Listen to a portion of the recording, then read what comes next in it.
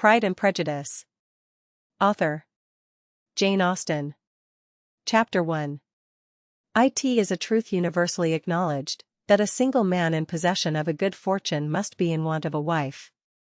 However little known the feelings or views of such a man may be on his first entering a neighborhood, this truth is so well fixed in the minds of the surrounding families, that he is considered as the rightful property of some one or other of their daughters. "My dear Mr. Bennet," said his lady to him one day, "have you heard that Netherfield Park is let at last?" Mr. Bennet replied that he had not. "But it is," returned she, "for Mrs. Long has just been here, and she told me all about it." Mr. Bennet made no answer. "Do not you want to know who has taken it?" cried his wife, impatiently. "You want to tell me, and I have no objection to hearing it." This was invitation enough. "Why, my dear, you must know, Mrs.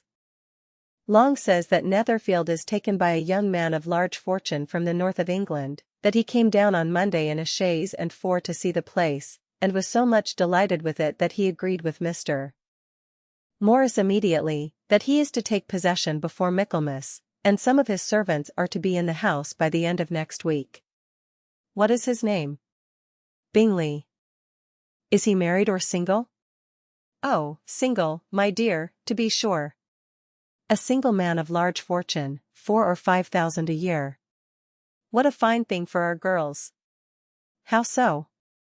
How can it affect them?" "My dear Mr. Bennet," replied his wife, "how can you be so tiresome? You must know that I am thinking of his marrying one of them." "Is that his design in settling here?" "Design? Nonsense, how can you talk so? But it is very likely that he may fall in love with one of them, and therefore you must visit him as soon as he comes." "I see no occasion for that. You and the girls may go, or you may send them by themselves, which perhaps will be still better, for as you are as handsome as any of them, Mr. Bingley might like you the best of the party." "My dear, you flatter me. I certainly have had my share of beauty, but I do not pretend to be anything extraordinary now. When a woman has 5 grown-up daughters, she ought to give over thinking of her own beauty. In such cases, a woman has not often much beauty to think of. But, my dear, you must indeed go and see Mr. Bingley when he comes into the neighborhood. It is more than I engage for, I assure you. But consider your daughters.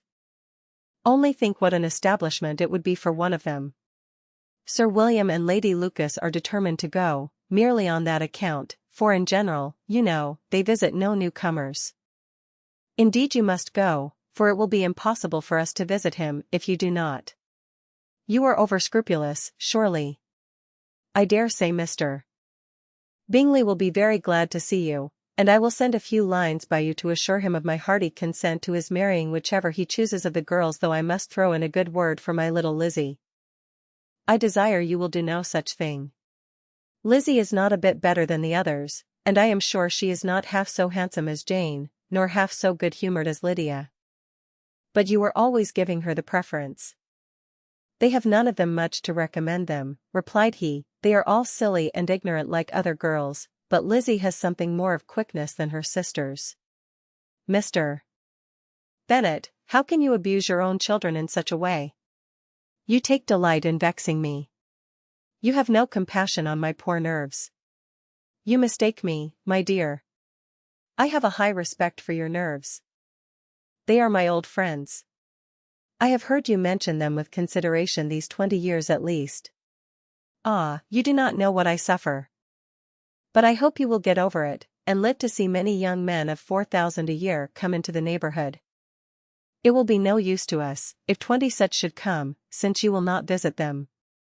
Depend upon it, my dear, that when there are 20, I will visit them all." Mr. Bennet was so odd a mixture of quick parts, sarcastic humor, reserve, and caprice, that the experience of 23 years had been insufficient to make his wife understand his character. Her mind was less difficult to develop. She was a woman of mean understanding, little information, and uncertain temper. When she was discontented, she fancied herself nervous. The business of her life was to get her daughters married, its solace was visiting and news. I hope Mr. Bingley will like it. Chapter 2. Mr. Bennet was among the earliest of those who waited on Mr. Bingley. He had always intended to visit him, though to the last always assuring his wife that he should not go, and till the evening after the visit was paid she had no knowledge of it. It was then disclosed in the following manner. Observing his second daughter employed in trimming a hat, he suddenly addressed her with, "I hope Mr. Bingley will like it, Lizzie." "We are not in a way to know what Mr. Bingley likes," said her mother, resentfully, "since we are not to visit." "But you forget, mamma," said Elizabeth, "that we shall meet him at the assemblies, and that Mrs. Long has promised to introduce him." "I do not believe Mrs. Long will do any such thing. She has 2 nieces of her own. She is a selfish, hypocritical woman, and I have no opinion of her." "No more have I," said Mr. Bennet, "and I am glad to find that you do not depend on her serving you." Mrs. Bennet deigned not to make any reply, but, unable to contain herself, began scolding one of her daughters. "Don't keep coughing so, Kitty, for heaven's sake. Have a little compassion on my nerves. You tear them to pieces." "Kitty has no discretion in her coughs," said her father, "she times them ill." "I do not cough for my own amusement," replied Kitty, fretfully. "When is your next ball to be, Lizzie?" "Tomorrow fortnight." "Aye, so it is," cried her mother, "and Mrs. Long does not come back till the day before, so it will be impossible for her to introduce him, for she will not know him herself." "Then, my dear, you may have the advantage of your friend, and introduce Mr. Bingley to her." "Impossible, Mr. Bennet, impossible, when I am not acquainted with him myself. How can you be so teasing?" "I honor your circumspection. A fortnight's acquaintance is certainly very little. One cannot know what a man really is by the end of a fortnight. But if we do not venture, somebody else will, and after all, Mrs. Long and her nieces must stand their chance, and, therefore, as she will think it an act of kindness, if you decline the office, I will take it on myself." The girls stared at their father. Mrs. Bennet said only, "Nonsense, nonsense." "What can be the meaning of that emphatic exclamation?" cried he. "Do you consider the forms of introduction, and the stress that is laid on them, as nonsense? I cannot quite agree with you there. What say you, Mary? For you are a young lady of deep reflection, I know, and read great books, and make extracts." Mary wished to say something very sensible, but knew not how.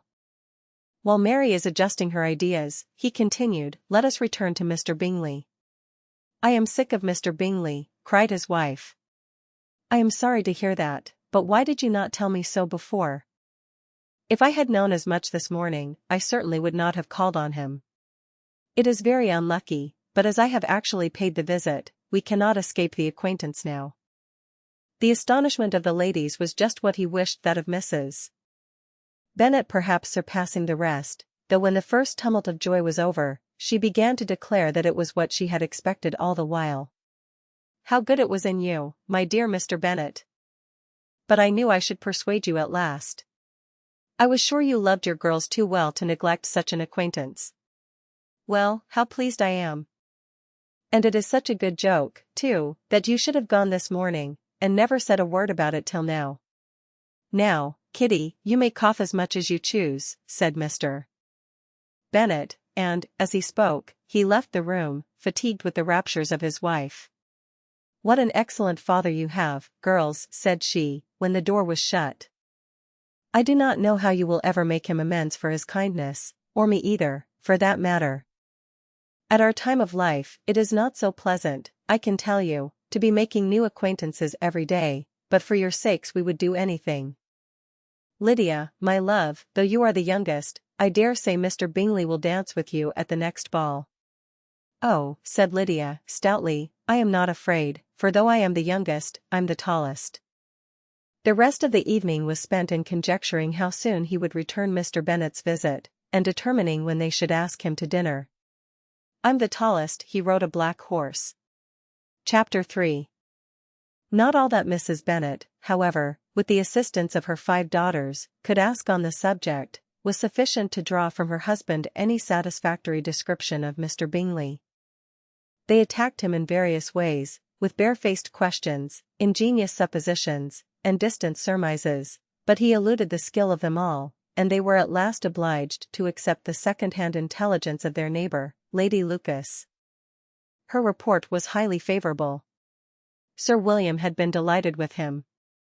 He was quite young, wonderfully handsome, extremely agreeable, and, to crown the whole, he meant to be at the next assembly with a large party. Nothing could be more delightful. To be fond of dancing was a certain step towards falling in love, and very lively hopes of Mr. Bingley's heart were entertained. "If I can but see one of my daughters happily settled at Netherfield," said Mrs. Bennet to her husband, "and all the others equally well married, I shall have nothing to wish for." In a few days Mr. Bingley returned Mr. Bennet's visit, and sat about 10 minutes with him in his library. He had entertained hopes of being admitted to a sight of the young ladies, of whose beauty he had heard much, but he saw only the father. The ladies were somewhat more fortunate, for they had the advantage of ascertaining, from an upper window, that he wore a blue coat and rode a black horse.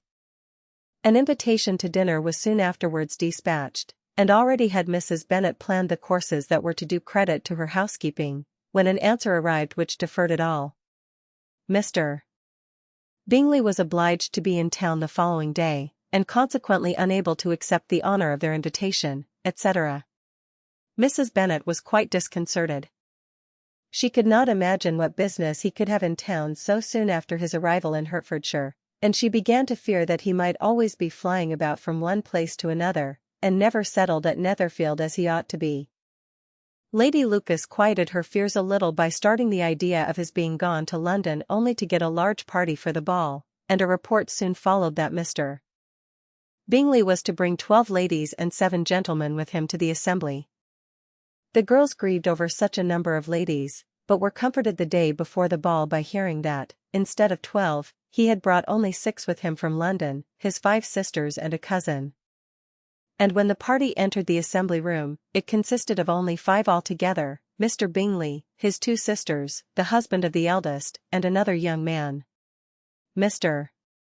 Bingley was good-looking and gentlemanlike, he had a pleasant countenance, and easy, unaffected manners. His sisters were fine women, with an air of decided fashion. His brother-in-law, Mr. Hurst, merely looked the gentleman, but his friend Mr. Darcy soon drew the attention of the room by his fine, tall person, handsome features, noble mien, and the report, which was in general circulation within 5 minutes after his entrance, of his having 10,000 a year. The gentleman pronounced him to be a fine figure of a man, the ladies declared he was much handsomer than Mr. Bingley, and he was looked at with great admiration for about half the evening, till his manners gave a disgust which turned the tide of his popularity, for he was discovered to be proud, to be above his company, and above being pleased, and not all his large estate in Derbyshire could save him from having a most forbidding, disagreeable countenance, and being unworthy to be compared with his friend.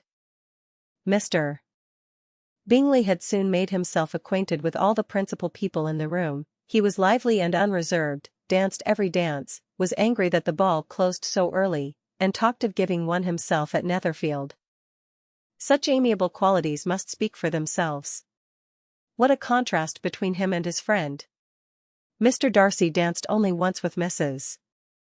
Hurst and once with Miss Bingley, declined being introduced to any other lady, and spent the rest of the evening in walking about the room, speaking occasionally to one of his own party. His character was decided. He was the proudest, most disagreeable man in the world, and everybody hoped that he would never come there again. Amongst the most violent against him was Mrs. Bennet, whose dislike of his general behaviour was sharpened into particular resentment by his having slighted one of her daughters. Elizabeth Bennet had been obliged, by the scarcity of gentlemen, to sit down for 2 dances, and during part of that time, Mr. Darcy had been standing near enough for her to overhear a conversation between him and Mr. Bingley, who came from the dance for a few minutes to press his friend to join it. "Come, Darcy," said he, "I must have you dance. I hate to see you standing about by yourself in this stupid manner. You had much better dance." "I certainly shall not. You know how I detest it, unless I am particularly acquainted with my partner." At such an assembly as this, it would be insupportable. Your sisters are engaged, and there is not another woman in the room whom it would not be a punishment to me to stand up with. I would not be so fastidious as you are, cried Bingley, for a kingdom. Upon my honor, I never met with so many pleasant girls in my life as I have this evening, and there are several of them, you see, uncommonly pretty. You are dancing with the only handsome girl in the room, said Mr. Darcy, looking at the eldest Miss Bennet. Oh, she is the most beautiful creature I ever beheld. But there is one of her sisters sitting down just behind you, who is very pretty, and I dare say very agreeable. Do let me ask my partner to introduce you. Which do you mean? And turning round, he looked for a moment at Elizabeth, till, catching her eye, he withdrew his own, and coldly said, She is tolerable, but not handsome enough to tempt me, and I am in no humor at present to give consequence to young ladies who are slighted by other men. You had better return to your partner and enjoy her smiles, for you are wasting your time with me. Mr. Bingley followed his advice. Mr. Darcy walked off, and Elizabeth remained with no very cordial feelings towards him. She told the story, however, with great spirit among her friends, for she had a lively, playful disposition, which delighted in anything ridiculous. The evening altogether passed off pleasantly to the whole family. Mrs. Bennet had seen her eldest daughter much admired by the Netherfield party. Mr. Bingley had danced with her twice, and she had been distinguished by his sisters. Jane was as much gratified by this as her mother could be, though in a quieter way. Elizabeth felt Jane's pleasure. Mary had heard herself mentioned to Miss Bingley as the most accomplished girl in the neighbourhood, and Catherine and Lydia had been fortunate enough to be never without partners, which was all that they had yet learnt to care for at a ball. They returned, therefore, in good spirits to Longbourn, the village where they lived, and of which they were the principal inhabitants. They found Mr. Bennet still up. With a book, he was regardless of time, and on the present occasion he had a good deal of curiosity as to the event of an evening which had raised such splendid expectations. He had rather hoped that all his wife's views on the stranger would be disappointed, but he soon found that he had a very different story to hear. Oh, my dear Mr. Bennet, as she entered the room, we have had a most delightful evening, a most excellent ball. I wish you had been there. Jane was so admired, nothing could be like it. Everybody said how well she looked, and Mr. Bingley thought her quite beautiful, and danced with her twice. Only think of that, my dear, he actually danced with her twice, and she was the only creature in the room that he asked a second time. First of all, he asked Miss Lucas. I was so vexed to see him stand up with her, but, however, he did not admire her at all, indeed, nobody can, you know, and he seemed quite struck with Jane as she was going down the dance. So he inquired who she was, and got introduced, and asked her for the two next. Then, the 2/3 he danced with Miss King, and the 2/4 with Maria Lucas, and the 2/5 with Jane again, and the 2/6 with Lizzie, and the boulanger. If he had had any compassion for me, cried her husband impatiently, he would not have danced half so much. For God's sake, say no more of his partners. Oh, that he had sprained his ankle in the first dance. Oh, my dear, continued Mrs. Bennet, I am quite delighted with him. He is so excessively handsome. And his sisters are charming women. I never in my life saw anything more elegant than their dresses. I dare say the lace upon Mrs. Hurst's gown here. She was interrupted again. Mr. Bennet protested against any description of finery. She was therefore obliged to seek another branch of the subject, and related, with much bitterness of spirit, and some exaggeration, the shocking rudeness of Mr. Darcy. But I can assure you, she added, that Lizzie does not lose much by not suiting his fancy, for he is a most disagreeable, horrid man, not at all worth pleasing. So high and so conceited, that there was no enduring him. He walked here, and he walked there, fancying himself so very great. Not handsome enough to dance with. I wish you had been there, my dear, to have given him one of your set-downs. I quite detest the man. Chapter 4. When Jane and Elizabeth were alone, the former, who had been cautious in her praise of Mr. Bingley before, expressed to her sister how very much she admired him. "He's just what a young man ought to be," said she, "sensible, good-humored, lively, and I never saw such happy manners. So much ease, with such perfect good breeding." "He is also handsome," replied Elizabeth, "which a young man ought likewise to be if he possibly can. His character is thereby complete. I was very much flattered by his asking me to dance a second time. I did not expect such a compliment." "Did not you?" "I did for you. But that is one great difference between us. Compliments always take you by surprise, and me never. What could be more natural than his asking you again? He could not help seeing that you were about 5 times as pretty as every other woman in the room. No thanks to his gallantry for that. Well, he certainly is very agreeable, and I give you leave to like him. You have liked many a stupider person." "Dear Lizzie. Oh, you are a great deal too apt, you know, to like people in general. You never see a fault in anybody. All the world are good and agreeable in your eyes. I never heard you speak ill of a human being in my life. I would wish not to be hasty in censuring anyone, but I always speak what I think. I know you do, and it is that which makes the wonder. With your good sense, to be so honestly blind to the follies and nonsense of others. Affectation of candor is common enough, one meets with it everywhere. But to be candid without ostentation or design, to take the good of everybody's character and make it still better, and say nothing of the bad, belongs to you alone. And so, you like this man's sisters, too, do you? Their manners are not equal to his." "Certainly not, at first, but they are very pleasing women when you converse with them. Miss Bingley is to live with her brother, and keep his house, and I am much mistaken if we shall not find a very charming neighbor in her." Elizabeth listened in silence, but was not convinced. Their behavior at the assembly had not been calculated to please in general, and with more quickness of observation and less pliancy of temper than her sister, and with a judgment, too, unassailed by any attention to herself, she was very little disposed to approve them. They were, in fact, very fine ladies, not deficient in good humor when they were pleased, nor in the power of being agreeable where they chose it, but proud and conceited. They were rather handsome, had been educated in one of the first private seminaries in town, had a fortune of £20,000, were in the habit of spending more than they ought, and of associating with people of rank, and were, therefore, in every respect entitled to think well of themselves and meanly of others. They were of a respectable family in the north of England, a circumstance more deeply impressed on their memories than that their brother's fortune and their own had been acquired by trade. Mr. Bingley inherited property to the amount of nearly £100,000 from his father, who had intended to purchase an estate, but did not live to do it. Mr. Bingley intended it likewise, and sometimes made choice of his county, but, as he was now provided with a good house and the liberty of a manor, it was doubtful to many of those who best knew the easiness of his temper, whether he might not spend the remainder of his days at Netherfield, and leave the next generation to purchase.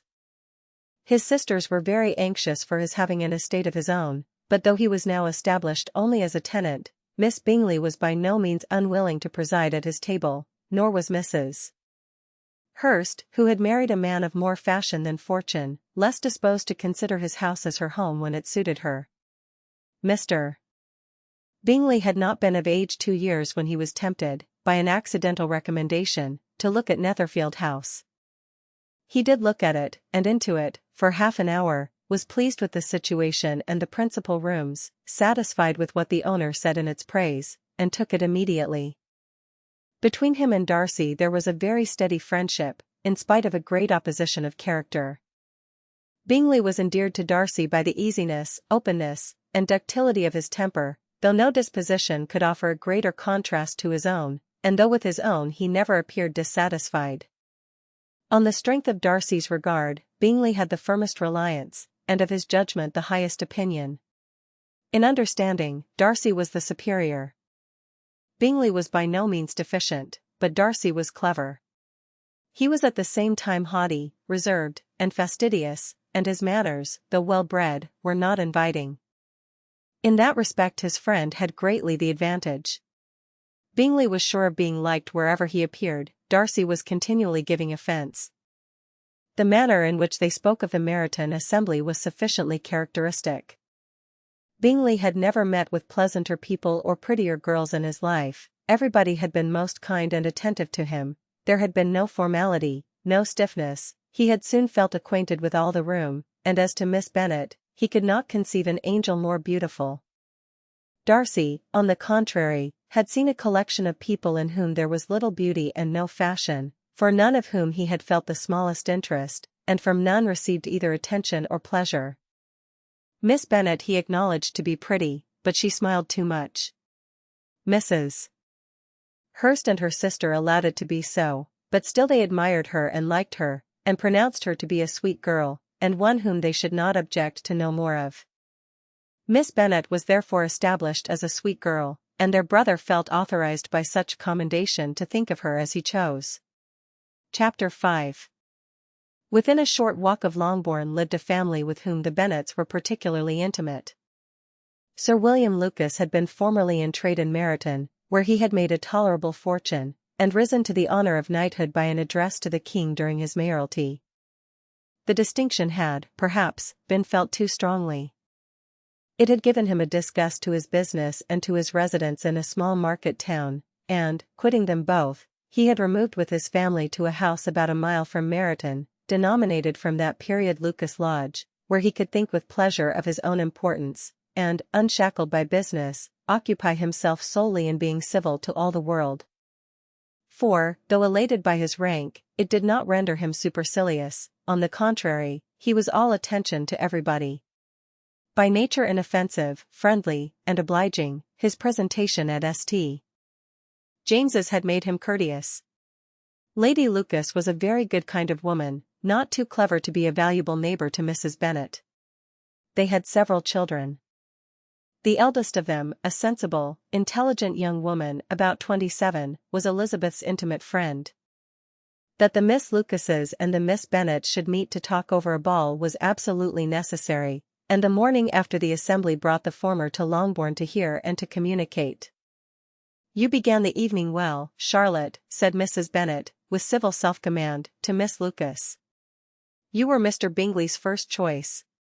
"Yes, but he seemed to like his second better." "Oh, you mean Jane, I suppose, because he danced with her twice." "To be sure, that did seem as if he admired her indeed. I rather believe he did. I heard something about it, but I hardly know what something about Mr. Robinson." "Perhaps you mean what I overheard between him and Mr. Robinson. Did not I mention it to you? Mr. Robinson's asking him how he liked our Meryton assemblies, and whether he did not think there were a great many pretty women in the room, and which he thought the prettiest. And his answering immediately to the last question, 'Oh, the eldest Miss Bennet, beyond a doubt, there cannot be two opinions on that point.' Upon my word. Well, that was very decided. Indeed, that does seem as if, but, however, it may all come to nothing, you know." "My overhearings were more to the purpose than yours, Eliza," said Charlotte. "Mr. Darcy is not so well worth listening to as his friend, is he?" Poor Eliza. To be only just tolerable. "I beg you will not put it into Lizzie's head to be vexed by his ill-treatment, for he is such a disagreeable man that it would be quite a misfortune to be liked by him. Mrs. Long told me last night that he sat close to her for half an hour without once opening his lips." "Are you quite sure, ma'am?" "Is not there a little mistake?" said Jane. "I certainly saw Mr. Darcy speaking to her." "Aye, because she asked him at last how he liked Netherfield, and he could not help answering her, but she said he seemed very angry at being spoke to." "Miss Bingley told me," said Jane, "that he never speaks much unless among his intimate acquaintance. With them he is remarkably agreeable." "I do not believe a word of it, my dear. If he had been so very agreeable, he would have talked to Mrs. Long. But I can guess how it was. Everybody says that he is eat up with pride, and I dare say he had heard somehow that Mrs. Long does not keep a carriage, and had to come to the ball in a hack chaise." "I do not mind his not talking to Mrs. Long," said Miss Lucas, "but I wish he had danced with Eliza." "Another time, Lizzie," said her mother, I would not dance with him, if I were you. I believe, ma'am, I may safely promise you never to dance with him. His pride, said Miss Lucas, does not offend me so much as pride often does, because there is an excuse for it.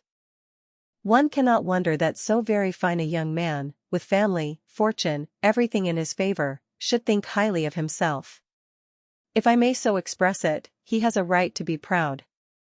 That is very true, replied Elizabeth, and I could easily forgive his pride, if he had not mortified mine. Pride, observed Mary, who piqued herself upon the solidity of her reflections, is a very common failing, I believe. By all that I have ever read, I am convinced that it is very common indeed, that human nature is particularly prone to it, and that there are very few of us who do not cherish a feeling of self-complacency on the score of some quality or other, real or imaginary. Vanity and pride are different things, though the words are often used synonymously. A person may be proud without being vain. Pride relates more to our opinion of ourselves, vanity to what we would have others think of us. If I were as rich as Mr. Darcy, cried a young Lucas, who came with his sisters, I should not care how proud I was. I would keep a pack of foxhounds, and drink a bottle of wine every day. Then you would drink a great deal more than you ought, said Mrs. Bennet, and if I were to see you at it, I should take away your bottle directly. The boy protested that she should not, she continued to declare that she would, and the argument ended only with the visit. Chapter 6. The ladies of Longbourn soon waited on those of Netherfield. The visit was returned in due form. Miss Bennet's pleasing manners grew on the goodwill of Mrs. Hurst and Miss Bingley, and though the mother was found to be intolerable, and the younger sisters not worth speaking to, a wish of being better acquainted with them was expressed towards the two eldest. By Jane this attention was received with the greatest pleasure, but Elizabeth still saw superciliousness in their treatment of everybody, hardly excepting even her sister, and could not like them, though their kindness to Jane, such as it was, had a value, as arising, in all probability, from the influence of their brother's admiration. It was generally evident, whenever they met, that he did admire her, and to her it was equally evident that Jane was yielding to the preference which she had begun to entertain for him from the first, and was in a way to be very much in love, but she considered with pleasure that it was not likely to be discovered by the world in general, since Jane united with great strength of feeling, a composure of temper and an uniform cheerfulness of manner, which would guard her from the suspicions of the impertinent. She mentioned this to her friend, Miss Lucas. It may, perhaps, be pleasant, replied Charlotte, to be able to impose on the public in such a case, but it is sometimes a disadvantage to be so very guarded. If a woman conceals her affection with the same skill from the object of it, she may lose the opportunity of fixing him, and it will then be but poor consolation to believe the world equally in the dark. There is so much of gratitude or vanity in almost every attachment, that it is not safe to leave any to itself. We can all begin freely. A slight preference is natural enough, but there are very few of us who have heart enough to be really in love without encouragement. In 9 cases out of 10, a woman had better show more affection than she feels. Bingley likes your sister undoubtedly, but he may never do more than like her, if she does not help him on. But she does help him on, as much as her nature will allow. If I can perceive her regard for him, he must be a simpleton indeed not to discover it too. Remember, Eliza, that he does not know Jane's disposition as you do. But if a woman is partial to a man, and does not endeavor to conceal it, he must find it out. Perhaps he must, if he sees enough of her. But though Bingley and Jane meet tolerably often, it is never for many hours together, and as they always see each other in large mixed parties, it is impossible that every moment should be employed in conversing together. Jane should therefore make the most of every half-hour in which she can command his attention. When she is secure of him, there will be leisure for falling in love as much as she chooses. Your plan is a good one, replied Elizabeth, where nothing is in question but the desire of being well married, and if I were determined to get a rich husband, or any husband, I dare say I should adopt it. But these are not Jane's feelings, she is not acting by design. As yet she cannot even be certain of the degree of her own regard, nor of its reasonableness. She has known him only a fortnight. She danced 4 dances with him at Meryton, she saw him one morning at his own house, and has since dined in company with him 4 times. This is not quite enough to make her understand his character. Not as you represent it. Had she merely dined with him, she might only have discovered whether he had a good appetite, but you must remember that 4 evenings have been also spent together, and 4 evenings may do a great deal. Yes, these 4 evenings have enabled them to ascertain that they both like Vington better than commerce, but with respect to any other leading characteristic, I do not imagine that much has been unfolded. Well, said Charlotte, I wish Jane success with all my heart, and if she were married to him tomorrow, I should think she had as good a chance of happiness as if she were to be studying his character for a 12-month. Happiness in marriage is entirely a matter of chance. If the dispositions of the parties are ever so well known to each other, or ever so similar beforehand, it does not advance their felicity in the least. They always continue to grow sufficiently unlike afterwards to have their share of vexation, and it is better to know as little as possible of the defects of the person with whom you are to pass your life. You make me laugh, Charlotte, but it is not sound. You know it is not sound, and that you would never act in this way yourself. Occupied in observing Mr. Bingley's attention to her sister, Elizabeth was far from suspecting that she was herself becoming an object of some interest in the eyes of his friend. Mr.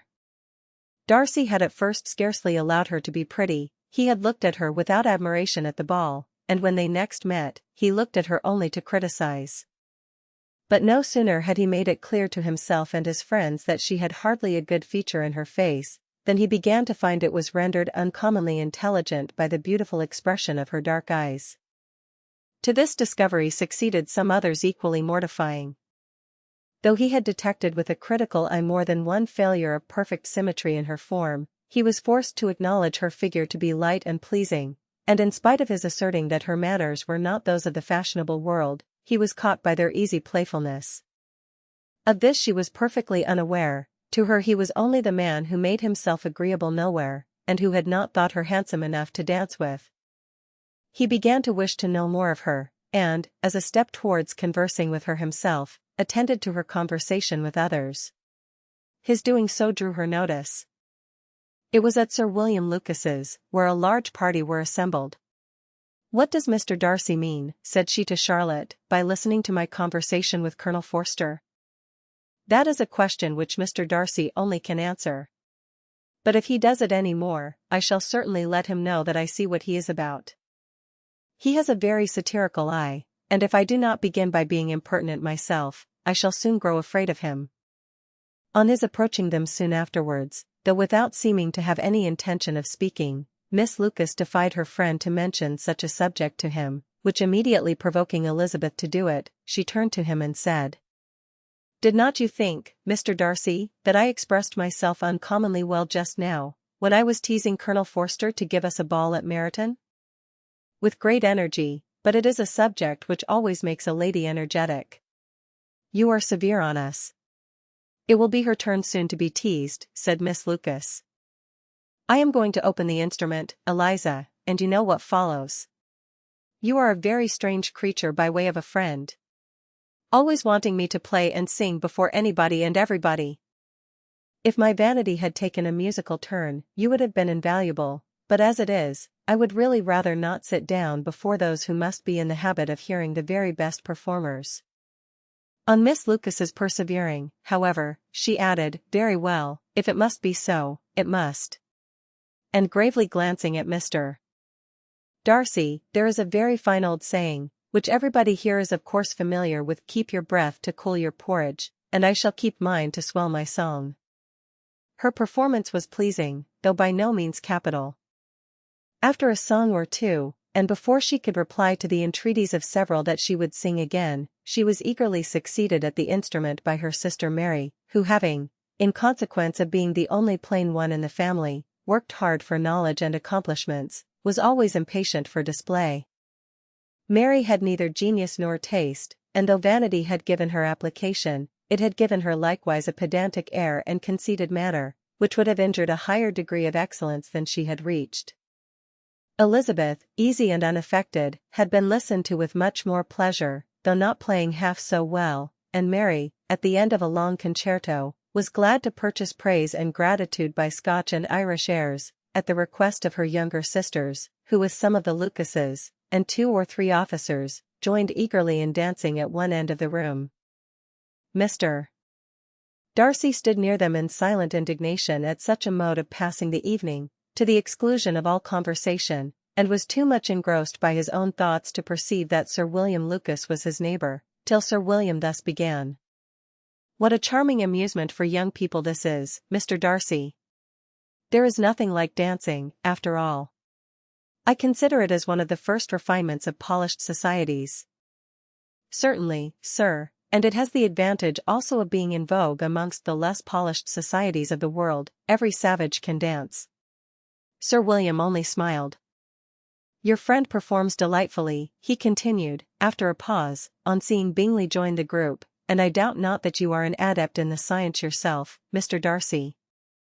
You saw me dance at Meryton, I believe, sir?" "Yes, indeed, and received no inconsiderable pleasure from the sight." "Do you often dance at St. James's?" "Never, sir." "Do you not think it would be a proper compliment to the place?" "It is a compliment which I never pay to any place if I can avoid it." "You have a house in town, I conclude?" Mr. Darcy bowed. "I had once some thoughts of fixing in town myself, for I am fond of superior society, but I did not feel quite certain that the air of London would agree with Lady Lucas." He paused in hopes of an answer, but his companion was not disposed to make any, and Elizabeth at that instant moving towards them, he was struck with the notion of doing a very gallant thing, and called out to her. "My dear Miss Eliza, why are not you dancing? Mr. Darcy, you must allow me to present this young lady to you as a very desirable partner. You cannot refuse to dance, I am sure, when so much beauty is before you." And, taking her hand, he would have given it to Mr. Darcy, who, though extremely surprised, was not unwilling to receive it, when she instantly drew back, and said with some discomposure to Sir William, "Indeed, sir, I have not the least intention of dancing. I entreat you not to suppose that I moved this way in order to beg for a partner." Mr. Darcy, with great propriety, requested to be allowed the honour of her hand, but in vain. Elizabeth was determined, nor did Sir William at all shake her purpose by his attempt at persuasion. "You excel so much in the dance, Miss Eliza, that it is cruel to deny me the happiness of seeing you, and though this gentleman dislikes the amusement in general, he can have no objection, I am sure, to oblige us for 1/2 hour." "Mr. Darcy is all politeness," said Elizabeth, smiling. "He is, indeed, but considering the inducement, my dear Miss Eliza, we cannot wonder at his complaisance, for who would object to such a partner?" Elizabeth looked archly, and turned away. Her resistance had not injured her with the gentleman, and he was thinking of her with some complacency, when thus accosted by Miss Bingley. "I can guess the subject of your reverie." "I should imagine not. You are considering how insupportable it would be to pass many evenings in this manner, in such society, and, indeed, I am quite of your opinion. I was never more annoyed. The insipidity, and yet the noise, the nothingness, and yet the self-importance, of all these people. What would I give to hear your strictures on them? Your conjecture is totally wrong, I assure you. My mind was more agreeably engaged. I have been meditating on the very great pleasure which a pair of fine eyes in the face of a pretty woman can bestow." Miss Bingley immediately fixed her eyes on his face, and desired he would tell her what lady had the credit of inspiring such reflections. Mr. Darcy replied, with great intrepidity, "Miss Elizabeth Bennet." "Miss Elizabeth Bennet," repeated Miss Bingley. "I am all astonishment. How long has she been such a favourite? And pray when am I to wish you joy?" "That is exactly the question which I expected you to ask. A lady's imagination is very rapid, it jumps from admiration to love, from love to matrimony, in a moment. I knew you would be wishing me joy. Nay, if you are so serious about it, I shall consider the matter as absolutely settled. You will have a charming mother-in-law, indeed, and of course she will be always at Pemberley with you." He listened to her with perfect indifference, while she chose to entertain herself in this manner, and as his composure convinced her that all was safe, her wit flowed along. A note for Miss Bennet. Chapter 7. Mr. Bennet's property consisted almost entirely in an estate of £2,000 a year, which, unfortunately for his daughters, was entailed, in default of heirs male, on a distant relation, and their mother's fortune, though ample for her situation in life, could but ill supply the deficiency of his. Her father had been an attorney in Meryton, and had left her £4,000. She had a sister married to a Mr. Phillips, who had been a clerk to their father and succeeded him in the business, and a brother settled in London in a respectable line of trade. The village of Longbourn was only 1 mile from Meryton, a most convenient distance for the young ladies, who were usually tempted thither 3 or 4 times a week, to pay their duty to their aunt, and to a milliner's shop just over the way.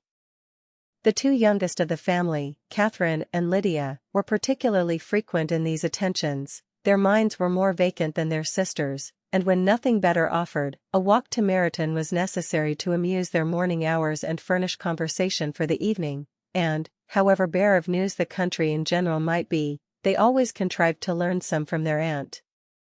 At present, indeed, they were well supplied both with news and happiness by the recent arrival of a militia regiment in the neighbourhood. It was to remain the whole winter, and Meryton was the headquarters. Their visits to Mrs. Phillips were now productive of the most interesting intelligence. Every day added something to their knowledge of the officers' names and connections.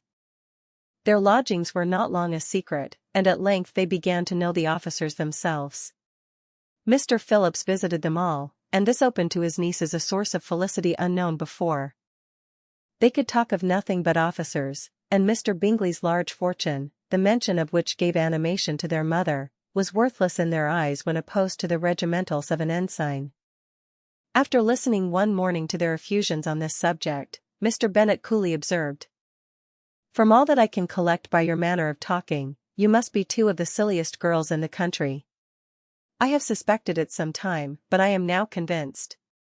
Catherine was disconcerted, and made no answer, but Lydia, with perfect indifference, continued to express her admiration of Captain Carter, and her hope of seeing him in the course of the day, as he was going the next morning to London. "I am astonished, my dear," said Mrs. Bennet, "that you should be so ready to think your own children silly. If I wished to think slightingly of anybody's children, it should not be of my own, however. If my children are silly, I must hope to be always sensible of it." "Yes, but as it happens, they are all of them very clever. This is the only point, I flatter myself, on which we do not agree. I had hoped that our sentiments coincided in every particular, but I must so far differ from you as to think our 2 youngest daughters uncommonly foolish. My dear Mr. Bennet, you must not expect such girls to have the sense of their father and mother. When they get to our age, I dare say they will not think about officers any more than we do. I remember the time when I liked a red coat myself very well and, indeed, so I do still at my heart, and if a smart young colonel, with 5 or 6,000 a year, should want one of my girls, I shall not say nay to him, and I thought Colonel Forster looked very becoming the other night at Sir William's in his regimentals."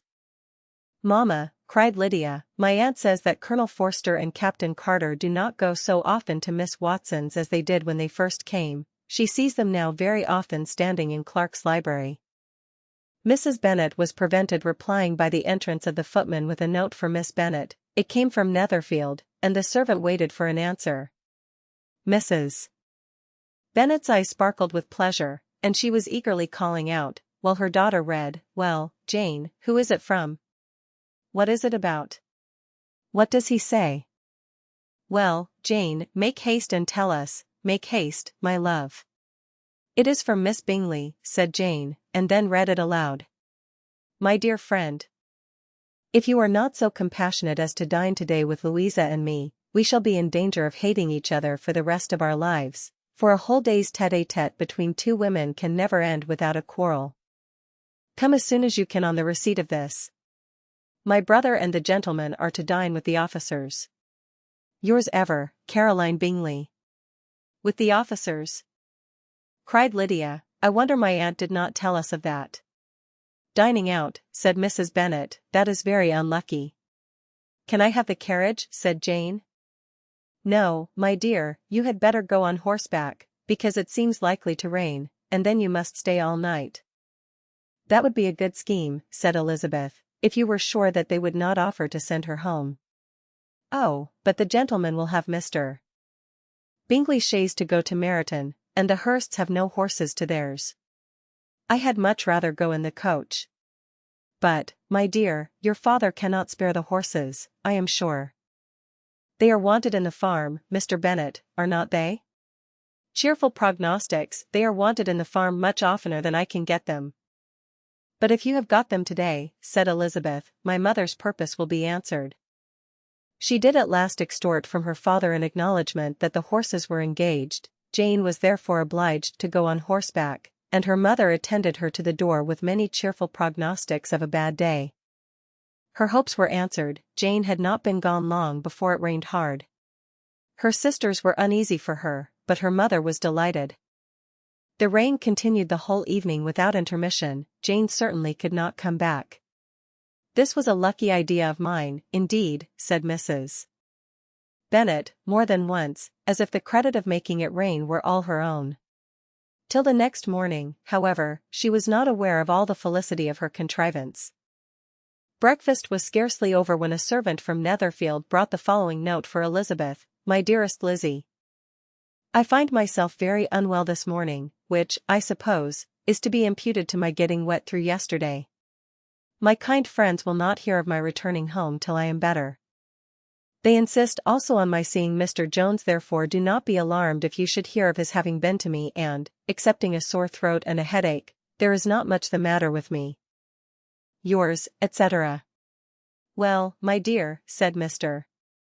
Bennet, when Elizabeth had read the note aloud, "if your daughter should have a dangerous fit of illness, if she should die, it would be a comfort to know that it was all in pursuit of Mr. Bingley, and under your orders. Oh, I am not at all afraid of her dying. People do not die of little trifling colds. She will be taken good care of. As long as she stays there, it is all very well. I would go and see her if I could have the carriage." Elizabeth, feeling really anxious, determined to go to her, though the carriage was not to be had, and as she was no horsewoman, walking was her only alternative. She declared her resolution. "How can you be so silly," cried her mother, "as to think of such a thing, in all this dirt? You will not be fit to be seen when you get there." "I shall be very fit to see Jane, which is all I want." "Is this a hint to me, Lizzie," said her father, "to send for the horses?" "No, indeed. I do not wish to avoid the walk. The distance is nothing, when one has a motive, only 3 miles. I shall be back by dinner." "I admire the activity of your benevolence," observed Mary, "but every impulse of feeling should be guided by reason, and, in my opinion, exertion should always be in proportion to what is required." "We will go as far as Meryton with you," said Catherine and Lydia. Elizabeth accepted their company, and the 3 young ladies set off together. "If we make haste," said Lydia, as they walked along, "perhaps we may see something of Captain Carter, before he goes." In Meryton they parted. The 2 youngest repaired to the lodgings of one of the officers' wives, and Elizabeth continued her walk alone, crossing field after field at a quick pace, jumping over stiles and springing over puddles, with impatient activity, and finding herself at last within view of the house, with weary ankles, dirty stockings, and a face glowing with the warmth of exercise. She was shown into the breakfast parlour, where all but Jane were assembled, and where her appearance created a great deal of surprise. That she should have walked 3 miles so early in the day in such dirty weather, and by herself, was almost incredible to Mrs. Hurst and Miss Bingley, and Elizabeth was convinced that they held her in contempt for it. She was received, however, very politely by them, and in their brother's manners there was something better than politeness, there was good humour and kindness. Mr. Darcy said very little, and Mr. Hurst nothing at all. The former was divided between admiration of the brilliancy which exercise had given to her complexion and doubt as to the occasions justifying her coming so far alone. The latter was thinking only of his breakfast. Her inquiries after her sister were not very favourably answered. Miss Bennet had slept ill, and though up, was very feverish, and not well enough to leave her room. Elizabeth was glad to be taken to her immediately, and Jane, who had only been withheld by the fear of giving alarm or inconvenience, from expressing in her note how much she longed for such a visit, was delighted at her entrance. She was not equal, however, to much conversation, and when Miss Bingley left them together, could attempt little beside expressions of gratitude for the extraordinary kindness she was treated with. Elizabeth silently attended her. The apothecary came. When breakfast was over, they were joined by the sisters, and Elizabeth began to like them herself, when she saw how much affection and solicitude they showed for Jane. The apothecary came, and having examined his patient, said, as might be supposed, that she had caught a violent cold, and that they must endeavour to get the better of it, advised her to return to bed, and promised her some draughts. The advice was followed readily, for the feverish symptoms increased, and her head ached acutely. Elizabeth did not quit her room for a moment, nor were the other ladies often absent, the gentlemen being out. They had in fact nothing to do elsewhere. When the clock struck 3, Elizabeth felt that she must go, and very unwillingly said so.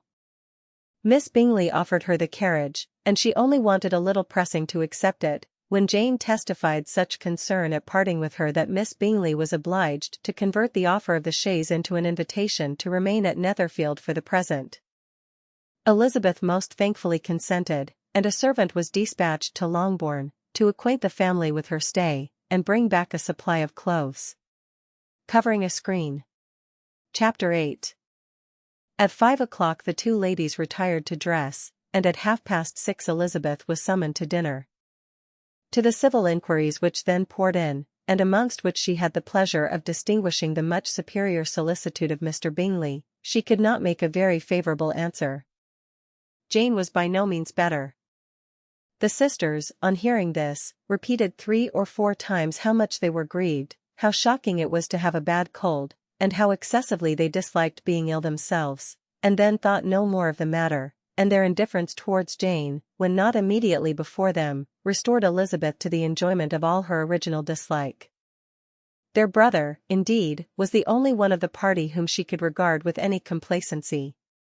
His anxiety for Jane was evident, and his attentions to herself most pleasing, and they prevented her feeling herself so much an intruder as she believed she was considered by the others.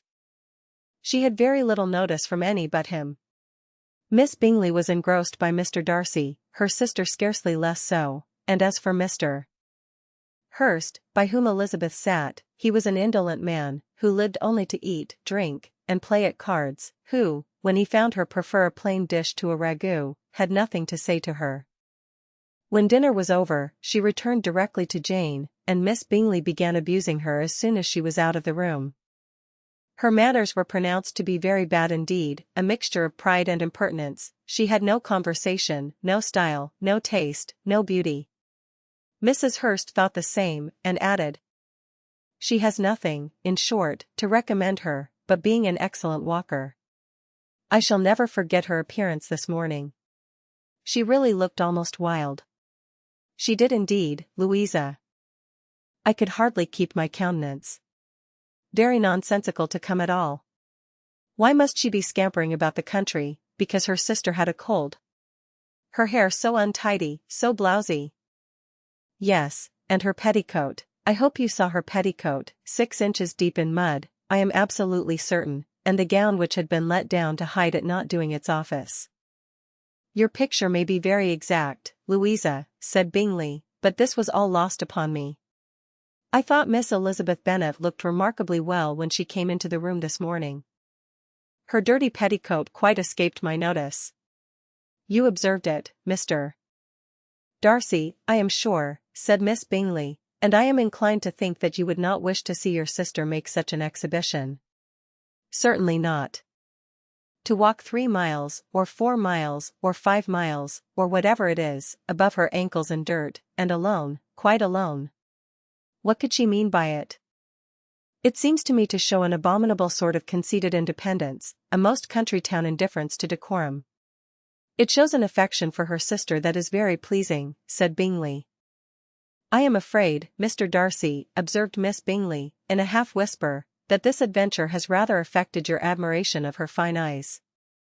Not at all, he replied, they were brightened by the exercise. A short pause followed this speech, and Mrs. Hurst began again. I have an excessive regard for Jane Bennet, she is really a very sweet girl, and I wish with all my heart she were well settled. But with such a father and mother, and such low connections, I am afraid there is no chance of it. I think I have heard you say that their uncle is an attorney in Meryton? Yes, and they have another, who lives somewhere near Cheapside. That is capital, added her sister, and they both laughed heartily. If they had uncles enough to fill all Cheapside, cried Bingley, it would not make them one jot less agreeable. But it must very materially lessen their chance of marrying men of any consideration in the world, replied Darcy. To this speech Bingley made no answer, but his sisters gave it their hearty assent, and indulged their mirth for some time at the expense of their dear friend's vulgar relations. With a renewal of tenderness, however, they repaired to her room on leaving the dining parlour, and sat with her till summoned to coffee. She was still very poorly, and Elizabeth would not quit her at all, till late in the evening, when she had the comfort of seeing her asleep, and when it appeared to her rather right than pleasant that she should go downstairs herself.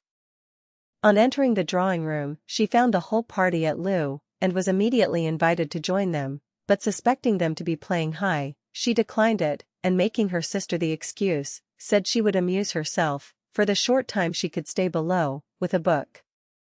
Mr. Hurst looked at her with astonishment. Do you prefer reading to cards? Said he, that is rather singular.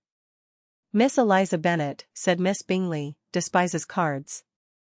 She is a great reader, and has no pleasure in anything else. I deserve neither such praise nor such censure, cried Elizabeth. I am not a great reader, and I have pleasure in many things. In nursing your sister I am sure you have pleasure, said Bingley, and I hope it will soon be increased by seeing her quite well. Elizabeth thanked him from her heart, and then walked towards a table where a few books were lying. He immediately offered to fetch her others, all that his library afforded. And I wish my collection were larger for your benefit and my own credit, but I am an idle fellow, and though I have not many, I have more than I ever looked into. Elizabeth assured him that she could suit herself perfectly with those in the room.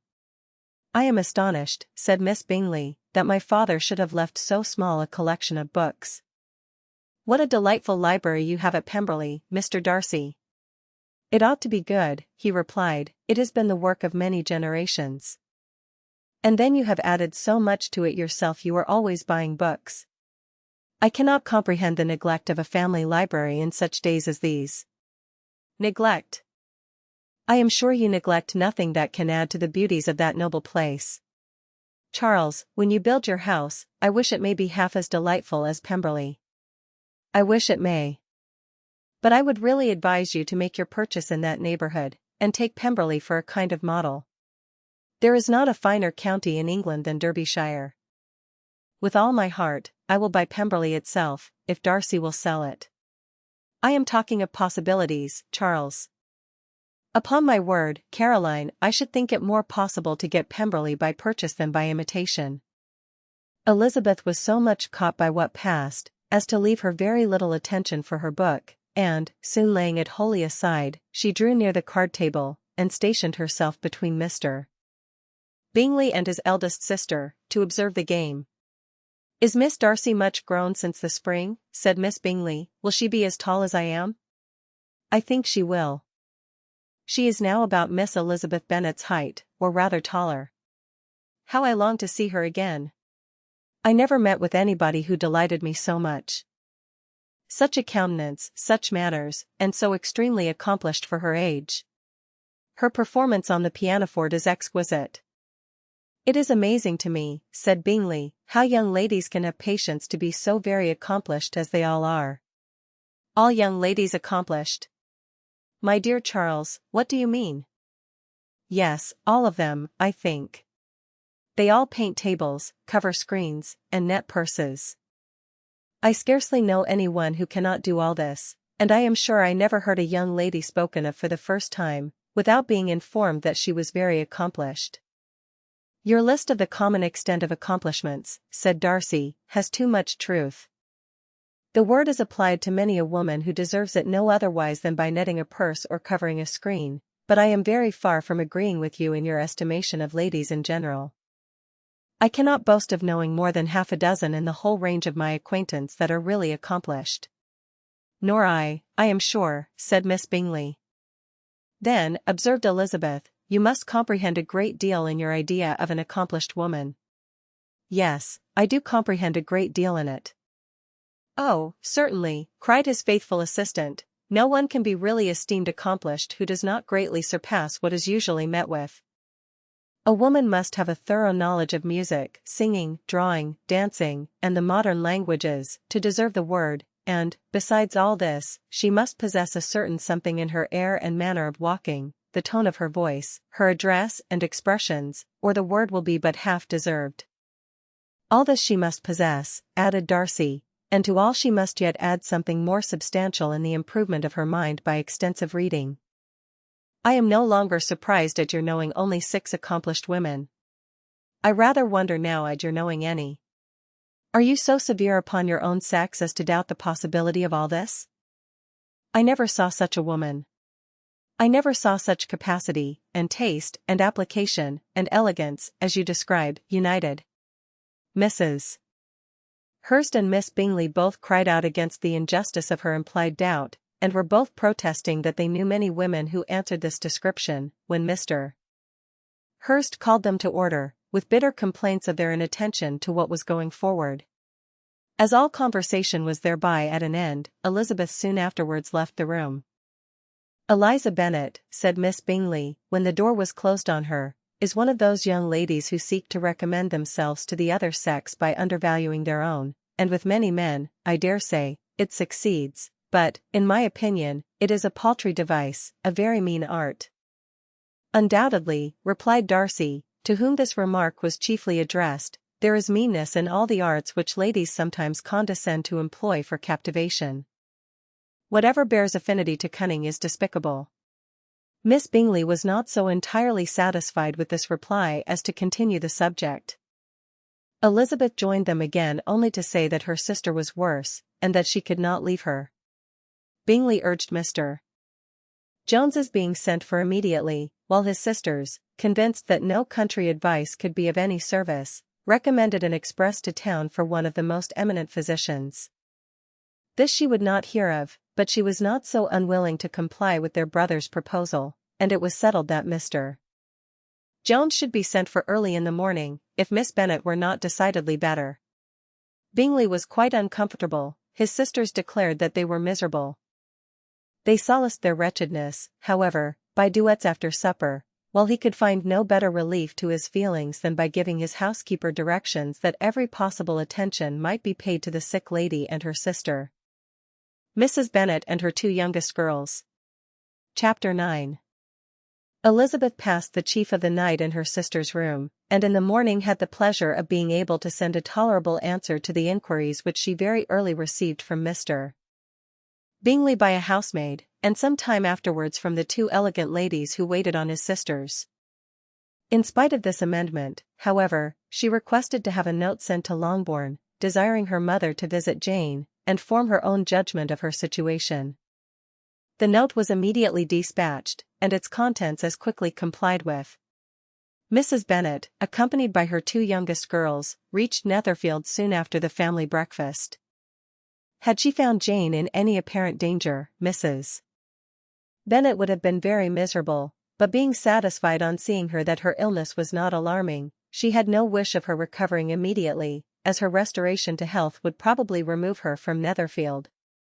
She would not listen, therefore, to her daughter's proposal of being carried home, neither did the apothecary, who arrived about the same time, think it at all advisable.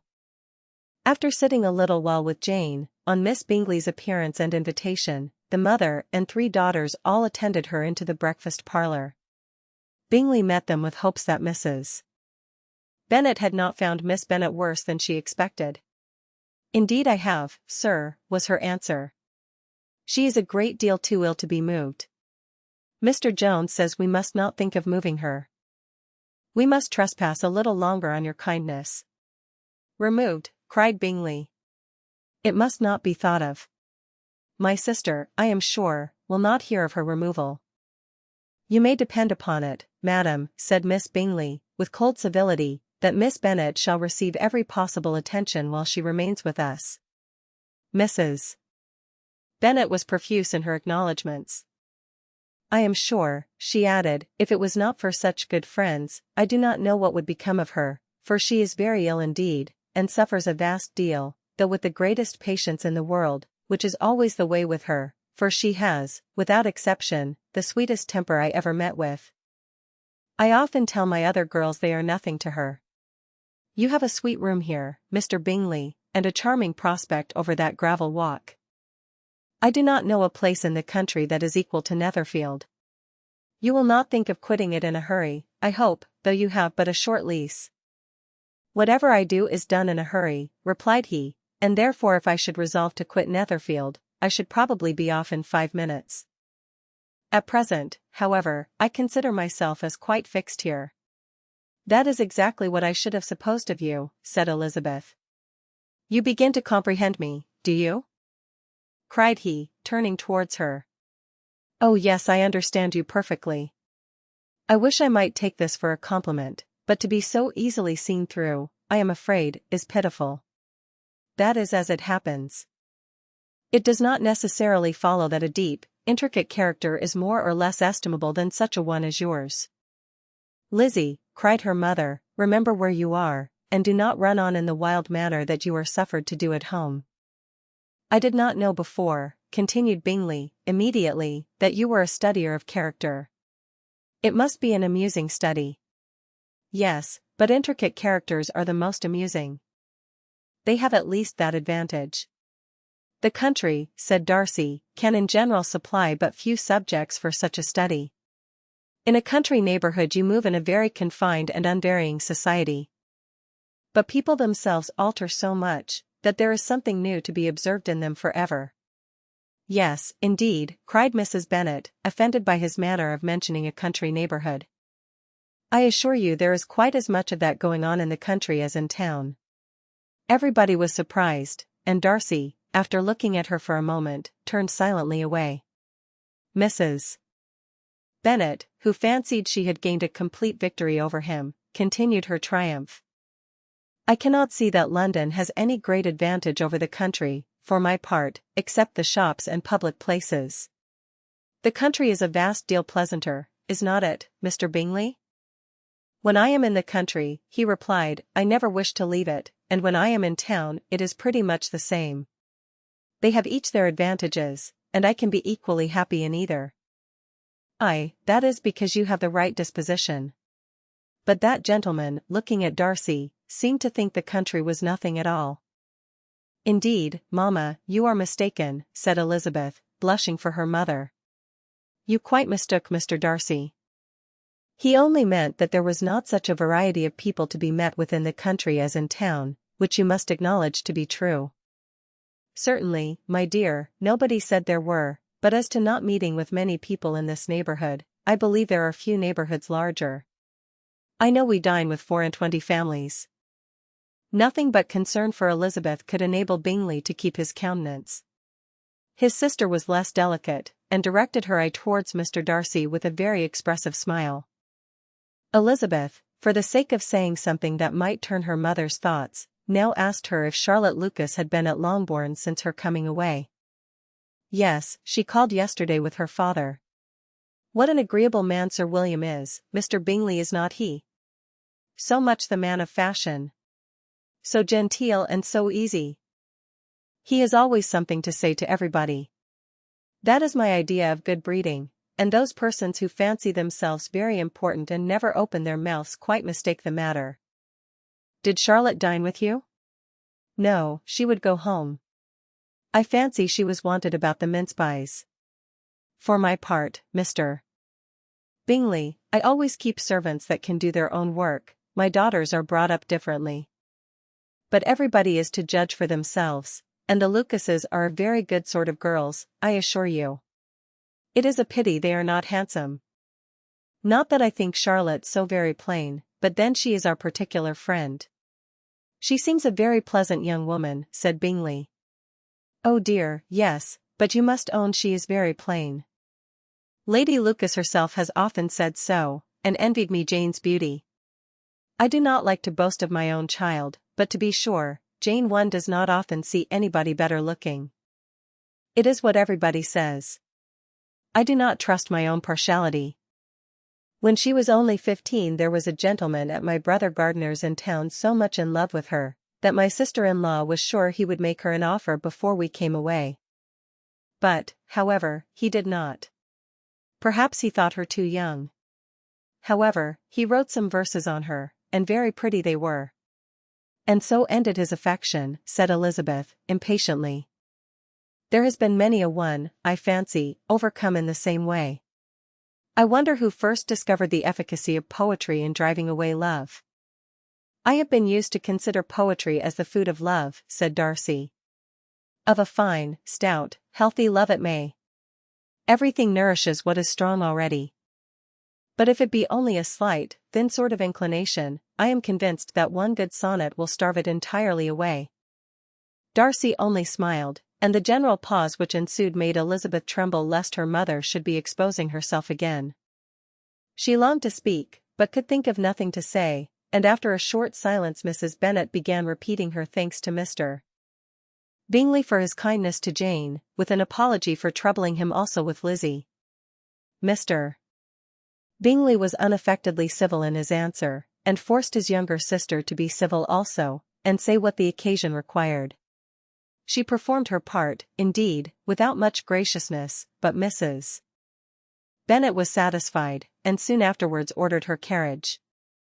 Upon this signal, the youngest of her daughters put herself forward. The two girls had been whispering to each other during the whole visit, and the result of it was, that the youngest should tax Mr. Bingley with having promised on his first coming into the country to give a ball at Netherfield. Lydia was a stout, well-grown girl of 15, with a fine complexion and good-humoured countenance, a favourite with her mother, whose affection had brought her into public at an early age. She had high animal spirits, and a sort of natural self-consequence, which the attentions of the officers, to whom her uncle's good dinners and her own easy manners recommended her, had increased into assurance. She was very equal, therefore, to address Mr. Bingley on the subject of the ball, and abruptly reminded him of his promise, adding that it would be the most shameful thing in the world if he did not keep it. His answer to this sudden attack was delightful to her mother's ear. I am perfectly ready, I assure you, to keep my engagement, and, when your sister is recovered, you shall, if you please, name the very day of the ball. But you would not wish to be dancing while she is ill?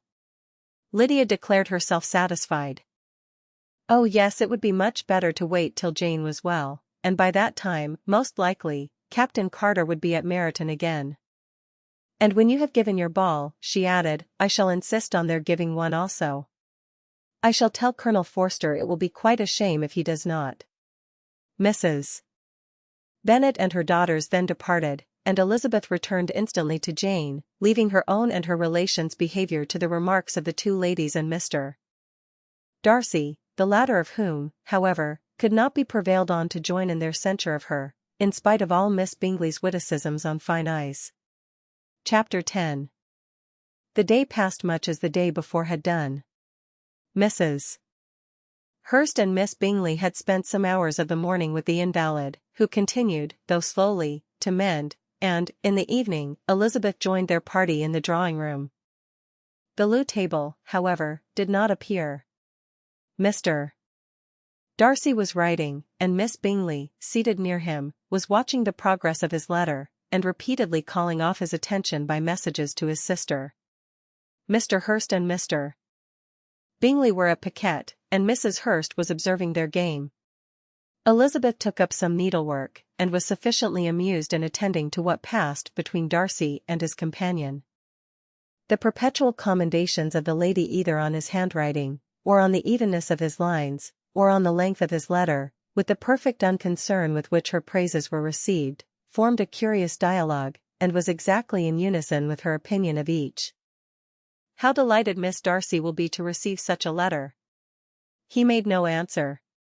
You write uncommonly fast. You are mistaken. I write rather slowly. How many letters you must have occasion to write in the course of a year. Letters of business, too. How odious I should think them. It is fortunate, then, that they fall to my lot instead of to yours. Pray tell your sister that I long to see her. I have already told her so once, by your desire. I am afraid you do not like your pen. Let me mend it for you. I mend pens remarkably well. Thank you, but I always mend my own. How can you contrive to write so even? He was silent. Tell your sister I am delighted to hear of her improvement on the harp, and pray let her know that I am quite in raptures with her beautiful little design for a table, and I think it infinitely superior to Miss Grantley's. Will you give me leave to defer your raptures till I write again? At present I have not room to do them justice. Oh, it is of no consequence. I shall see her in January. But do you always write such charming long letters to her, Mr. Darcy? They are generally long, but whether always charming, it is not for me to determine. It is a rule with me, that a person who can write a long letter with ease cannot write ill. That will not do for a compliment to Darcy, Caroline, cried her brother, because he does not write with ease. He studies too much for words of 4 syllables. Do not you, Darcy? My style of writing is very different from yours. Oh, cried Miss Bingley, Charles writes in the most careless way imaginable. He leaves out half his words, and blots the rest. My ideas flow so rapidly that I have not time to express them, by which means my letters sometimes convey no ideas at all to my correspondents. Your humility, Mr. Bingley, said Elizabeth, must disarm reproof. Nothing is more deceitful, said Darcy, than the appearance of humility. It is often only carelessness of opinion, and sometimes an indirect boast. And which of the two do you call my little recent piece of modesty? The indirect boast, for you are really proud of your defects in writing, because you consider them as proceeding from a rapidity of thought and carelessness of execution, which, if not estimable, you think at least highly interesting. The power of doing anything with quickness is always much prized by the possessor, and often without any attention to the imperfection of the performance. When you told Mrs. Bennet this morning, that if you ever resolved on quitting Netherfield you should be gone in 5 minutes, you meant it to be a sort of panegyric, of compliment to yourself, and yet what is there so very laudable in a precipitance which must leave very necessary business undone, and can be of no real advantage to yourself or anyone else? Nay, cried Bingley, this is too much, to remember at night all the foolish things that were said in the morning. And yet, upon my honor, I believed what I said of myself to be true, and I believe it at this moment. At least, therefore, I did not assume the character of needless precipitance merely to show off before the ladies. I dare say you believed it, but I am by no means convinced that you would be gone with such celerity. Your conduct would be quite as dependent on chance as that of any man I know, and if, as you were mounting your horse, a friend were to say, Bingley, you had better stay till next week, you would probably do it, you would probably not go and, at another word, might stay a month. You have only proved by this, cried Elizabeth, that Mr. Bingley did not do justice to his own disposition. You have shown him off now much more than he did himself. I am exceedingly gratified, said Bingley, by your converting what my friend says into a compliment on the sweetness of my temper. But I am afraid you are giving it a turn which that gentleman did by no means intend, for he would certainly think the better of me if, under such a circumstance, I were to give a flat denial, and ride off as fast as I could. Would Mr. Darcy then consider the rashness of your original intention as atoned for by your obstinacy in adhering to it? Upon my word, I cannot exactly explain the matter. Darcy must speak for himself. You expect me to account for opinions which you choose to call mine, but which I have never acknowledged. Allowing the case, however, to stand according to your representation, you must remember, Miss Bennet, that the friend who is supposed to desire his return to the house, and the delay of his plan, has merely desired it, asked it without offering one argument in favor of its propriety. To yield readily easily to the persuasion of a friend is no merit with you. To yield without conviction is no compliment to the understanding of either. You appear to me, Mr. Darcy, to allow nothing for the influence of friendship and affection. A regard for the requester would often make one readily yield to a request, without waiting for arguments to reason one into it. I am not particularly speaking of such a case as you have supposed about Mr. Bingley. We may as well wait, perhaps, till the circumstance occurs, before we discuss the discretion of his behavior thereupon. But in general and ordinary cases, between friend and friend, where one of them is desired by the other to change a resolution of no very great moment, should you think ill of that person for complying with the desire, without waiting to be argued into it? Will it not be advisable, before we proceed on this subject, to arrange with rather more precision the degree of importance which is to appertain to this request, as well as the degree of intimacy subsisting between the parties? By all means, cried Bingley, let us hear all the particulars, not forgetting their comparative height and size, for that will have more weight in the argument, Miss Bennet, than you may be aware of. I assure you that if Darcy were not such a great tall fellow, in comparison with myself, I should not pay him half so much deference. I declare I do not know a more awful object than Darcy on particular occasions, and in particular places, at his own house especially, and of a Sunday evening, when he has nothing to do. Mr. Darcy smiled, but Elizabeth thought she could perceive that he was rather offended, and therefore checked her laugh. Miss Bingley warmly resented the indignity he had received, in an expostulation with her brother for talking such nonsense. I see your design, Bingley, said his friend. You dislike an argument, and want to silence this. Perhaps I do. Arguments are too much like disputes. If you and Miss Bennet will defer yours till I am out of the room, I shall be very thankful, and then you may say whatever you like of me. What you ask, said Elizabeth, is no sacrifice on my side, and Mr. Darcy had much better finish his letter. Mr. Darcy took her advice, and did finish his letter. When that business was over, he applied to Miss Bingley and Elizabeth for the indulgence of some music. Miss Bingley moved with alacrity to the pianoforte, and after a polite request that Elizabeth would lead the way, which the other as politely and more earnestly negatived, she seated herself. Mrs. Hurst sang with her sister, and while they were thus employed, Elizabeth could not help observing, as she turned over some music books that lay on the instrument, how frequently Mr. Darcy's eyes were fixed on her. She hardly knew how to suppose that she could be an object of admiration to so great a man, and yet that he should look at her because he disliked her was still more strange. She could only imagine, however, at last, that she drew his notice because there was something about her more wrong and reprehensible, according to his ideas of right, than in any other person present. The supposition did not pain her. She liked him too little to care for his approbation. After playing some Italian songs, Miss Bingley varied the charm by a lively Scotch air, and soon afterwards Mr. Darcy, drawing near Elizabeth, said to her, "Do you not feel a great inclination, Miss Bennet, to seize such an opportunity of dancing a reel?" She smiled, but made no answer. He repeated the question, with some surprise at her silence. "Oh," said she, "I heard you before, but I could not immediately determine what to say in reply. You wanted me, I know, to say yes, that you might have the pleasure of despising my taste, but I always delight in overthrowing those kind of schemes, and cheating a person of their premeditated contempt.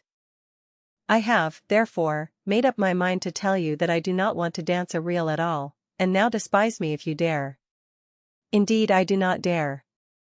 Elizabeth, having rather expected to affront him, was amazed at his gallantry, but there was a mixture of sweetness and archness in her manner which made it difficult for her to affront anybody, and Darcy had never been so bewitched by any woman as he was by her. He really believed that, were it not for the inferiority of her connections, he should be in some danger. Miss Bingley saw, or suspected, enough to be jealous, and her great anxiety for the recovery of her dear friend Jane received some assistance from her desire of getting rid of Elizabeth. She often tried to provoke Darcy into disliking her guest, by talking of their supposed marriage, and planning his happiness in such an alliance. "I hope," said she, as they were walking together in the shrubbery the next day, "you will give your mother-in-law a few hints, when this desirable event takes place, as to the advantage of holding her tongue, and if you can compass it, to cure the younger girls of running after the officers. And, if I may mention so delicate a subject, endeavor to check that little something, bordering on conceit and impertinence, which your lady possesses. Have you anything else to propose for my domestic felicity? Oh yes. Do let the portraits of your uncle and Aunt Phillips be placed in the gallery at Pemberley. Put them next to your great-uncle the judge. They are in the same profession, you know, only in different lines. As for your Elizabeth's picture, you must not attempt to have it taken, for what painter could do justice to those beautiful eyes? It would not be easy, indeed, to catch their expression, but their color and shape, and the eyelashes, so remarkably fine, might be copied. At that moment they were met from another walk by Mrs. Hurst and Elizabeth herself. I did not know that you intended to walk, said Miss Bingley, in some confusion, lest they had been overheard. You used us abominably ill, answered Mrs. Hurst, running away without telling us that you were coming out. Then taking the disengaged arm of Mr. Darcy, she left Elizabeth to walk by herself. The path just admitted 3. Mr. Darcy felt their rudeness, and immediately said, "This walk is not wide enough for our party. We had better go into the avenue." But Elizabeth, who had not the least inclination to remain with them, laughingly answered, "No, no, stay where you are. You are charmingly grouped, and appear to uncommon advantage. The picturesque would be spoilt by admitting a fourth.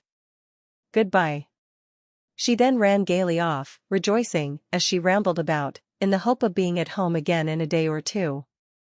Jane was already so much recovered as to intend leaving her room for a couple of hours that evening. Piling up the fire. Chapter 11. When the ladies removed after dinner, Elizabeth ran up to her sister, and seeing her well guarded from cold, attended her into the drawing-room, where she was welcomed by her 2 friends with many professions of pleasure, and Elizabeth had never seen them so agreeable as they were during the hour which passed before the gentlemen appeared. Their powers of conversation were considerable. They could describe an entertainment with accuracy, relate an anecdote with humor, and laugh at their acquaintance with spirit. But when the gentlemen entered, Jane was no longer the first object. Miss Bingley's eyes were instantly turned towards Darcy, and she had something to say to him before he had advanced many steps. He addressed himself directly to Miss Bennet with a polite congratulation. Mr. Hurst also made her a slight bow, and said he was very glad, but diffuseness and warmth remained for Bingley's salutation. He was full of joy and attention. The first half-hour was spent in piling up the fire, lest she should suffer from the change of room, and she removed, at his desire, to the other side of the fireplace, that she might be farther from the door. He then sat down by her, and talked scarcely to anyone else. Elizabeth, at work in the opposite corner, saw it all with great delight. When tea was over, Mr. Hurst reminded his sister-in-law of the card-table, but in vain. She had obtained private intelligence that Mr. Darcy did not wish for cards, and Mr. Hurst soon found even his open petition rejected. She assured him that no one intended to play, and the silence of the whole party on the subject seemed to justify her. Mr. Hurst had, therefore, nothing to do but to stretch himself on one of the sofas and go to sleep. Darcy took up a book. Miss Bingley did the same, and Mrs. Hurst, principally occupied in playing with her bracelets and rings, joined now and then in her brother's conversation with Miss Bennet. Miss Bingley's attention was quite as much engaged in watching Mr. Darcy's progress through his book, as in reading her own, and she was perpetually either making some inquiry, or looking at his page. She could not win him, however, to any conversation. He merely answered her question and read on. At length, quite exhausted by the attempt to be amused with her own book, which she had only chosen because it was the 2nd volume of his, she gave a great yawn and said, "How pleasant it is to spend an evening in this way. I declare, after all, there is no enjoyment like reading. How much sooner one tires of anything than of a book. When I have a house of my own, I shall be miserable if I have not an excellent library." No one made any reply. She then yawned again, threw aside her book, and cast her eyes round the room in quest of some amusement, when, hearing her brother mentioning a ball to Miss Bennet, she turned suddenly towards him and said, "By the by, Charles, are you really serious in meditating a dance at Netherfield?" I would advise you, before you determine on it, to consult the wishes of the present party. I am much mistaken if there are not some among us to whom a ball would be rather a punishment than a pleasure. If you mean Darcy, cried her brother, he may go to bed, if he chooses, before it begins, but as for the ball, it is quite a settled thing, and as soon as Nichols has made white soup enough I shall send round my cards. I should like balls infinitely better, she replied, if they were carried on in a different manner, but there is something insufferably tedious in the usual process of such a meeting. It would surely be much more rational if conversation instead of dancing made the order of the day. Much more rational, my dear Caroline, I dare say, but it would not be near so much like a ball. Miss Bingley made no answer, and soon afterwards got up and walked about the room. Her figure was elegant, and she walked well, but Darcy, at whom it was all aimed, was still inflexibly studious. In the desperation of her feelings, she resolved on one effort more, and, turning to Elizabeth, said, Miss Eliza Bennet, let me persuade you to follow my example, and take a turn about the room. I assure you it is very refreshing after sitting so long in one attitude. Elizabeth was surprised, but agreed to it immediately. Miss Bingley succeeded no less in the real object of her civility. Mr. Darcy looked up. He was as much awake to the novelty of attention in that quarter as Elizabeth herself could be, and unconsciously closed his book. He was directly invited to join their party, but he declined it, observing that he could imagine but two motives for their choosing to walk up and down the room together, with either of which motives his joining them would interfere. What could he mean? She was dying to know what could be his meaning and asked Elizabeth whether she could at all understand him. Not at all, was her answer, but, depend upon it, he means to be severe on us, and our surest way of disappointing him will be to ask nothing about it. Miss Bingley, however, was incapable of disappointing Mr. Darcy in anything, and persevered, therefore, in requiring an explanation of his two motives. I have not the smallest objection to explaining them, said he, as soon as she allowed him to speak. You either choose this method of passing the evening because you are in each other's confidence, and have secret affairs to discuss, or because you are conscious that your figures appear to the greatest advantage in walking. If the first, I should be completely in your way, and if the second, I can admire you much better as I sit by the fire. Oh, shocking, cried Miss Bingley. I never heard anything so abominable. How shall we punish him for such a speech? Nothing so easy, if you have but the inclination, said Elizabeth. We can all plague and punish one another. Tease him, laugh at him. Intimate as you are, you must know how it is to be done. But upon my honor I do not. I do assure you that my intimacy has not yet taught me that. Tease calmness of temper and presence of mind. No, no, I feel he may defy us there.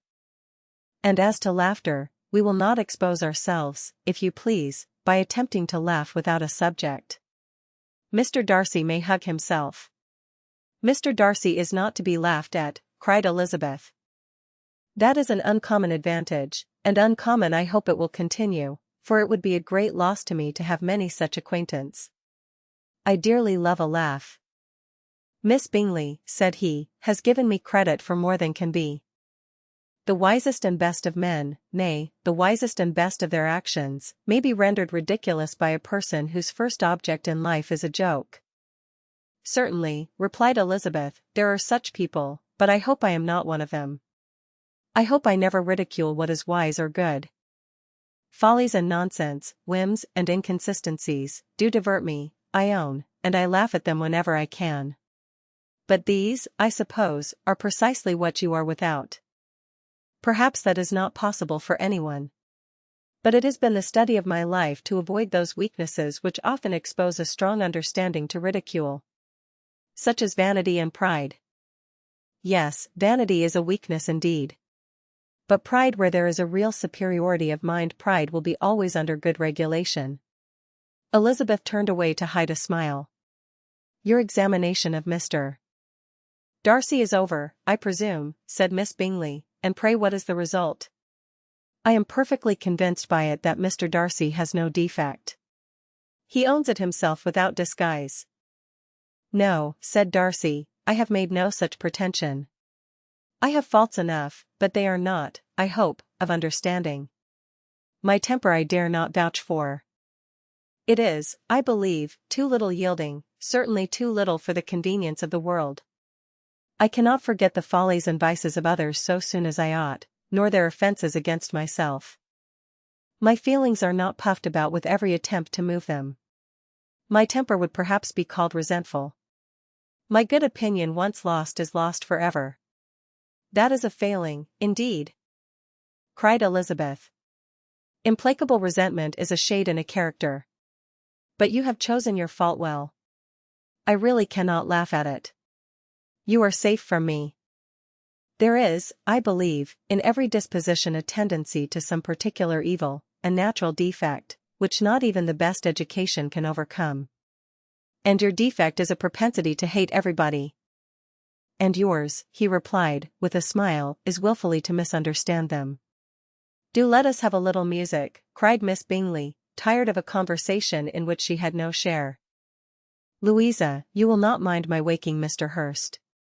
Her sister made not the smallest objection, and the pianoforte was opened, and Darcy, after a few moments' recollection, was not sorry for it.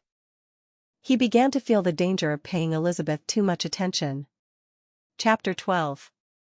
In consequence of an agreement between the sisters, Elizabeth wrote the next morning to her mother, to beg that the carriage might be sent for them in the course of the day. But Mrs.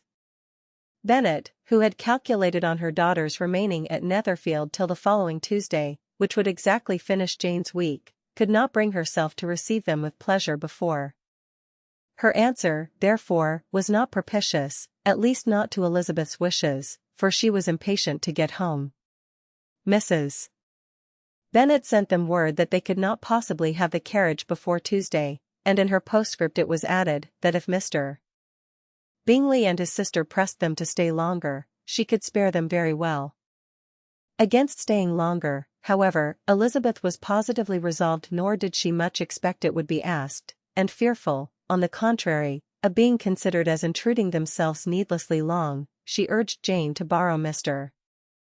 Bingley's carriage immediately, and at length it was settled that their original design of leaving Netherfield that morning should be mentioned, and the request made.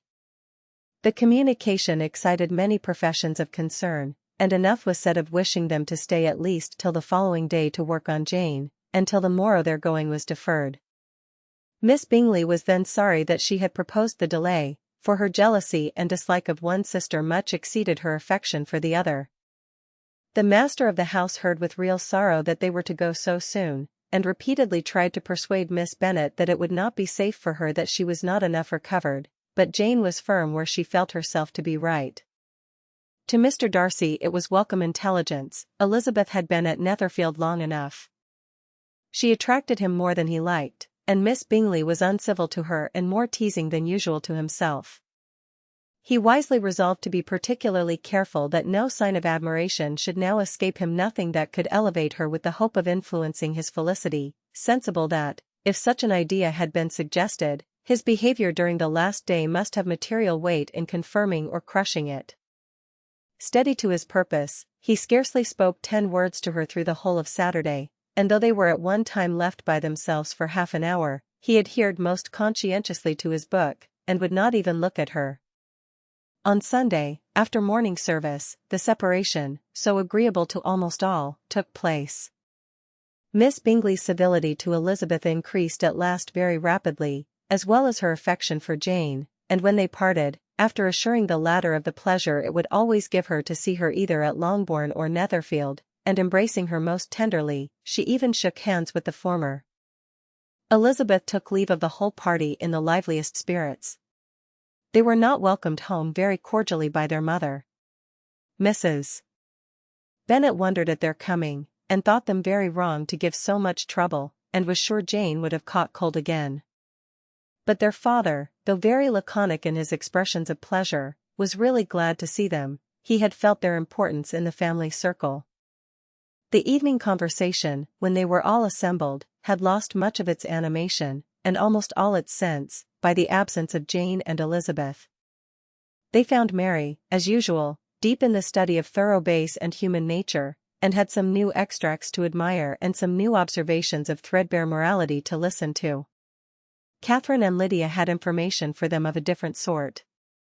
Much had been done, and much had been said in the regiment since the preceding Wednesday. Several of the officers had dined lately with their uncle, a private had been flogged, and it had actually been hinted that Colonel Forster was going to be married. Chapter 13. I hope, my dear, said Mr.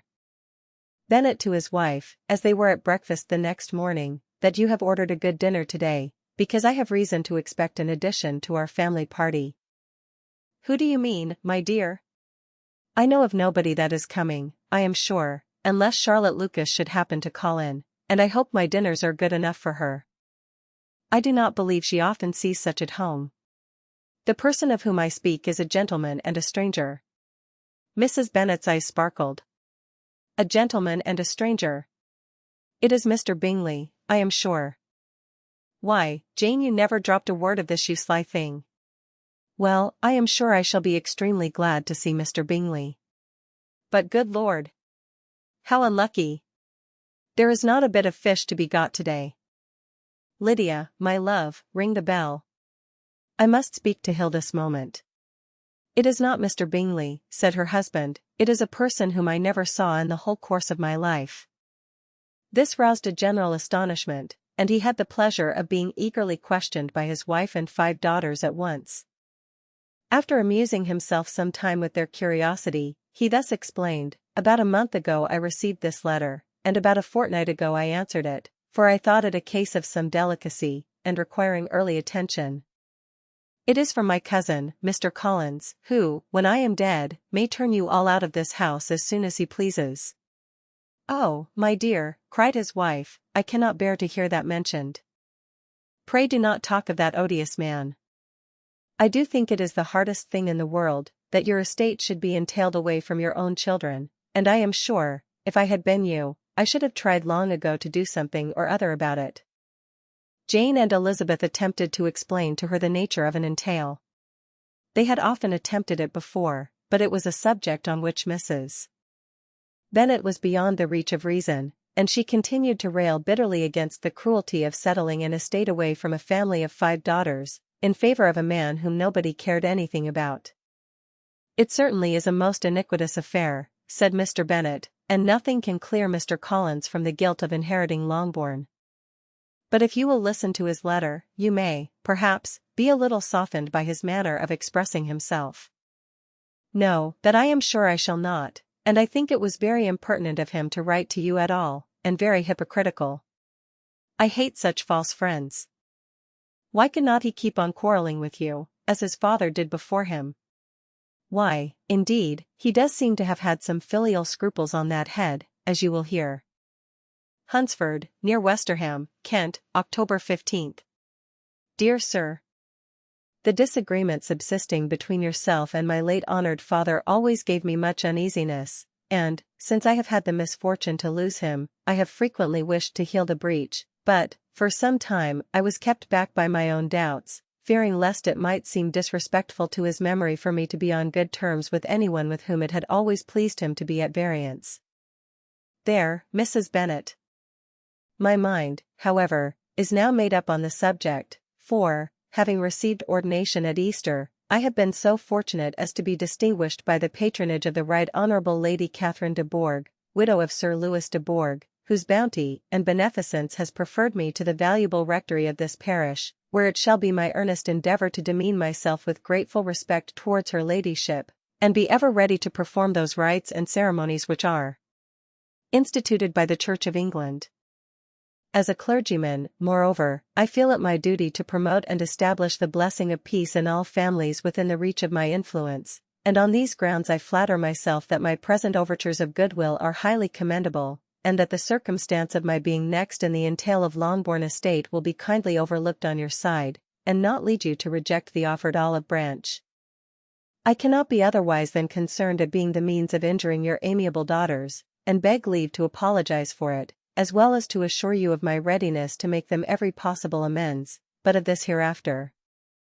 If you should have no objection to receive me into your house, I propose myself the satisfaction of waiting on you and your family, Monday, November 18th, by 4 o'clock, and shall probably trespass on your hospitality till the Saturday night following, which I can do without any inconvenience, as Lady Catherine is far from objecting to my occasional absence on a Sunday, provided that some other clergyman is engaged to do the duty of the day. I remain, dear sir, with respectful compliments to your lady and daughters, your well-wisher and friend, William Collins. At 4 o'clock, therefore, we may expect this peacemaking gentleman, said Mr. Bennet, as he folded up the letter. He seems to be a most conscientious and polite young man, upon my word, and, I doubt not, will prove a valuable acquaintance, especially if Lady Catherine should be so indulgent as to let him come to us again. There is some sense in what he says about the girls, however, and, if he is disposed to make them any amends, I shall not be the person to discourage him. Though it is difficult, said Jane, to guess in what way he can mean to make us the atonement he thinks our due, the wish is certainly to his credit. Elizabeth was chiefly struck with his extraordinary deference for Lady Catherine, and his kind intention of christening, marrying, and burying his parishioners whenever it were required. He must be an oddity, I think, said she. I cannot make him out. There is something very pompous in his style. And what can he mean by apologizing for being next in the entail? We cannot suppose he would help it, if he could. Can he be a sensible man, sir? No, my dear, I think not. I have great hopes of finding him quite the reverse. There is a mixture of servility and self-importance in his letter which promises well. I am impatient to see him. In point of composition, said Mary, his letter does not seem defective. The idea of the olive branch perhaps is not wholly new, yet I think it is well expressed. To Catherine and Lydia neither the letter nor its writer were in any degree interesting. It was next to impossible that their cousin should come in a scarlet coat, and it was now some weeks since they had received pleasure from the society of a man in any other color. As for their mother, Mr. Collins's letter had done away much of her ill will, and she was preparing to see him with a degree of composure which astonished her husband and daughters. Mr. Collins was punctual to his time, and was received with great politeness by the whole family. Mr. Bennet indeed said little, but the ladies were ready enough to talk, and Mr. Collins seemed neither in need of encouragement, nor inclined to be silent himself. He was a tall, heavy-looking young man of 25. His air was grave and stately, and his manners were very formal. He had not been long seated before he complimented Mrs. Bennet on having so fine a family of daughters, said he had heard much of their beauty, but that, in this instance, fame had fallen short of the truth, and added, that he did not doubt her seeing them all in due time well disposed of in marriage. This gallantry was not much to the taste of some of his hearers, but Mrs. Bennet, who quarrelled with no compliments, answered most readily. You are very kind, sir, I am sure, and I wish with all my heart it may prove so, for else they will be destitute enough. Things are settled so oddly. You allude, perhaps, to the entail of this estate. Ah, sir, I do indeed. It is a grievous affair to my poor girls, you must confess. Not that I mean to find fault with you, for such things, I know, are all chance in this world. There is no knowing how estates will go when once they come to be entailed. I am very sensible, madam, of the hardship to my fair cousins, and could say much on the subject, but that I am cautious of appearing forward and precipitate. But I can assure the young ladies that I come prepared to admire them. At present I will not say more, but, perhaps, when we are better acquainted. He was interrupted by a summons to dinner, and the girls smiled on each other. They were not the only objects of Mr. Collins's admiration. The hall, the dining room, and all its furniture, were examined and praised, and his commendation of everything would have touched Mrs. Bennet's heart, but for the mortifying supposition of his viewing it all as his own future property. The dinner, too, in its turn, was highly admired, and he begged to know to which of his fair cousins the excellence of its cookery was owing. But here he was set right by Mrs. Bennet, who assured him, with some asperity, that they were very well able to keep a good cook, and that her daughters had nothing to do in the kitchen. He begged pardon for having displeased her. In a softened tone she declared herself not at all offended, but he continued to apologize for about a quarter of an hour. Chapter 14. During dinner, Mr. Bennet scarcely spoke at all, but when the servants were withdrawn, he thought it time to have some conversation with his guest, and therefore started a subject in which he expected him to shine, by observing that he seemed very fortunate in his patroness. Lady Catherine de Bourgh's attention to his wishes, and consideration for his comfort, appeared very remarkable. Mr. Bennet could not have chosen better. Mr. Collins was eloquent in her praise. The subject elevated him to more than usual solemnity of manner, and with a most important aspect he protested that he had never in his life witnessed such behavior in a person of rank, such affability and condescension, as he had himself experienced from Lady Catherine. She had been graciously pleased to approve of both the discourses which he had already had the honour of preaching before her.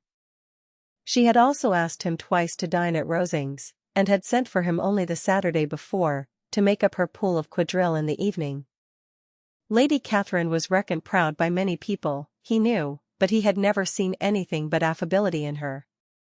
She had always spoken to him as she would to any other gentleman. She made not the smallest objection to his joining in the society of the neighbourhood, nor to his leaving his parish occasionally for a week or two to visit his relations. She had even condescended to advise him to marry as soon as he could, provided he chose with discretion, and had once paid him a visit in his humble parsonage, where she had perfectly approved all the alterations he had been making, and had even vouchsafed to suggest some herself, some shelves in the closets upstairs. "That is all very proper and civil, I am sure," said Mrs. Bennet, "and I dare say she is a very agreeable woman. It is a pity that great ladies in general are not more like her. Does she live near you, sir? The garden in which stands my humble abode is separated only by a lane from Rosings Park, her ladyship's residence." "I think you said she was a widow, sir? Has she any family?" "She has one only daughter, the heiress of Rosings, and a very extensive property." "Ah," cried Mrs. Bennet, shaking her head, "then she is better off than many girls. And what sort of young lady is she? Is she handsome?" "She is a most charming young lady, indeed. Lady Catherine herself says that, in point of true beauty, Miss de Bourgh is far superior to the handsomest of her sex, because there is that in her features which marks the young woman of distinguished birth. She is unfortunately of a sickly constitution, which has prevented her making that progress in many accomplishments which she could not otherwise have failed of, as I am informed by the lady who superintended her education, and who still resides with them. But she is perfectly amiable, and often condescends to drive by my humble abode in her little phaeton and ponies." "Has she been presented?" "I do not remember her name among the ladies at court. Her indifferent state of health unhappily prevents her being in town, and by that means, as I told Lady Catherine myself one day, has deprived the British court of its brightest ornament." Her ladyship seemed pleased with the idea, and you may imagine that I am happy on every occasion to offer those little delicate compliments which are always acceptable to ladies. I have more than once observed to Lady Catherine, that her charming daughter seemed born to be a duchess, and that the most elevated rank, instead of giving her consequence, would be adorned by her. These are the kind of little things which please her ladyship, and it is a sort of attention which I conceive myself peculiarly bound to pay. "You judge very properly," said Mr. Bennet, "and it is happy for you that you possess the talent of flattering with delicacy. May I ask whether these pleasing attentions proceed from the impulse of the moment, or are the result of previous study?" "They arise chiefly from what is passing at the time, and though I sometimes amuse myself with suggesting and arranging such little elegant compliments as may be adapted to ordinary occasions, I always wish to give them as unstudied an air as possible." Mr. Bennet's expectations were fully answered. His cousin was as absurd as he had hoped, and he listened to him with the keenest enjoyment, maintaining at the same time the most resolute composure of countenance, and, except in an occasional glance at Elizabeth, requiring no partner in his pleasure. By tea time, however, the dose had been enough, and Mr. Bennet was glad to take his guest into the drawing-room again, and when tea was over, glad to invite him, protested that he never read novels. Ht. February 94 to read aloud to the ladies. Mr. Collins readily assented, and a book was produced, but on beholding it, for everything announced it to be from a circulating library, he started back, and, begging pardon, protested that he never read novels. Kitty stared at him, and Lydia exclaimed, Other books were produced, and after some deliberation he chose Fordyce's Sermons. Lydia gaped as he opened the volume, and before he had, with very monotonous solemnity, read 3 pages, she interrupted him with, "Do you know, Mamma, that my Uncle Phillips talks of turning away Richard? And if he does, Colonel Forster will hire him. My aunt told me so herself on Saturday. I shall walk to Meryton tomorrow to hear more about it, and to ask when Mr. Denny comes back from town." Lydia was bid by her 2 eldest sisters to hold her tongue, but Mr. Collins, much offended, laid aside his book, and said, "I have often observed how little young ladies are interested by books of a serious stamp, though written solely for their benefit. It amazes me, I confess, for certainly there can be nothing so advantageous to them as instruction. But I will no longer importune my young cousin." Then, turning to Mr. Bennet, he offered himself as his antagonist at backgammon.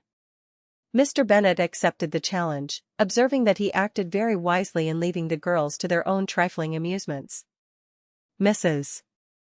Bennet and her daughters apologized most civilly for Lydia's interruption, and promised that it should not occur again, if he would resume his book, but Mr. Collins, after assuring them that he bore his young cousin no ill will, and should never resent her behavior as any affront, seated himself at another table with Mr. Bennet, and prepared for backgammon. Chapter 15. Mr. Collins was not a sensible man, and the deficiency of nature had been but little assisted by education or society, the greatest part of his life having been spent under the guidance of an illiterate and miserly father, and though he belonged to one of the universities, he had merely kept the necessary terms without forming at it any useful acquaintance. The subjection in which his father had brought him up had given him originally great humility of manner, but it was now a good deal counteracted by the self-conceit of a weak head, living in retirement, and the consequential feelings of early and unexpected prosperity. A fortunate chance had recommended him to Lady Catherine de Bourgh when the living of Hunsford was vacant, and the respect which he felt for her high rank, and his veneration for her as his patroness, mingling with a very good opinion of himself, of his authority as a clergyman, and his right as a rector, made him altogether a mixture of pride and obsequiousness, self-importance and humility. Having now a good house and a very sufficient income, he intended to marry, and in seeking a reconciliation with the Longbourn family he had a wife in view, as he meant to choose one of the daughters, if he found them as handsome and amiable as they were represented by common report. This was his plan of amends of atonement for inheriting their father's estate, and he thought it an excellent one, full of eligibility and suitableness, and excessively generous and disinterested on his own part. His plan did not vary on seeing them. Miss Bennet's lovely face confirmed his views, and established all his strictest notions of what was due to seniority, and for the first evening she was his settled choice. The next morning, however, made an alteration, for in a quarter of an hour's tete-a-tete with Mrs. Bennet before breakfast, a conversation beginning with his parsonage house, and leading naturally to the avowal of his hopes, that a mistress for it might be found at Longbourn, produced from her, amid very complaisant smiles and general encouragement, a caution against the very Jane he had fixed on. As to her younger daughters, she could not take upon her to say she could not positively answer, but she did not know of any prepossession. Her eldest daughter, she must just mention, she felt it incumbent on her to hint, was likely to be very soon engaged. Mr. Collins had only to change from Jane to Elizabeth, and it was soon done while Mrs. Bennet was stirring the fire. Elizabeth, equally next to Jane in birth and beauty, succeeded her of course. Mrs. Bennet treasured up the hint, and trusted that she might soon have 2 daughters married, and the man whom she could not bear to speak of the day before, was now high in her good graces. Lydia's intention of walking to Meryton was not forgotten. Every sister except Mary agreed to go with her, and Mr. Collins was to attend them, at the request of Mr. Bennet, who was most anxious to get rid of him, and have his library to himself, for thither Mr. Collins had followed him after breakfast, and there he would continue, nominally engaged with one of the largest folios in the collection, but really talking to Mr. Bennet, with little cessation, of his house and garden at Hunsford. Such doings discomposed Mr. Bennet exceedingly. In his library he had been always sure of leisure and tranquillity, and though prepared, as he told Elizabeth, to meet with folly and conceit in every other room in the house, he was used to be free from them there. His civility, therefore, was most prompt in inviting Mr. Collins to join his daughters in their walk, and Mr. Collins, being in fact much better fitted for a walker than a reader, was extremely well pleased to close his large book, and go. In pompous nothings on his side, and civil assents on that of his cousins, their time passed till they entered Meryton. The attention of the younger ones was then no longer to be gained by him. Their eyes were immediately wandering up the street in quest of the officers, and nothing less than a very smart bonnet, indeed, or a really new muslin in a shop window, could recall them. But the attention of every lady was soon caught by a young man, whom they had never seen before, of most gentlemanlike appearance, walking with an officer on the other side of the way. The officer was the very Mr. Denny concerning whose return from London Lydia came to inquire, and he bowed as they passed. All were struck with the stranger's air, all wondered who he could be, and Kitty and Lydia, determined if possible to find out, led the way across the street, under pretence of wanting something in an opposite shop, and fortunately had just gained the pavement, when the two gentlemen, turning back, had reached the same spot. Mr. Denny addressed them directly, and entreated permission to introduce his friend, Mr. Wickham, who had returned with him the day before from town, and, he was happy to say, had accepted a commission in their corps. This was exactly as it should be, for the young man wanted only regimentals to make him completely charming. His appearance was greatly in his favor. He had all the best parts of beauty, a fine countenance, a good figure, and very pleasing address. The introduction was followed up on his side by a happy readiness of conversation, a readiness at the same time perfectly correct and unassuming, and the whole party were still standing and talking together very agreeably, when the sound of horses drew their notice, and Darcy and Bingley were seen riding down the street. On distinguishing the ladies of the group, the two gentlemen came directly towards them, and began the usual civilities. Bingley was the principal spokesman, and Miss Bennet the principal object. He was then, he said, on his way to Longbourn on purpose to inquire after her. Mr. Darcy corroborated it with a bow, and was beginning to determine not to fix his eyes on Elizabeth, when they were suddenly arrested by the sight of the stranger, and Elizabeth, happening to see the countenance of both as they looked at each other, was all astonishment at the effect of the meeting. Both changed color, one looked white, the other red. Mr. Wickham, after a few moments, touched his hat, a salutation which Mr. Darcy just deigned to return. What could be the meaning of it? It was impossible to imagine, it was impossible not to long to know. In another minute Mr. Bingley, but without seeming to have noticed what passed, took leave and rode on with his friend. Mr. Denny and Mr. Wickham walked with the young ladies to the door of Mr. Phillips's house, and then made their bows, in spite of Miss Lydia's pressing entreaties that they would come in, and even in spite of Mrs. Phillips's throwing up the parlor window, and loudly seconding the invitation. Mrs. Phillips was always glad to see her nieces, and the two eldest, from their recent absence, were particularly welcome, and she was eagerly expressing her surprise at their sudden return home, which, as their own carriage had not fetched them, she should have known nothing about, if she had not happened to see Mr. Jones's shopboy in the street, who had told her that they were not to send any more drafts to Netherfield, because the Miss Bennets were come away, when her civility was claimed towards Mr. Collins by Jane's introduction of him. She received him with her very best politeness, which he returned with as much more, apologizing for his intrusion, without any previous acquaintance with her, which he could not help flattering himself, however, might be justified by his relationship to the young ladies who introduced him to her notice. Mrs. Phillips was quite awed by such an excess of good breeding, but her contemplation of one stranger was soon put an end to by exclamations and inquiries about the other, of whom, however, she could only tell her nieces what they already knew, that Mr. Denny had brought him from London, and that he was to have a lieutenant's commission in the shire. She had been watching him the last hour, she said, as he walked up and down the street, and had Mr. Wickham appeared, Kitty and Lydia would certainly have continued the occupation, but unluckily no one passed the windows now except a few of the officers, who, in comparison with the stranger, were become stupid, disagreeable fellows. Some of them were to dine with the Phillipses the next day, and their aunt promised to make her husband call on Mr. Wickham and give him an invitation also, if the family from Longbourn would come in the evening. This was agreed to, and Mrs. Phillips protested that they would have a nice comfortable noisy game of lottery tickets, and a little bit of hot supper afterwards. The prospect of such delights was very cheering, and they parted in mutual good spirits. Mr.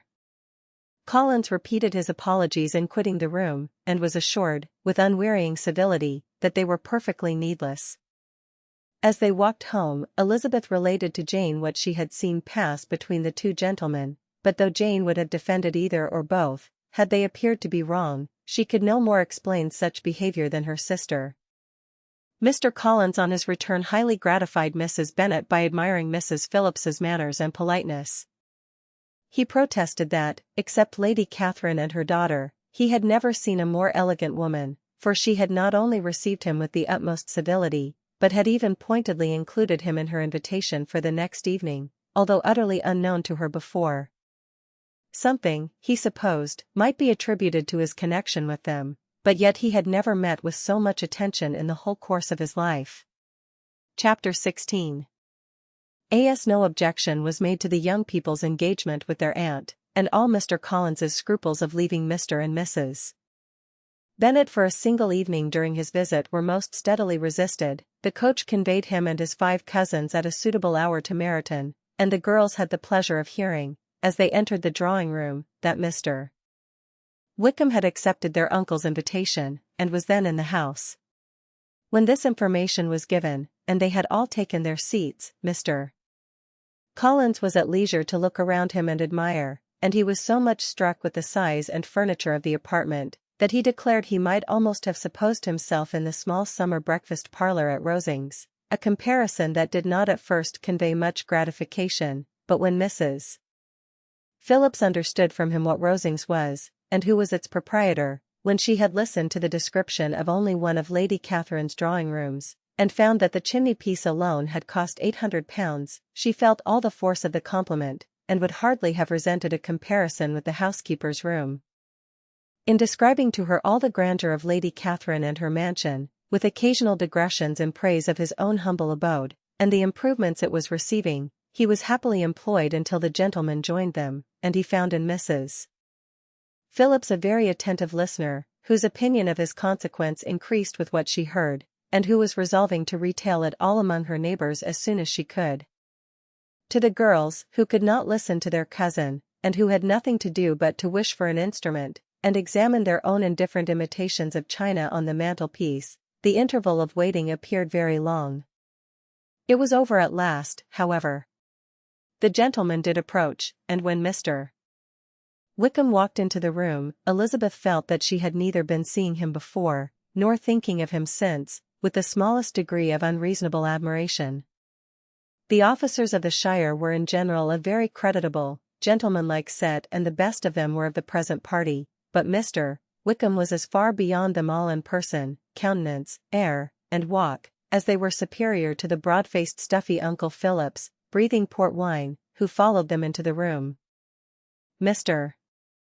Wickham was the happy man towards whom almost every female eye was turned, and Elizabeth was the happy woman by whom he finally seated himself, and the agreeable manner in which he immediately fell into conversation, though it was only on its being a wet night, and on the probability of a rainy season, made her feel that the commonest, dullest, most threadbare topic might be rendered interesting by the skill of the speaker. With such rivals for the notice of the fair as Mr. Wickham and the officers, Mr. Collins seemed to sink into insignificance. To the young ladies he certainly was nothing, but he had still at intervals a kind listener in Mrs. Phillips, and was, by her watchfulness, most abundantly supplied with coffee and muffin. When the card tables were placed, he had an opportunity of obliging her, in return, by sitting down to whist. "I know little of the game at present," said he, "but I shall be glad to improve myself, for in my situation of life, Mrs. Phillips was very thankful for his compliance, but could not wait for his reason. Mr. Wickham did not play at whist, and with ready delight was he received at the other table between Elizabeth and Lydia. At first there seemed danger of Lydia's engrossing him entirely, for she was a most determined talker, but being likewise extremely fond of lottery tickets, she soon grew too much interested in the game, too eager in making bets and exclaiming after prizes, to have attention for anyone in particular. Allowing for the common demands of the game, Mr. Wickham was therefore at leisure to talk to Elizabeth, and she was very willing to hear him, though what she chiefly wished to hear she could not hope to be told, the history of his acquaintance with Mr. Darcy. She dared not even mention that gentleman. Her curiosity, however, was unexpectedly relieved. Mr. Wickham began the subject himself. He inquired how far Netherfield was from Meryton, and, after receiving her answer, asked in a hesitating manner how long Mr. Darcy had been staying there.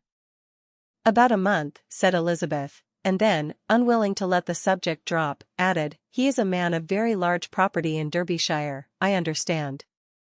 "Yes," replied Wickham, "his estate there is a noble one. A clear 10,000 per annum. You could not have met with a person more capable of giving you certain information on that head than myself, for I have been connected with his family, in a particular manner, from my infancy." Elizabeth could not but look surprised.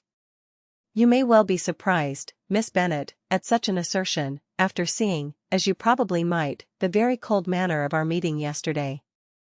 "Are you much acquainted with Mr. Darcy?" "As much as I ever wished to be," cried Elizabeth, warmly.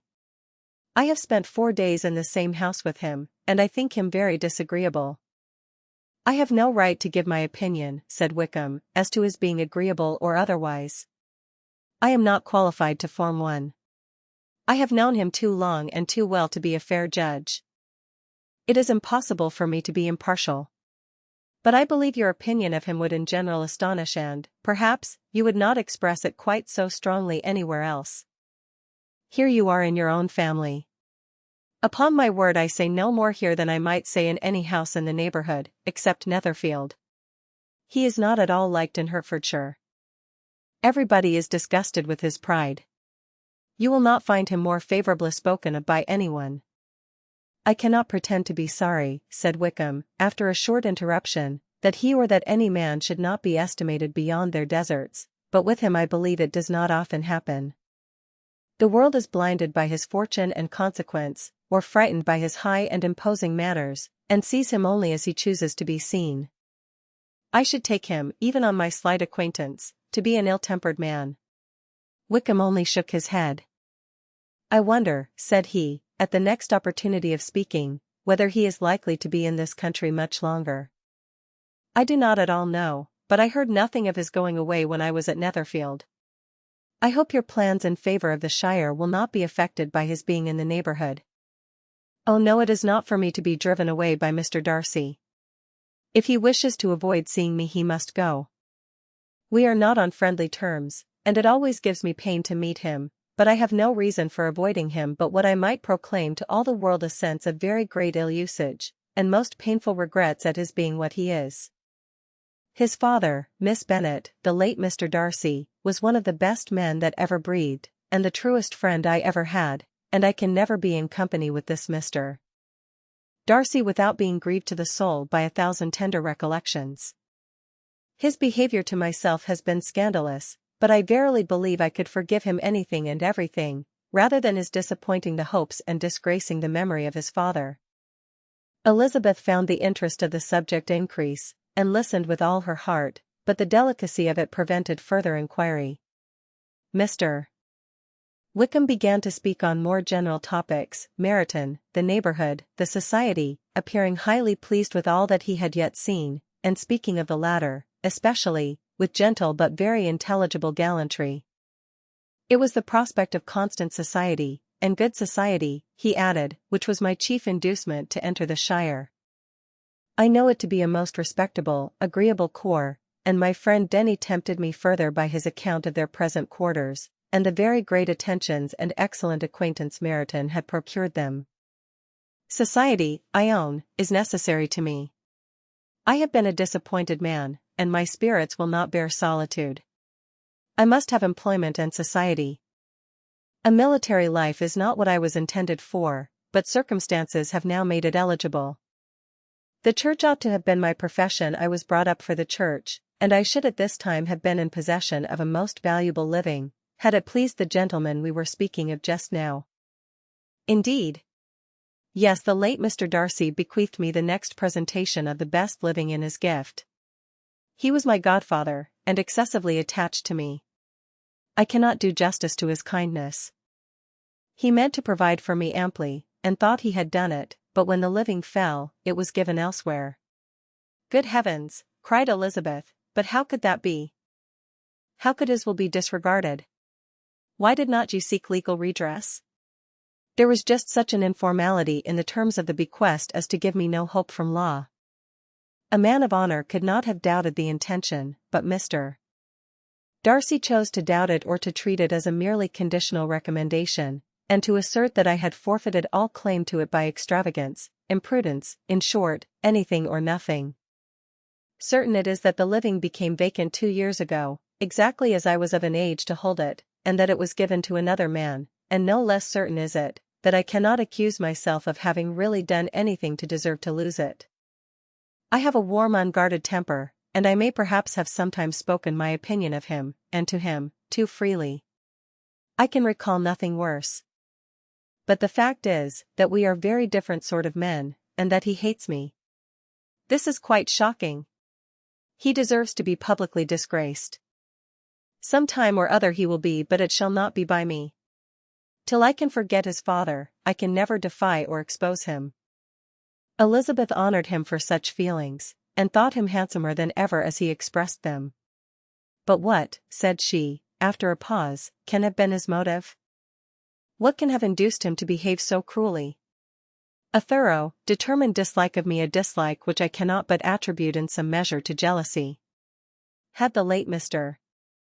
Darcy liked me less, his son might have borne with me better, but his father's uncommon attachment to me irritated him, I believe, very early in life.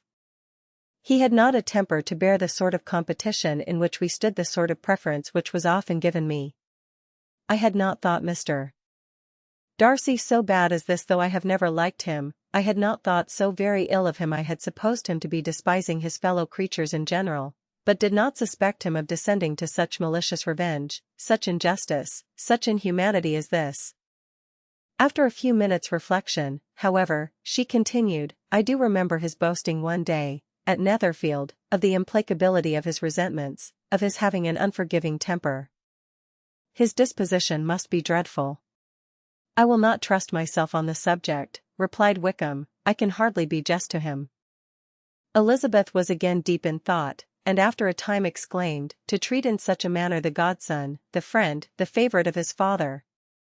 She could have added, a young man, too, like you, whose very countenance may vouch for your being amiable.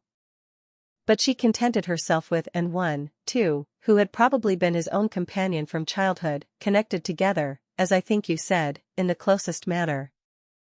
We were born in the same parish, within the same park, the greatest part of our youth was passed together, inmates of the same house, sharing the same amusements, objects of the same parental care.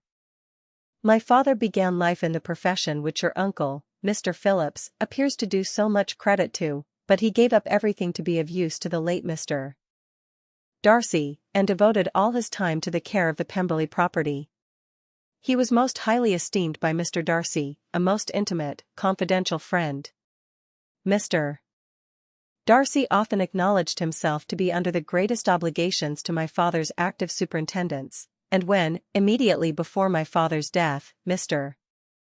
Darcy gave him a voluntary promise of providing for me, I am convinced that he felt it to be as much a debt of gratitude to him as of affection to myself. How strange, cried Elizabeth. How abominable. I wonder that the very pride of this Mr. Darcy has not made him just to you. If from no better motive, that he should not have been too proud to be dishonest, for dishonesty I must call it. It is wonderful, replied Wickham, for almost all his actions may be traced to pride, and pride has often been his best friend. It has connected him nearer with virtue than any other feeling. But we are none of us consistent, and in his behavior to me there were stronger impulses even than pride. Can such abominable pride as his have ever done him good? Yes, it has often led him to be liberal and generous, to give his money freely, to display hospitality, to assist his tenants, and relieve the poor. Family pride, and filial pride, for he is very proud of what his father was, have done this. Not to appear to disgrace his family, to degenerate from the popular qualities, or lose the influence of the Pemberley house, is a powerful motive. He has also brotherly pride, which, with some brotherly affection, makes him a very kind and careful guardian of his sister, and you will hear him generally cried up as the most attentive and best of brothers. What sort of a girl is Miss Darcy? He shook his head. I wish I could call her amiable. It gives me pain to speak ill of a Darcy, but she is too much like her brother, very, very proud. As a child, she was affectionate and pleasing, and extremely fond of me, and I have devoted hours and hours to her amusement. But she is nothing to me now. She is a handsome girl, about 15 or 16, and, I understand, highly accomplished. Since her father's death her home has been London, where a lady lives with her, and superintends her education. After many pauses and many trials of other subjects, Elizabeth could not help reverting once more to the first, and saying, I am astonished at his intimacy with Mr. Bingley. How can Mr. Bingley, who seems good humour itself, and is, I really believe, truly amiable, be in friendship with such a man? How can they suit each other? Do you know Mr. Bingley? Not at all. He is a sweet-tempered, amiable, charming man. He cannot know what Mr. Darcy is. Probably not, but Mr. Darcy can please where he chooses. He does not want abilities. He can be a conversable companion if he thinks it worth his while. Among those who are at all his equals in consequence, he is a very different man from what he is to the less prosperous. His pride never deserts him, but with the rich he is liberal-minded, just, sincere, rational, honorable, and, perhaps, agreeable, allowing something for fortune and figure. The whist party soon afterwards breaking up, the players gathered round the other table, and Mr. Collins took his station between his cousin Elizabeth and Mrs. Phillips. The usual inquiries as to his success were made by the latter. It had not been very great, he had lost every point, but when Mrs. Phillips began to express her concern thereupon, he assured her, with much earnest gravity, that it was not of the least importance, that he considered the money as a mere trifle, and begged she would not make herself uneasy. I know very well, madam, said he, that when persons sit down to a card table they must take their chance of these things, and happily I am not in such circumstances as to make 5 shillings any object. There are, undoubtedly, many who could not say the same, but, thanks to Lady Catherine de Bourgh, I am removed far beyond the necessity of regarding little matters. Mr. Wickham's attention was caught, and after observing Mr. Collins for a few moments, he asked Elizabeth in a low voice whether her relations were very intimately acquainted with the family of de Bourgh. Lady Catherine de Bourgh, she replied, has very lately given him a living. I hardly know how Mr. Collins was first introduced to her notice, but he certainly has not known her long. You know of course that Lady Catherine de Bourgh and Lady Anne Darcy were sisters, consequently that she is aunt to the present Mr. Darcy. No, indeed, I did not. I knew nothing at all of Lady Catherine's connections.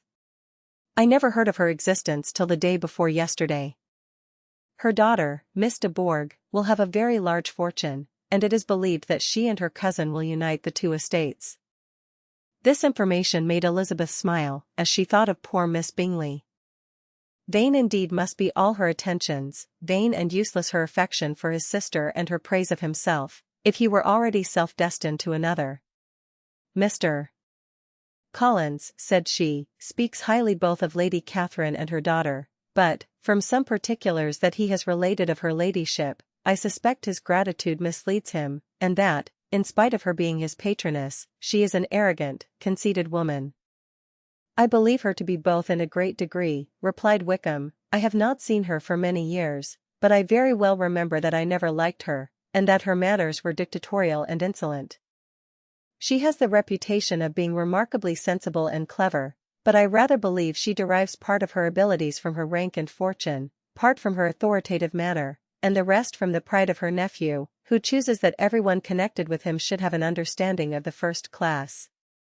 Elizabeth allowed that he had given a very rational account of it, and they continued talking together with mutual satisfaction till supper put an end to cards, and gave the rest of the ladies their share of Mr.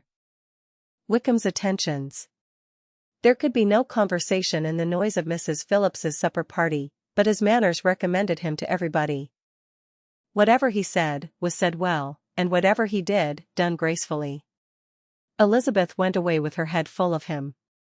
She could think of nothing but of Mr. Wickham, and of what he had told her, all the way home, but there was not time for her even to mention his name as they went, for neither Lydia nor Mr. Collins were once silent. Lydia talked incessantly of lottery tickets, of the fish she had lost and the fish she had won, and Mr. Collins, in describing the civility of Mr. and Mrs.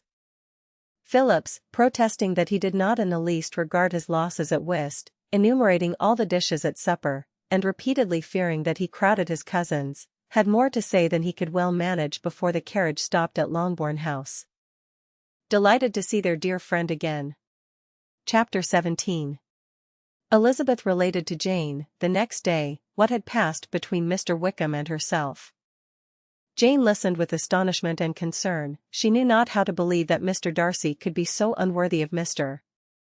Bingley's regard, and yet it was not in her nature to question the veracity of a young man of such amiable appearance as Wickham.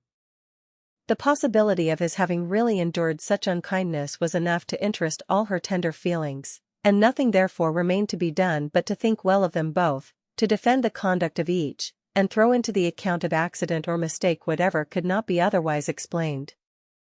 They have both, said she, been deceived, I dare say, in some way or other, of which we can form no idea. Interested people have perhaps misrepresented each to the other. It is, in short, impossible for us to conjecture the causes or circumstances which may have alienated them, without actual blame on either side. Very true, indeed, and now, my dear Jane, what have you got to say in behalf of the interested people who have probably been concerned in the business? Do clear them, too, or we shall be obliged to think ill of somebody. Laugh as much as you choose, but you will not laugh me out of my opinion. My dearest Lizzie, do but consider in what a disgraceful light it places Mr. Darcy, to be treating his father's favourite in such a manner, one whom his father had promised to provide for. It is impossible. No man of common humanity, no man who had any value for his character, could be capable of it. Can his most intimate friends be so excessively deceived in him? Oh no. I can much more easily believe Mr. Bingley's being imposed on than that Mr. Wickham should invent such a history of himself as he gave me last night, names, facts, everything mentioned without ceremony. If it be not so, let Mr. Darcy contradict it. Besides, there was truth in his looks. It is difficult, indeed it is distressing. One does not know what to think. I beg your pardon, one knows exactly what to think. But Jane could think with certainty on only one point, that Mr. Bingley, if he had been imposed on, would have much to suffer when the affair became public. The two young ladies were summoned from the shrubbery, where this conversation passed, by the arrival of some of the very persons of whom they had been speaking. Mr.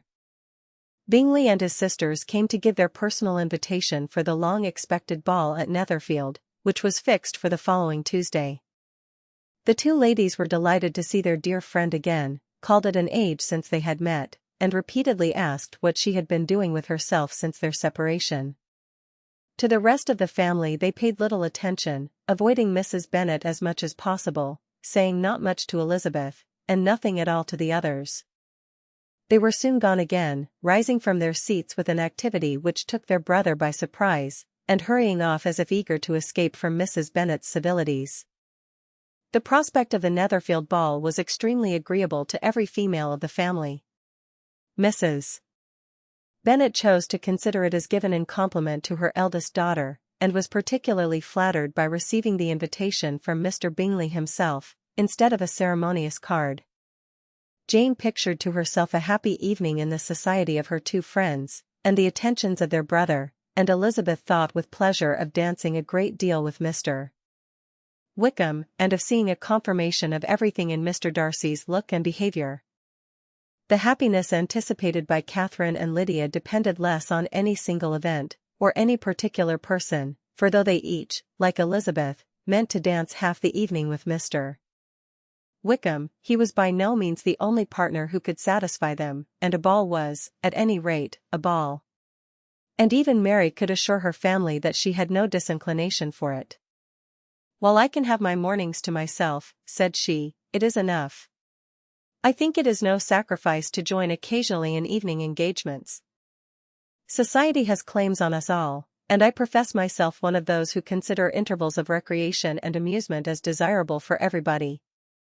Elizabeth's spirits were so high on the occasion, that though she did not often speak unnecessarily to Mr. Collins, she could not help asking him whether he intended to accept Mr. Bingley's invitation, and if he did, whether he would think it proper to join in the evening's amusement, and she was rather surprised to find that he entertained no scruple whatever on that head, and was very far from dreading a rebuke, either from the Archbishop or Lady Catherine de Bourgh, by venturing to dance. "I am by no means of opinion, I assure you," said he, "that a ball of this kind, given by a young man of character, to respectable people, can have any evil tendency, and I am so far from objecting to dancing myself, that I shall hope to be honoured with the hands of all my fair cousins in the course of the evening, and I take this opportunity of soliciting yours, Miss Elizabeth, for the 2 first dances especially, a preference which I trust my cousin Jane will attribute to the right cause, and not to any disrespect for her." Elizabeth felt herself completely taken in. She had fully proposed being engaged by Wickham for those very dances, and to have Mr. Collins instead. Her liveliness had been never worse timed. There was no help for it, however. Mr. Wickham's happiness and her own was perforce delayed a little longer, and Mr. Collins's proposal accepted with as good a grace as she could. She was not the better pleased with his gallantry, from the idea it suggested of something more. It now first struck her, that she was selected from among her sisters as worthy of being the mistress of Hunsford Parsonage, and of assisting to form a quadrille table at Rosings, in the absence of more eligible visitors. The idea soon reached to conviction, as she observed his increasing civilities towards herself, and heard his frequent attempt at a compliment on her wit and vivacity, and though more astonished than gratified herself by this effect of her charms, it was not long before her mother gave her to understand that the probability of their marriage was exceedingly agreeable to her.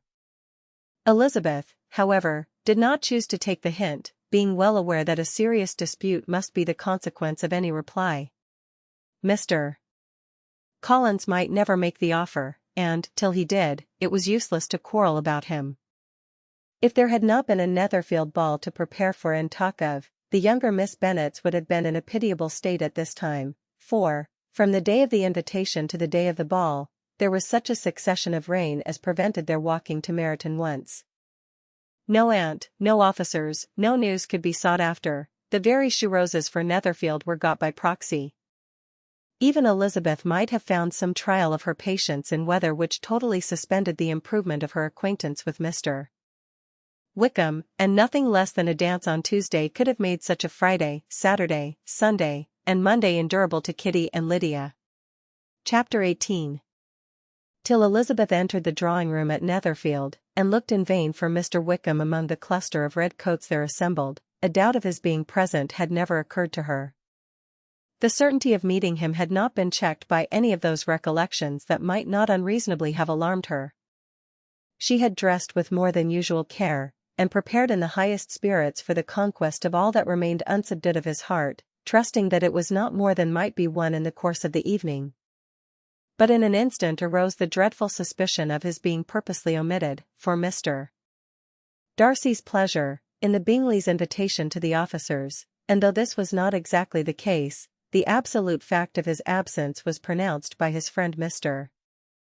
Denny, to whom Lydia eagerly applied, and who told them that Wickham had been obliged to go to town on business the day before, and was not yet returned, adding, with a significant smile, "I do not imagine his business would have called him away just now, if he had not wished to avoid a certain gentleman here."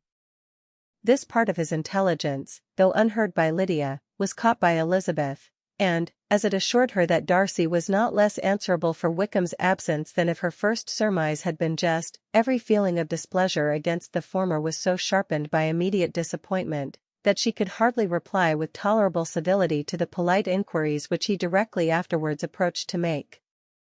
Attention, forbearance, patience with Darcy, was injury to Wickham.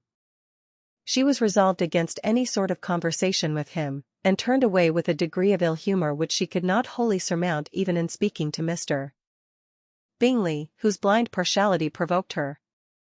But Elizabeth was not formed for ill-humour, and though every prospect of her own was destroyed for the evening, it could not dwell long on her spirits, and, having told all her griefs to Charlotte Lucas, whom she had not seen for a week, she was soon able to make a voluntary transition to the oddities of her cousin, and to point him out to her particular notice. The 2 first dances, however, brought a return of distress. They were dances of mortification. Mr. Collins, awkward and solemn, apologizing instead of attending, and often moving wrong without being aware of it, gave her all the shame and misery which a disagreeable partner for a couple of dances can give. The moment of her release from him was ecstasy. She danced next with an officer, and had the refreshment of talking of Wickham, and of hearing that he was universally liked. When those dances were over, she returned to Charlotte Lucas, and was in conversation with her, when she found herself suddenly addressed by Mr. Darcy, who took her so much by surprise in his application for her hand, that, without knowing what she did, she accepted him. He walked away again immediately, and she was left to fret over her own want of presence of mind. Charlotte tried to console her. "I dare say you will find him very agreeable." "Heaven forbid! That would be the greatest misfortune of all. To find a man agreeable whom one is determined to hate. Do not wish me such an evil." When the dancing recommenced, however, and Darcy approached to claim her hand, Charlotte could not help cautioning her, in a whisper, not to be a simpleton, and allow her fancy for Wickham to make her appear unpleasant in the eyes of a man oftentimes his consequence. Elizabeth made no answer, and took her place in the set, amazed at the dignity to which she was arrived in being allowed to stand opposite to Mr. Darcy, and reading in her neighbours' looks their equal amazement in beholding it. They stood for some time without speaking a word, and she began to imagine that their silence was to last through the 2 dances, and, at first, was resolved not to break it, till suddenly fancying that it would be the greater punishment to her partner to oblige him to talk, she made some slight observation on the dance. He replied, and was again silent. After a pause of some minutes, she addressed him a second time, with "It is your turn to say something now, Mr. Darcy. I talked about the dance, and you ought to make some kind of remark on the size of the room, or the number of couples." He smiled, and assured her that whatever she wished him to say should be said. "Very well, that reply will do for the present. Perhaps, by and by, I may observe that private balls are much pleasanter than public ones, but now we may be silent." "Do you talk by rule, then, while you are dancing?" "Sometimes. One must speak a little, you know. It would look odd to be entirely silent for half an hour together, and yet, for the advantage of some, conversation ought to be so arranged as that they may have the trouble of saying as little as possible." "Are you consulting your own feelings in the present case, or do you imagine that you are gratifying mine?" "Both," replied Elizabeth archly, "for I have always seen a great similarity in the turn of our minds. We are each of an unsocial, taciturn disposition, unwilling to speak, unless we expect to say something that will amaze the whole room, and be handed down to posterity with all the eclat of a proverb." "This is no very striking resemblance of your own character, I am sure," said he. "How near it may be to mine, I cannot pretend to say. You think it a faithful portrait, undoubtedly. I must not decide on my own performance." He made no answer, and they were again silent till they had gone down the dance, when he asked her if she and her sisters did not very often walk to Meryton. She answered in the affirmative, and, unable to resist the temptation, added, "When you met us there the other day, we had just been forming a new acquaintance." The effect was immediate. A deeper shade of hauteur overspread his features, but he said not a word, and Elizabeth, though blaming herself for her own weakness, could not go on. At length Darcy spoke, and in a constrained manner said, Mr. Wickham is blessed with such happy manners as may ensure his making friends. Whether he may be equally capable of retaining them, is less certain. He has been so unlucky as to lose your friendship, replied Elizabeth, with emphasis, and in a manner which he is likely to suffer from all his life. Darcy made no answer, and seemed desirous of changing the subject. At that moment Sir William Lucas appeared close to them, meaning to pass through the set to the other side of the room, but, on perceiving Mr. Darcy, he stopped, with a bow of superior courtesy, to compliment him on his dancing and his partner. I have been most highly gratified, indeed, my dear sir, such very superior dancing is not often seen. It is evident that you belong to the first circles. Allow me to say, however, that your fair partner does not disgrace you, and that I must hope to have this pleasure often repeated, especially when a certain desirable event, my dear Miss Eliza, glancing at her sister and Bingley, shall take place. What congratulations will then flow in! I appeal to Mr. Darcy, but let me not interrupt you, sir. You will not thank me for detaining you from the bewitching converse of that young lady, whose bright eyes are also upbraiding me. The latter part of this address was scarcely heard by Darcy, but Sir William's allusion to his friend seemed to strike him forcibly, and his eyes were directed, with a very serious expression, towards Bingley and Jane, who were dancing together. Recovering himself, however, shortly, he turned to his partner, and said, Sir William's interruption has made me forget what we were talking of. I do not think we were speaking at all. Sir William could not have interrupted any two people in the room who had less to say for themselves. We have tried 2 or 3 subjects already without success, and what we are to talk of next I cannot imagine. What think you of books? Said he, smiling. Books, oh no. I am sure we never read the same, or not with the same feelings. I am sorry you think so, but if that be the case, there can at least be no want of subject. We may compare our different opinions. No, I cannot talk of books in a ballroom, my head is always full of something else. The present always occupies you in such scenes, does it? Said he, with a look of doubt. Yes, always, she replied, without knowing what she said, for her thoughts had wandered far from the subject, as soon afterwards appeared by her suddenly exclaiming, I remember hearing you once say, Mr. Darcy, that you hardly ever forgave, that your resentment, once created, was unappeasable.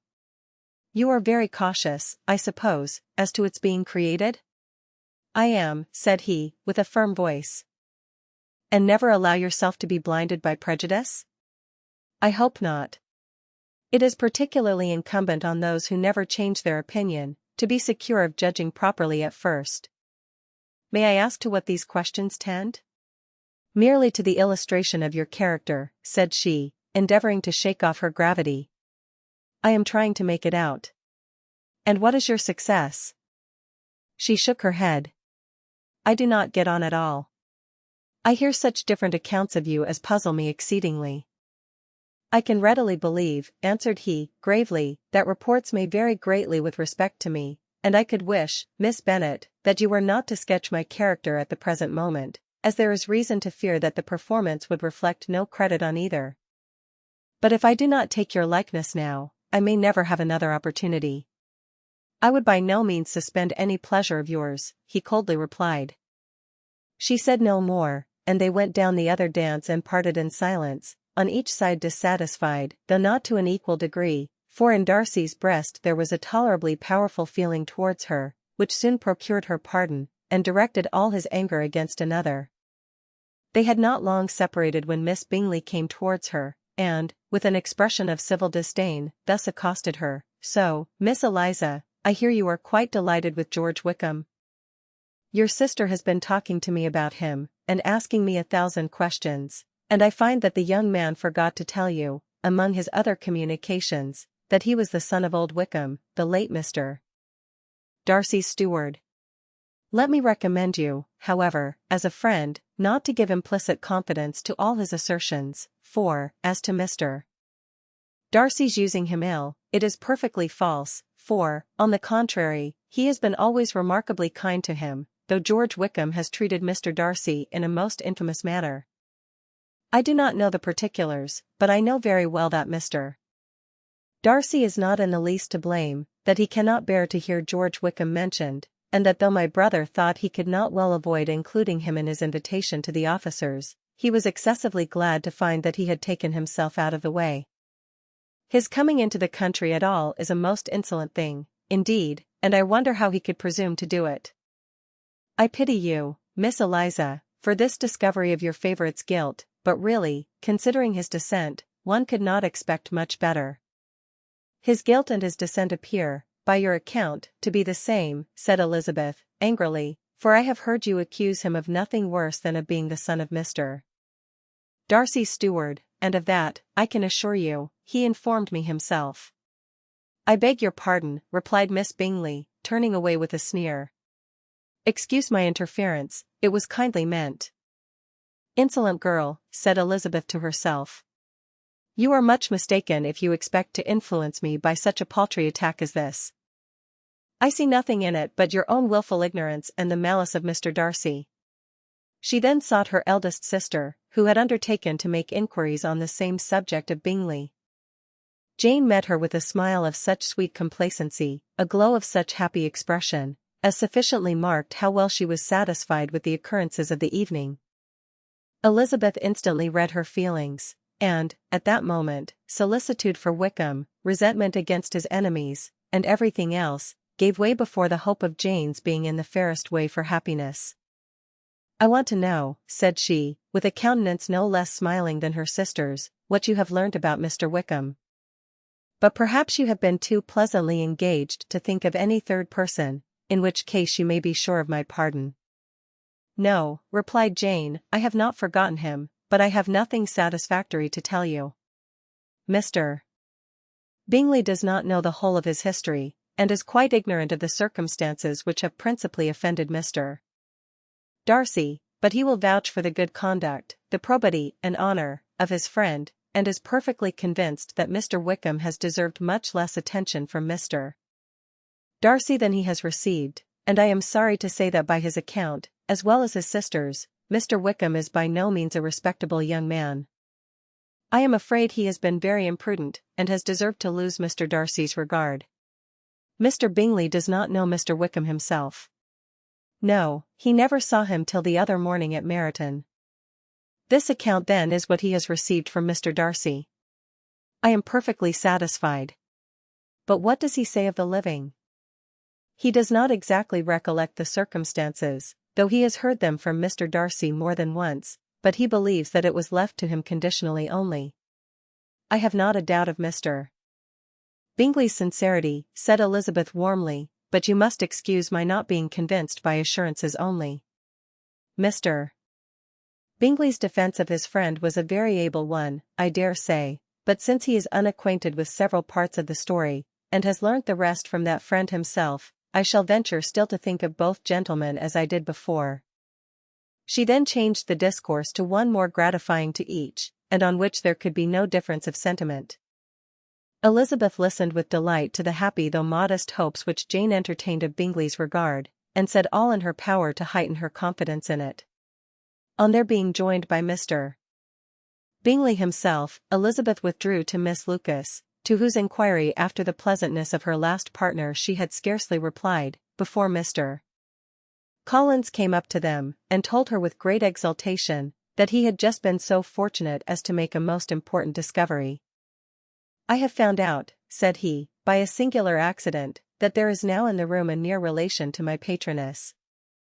I happened to overhear the gentleman himself mentioning to the young lady who does the honours of this house the names of his cousin Miss de Bourgh, and of her mother, Lady Catherine. How wonderfully these sort of things occur! Who would have thought of my meeting with perhaps a nephew of Lady Catherine de Bourgh in this assembly? I am most thankful that the discovery is made in time for me to pay my respects to him, which I am now going to do, and trust he will excuse my not having done it before. My total ignorance of the connection must plead my apology. You are not going to introduce yourself to Mr. Darcy? Indeed I am. I shall entreat his pardon for not having done it earlier. I believe him to be Lady Catherine's nephew. It will be in my power to assure him that her ladyship was quite well yesterday night. Elizabeth tried hard to dissuade him from such a scheme, assuring him that Mr. Darcy would consider his addressing him without introduction as an impertinent freedom, rather than a compliment to his aunt, that it was not in the least necessary there should be any notice on either side, and that if it were, it must belong to Mr. Darcy, the superior in consequence, to begin the acquaintance. Mr. Collins listened to her with the determined air of following his own inclination, and when she ceased speaking, replied thus. My dear Miss Elizabeth, I have the highest opinion in the world of your excellent judgment in all matters within the scope of your understanding, but permit me to say that there must be a wide difference between the established forms of ceremony amongst the laity and those which regulate the clergy, for, give me leave to observe that I consider the clerical office as equal in point of dignity with the highest rank in the kingdom provided that a proper humility of behavior is at the same time maintained. You must, therefore, allow me to follow the dictates of my conscience on this occasion, which lead me to perform what I look on as a point of duty. Pardon me for neglecting to profit by your advice, which on every other subject shall be my constant guide, though in the case before us I consider myself more fitted by education and habitual study to decide on what is right than a young lady like yourself, and with a low bow he left her to attack Mr. Darcy, whose reception of his advances she eagerly watched, and whose astonishment at being so addressed was very evident. Her cousin prefaced his speech with a solemn bow, and though she could not hear a word of it, she felt as if hearing it all, and saw in the motion of his lips the words apology, Hunsford, and Lady Catherine de Bourgh.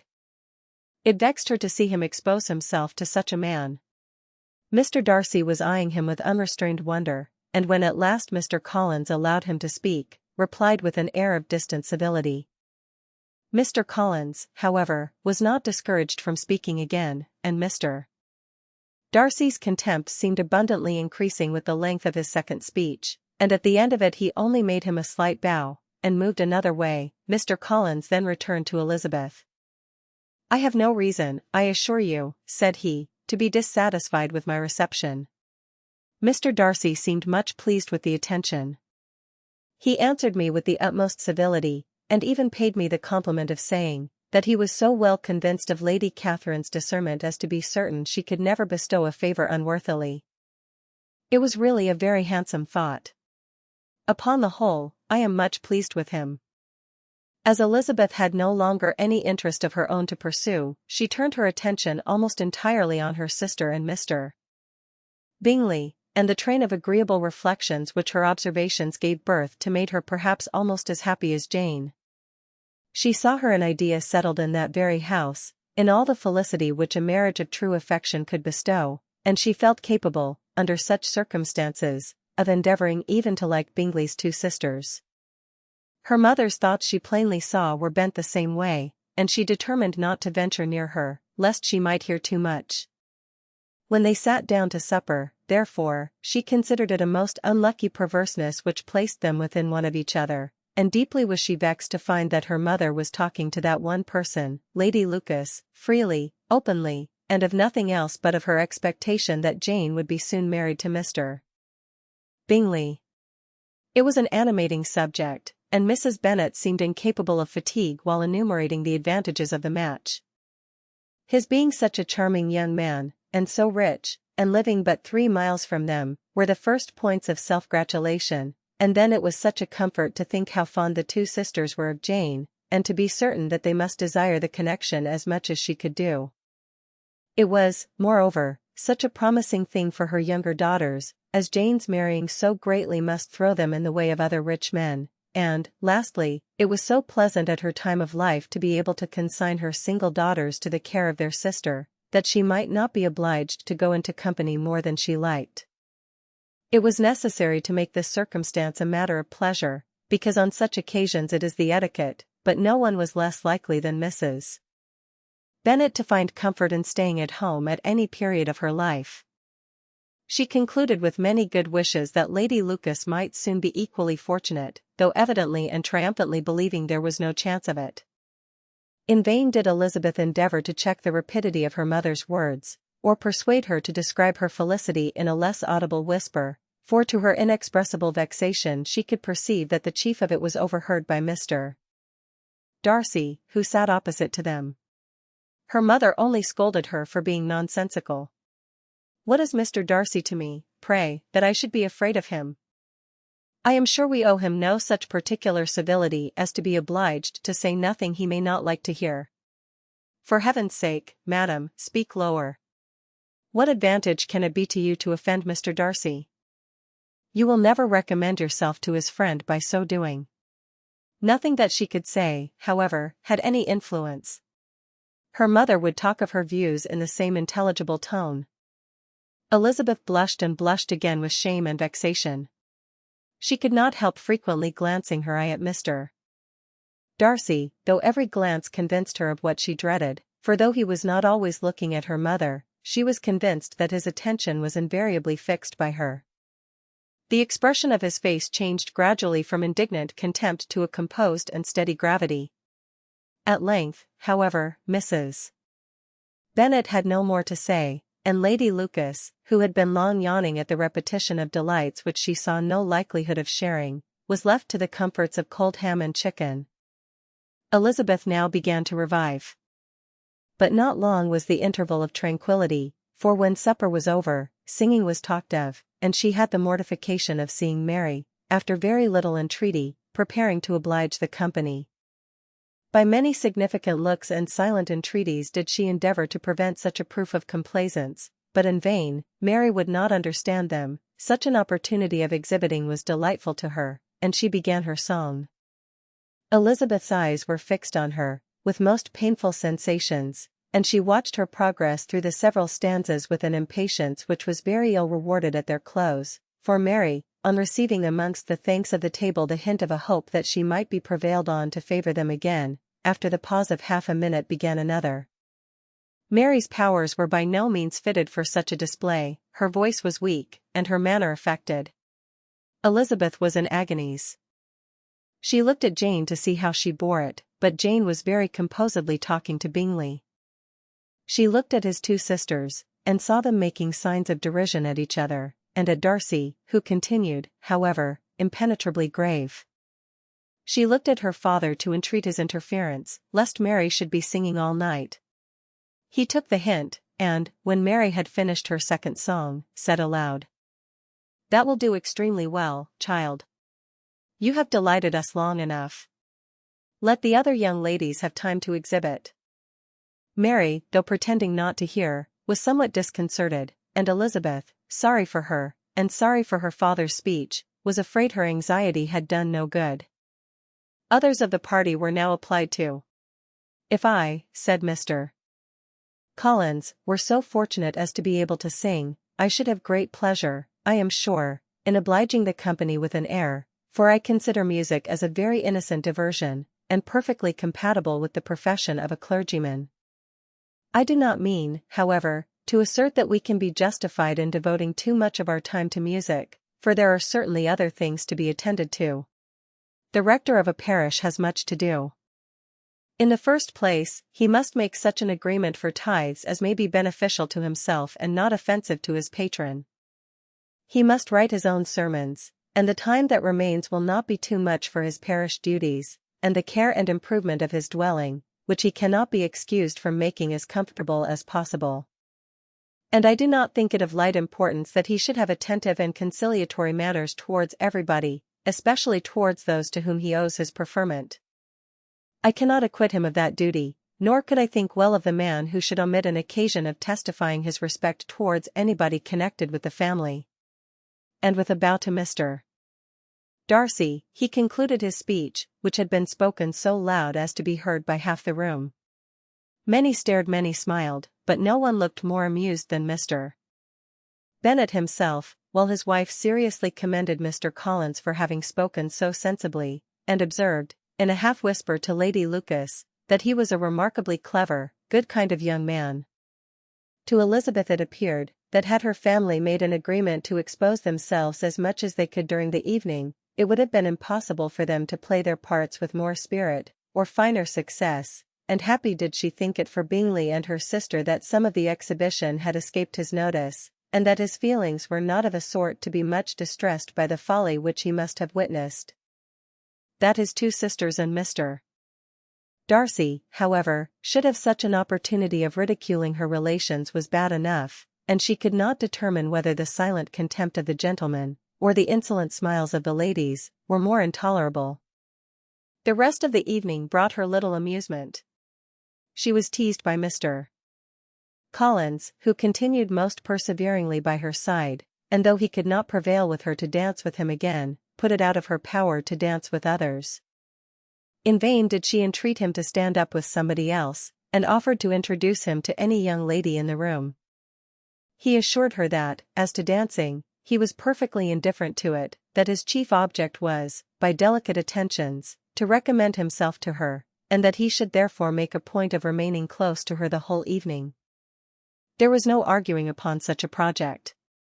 She owed her greatest relief to her friend Miss Lucas, who often joined them, and good-naturedly engaged Mr. Collins's conversation to herself. She was at least free from the offence of Mr. Darcy's further notice, though often standing within a very short distance of her, quite disengaged, he never came near enough to speak. She felt it to be the probable consequence of her allusions to Mr. Wickham, and rejoiced in it. The Longbourn party were the last of all the company to depart, and by a manoeuvre of Mrs. Bennet had to wait for their carriage a quarter of an hour after everybody else was gone, which gave them time to see how heartily they were wished away by some of the family. Mrs. Hurst and her sister scarcely opened their mouths except to complain of fatigue, and were evidently impatient to have the house to themselves. They repulsed every attempt of Mrs. Bennet at conversation, and, by so doing, threw a languor over the whole party, which was very little relieved by the long speeches of Mr. Collins, who was complimenting Mr. Bingley and his sisters on the elegance of their entertainment, and the hospitality and politeness which had marked their behaviour to their guests. Darcy said nothing at all. Mr. Bennet, in equal silence, was enjoying the scene. Mr. Bingley and Jane were standing together a little detached from the rest, and talked only to each other. Elizabeth preserved as steady a silence as either Mrs. Hurst or Miss Bingley, and even Lydia was too much fatigued to utter more than the occasional exclamation of "Lord, how tired I am!" accompanied by a violent yawn. When at length they arose to take leave, Mrs. Bennet was most pressingly civil in her hope of seeing the whole family soon at Longbourn, and addressed herself particularly to Mr. Bingley, to assure him how happy he would make them, by eating a family dinner with them at any time, without the ceremony of a formal invitation. Bingley was all grateful pleasure, and he readily engaged for taking the earliest opportunity of waiting on her after his return from London, whither he was obliged to go the next day for a short time. Mrs. Bennet was perfectly satisfied, and quitted the house under the delightful persuasion that, allowing for the necessary preparations of settlements, new carriages, and wedding clothes, she should undoubtedly see her daughter settled at Netherfield in the course of 3 or 4 months. Of having another daughter married to Mr. Collins she thought with equal certainty, and with considerable, though not equal, pleasure. Elizabeth was the least dear to her of all her children, and though the man and the match were quite good enough for her, the worth of each was eclipsed by Mr. Bingley and Netherfield. To assure you in the most animated language. Chapter 19. The next day opened a new scene at Longbourn. Mr. Collins made his declaration in form. Having resolved to do it without loss of time, as his leave of absence extended only to the following Saturday, and having no feelings of diffidence to make it distressing to himself even at the moment, he set about it in a very orderly manner, with all the observances which he supposed a regular part of the business. On finding Mrs. Bennet, Elizabeth, and one of the younger girls together, soon after breakfast, he addressed the mother in these words. "May I hope, madam, for your interest with your fair daughter Elizabeth, when I solicit for the honor of a private audience with her in the course of this morning?" Before Elizabeth had time for anything but a blush of surprise, Mrs. Bennet instantly answered, "Oh dear. Yes, certainly. I am sure Lizzie will be very happy. I am sure she can have no objection. Come, Kitty, I want you upstairs." And gathering her work together, she was hastening away, when Elizabeth called out, "Dear ma'am, do not go. I beg you will not go. Mr. Collins must excuse me. He can have nothing to say to me that anybody need not hear. I am going away myself. No, no, nonsense, Lizzie. I desire you will stay where you are. And upon Elizabeth seeming really, with vexed and embarrassed looks, about to escape, she added, Lizzie, I insist upon your staying and hearing Mr. Collins.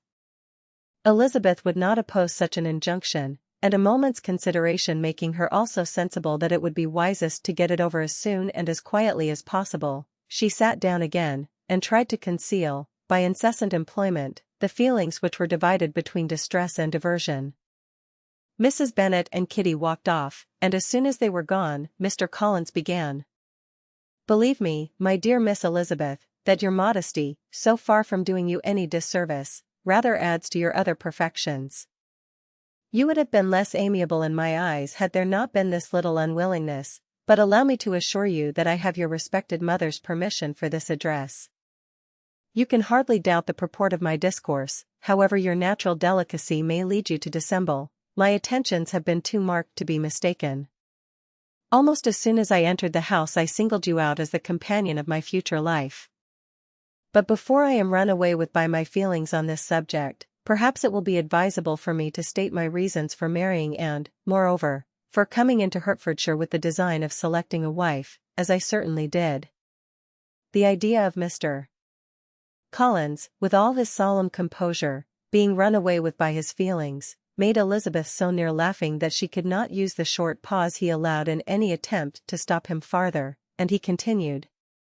My reasons for marrying are, first, that I think it a right thing for every clergyman in easy circumstances, like myself, to set the example of matrimony in his parish, secondly, that I am convinced it will add very greatly to my happiness, and, thirdly, which perhaps I ought to have mentioned earlier, that it is the particular advice and recommendation of the very noble lady whom I have the honor of calling patroness. Twice has she condescended to give me her opinion, unasked too, on this subject, and it was but the very Saturday night before I left Hunsford, between our pools at quadrille, while Mrs. Jenkinson was arranging Miss de Bourgh's footstool, that she said, Mr. Collins, you must marry a clergyman like you must marry. Choose properly, choose a gentlewoman for my sake, and for your own, let her be an active, useful sort of person, not brought up high, but able to make a small income go a good way. This is my advice. Find such a woman as soon as you can, bring her to Hunsford, and I will visit her. Allow me, by the way, to observe, my fair cousin, that I do not reckon the notice and kindness of Lady Catherine de Bourgh as among the least of the advantages in my power to offer. You will find her manners beyond anything I can describe, and your wit and vivacity, I think, must be acceptable to her, especially when tempered with the silence and respect which her rank will inevitably excite. Thus much for my general intention in favor of matrimony. It remains to be told why my views were directed to Longbourn instead of my own neighborhood, where I assure you there are many amiable young women. But the fact is, that being, as I am, to inherit this estate after the death of your honored father, who, however, may live many years longer, I could not satisfy myself without resolving to choose a wife from among his daughters, that the loss to them might be as little as possible when the melancholy event takes place which, however, as I have already said, may not be for several years. This has been my motive, my fair cousin, and I flatter myself it will not sink me in your esteem. And now nothing remains for me but to assure you in the most animated language of the violence of my affection. To fortune I am perfectly indifferent, and shall make no demand of that nature on your father, since I am well aware that it could not be complied with, and that £1,000 in the 4 per cents, which will not be yours till after your mother's decease, is all that you may ever be entitled to. On that head, therefore, I shall be uniformly silent, and you may assure yourself that no ungenerous reproach shall ever pass my lips when we are married. It was absolutely necessary to interrupt him now. You are too hasty, sir, she cried. You forget that I have made no answer. Let me do it without further loss of time. Accept my thanks for the compliment you are paying me. I am very sensible of the honor of your proposals, but it is impossible for me to do otherwise than decline them. I am not now to learn, replied Mr. Collins, with a formal wave of the hand, that it is usual with young ladies to reject the addresses of the man whom they secretly mean to accept, when he first applies for their favor, and that sometimes the refusal is repeated a second or even a third time. I am, therefore, by no means discouraged by what you have just said, and shall hope to lead you to the altar ere long." "Upon my word, sir," cried Elizabeth, "your hope is rather an extraordinary one after my declaration. I do assure you that I am not one of those young ladies, if such young ladies there are, who are so daring as to risk their happiness on the chance of being asked a second time. I am perfectly serious in my refusal. You could not make me happy, and I am convinced that I am the last woman in the world who would make you so. Nay, were your friend Lady Catherine to know me, I am persuaded she would find me in every respect ill-qualified for the situation." "Were it certain that Lady Catherine would think so," said Mr. Collins, very gravely, "but I cannot imagine that her ladyship would at all disapprove of you. And you may be certain that when I have the honor of seeing her again I shall speak in the highest terms of your modesty, economy, and other amiable qualifications. Indeed, Mr. Collins, all praise of me will be unnecessary. You must give me leave to judge for myself, and pay me the compliment of believing what I say. I wish you very happy and very rich, and by refusing your hand, do all in my power to prevent your being otherwise. In making me the offer, you must have satisfied the delicacy of your feelings with regard to my family, and may take possession of Longbourn estate whenever it falls, without any self-reproach. This matter may be considered, therefore, as finally settled." And rising as she thus spoke, she would have quitted the room, had not Mr. Collins thus addressed her. "When I do myself the honor of speaking to you next on the subject, I shall hope to receive a more favorable answer than you have now given me, though I am far from accusing you of cruelty at present, because I know it to be the established custom of your sex to reject a man on the first application, and, perhaps, you have even now said as much to encourage my suit as would be consistent with the true delicacy of the female character." "Really, Mr. Collins," cried Elizabeth, with some warmth, "you puzzle me exceedingly. If what I have hitherto said can appear to you in the form of encouragement, I know not how to express my refusal in such a way as may convince you of its being one. You must give me leave to flatter myself, my dear cousin, that your refusal of my addresses are merely words of course. My reasons for believing it are briefly these: it does not appear to me that my hand is unworthy of your acceptance, or that the establishment I can offer would be any other than highly desirable. My situation in life, my connections with the family of de Bourgh, and my relationship to your own, are circumstances highly in my favor, and you should take it into further consideration that, in spite of your manifold attractions, it is by no means certain that another offer of marriage may ever be made you. Your portion is unhappily so small, that it will in all likelihood undo the effects of your loveliness and amiable qualifications. As I must, therefore, conclude that you are not serious in your rejection of me, I shall choose to attribute it to your wish of increasing my love by suspense, according to the usual practice of elegant females. I do assure you, sir, that I have no pretensions whatever to that kind of elegance which consists in tormenting a respectable man. I would rather be paid the compliment of being believed sincere. I thank you again and again for the honor you have done me in your proposals, but to accept them is absolutely impossible. My feelings in every respect forbid it. Can I speak plainer? Do not consider me now as an elegant female intending to plague you, but as a rational creature speaking the truth from her heart. You are uniformly charming," cried he, with an air of awkward gallantry, "and I am persuaded that, when sanctioned by the express authority of both your excellent parents, my proposals will not fail of being acceptable." To such perseverance in wilful self-deception Elizabeth would make no reply, and immediately and in silence withdrew, determined, that if he persisted in considering her repeated refusals as flattering encouragement, to apply to her father, whose negative might be uttered in such a manner as must be decisive, and whose behavior at least could not be mistaken for the affectation and coquetry of an elegant female. Chapter 20. Mr. Collins was not left long to the silent contemplation of his successful love, for Mrs. Bennet, having dawdled about in the vestibule to watch for the end of the conference, no sooner saw Elizabeth open the door and with quick step pass her towards the staircase, than she entered the breakfast-room, and congratulated both him and herself in warm terms on the happy prospect of their nearer connection. Mr.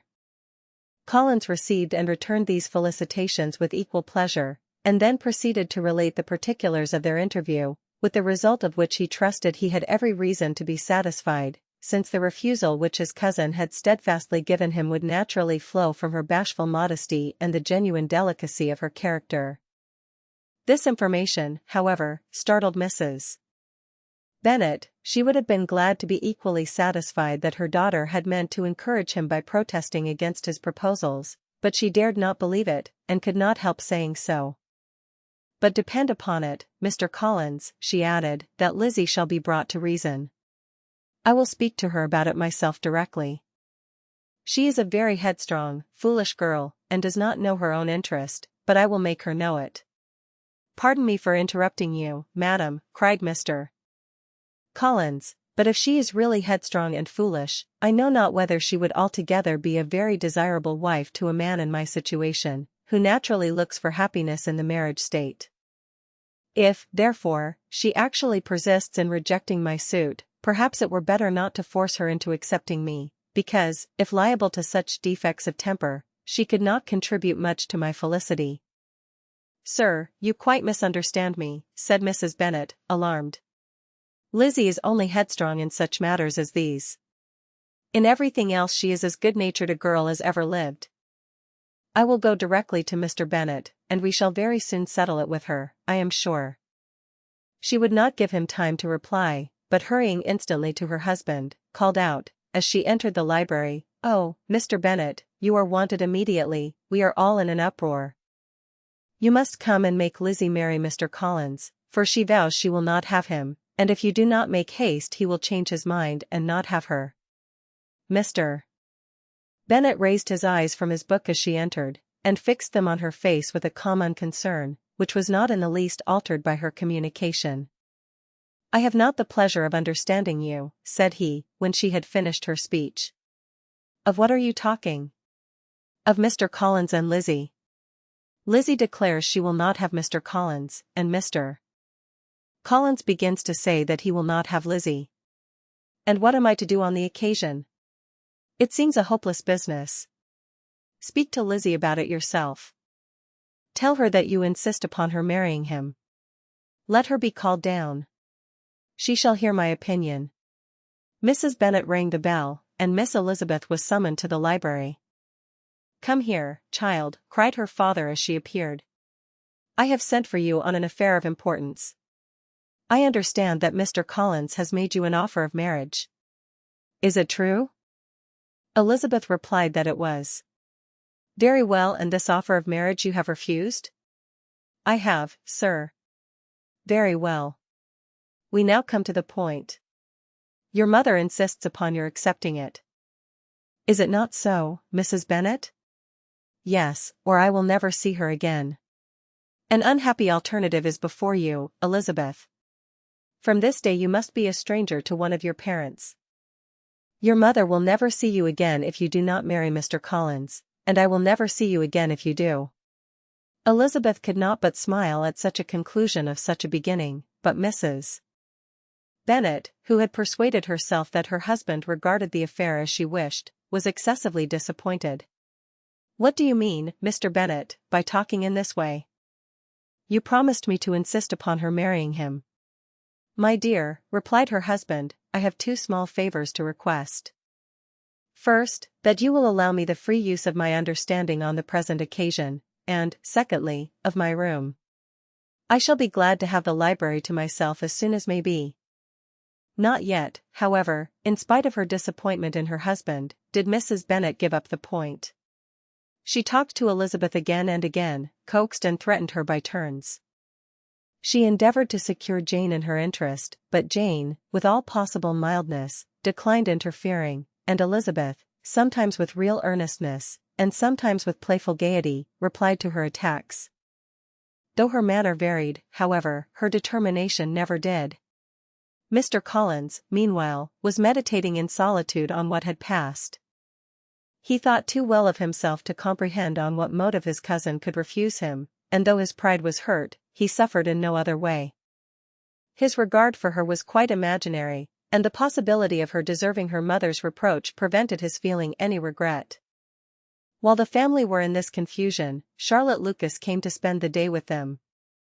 She was met in the vestibule by Lydia, who, flying to her, cried in a half-whisper, "I am glad you are come, for there is such fun here. What do you think has happened this morning? Mr. Collins has made an offer to Lizzie, and she will not have him." They entered the breakfast room. Charlotte had hardly time to answer before they were joined by Kitty, who came to tell the same news, and no sooner had they entered the breakfast room, where Mrs. Bennet was alone, than she likewise began on the subject, calling on Miss Lucas for her compassion, and entreating her to persuade her friend Lizzie to comply with the wishes of her family. "Pray do, my dear Miss Lucas," she added, in a melancholy tone, "for nobody is on my side, nobody takes part with me, I am cruelly used, nobody feels for my poor nerves."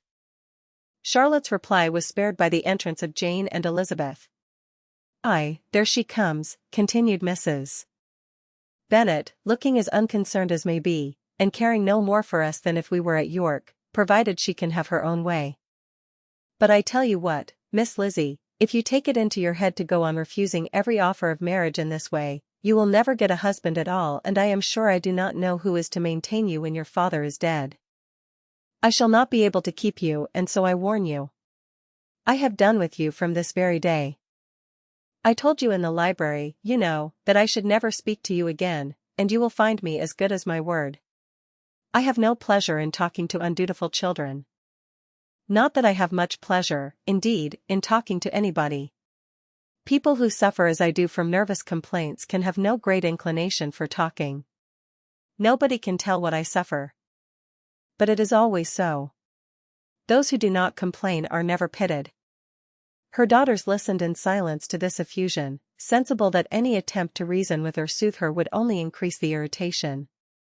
She talked on, therefore, without interruption from any of them till they were joined by Mr. Collins, who entered with an air more stately than usual, and on perceiving whom, she said to the girls, "Now, I do insist upon it, that you, all of you, hold your tongues, and let Mr. Collins and me have a little conversation together."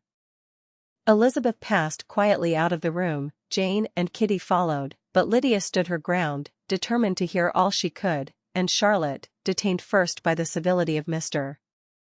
Collins, whose inquiries after herself and all her family were very minute, and then by a little curiosity, satisfied herself with walking to the window and pretending not to hear.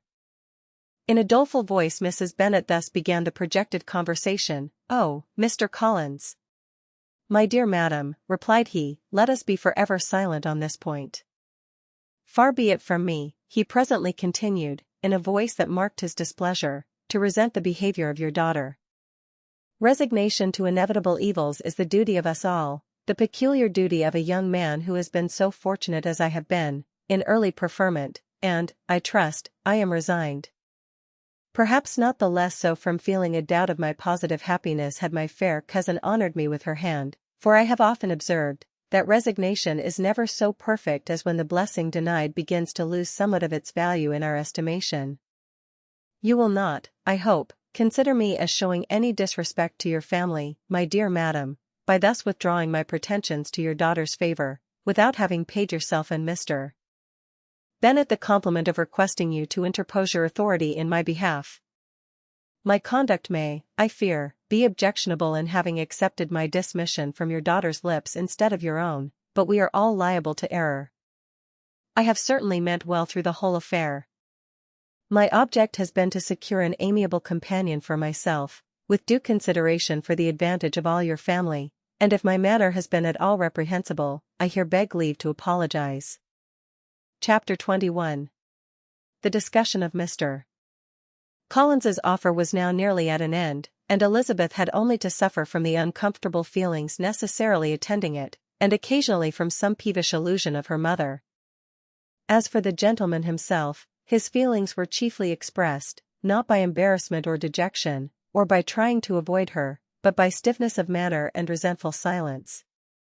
He scarcely ever spoke to her, and the assiduous attentions which he had been so sensible of himself were transferred for the rest of the day to Miss Lucas, whose civility in listening to him was a seasonable relief to them all, and especially to her friend. The morrow produced no abatement of Mrs. Bennet's ill humor or ill health. Mr. Collins was also in the same state of angry pride. Elizabeth had hoped that his resentment might shorten his visit, but his plan did not appear in the least affected by it. He was always to have gone on Saturday, and to Saturday he still meant to stay. After breakfast, the girls walked to Meryton, to inquire if Mr. Wickham were returned, and to lament over his absence from the Netherfield ball. He joined them on their entering the town, and attended them to their aunt's, where his regret and vexation and the concern of everybody were well talked over. To Elizabeth, however, he voluntarily acknowledged that the necessity of his absence had been self-imposed. "I found," said he, as the time drew near, "that I had better not meet Mr. Darcy, that to be in the same room, the same party with him for so many hours together, might be more than I could bear, and that scenes might arise unpleasant to more than myself." She highly approved his forbearance, and they had leisure for a full discussion of it, and for all the commendations which they civilly bestowed on each other, as Wickham and another officer walked back with them to Longbourn, and during the walk he particularly attended to her. His accompanying them was a double advantage. She felt all the compliment it offered to herself, and it was most acceptable as an occasion of introducing him to her father and mother. Soon after their return, a letter was delivered to Miss Bennet. It came from Netherfield, and was opened immediately. The envelope contained a sheet of elegant, little, hot-pressed paper, well covered with a lady's fair, flowing hand, and Elizabeth saw her sister's countenance change as she read it, and saw her dwelling intently on some particular passages. Jane recollected herself soon, and putting the letter away, tried to join, with her usual cheerfulness, in the general conversation, but Elizabeth felt an anxiety on the subject which drew off her attention even from Wickham, and no sooner had he and his companion taken leave, than a glance from Jane invited her to follow her upstairs. When they had gained their own room, Jane, taking out her letter, said, "This is from Caroline Bingley. What it contains has surprised me a good deal. The whole party have left Netherfield by this time, and are on their way to town, and without any intention of coming back again. You shall hear what she says." She then read the first sentence aloud, which comprised the information of their having just resolved to follow their brother to town directly, and of their meaning to dine that day in Grosvenor Street, where Mr. Hurst had a house. The next was in these words: "I do not pretend to regret anything I shall leave in Hertfordshire except your society, my dearest friend, but we will hope, at some future period, to enjoy many returns of that delightful intercourse we have known, and in the meanwhile may lessen the pain of separation by a very frequent and most unreserved correspondence. I depend on you for that."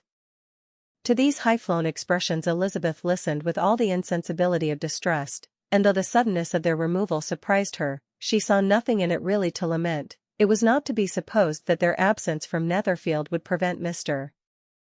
Bingley's being there, and as to the loss of their society, she was persuaded that Jane must soon cease to regard it in the enjoyment of his. "It is unlucky," said she, after a short pause, "that you should not be able to see your friends before they leave the country. But may we not hope that the period of future happiness, to which Miss Bingley looks forward, may arrive earlier than she is aware, and that the delightful intercourse you have known as friends will be renewed with yet greater satisfaction as sisters? Mr. Bingley will not be detained in London by them. Caroline decidedly says that none of the party will return into Hertfordshire this winter. I will read it to you. When my brother left us yesterday, he imagined that the business which took him to London might be concluded in 3 or 4 days, but as we are certain it cannot be so, and at the same time convinced that when Charles gets to town he will be in no hurry to leave it again, we have determined on following him thither, that he may not be obliged to spend his vacant hours in a comfortless hotel. Many of my acquaintance are already there for the winter. I wish I could hear that you, my dearest friend, had any intention of making one in the crowd, but of that I despair. I sincerely hope your Christmas in Hertfordshire may abound in the gaieties which that season generally brings, and that your beaux will be so numerous as to prevent your feeling the loss of the 3 of whom we shall deprive you. It is evident by this," added Jane, "that he comes back no more this winter. It is only evident that Miss Bingley does not mean he should." "Why will you think so?" "It must be his own doing, he is his own master." "But you do not know all." I will read you the passage which particularly hurts me. I will have no reserves from you. Mr. Darcy is impatient to see his sister, and to confess the truth, we are scarcely less eager to meet her again. I really do not think Georgiana Darcy has her equal for beauty, elegance, and accomplishments, and the affection she inspires in Louisa and myself is heightened into something still more interesting from the hope we dare to entertain of her being hereafter our sister. I do not know whether I ever before mentioned to you my feelings on this subject, but I will not leave the country without confiding them, and I trust you will not esteem them unreasonable. My brother admires her greatly already. He will have frequent opportunity now of seeing her on the most intimate footing. Her relations all wish the connection as much as his own, and a sister's partiality is not misleading me, I think, when I call Charles most capable of engaging any woman's heart. With all these circumstances to favor an attachment, and nothing to prevent it, am I wrong, my dearest Jane, in indulging the hope of an event which will secure the happiness of so many? What think you of this sentence, my dear Lizzie? Said Jane, as she finished it. Is it not clear enough? Does it not expressly declare that Caroline neither expects nor wishes me to be her sister, that she is perfectly convinced of her brother's indifference, and that if she suspects the nature of my feelings for him she means, most kindly, to put me on my guard? Can there be any other opinion on the subject? Yes, there can, for mine is totally different. Will you hear it? Most willingly. You shall have it in a few words. Miss Bingley sees that her brother is in love with you and wants him to marry Miss Darcy. She follows him to town in the hope of keeping him there, and tries to persuade you that he does not care about you. Jane shook her head. Indeed, Jane, you ought to believe me. No one who has ever seen you together can doubt his affection. Miss Bingley, I am sure, cannot. She is not such a simpleton. Could she have seen half as much love in Mr. Darcy for herself, she would have ordered her wedding clothes. But the case is this, we are not rich enough or grand enough for them, and she is the more anxious to get Miss Darcy for her brother, from the notion that when there has been one intermarriage, she may have less trouble in achieving a second, in which there is certainly some ingenuity, and I dare say it would succeed if Miss de Bourgh were out of the way. But, my dearest Jane, you cannot seriously imagine that, because Miss Bingley tells you her brother greatly admires Miss Darcy, he is in the smallest degree less sensible of your merit than when he took leave of you on Tuesday, or that it will be in her power to persuade him that, instead of being in love with you, he is very much in love with her friend. If we thought alike of Miss Bingley, replied Jane, your representation of all this might make me quite easy. But I know the foundation is unjust. Caroline is incapable of wilfully deceiving anyone, and all that I can hope in this case is, that she is deceived herself. That is right. You could not have started a more happy idea, since you will not take comfort in mine. Believe her to be deceived, by all means. You have now done your duty by her, and must fret no longer. But, my dear sister, can I be happy, even supposing the best, in accepting a man whose sisters and friends are all wishing him to marry elsewhere? You must decide for yourself, said Elizabeth, and if, upon mature deliberation, you find that the misery of disobliging his two sisters is more than equivalent to the happiness of being his wife, I advise you, by all means, to refuse him. How can you talk so? Said Jane, faintly smiling. You must know, that, though I should be exceedingly grieved at their disapprobation, I could not hesitate. I did not think you would, and that being the case, I cannot consider your situation with much compassion. But if he returns no more this winter, my choice will never be required. 1,000 things may arise in 6 months. The idea of his returning no more Elizabeth treated with the utmost contempt. It appeared to her merely the suggestion of Caroline's interested wishes, and she could not for a moment suppose that those wishes, however openly or artfully spoken, could influence a young man so totally independent of everyone. She represented to her sister, as forcibly as possible, what she felt on the subject, and had soon the pleasure of seeing its happy effect. Jane's temper was not desponding, and she was gradually led to hope, though the diffidence of affection sometimes overcame the hope, that Bingley would return to Netherfield, and answer every wish of her heart. They agreed that Mrs.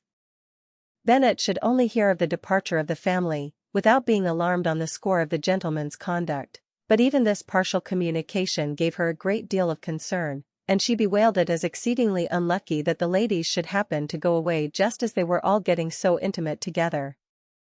After lamenting it, however, at some length, she had the consolation of thinking that Mr. Bingley would be soon down again, and soon dining at Longbourn, and the conclusion of all was the comfortable declaration that, though he had been invited only to a family dinner, she would take care to have 2 full courses. Chapter 22.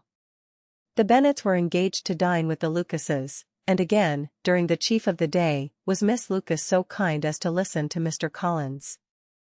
Elizabeth took an opportunity of thanking her. "It keeps him in good humor," said she, "and I am more obliged to you than I can express."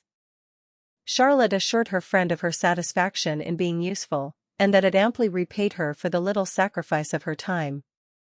This was very amiable, but Charlotte's kindness extended farther than Elizabeth had any conception of. Its object was nothing less than to secure her from any return of Mr. Collins's addresses, by engaging them towards herself. Such was Miss Lucas's scheme, and appearances were so favorable, that when they parted at night, she would have felt almost sure of success if he had not been to leave Hertfordshire so very soon. But here she did injustice to the fire and independence of his character, for it led him to escape out of Longbourn House the next morning with admirable slyness, and hasten to Lucas Lodge to throw himself at her feet. He was anxious to avoid the notice of his cousins, from a conviction that, if they saw him depart, they could not fail to conjecture his design, and he was not willing to have the attempt known till its success could be known likewise, for, though feeling almost secure, and with reason, for Charlotte had been tolerably encouraging, he was comparatively diffident since the adventure of Wednesday. His reception, however, was of the most flattering kind. Miss Lucas perceived him from an upper window as he walked towards the house, and instantly set out to meet him accidentally in the lane. But little had she dared to hope that so much love and eloquence awaited her there. In as short a time as Mr. Collins's long speeches would allow, everything was settled between them to the satisfaction of both, and as they entered the house, he earnestly entreated her to name the day that was to make him the happiest of men, and though such a solicitation must be waived for the present, the lady felt no inclination to trifle with his happiness. The stupidity with which he was favored by nature must guard his courtship from any charm that could make a woman wish for its continuance, and Miss Lucas, who accepted him solely from the pure and disinterested desire of an establishment, cared not how soon that establishment were gained. Sir William and Lady Lucas were speedily applied to for their consent, and it was bestowed with a most joyful alacrity. Mr. Collins's present circumstances made it a most eligible match for their daughter, to whom they could give little fortune, and his prospects of future wealth were exceedingly fair. Lady Lucas began directly to calculate, with more interest than the matter had ever excited before, how many years longer Mr.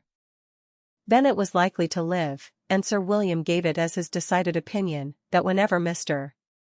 Collins should be in possession of the Longbourn estate, it would be highly expedient that both he and his wife should make their appearance at St. James's.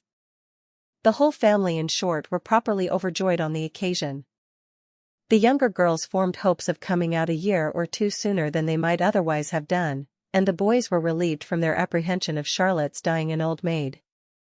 Charlotte herself was tolerably composed. She had gained her point, and had time to consider of it. Her reflections were in general satisfactory. Mr. Collins, to be sure, was neither sensible nor agreeable, his society was irksome, and his attachment to her must be imaginary. But still he would be her husband. Without thinking highly either of man or of matrimony, marriage had always been her object. It was the only honorable provision for well-educated young women of small fortune, and, however uncertain of giving happiness, must be their pleasantest preservative from want. This preservative she had now obtained, and at the age of 27, without having ever been handsome, she felt all the good luck of it. The least agreeable circumstance in the business was the surprise it must occasion to Elizabeth Bennet, whose friendship she valued beyond that of any other person. Elizabeth would wonder, and probably would blame her, and though her resolution was not to be shaken, her feelings must be hurt by such a disapprobation. she resolved to give her the information herself, and therefore charged Mr. Collins, when he returned to Longbourn to dinner, to drop no hint of what had passed before any of the family. A promise of secrecy was of course very dutifully given, but it could not be kept without difficulty, for the curiosity excited by his long absence burst forth in such very direct questions on his return, as required some ingenuity to evade, and he was at the same time exercising great self-denial, for he was longing to publish his prosperous love. As he was to begin his journey too early on the morrow to see any of the family, the ceremony of leave-taking was performed when the ladies moved for the night, and Mrs. Bennet, with great politeness and cordiality, said how happy they should be to see him at Longbourn again, whenever his other engagements might allow him to visit them. "My dear madam," he replied, "this invitation is particularly gratifying, because it is what I have been hoping to receive, and you may be very certain that I shall avail myself of it as soon as possible." They were all astonished, and Mr. Bennet, who could by no means wish for so speedy a return, immediately said, "But is there not danger of Lady Catherine's disapprobation here, my good sir? You had better neglect your relations than run the risk of offending your patroness." "My dear sir," replied Mr. Collins, "I am particularly obliged to you for this friendly caution, and you may depend upon my not taking so material a step without her ladyship's concurrence. You cannot be too much on your guard. Risk anything rather than her displeasure, and if you find it likely to be raised by your coming to us again, which I should think exceedingly probable, stay quietly at home, and be satisfied that we shall take no offense. Believe me, my dear sir, my gratitude is warmly excited by such affectionate attention, and, depend upon it, you will speedily receive from me a letter of thanks for this as well as for every other mark of your regard during my stay in Hertfordshire. As for my fair cousins, though my absence may not be long enough to render it necessary, I shall now take the liberty of wishing them health and happiness, not excepting my cousin Elizabeth." With proper civilities, the ladies then withdrew, all of them equally surprised to find that he meditated a quick return. Mrs. Bennet wished to understand by it that he thought of paying his addresses to one of her younger girls, and Mary might have been prevailed on to accept him. She rated his abilities much higher than any of the others. There was a solidity in his reflections which often struck her, and though by no means so clever as herself, she thought that, if encouraged to read and improve himself by such an example as hers, he might become a very agreeable companion. But on the following morning every hope of this kind was done away. Miss Lucas called soon after breakfast, and in a private conference with Elizabeth related the event of the day before. The possibility of Mr.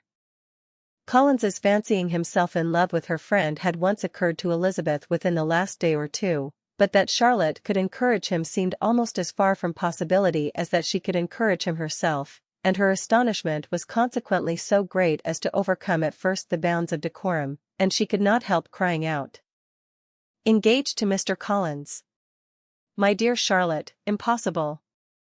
The steady countenance which Miss Lucas had commanded in telling her story gave way to a momentary confusion here on receiving so direct a reproach, though, as it was no more than she expected, she soon regained her composure, and calmly replied, "Why should you be surprised, my dear Eliza? Do you think it incredible that Mr. Collins should be able to procure any woman's good opinion, because he was not so happy as to succeed with you?" But Elizabeth had now recollected herself, and, making a strong effort for it, was able to assure her, with tolerable firmness, that the prospect of their relationship was highly grateful to her, and that she wished her all imaginable happiness. "I see what you are feeling," replied Charlotte, "you must be surprised, very much surprised, so lately as Mr. Collins was wishing to marry you. But when you have had time to think it all over, I hope you will be satisfied with what I have done. I am not romantic, you know. I never was. I ask only a comfortable home, and, considering Mr.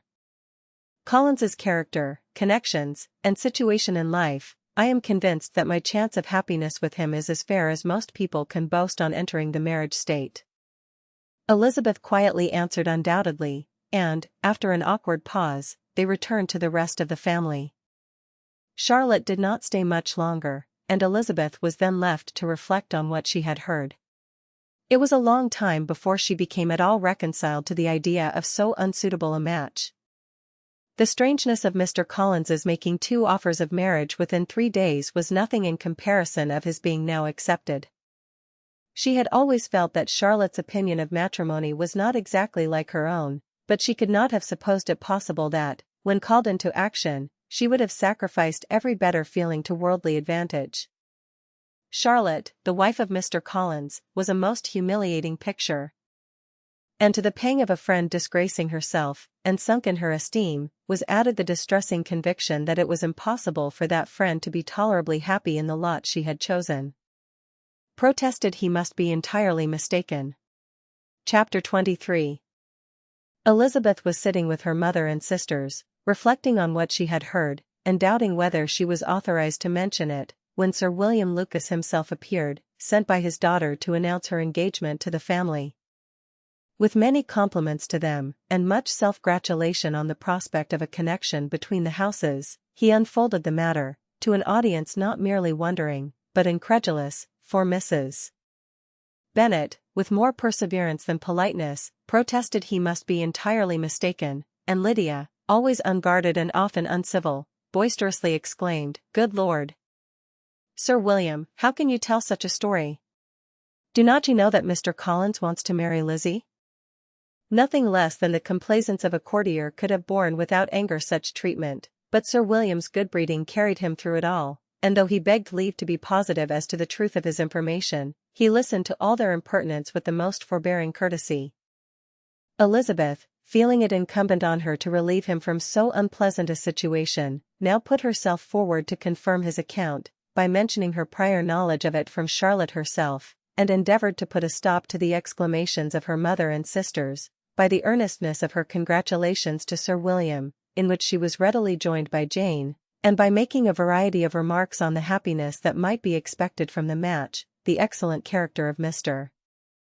Collins, and the convenient distance of Hunsford from London. Mrs. Bennet was, in fact, too much overpowered to say a great deal while Sir William remained, but no sooner had he left them than her feelings found a rapid vent. In the first place, she persisted in disbelieving the whole of the matter. Secondly, she was very sure that Mr. Collins had been taken in. Thirdly, she trusted that they would never be happy together, and, fourthly, that the match might be broken off. 2 inferences, however, were plainly deduced from the whole: one, that Elizabeth was the real cause of all the mischief, and the other, that she herself had been barbarously used by them all, and on these 2 points she principally dwelt during the rest of the day. Nothing could console and nothing appease her. Nor did that day wear out her resentment. A week elapsed before she could see Elizabeth without scolding her, a month passed away before she could speak to Sir William or Lady Lucas without being rude, and many months were gone before she could at all forgive their daughter. Mr. Bennet's emotions were much more tranquil on the occasion, and such as he did experience he pronounced to be of a most agreeable sort, for it gratified him, he said, to discover that Charlotte Lucas, whom he had been used to think tolerably sensible, was as foolish as his wife, and more foolish than his daughter. Jane confessed herself a little surprised at the match, but she said less of her astonishment than of her earnest desire for their happiness, nor could Elizabeth persuade her to consider it as improbable. Kitty and Lydia were far from envying Miss Lucas, for Mr. Collins was only a clergyman, and it affected them in no other way than as a piece of news to spread at Meryton. Lady Lucas could not be insensible of triumph on being able to retort on Mrs. Bennet the comfort of having a daughter well married, and she called at Longbourn rather oftener than usual to say how happy she was, though Mrs. Bennet's sour looks and ill-natured remarks might have been enough to drive happiness away.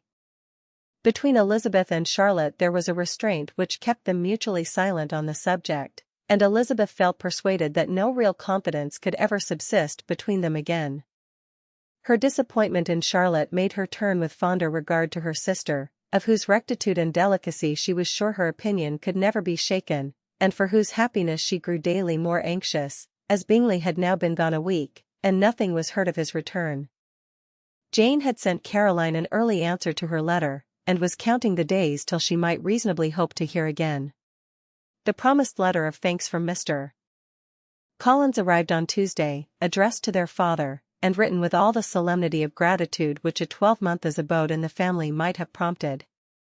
After discharging his conscience on that head, he proceeded to inform them, with many rapturous expressions, of his happiness in having obtained the affection of their amiable neighbour, Miss Lucas, and then explained that it was merely with the view of enjoying her society that he had been so ready to close with their kind wish of seeing him again at Longbourn, whither he hoped to be able to return on Monday fortnight. For Lady Catherine, he added, so heartily approved his marriage, that she wished it to take place as soon as possible, which he trusted would be an unanswerable argument with his amiable Charlotte to name an early day for making him the happiest of men. Mr. Collins's return into Hertfordshire was no longer a matter of pleasure to Mrs. Bennet. On the contrary, she was as much disposed to complain of it as her husband. It was very strange that he should come to Longbourn instead of to Lucas Lodge. It was also very inconvenient and exceedingly troublesome. She hated having visitors in the house while her health was so indifferent, and lovers were of all people the most disagreeable. Such were the gentle murmurs of Mrs. Bennet, and they gave way only to the greater distress of Mr. Bingley's continued absence. Neither Jane nor Elizabeth were comfortable on this subject. Day after day passed away without bringing any other tidings of him than the report which shortly prevailed in Meryton of his coming no more to Netherfield the whole winter, a report which highly incensed Mrs. Bennet, and which she never failed to contradict as a most scandalous falsehood. Even Elizabeth began to fear not that Bingley was indifferent but that his sisters would be successful in keeping him away. Unwilling as she was to admit an idea so destructive to Jane's happiness, and so dishonourable to the stability of her lover, she could not prevent its frequently recurring. The united efforts of his two unfeeling sisters, and of his overpowering friend, assisted by the attractions of Miss Darcy and the amusements of London, might be too much, she feared, for the strength of his attachment. As for Jane, her anxiety under this suspense was, of course, more painful than Elizabeth's, but whatever she felt she was desirous of concealing, and between herself and Elizabeth, therefore, the subject was never alluded to. But as no such delicacy restrained her mother, an hour seldom passed in which she did not talk of Bingley, express her impatience for his arrival, or even require Jane to confess that if he did not come back she should think herself very ill-used. It needed all Jane's steady mildness to bear these attacks with tolerable tranquillity. Mr. Collins returned most punctually on the Monday fortnight, but his reception at Longbourn was not quite so gracious as it had been on his first introduction. He was too happy, however, to need much attention, and, luckily for the others, the business of love-making relieved them from a great deal of his company. The chief of every day was spent by him at Lucas Lodge, and he sometimes returned to Longbourn only in time to make an apology for his absence before the family went to bed. Whenever she spoke in a low voice, Mrs. Bennet was really in a most pitiable state. The very mention of anything concerning the match threw her into an agony of ill-humour, and wherever she went she was sure of hearing it talked of. The sight of Miss Lucas was odious to her. As her successor in that house, she regarded her with jealous abhorrence. Whenever Charlotte came to see them, she concluded her to be anticipating the hour of possession, and whenever she spoke in a low voice to Mr. Collins, was convinced that they were talking of the Longbourn estate, and resolving to turn herself and her daughters out of the house as soon as Mr. Bennet was dead. She complained bitterly of all this to her husband. Indeed, Mr. Bennet, said she, it is very hard to think that Charlotte Lucas should ever be mistress of this house, that I should be forced to make way for her, and live to see her take my place in it. My dear, do not give way to such gloomy thoughts. Let us hope for better things. Let us flatter ourselves that I may be the survivor. This was not very consoling to Mrs. Bennet, and, therefore, instead of making any answer, she went on as before. I cannot bear to think that they should have all this estate. If it was not for the entail, I should not mind it. What should not you mind? I should not mind anything at all. Let us be thankful that you are preserved from a state of such insensibility. I never can be thankful, Mr. Bennet, for anything about the entail. How anyone could have the conscience to entail away an estate from one's own daughters I cannot understand, and all for the sake of Mr. Collins, too. Why should he have it more than anybody else? I leave it to yourself to determine, said Mr. Bennet. Chapter 24. Miss Bingley's letter arrived, and put an end to doubt. The very first sentence conveyed the assurance of their being all settled in London for the winter, and concluded with her brother's regret at not having had time to pay his respects to his friends in Hertfordshire before he left the country. Hope was over, entirely over, and when Jane could attend to the rest of the letter, she found little, except the professed affection of the writer, that could give her any comfort. Miss Darcy's praise occupied the chief of it. Her many attractions were again dwelt on, and Caroline boasted joyfully of their increasing intimacy, and ventured to predict the accomplishment of the wishes which had been unfolded in her former letter. She wrote also with great pleasure of her brother's being an inmate of Mr. Darcy's house, and mentioned with rapture some plans of the latter with regard to new furniture. Elizabeth, to whom Jane very soon communicated the chief of all this, heard it in silent indignation. Her heart was divided between concern for her sister and resentment against all others. To Caroline's assertion of her brother's being partial to Miss Darcy, she paid no credit. That he was really fond of Jane, she doubted no more than she had ever done, and much as she had always been disposed to like him, she could not think without anger, hardly without contempt, on that easiness of temper, that want of proper resolution, which now made him the slave of his designing friends, and led him to sacrifice his own happiness to the caprice of their inclinations. Had his own happiness, however, been the only sacrifice, he might have been allowed to sport with it in whatever manner he thought best, but her sister's was involved in it, as she thought he must be sensible himself. It was a subject, in short, on which reflection would be long indulged, and must be unavailing.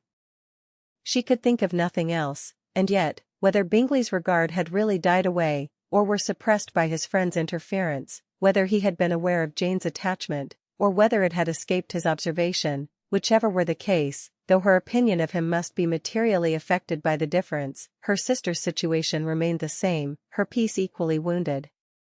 A day or two passed before Jane had courage to speak of her feelings to Elizabeth, but at last, on Mrs. Bennet's leaving them together, after a longer irritation than usual about Netherfield and its master, she could not help saying, "Oh, that my dear mother had more command over herself. She can have no idea of the pain she gives me by her continual reflections on him. But I will not repine. It cannot last long. He will be forgot, and we shall all be as we were before." Elizabeth looked at her sister with incredulous solicitude, but said nothing.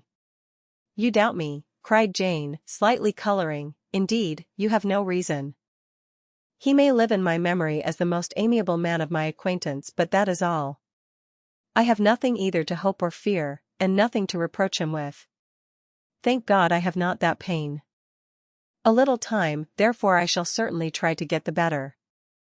With a stronger voice she soon added, "I have this comfort immediately, that it has not been more than an error of fancy on my side, and that it has done no harm to anyone but myself."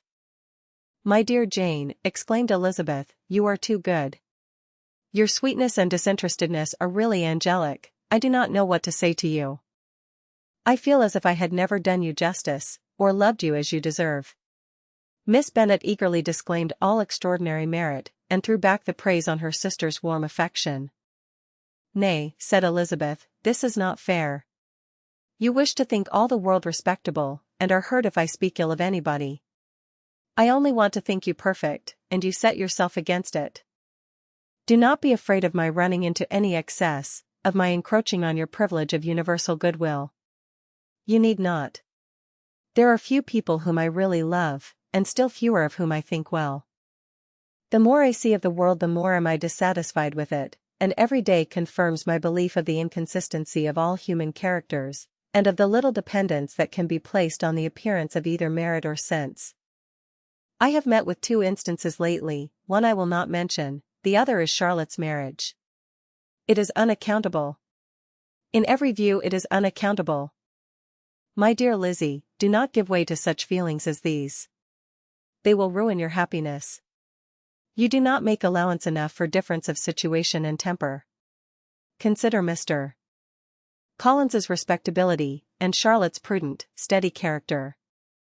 Remember that she is one of a large family, that as to fortune it is a most eligible match, and be ready to believe, for everybody's sake, that she may feel something like regard and esteem for our cousin. To oblige you, I would try to believe almost anything, but no one else could be benefited by such a belief as this, for were I persuaded that Charlotte had any regard for him, I should only think worse of her understanding than I now do of her heart. My dear Jane, Mr. Collins is a conceited, pompous, narrow-minded, silly man, you know he is, as well as I do, and you must feel, as well as I do, that the woman who marries him cannot have a proper way of thinking. You shall not defend her, though it is Charlotte Lucas. You shall not, for the sake of one individual, change the meaning of principle and integrity, nor endeavor to persuade yourself or me, that selfishness is prudence, and insensibility of danger security for happiness. I must think your language too strong in speaking of both, replied Jane, and I hope you will be convinced of it, by seeing them happy together. But enough of this. You alluded to something else. You mentioned 2 instances.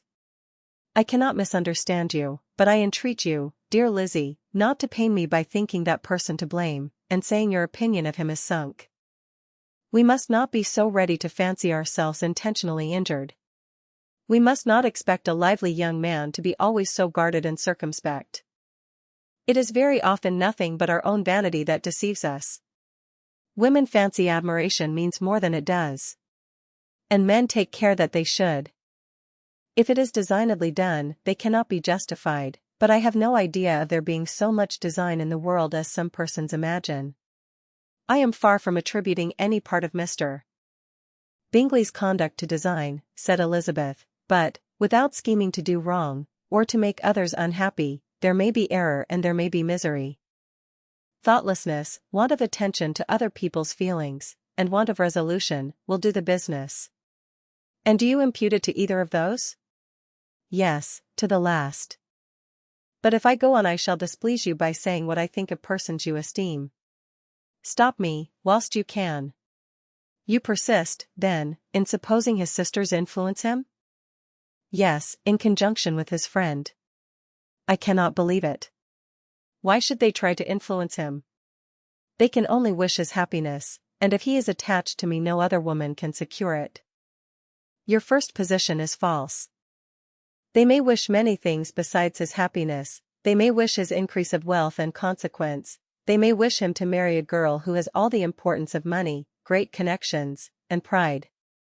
Beyond a doubt they do wish him to choose Miss Darcy, replied Jane, but this may be from better feelings than you are supposing. They have known her much longer than they have known me, no wonder if they love her better. But, whatever may be their own wishes, it is very unlikely they should have opposed their brothers. What sister would think herself at liberty to do it, unless there were something very objectionable? If they believed him attached to me they would not try to part us, if he were so, they could not succeed. By supposing such an affection, you make everybody acting unnaturally and wrong, and me most unhappy. Do not distress me by the idea. I am not ashamed of having been mistaken or, at least, it is slight, it is nothing in comparison of what I should feel in thinking ill of him or his sisters. Let me take it in the best light, in the light in which it may be understood. Elizabeth could not oppose such a wish, and from this time Mr. Bingley's name was scarcely ever mentioned between them. Mrs. Bennet still continued to wonder and repine at his returning no more, and though a day seldom passed in which Elizabeth did not account for it clearly, there seemed little chance of her ever considering it with less perplexity. Her daughter endeavored to convince her of what she did not believe herself, that his attentions to Jane had been merely the effect of a common and transient liking, which ceased when he saw her no more, but though the probability of the statement was admitted at the time, she had the same story to repeat every day. Mrs. Bennet's best comfort was, that Mr. Bingley must be down again in the summer. Mr. Bennet treated the matter differently. So, Lizzie, said he, one day, your sister is crossed in love, I find. I congratulate her. Next to being married, a girl likes to be crossed in love a little now and then. It is something to think of, and gives her a sort of distinction among her companions. When is your turn to come? You will hardly bear to be long outdone by Jane. Now is your time. Here are officers enough at Meryton to disappoint all the young ladies in the country. Let Wickham be your man. He is a pleasant fellow, and would jilt you creditably. Thank you, sir, but a less agreeable man would satisfy me. We must not all expect Jane's good fortune. True, said Mr. Bennet, but it is a comfort to think that, whatever of that kind may befall you, you have an affectionate mother who will always make the most of it. Mr. Wickham's society was of material service in dispelling the gloom which the late perverse occurrences had thrown on many of the Longbourn family. They saw him often, and to his other recommendations was now added that of general unreserve. The whole of what Elizabeth had already heard, his claims on Mr. Darcy, and all that he had suffered from him, was now openly acknowledged and publicly canvassed, and everybody was pleased to think how much they had always disliked Mr. Darcy before they had known anything of the matter. Miss Bennet was the only creature who could suppose there might be any extenuating circumstances in the case unknown to the society of Hertfordshire. Her mild and steady candour always pleaded for allowances, and urged the possibility of mistakes, but by everybody else Mr. Darcy was condemned as the worst of men. Chapter 25. After a week spent in professions of love and schemes of felicity, Mr. Collins was called from his amiable Charlotte by the arrival of Saturday. The pain of separation, however, might be alleviated on his side by preparations for the reception of his bride, as he had reason to hope, that shortly after his next return into Hertfordshire, the day would be fixed that was to make him the happiest of men.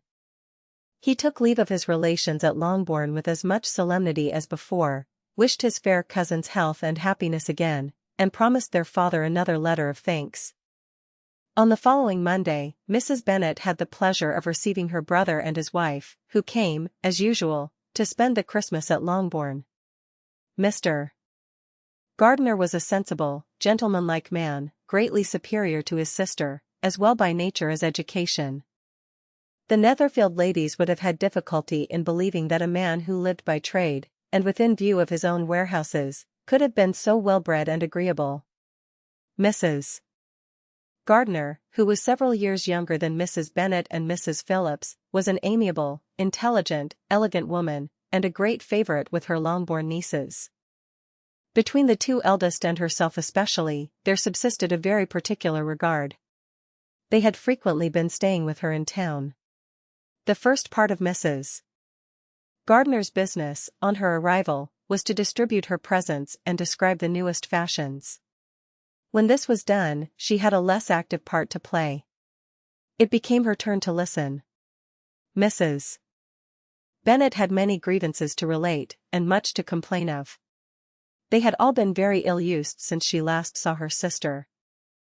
2 of her girls had been on the point of marriage, and after all there was nothing in it. I do not blame Jane, she continued, for Jane would have got Mr. Bingley if she could. But, Lizzie. Oh, sister. It is very hard to think that she might have been Mr. Collins's wife by this time, had not it been for her own perverseness. He made her an offer in this very room, and she refused him. The consequence of it is, that Lady Lucas will have a daughter married before I have, and that Longbourn estate is just as much entailed as ever. The Lucases are very artful people, indeed, sister. They are all for what they can get. I am sorry to say it of them, but so it is. It makes me very nervous and poorly, to be thwarted so in my own family, and to have neighbors who think of themselves before anybody else. However, your coming just at this time is the greatest of comforts, and I am very glad to hear what you tell us of long sleeves. Mrs. Gardiner, to whom the chief of this news had been given before, in the course of Jane and Elizabeth's correspondence with her, made her sister a slight answer, and, in compassion to her nieces, turned the conversation. When alone with Elizabeth afterwards, she spoke more on the subject. It seems likely to have been a desirable match for Jane, said she. I am sorry it went off. But these things happen so often. A young man, such as you describe Mr. Bingley, so easily falls in love with a pretty girl for a few weeks, and, when accident separates them, so easily forgets her, that these sort of inconstancies are very frequent. An excellent consolation in its way, said Elizabeth, but it will not do for us. we do not suffer by accident.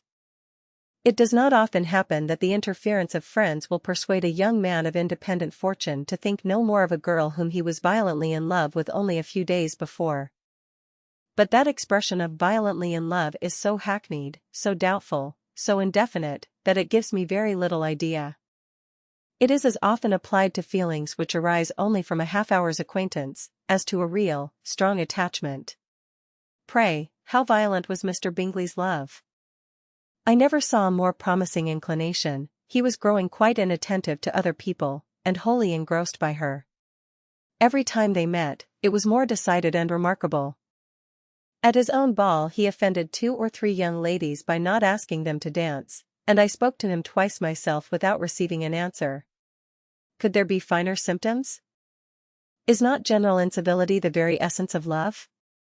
Oh, yes. Of that kind of love which I suppose him to have felt. Poor Jane!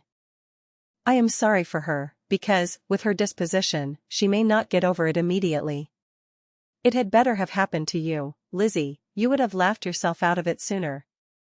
But do you think she would be prevailed on to go back with us? Change of scene might be of service, and perhaps a little relief from home may be as useful as anything. Elizabeth was exceedingly pleased with this proposal, and felt persuaded of her sister's ready acquiescence. I hope, added Mrs. Gardiner, that no consideration with regard to this young man will influence her. We live in so different a part of town, all our connections are so different, and, as you well know, we go out so little, that it is very improbable they should meet at all, unless he really comes to see her. And that is quite impossible, for he is now in the custody of his friend, and Mr. Darcy would no more suffer him to call on Jane in such a part of London. My dear aunt, how could you think of it? Mr. Darcy may, perhaps, have heard of such a place as Grassetchage Street, but he would hardly think a month's ablution enough to cleanse him from its impurities, were he once to enter it, and, depend upon it, Mr. Bingley never stirs without him. So much the better. I hope they will not meet at all. But does not Jane correspond with his sister? She will not be able to help calling. She will drop the acquaintance entirely. But, in spite of the certainty in which Elizabeth affected to place this point, as well as the still more interesting one of Bingley's being withheld from seeing Jane, she felt a solicitude on the subject which convinced her, on examination, that she did not consider it entirely hopeless. It was possible, and sometimes she thought it probable, that his affection might be reanimated, and the influence of his friends successfully combated by the more natural influence of Jane's attractions. Miss Bennet accepted her aunt's invitation with pleasure, and the Bingleys were no otherwise in her thoughts at the same time than as she hoped, by Caroline's not living in the same house with her brother, she might occasionally spend a morning with her, without any danger of seeing him. The Gardiners stayed a week at Longbourn, and what with the Phillipses, the Lucases, and the officers, there was not a day without its engagement. Mrs. Bennet had so carefully provided for the entertainment of her brother and sister, that they did not once sit down to a family dinner. When the engagement was for home, some of the officers always made part of it, of which officers Mr. Wickham was sure to be one, and on these occasions Mrs. Gardiner, rendered suspicious by Elizabeth's warm commendation of him, narrowly observed them both. Without supposing them, from what she saw, to be very seriously in love, their preference of each other was plain enough to make her a little uneasy, and she resolved to speak to Elizabeth on the subject before she left Hertfordshire, and represent to her the imprudence of encouraging such an attachment. To Mrs. Gardiner, Wickham had one means of affording pleasure, unconnected with his general powers. About 10 or a dozen years ago, before her marriage, she had spent a considerable time in that very part of Derbyshire to which he belonged. They had, therefore, many acquaintance in common, and, though Wickham had been little there since the death of Darcy's father, 5 years before, it was yet in his power to give her fresher intelligence of her former friends than she had been in the way of procuring. Mrs. Gardiner had seen Pemberley, and known the late Mr. Darcy by character perfectly well. Here, consequently, was an inexhaustible subject of discourse. In comparing her recollection of Pemberley with the minute description which Wickham could give, and in bestowing her tribute of praise on the character of its late possessor, she was delighting both him and herself. On being made acquainted with the present Mr. Darcy's treatment of him, she tried to remember something of that gentleman's reputed disposition, when quite a lad, which might agree with it, and was confident, at last, that she recollected having heard Mr. Fitzwilliam Darcy formerly spoken of as a very proud, ill-natured boy. "Will you come and see me?" Chapter 26. Mrs. Gardiner's caution to Elizabeth was punctually and kindly given on the first favourable opportunity of speaking to her alone. After honestly telling her what she thought, she thus went on. "You are too sensible a girl, Lizzie, to fall in love merely because you are warned against it, and, therefore, I am not afraid of speaking openly. Seriously, I would have you be on your guard. Do not involve yourself, or endeavour to involve him, in an affection which the want of fortune would make so very imprudent. I have nothing to say against him, he is a most interesting young man, and if he had the fortune he ought to have, I should think you could not do better. But as it is, you must not let your fancy run away with you. You have sense, and we all expect you to use it. Your father would depend on your resolution and good conduct, I am sure. You must not disappoint your father." "My dear aunt, this is being serious indeed." "Yes, and I hope to engage you to be serious likewise." "Well, then, you need not be under any alarm. I will take care of myself, and of Mr. Wickham too. He shall not be in love with me, if I can prevent it." "Elizabeth, you are not serious now." "I beg your pardon. I will try again. At present I am not in love with Mr. Wickham, no, I certainly am not. But he is, beyond all comparison, the most agreeable man I ever saw, and if he becomes really attached to me I believe it will be better that he should not. I see the imprudence of it. Oh, that abominable Mr. Darcy! My father's opinion of me does me the greatest honour, and I should be miserable to forfeit it. My father, however, is partial to Mr. Wickham. In short, my dear aunt, I should be very sorry to be the means of making any of you unhappy, but since we see, every day, that where there is affection young people are seldom withheld, by immediate want of fortune, from entering into engagements with each other, how can I promise to be wiser than so many of my fellow creatures, if I am tempted, or how am I even to know that it would be wiser to resist? All that I can promise you, therefore, is not to be in a hurry. I will not be in a hurry to believe myself his first object. When I am in company with him I will not be wishing. In short, I will do my best. Perhaps it will be as well if you discourage his coming here so very often. At least you should not remind your mother of inviting him." "As I did the other day," said Elizabeth, with a conscious smile. "Very true, it will be wise in me to refrain from that. But do not imagine that he is always here so often. It is on your account that he has been so frequently invited this week. You know my mother's ideas as to the necessity of constant company for her friends. But really, and upon my honour, I will try to do what I think to be wisest, and now I hope you are satisfied." Her aunt assured her that she was, and Elizabeth, having thanked her for the kindness of her hints, they parted, a wonderful instance of advice being given on such a point without being resented. Mr.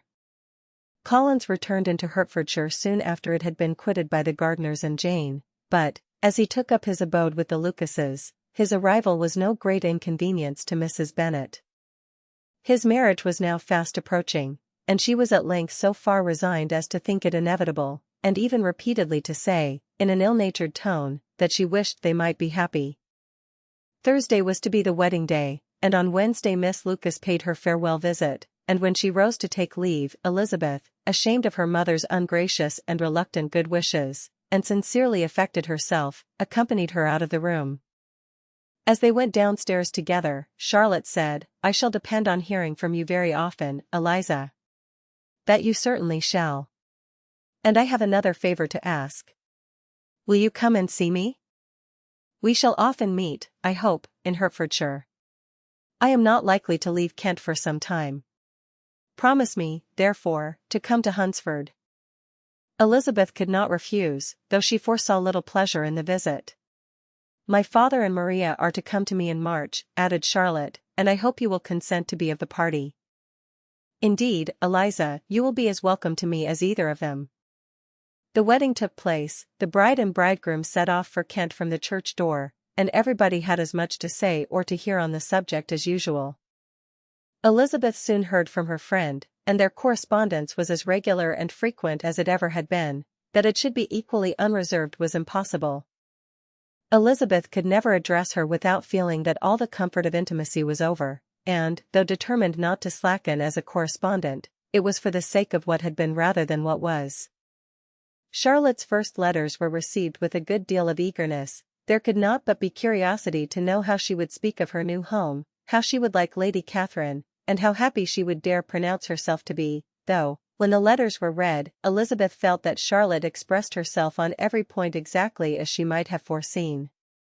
She wrote cheerfully, seemed surrounded with comforts, and mentioned nothing which she could not praise. The house, furniture, neighborhood, and roads were all to her taste, and Lady Catherine's behavior was most friendly and obliging. It was Mr. Collins's picture of Hunsford and Rosings rationally softened, and Elizabeth perceived that she must wait for her own visit there, to know the rest.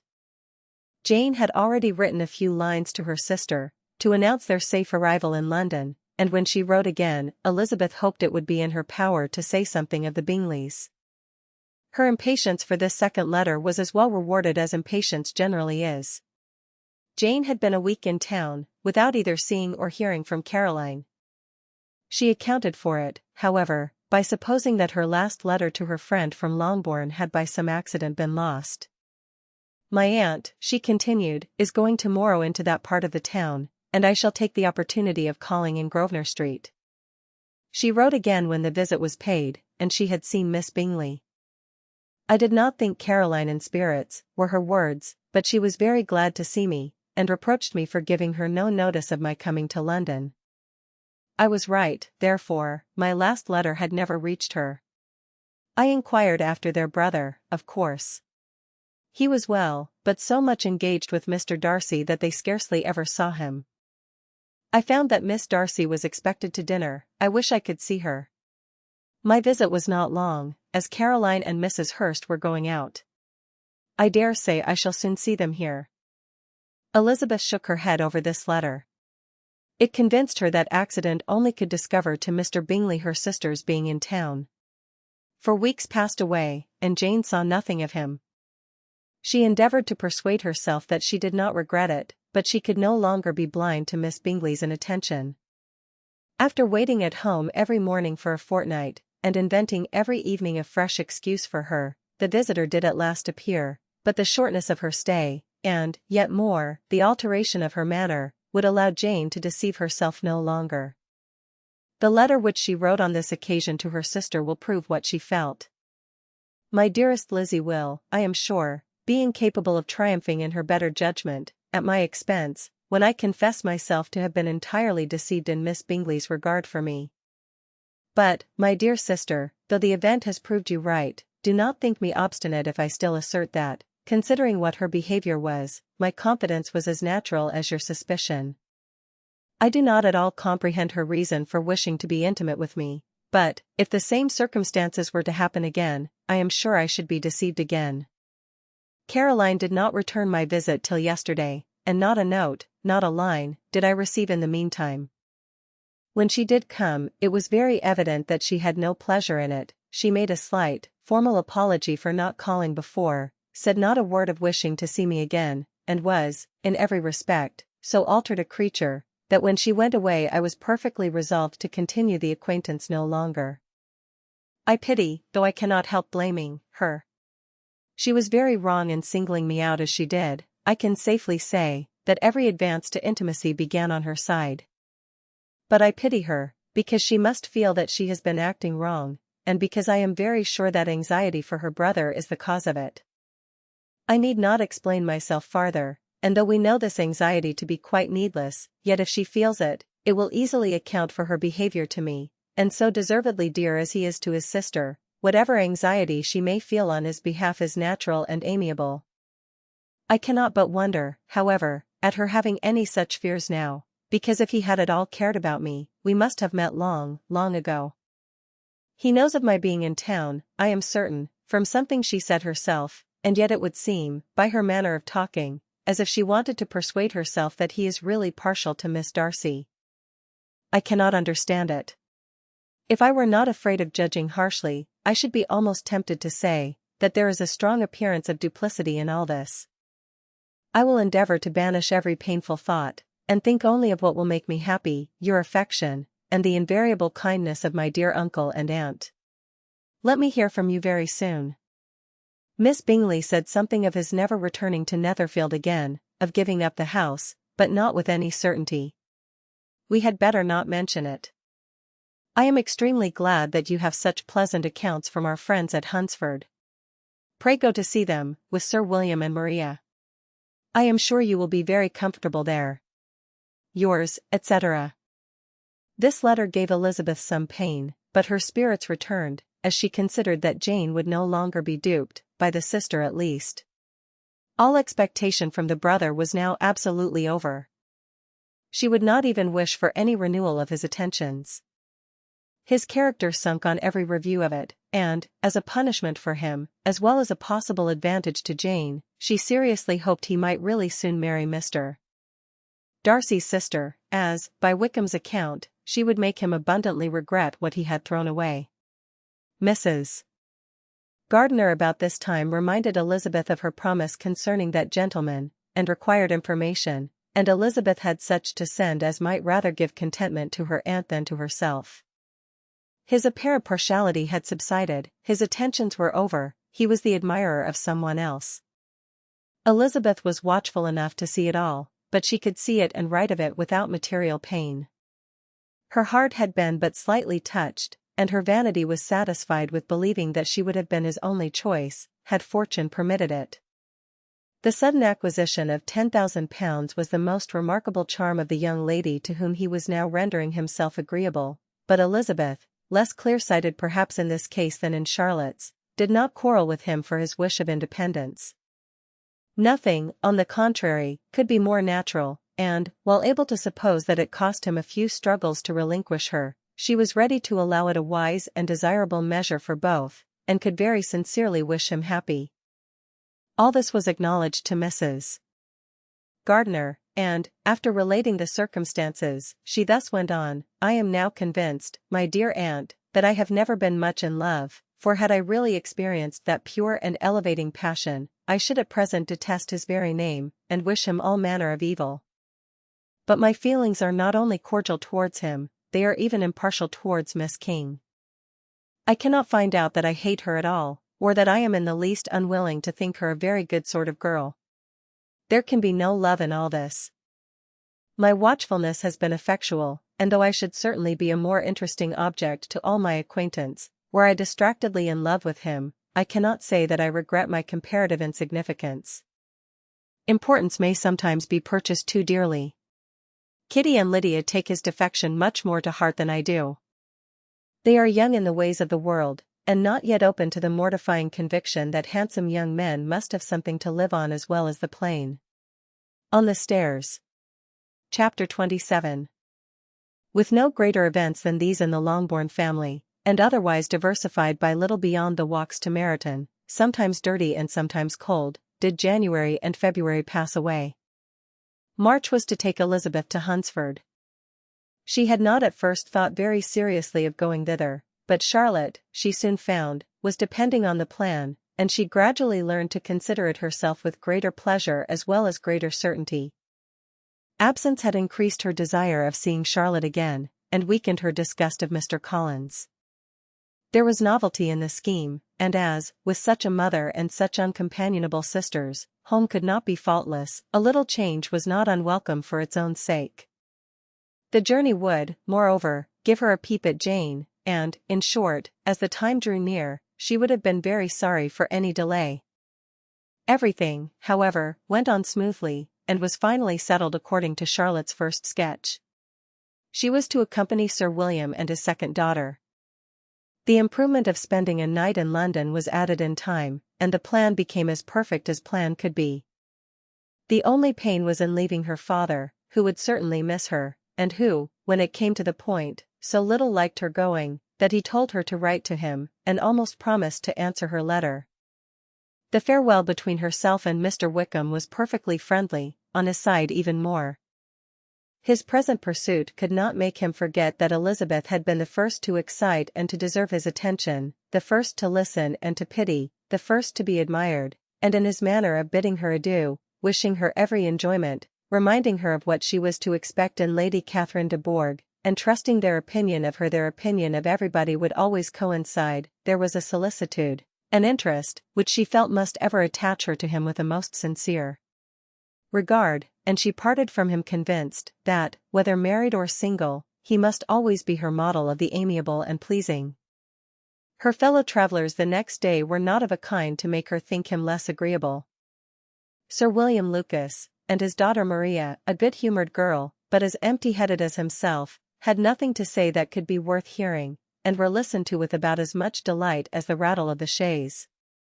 Elizabeth loved absurdities, but she had known Sir William's too long. He could tell her nothing new of the wonders of his presentation and knighthood, and his civilities were worn out, like his information. It was a journey of only 24 miles, and they began it so early as to be in Gracechurch Street by noon. As they drove to Mr. Gardiner's door, Jane was at a drawing-room window watching their arrival. When they entered the passage, she was there to welcome them, and Elizabeth, looking earnestly in her face, was pleased to see it healthful and lovely as ever. On the stairs were a troop of little boys and girls, whose eagerness for their cousin's appearance would not allow them to wait in the drawing-room, and whose shyness, as they had not seen her for a 12-month, prevented their coming lower. All was joy and kindness. The day passed most pleasantly away, the morning in bustle and shopping, and the evening at one of the theatres. Elizabeth then contrived to sit by her aunt. Their first subject was her sister, and she was more grieved than astonished to hear, in reply to her minute inquiries, that though Jane always struggled to support her spirits, there were periods of dejection. It was reasonable, however, to hope that they would not continue long.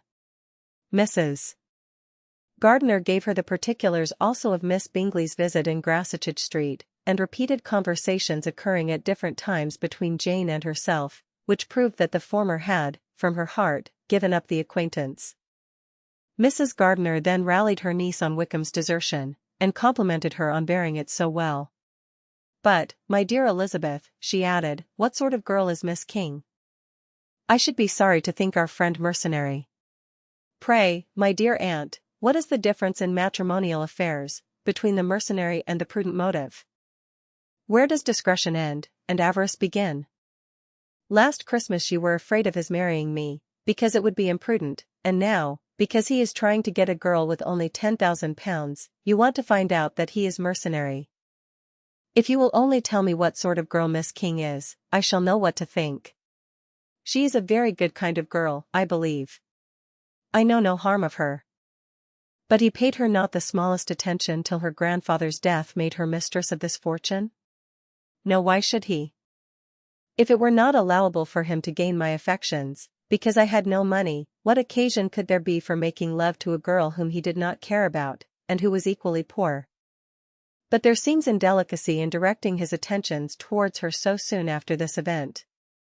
A man in distressed circumstances has not time for all those elegant decorums which other people may observe. If she does not object to it, why should we? Her not objecting does not justify him. It only shows her being deficient in something herself sense or feeling. "Well," cried Elizabeth, "have it as you choose. He shall be mercenary, and she shall be foolish." "No, Lizzie, that is what I do not choose. I should be sorry, you know, to think ill of a young man who has lived so long in Derbyshire."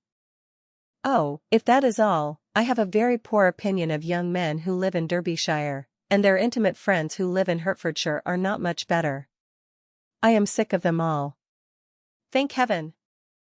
I am going tomorrow where I shall find a man who has not one agreeable quality, who has neither manners nor sense to recommend him. Stupid men are the only ones worth knowing, after all." "Take care, Lizzie, that speech savours strongly of disappointment." Before they were separated by the conclusion of the play, she had the unexpected happiness of an invitation to accompany her uncle and aunt in a tour of pleasure which they proposed taking in the summer. "We have not quite determined how far it shall carry us," said Mrs. Gardiner, "but perhaps to the lakes." No scheme could have been more agreeable to Elizabeth, and her acceptance of the invitation was most ready and grateful. "My dear, dear aunt," she rapturously cried, "what delight! What felicity! You give me fresh life and vigor. Adieu to disappointment and spleen. What are men to rocks and mountains? Oh, what hours of transport we shall spend! And when we do return, it shall not be like other travelers, without being able to give one accurate idea of anything. We will know where we have gone, we will recollect what we have seen. Lakes, mountains, and rivers shall not be jumbled together in our imaginations, nor, when we attempt to describe any particular scene, will we begin quarreling about its relative situation. Let our first effusions be less insupportable than those of the generality of travelers." At the door. Chapter 28. Every object in the next day's journey was new and interesting to Elizabeth, and her spirits were in a state of enjoyment, for she had seen her sister looking so well as to banish all fear for her health, and the prospect of her northern tour was a constant source of delight. When they left the high road for the lane to Hunsford, every eye was in search of the parsonage, and every turning expected to bring it in view. The paling of Regency Park was their boundary on one side. Elizabeth smiled at the recollection of all that she had heard of its inhabitants. At length the parsonage was discernible. The garden sloping to the road, the house standing in it, the green pales and the laurel hedge, everything declared they were arriving. Mr. Collins and Charlotte appeared at the door, and the carriage stopped at the small gate, which led by a short gravel walk to the house, amidst the nods and smiles of the whole party. In a moment they were all out of the chaise, rejoicing at the sight of each other. Mrs. Collins welcomed her friend with the liveliest pleasure, and Elizabeth was more and more satisfied with coming, when she found herself so affectionately received. She saw instantly that her cousin's manners were not altered by his marriage, his formal civility was just what it had been, and he detained her some minutes at the gate to hear and satisfy his inquiries after all her family. They were then, with no other delay than his pointing out the neatness of the entrance, taken into the house, and as soon as they were in the parlour, he welcomed them a second time, with ostentatious formality, to his humble abode, and punctually repeated all his wife's offers of refreshment. Elizabeth was prepared to see him in his glory, and she could not help fancying that in displaying the good proportion of the room, its aspect, and its furniture, he addressed himself particularly to her, as if wishing to make her feel what she had lost in refusing him. But though everything seemed neat and comfortable, she was not able to gratify him by any sigh of repentance, and rather looked with wonder at her friend that she could have so cheerful an air with such a companion. When Mr. Collins said anything of which his wife might reasonably be ashamed, which certainly was not seldom, she involuntarily turned her eye on Charlotte. Once or twice she could discern a faint blush, but in general Charlotte wisely did not hear. After sitting long enough to admire every article of furniture in the room, from the sideboard to the fender, to give an account of their journey, and of all that had happened in London, Mr. Collins invited them to take a stroll in the garden, which was large and well laid out, and to the cultivation of which he attended himself. To work in his garden was one of his most respectable pleasures, and Elizabeth admired the command of countenance with which Charlotte talked of the healthfulness of the exercise, and owned she encouraged it as much as possible. Here, leading the way through every walk and cross-walk, and scarcely allowing them an interval to utter the praises he asked for, every view was pointed out with a minuteness which left beauty entirely behind. He could number the fields in every direction, and could tell how many trees there were in the most distant clump. But of all the views which his garden, or which the country or the kingdom could boast, none were to be compared with the prospect of Rosings, afforded by an opening in the trees that bordered the park nearly opposite the front of his house. It was a handsome modern building, well situated on rising ground. From his garden, Mr. Collins would have led them round his 2 meadows, but the ladies, not having shoes to encounter the remains of a white frost, turned back, and while Sir William accompanied him, Charlotte took her sister and friend over the house, extremely well pleased, probably, to have the opportunity of showing it without her husband's help. It was rather small, but well built and convenient, and everything was fitted up and arranged with a neatness and consistency, of which Elizabeth gave Charlotte all the credit. When Mr. Collins could be forgotten, there was really a great air of comfort throughout, and by Charlotte's evident enjoyment of it, Elizabeth supposed he must be often forgotten. She had already learnt that Lady Catherine was still in the country. It was spoken of again while they were at dinner, when Mr. Collins, joining in, observed, "Yes, Miss Elizabeth, you will have the honour of seeing Lady Catherine de Bourgh on the ensuing Sunday at church, and I need not say you will be delighted with her. She is all affability and condescension, and I doubt not but you will be honoured with some portion of her notice when service is over. I have scarcely any hesitation in saying that she will include you and my sister Maria in every invitation with which she honours us during your stay here. Her behaviour to my dear Charlotte is charming. We dine at Rosings twice every week, and are never allowed to walk home. Her ladyship's carriage is regularly ordered for us. I should say, one of her ladyship's carriages, for she has several.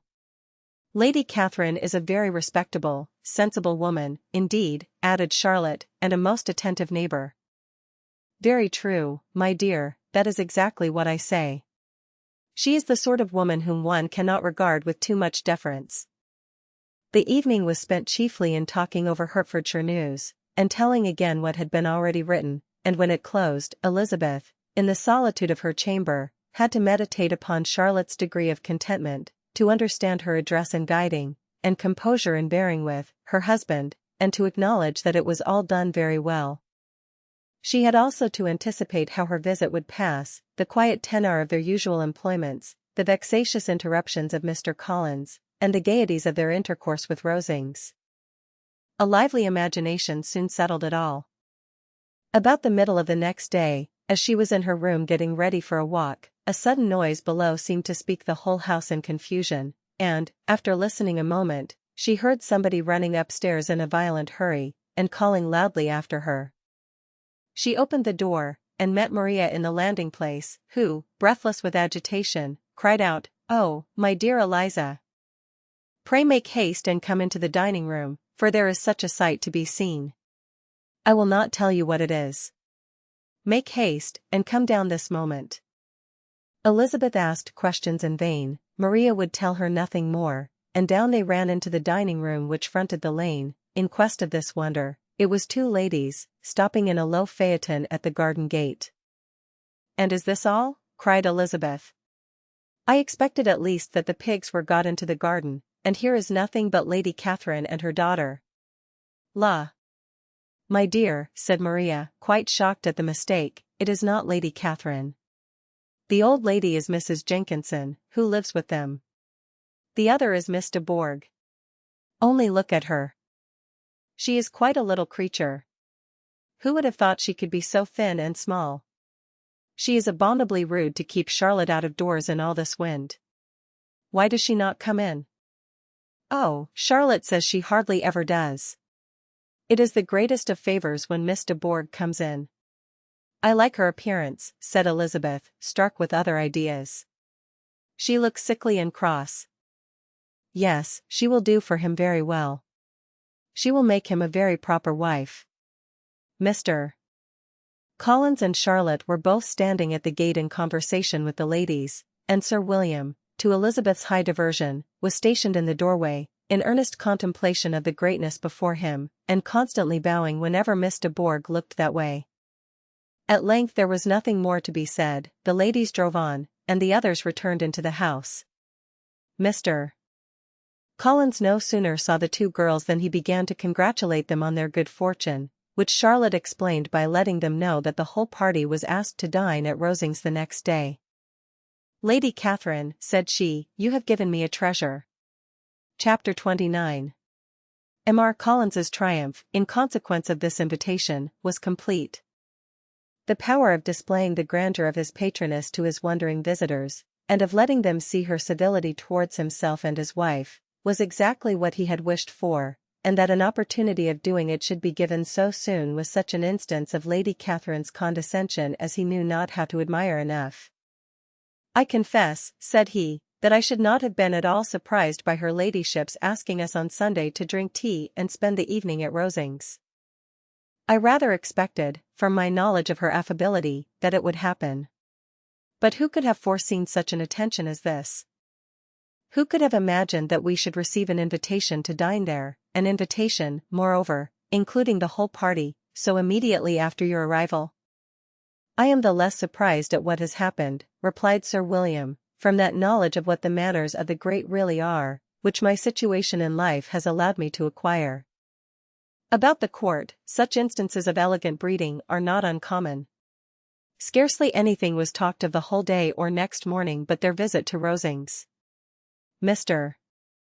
Collins was carefully instructing them in what they were to expect, that the sight of such rooms, so many servants, and so splendid a dinner, might not wholly overpower them. When the ladies were separating for the toilette, he said to Elizabeth, "Do not make yourself uneasy, my dear cousin, about your apparel. Lady Catherine is far from requiring that elegance of dress in us which becomes herself and daughter. I would advise you merely to put on whatever of your clothes is superior to the rest. There is no occasion for anything more.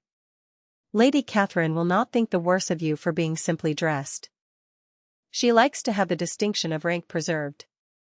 While they were dressing, he came 2 or 3 times to their different doors, to recommend their being quick, as Lady Catherine very much objected to be kept waiting for her dinner. Such formidable accounts of her ladyship, and her manner of living, quite frightened Maria Lucas, who had been little used to company, and she looked forward to her introduction at Rosings with as much apprehension as her father had done to his presentation at St. James's. As the weather was fine, they had a pleasant walk of about half a mile across the park.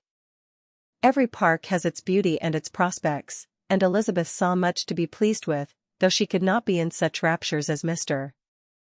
Collins expected the scene to inspire, and was but slightly affected by his enumeration of the windows in front of the house, and his relation of what the glazing altogether had originally cost Sir Louis de Bourgh. When they ascended the steps to the hall, Maria's alarm was every moment increasing, and even Sir William did not look perfectly calm. Elizabeth's courage did not fail her. She had heard nothing of Lady Catherine that spoke her awful from any extraordinary talents or miraculous virtue, and the mere stateliness of money and rank she thought she could witness without trepidation. From the entrance hall, of which Mr. Collins pointed out, with a rapturous air, the fine proportion and finished ornaments, they followed the servants through an antechamber to the room where Lady Catherine, her daughter, and Mrs. Jenkinson were sitting. Her ladyship, with great condescension, arose to receive them, and as Mrs. Collins had settled it with her husband that the office of introduction should be hers, it was performed in a proper manner, without any of those apologies and thanks which he would have thought necessary. In spite of having been at St. James's, Sir William was so completely awed by the grandeur surrounding him, that he had but just courage enough to make a very low bow, and take his seat without saying a word, and his daughter, frightened almost out of her senses, sat on the edge of her chair, not knowing which way to look. Elizabeth found herself quite equal to the scene, and could observe the 3 ladies before her composedly.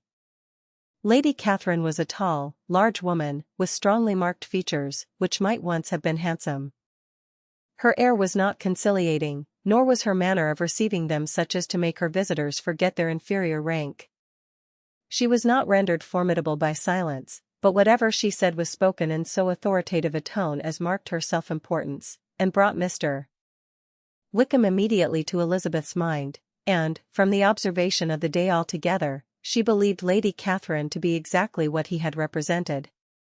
When, after examining the mother, in whose countenance and deportment she soon found some resemblance of Mr.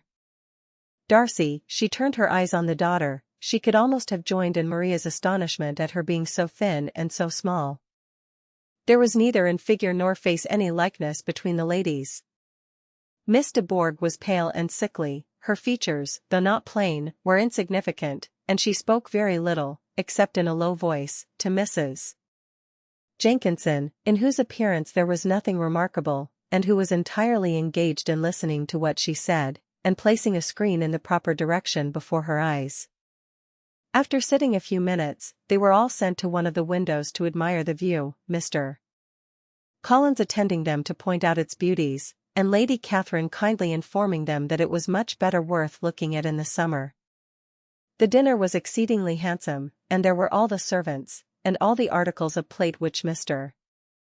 Collins had promised, and, as he had likewise foretold, he took his seat at the bottom of the table, by her ladyship's desire, and looked as if he felt that life could furnish nothing greater. He carved and ate and praised with delighted alacrity, and every dish was commended first by him, and then by Sir William, who was now enough recovered to echo whatever his son-in-law said, in a manner which Elizabeth wondered Lady Catherine could bear. But Lady Catherine seemed gratified by their excessive admiration, and gave most gracious smiles, especially when any dish on the table proved a novelty to them. The party did not supply much conversation. Elizabeth was ready to speak whenever there was an opening, but she was seated between Charlotte and Miss de Bourgh, the former of whom was engaged in listening to Lady Catherine, and the latter said not a word to her all the dinner time. Mrs. Jenkinson was chiefly employed in watching how little Miss de Bourgh ate, pressing her to try some other dish and fearing she was indisposed. Maria thought speaking out of the question, and the gentlemen did nothing but eat and admire. When the ladies returned to the drawing-room, there was little to be done but to hear Lady Catherine talk, which she did without any intermission till coffee came in, delivering her opinion on every subject in so decisive a manner as proved that she was not used to have her judgment controverted. She inquired into Charlotte's domestic concerns familiarly and minutely, and gave her a great deal of advice as to the management of them all, told her how everything ought to be regulated in so small a family as hers, and instructed her as to the care of her cows and her poultry.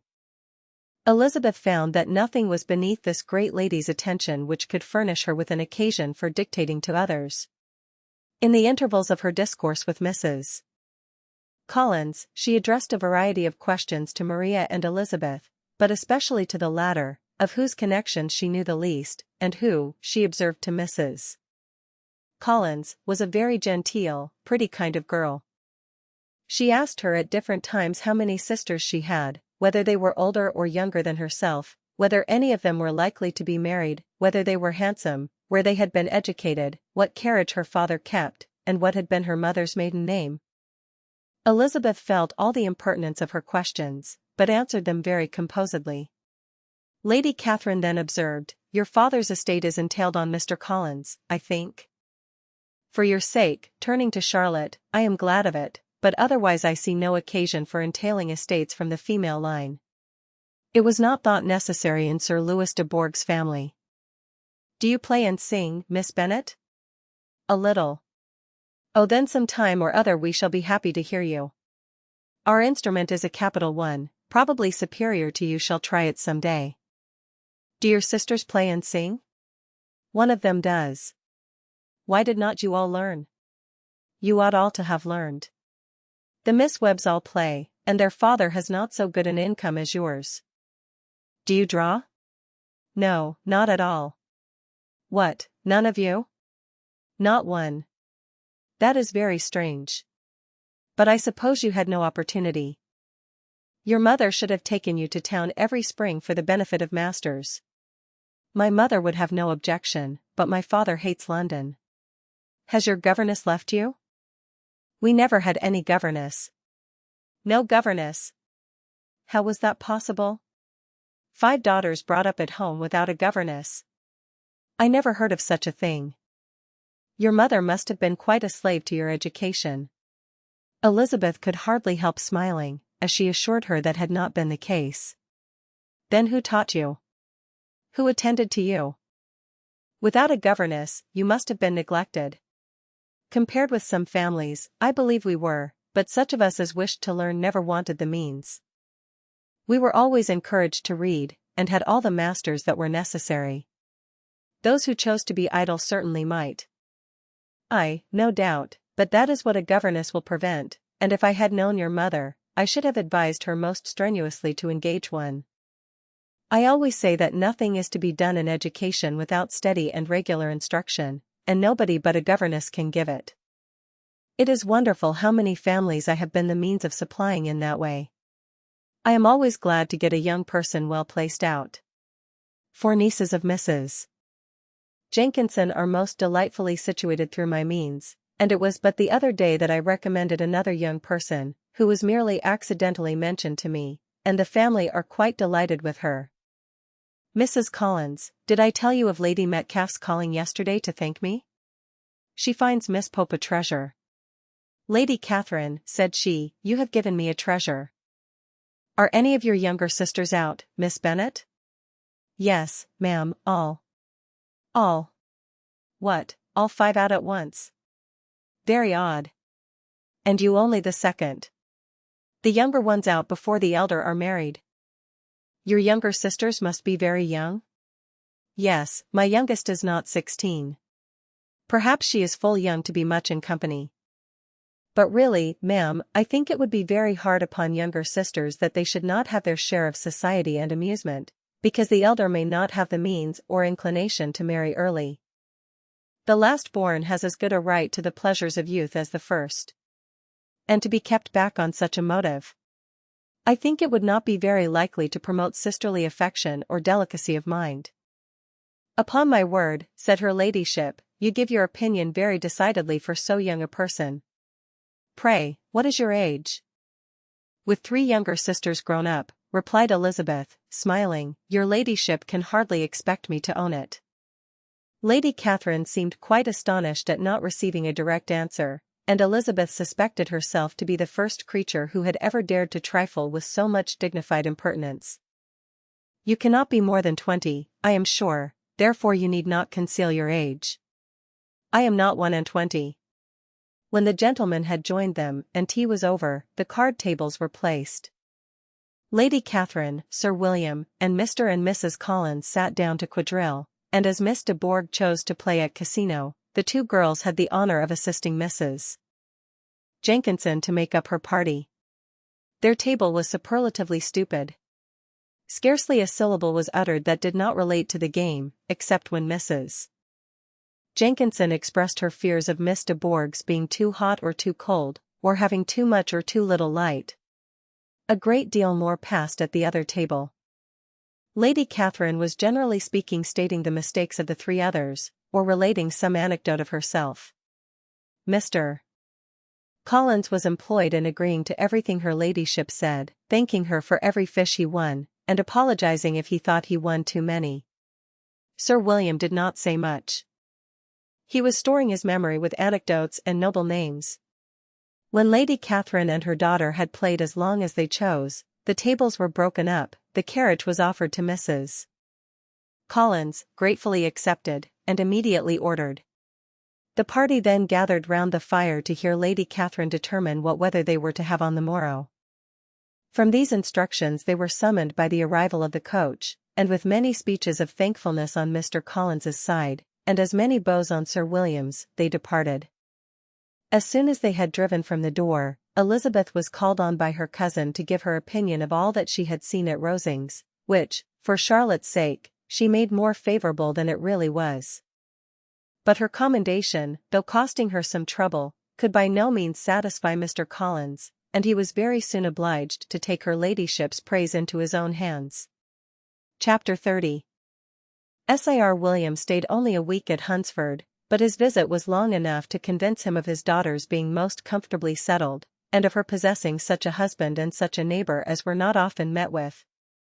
While Sir William was with them, Mr. Collins devoted his mornings to driving him out in his gig, and showing him the country, but when he went away, the whole family returned to their usual employments, and Elizabeth was thankful to find that they did not see more of her cousin by the alteration, for the chief of the time between breakfast and dinner was now passed by him either at work in the garden, or in reading and writing, and looking out of window in his own book-room, which fronted the road. The room in which the ladies sat was backwards. Elizabeth at first had rather wondered that Charlotte should not prefer the dining parlour for common use. It was a better-sized room, and had a pleasanter aspect, but she soon saw that her friend had an excellent reason for what she did, for Mr. Collins would undoubtedly have been much less in his own apartment had they sat in one equally lively, and she gave Charlotte credit for the arrangement. From the drawing-room they could distinguish nothing in the lane, and were indebted to Mr. Collins for the knowledge of what carriages went along, and how often especially Miss de Bourgh drove by in her phaeton, which he never failed coming to inform them of, though it happened almost every day. She not unfrequently stopped at the parsonage, and had a few minutes' conversation with Charlotte, but was scarcely ever prevailed on to get out. Very few days passed in which Mr. Collins did not walk to Rosings, and not many in which his wife did not think it necessary to go likewise, until Elizabeth recollected that there might be other family livings to be disposed of. She could not understand the sacrifice of so many hours. Now and then they were honoured with a call from her ladyship, and nothing escaped her observation that was passing in the room during these visits. She examined into their employments, looked at their work, and advised them to do it differently, found fault with the arrangement of the furniture, or detected the housemaid in negligence, and if she accepted any refreshment, seemed to do it only for the sake of finding out that Mrs. Collins's joints of meat were too large for her family. Elizabeth soon perceived that though this great lady was not in the commission of the peace for the county, she was a most active magistrate in her own parish, the minutest concerns of which were carried to her by Mr. Collins, and whenever any of the cottagers were disposed to be quarrelsome, discontented, or too poor, she sallied forth into the village to settle their differences, silence their complaints, and scold them into harmony and plenty. He never failed to inform them. The entertainment of dining at Rosings was repeated about twice a week, and, allowing for the loss of Sir William, and there being only one card table in the evening, every such entertainment was the counterpart of the first. Their other engagements were few, as the style of living of the neighbourhood in general was beyond the Collinses' reach. This, however, was no evil to Elizabeth, and upon the whole she spent her time comfortably enough. There were half hours of pleasant conversation with Charlotte, and the weather was so fine for the time of year, that she had often great enjoyment out of doors. Her favourite walk, and where she frequently went while the others were calling on Lady Catherine, was along the open grove which edged that side of the park, where there was a nice sheltered path, which no one seemed to value but herself, and where she felt beyond the reach of Lady Catherine's curiosity. In this quiet way the first fortnight of her visit soon passed away. Easter was approaching, and the week preceding it was to bring an addition to the family at Rosings, which in so small a circle must be important. Elizabeth had heard, soon after her arrival, that Mr. Darcy was expected there in the course of a few weeks, and though there were not many of her acquaintance whom she did not prefer, his coming would furnish one comparatively new to look at in their Rosings parties, and she might be amused in seeing how hopeless Miss Bingley's designs on him were, by his behaviour to his cousin, for whom he was evidently destined by Lady Catherine, who talked of his coming with the greatest satisfaction, spoke of him in terms of the highest admiration, and seemed almost angry to find that he had already been frequently seen by Miss Lucas and herself. His arrival was soon known at the parsonage, for Mr. Collins was walking the whole morning within view of the lodges opening into Hunsford Lane, in order to have the earliest assurance of it, and, after making his bow as the carriage turned into the park, hurried home with the great intelligence. On the following morning he hastened to Rosings to pay his respects. There were two nephews of Lady Catherine to require them, for Mr.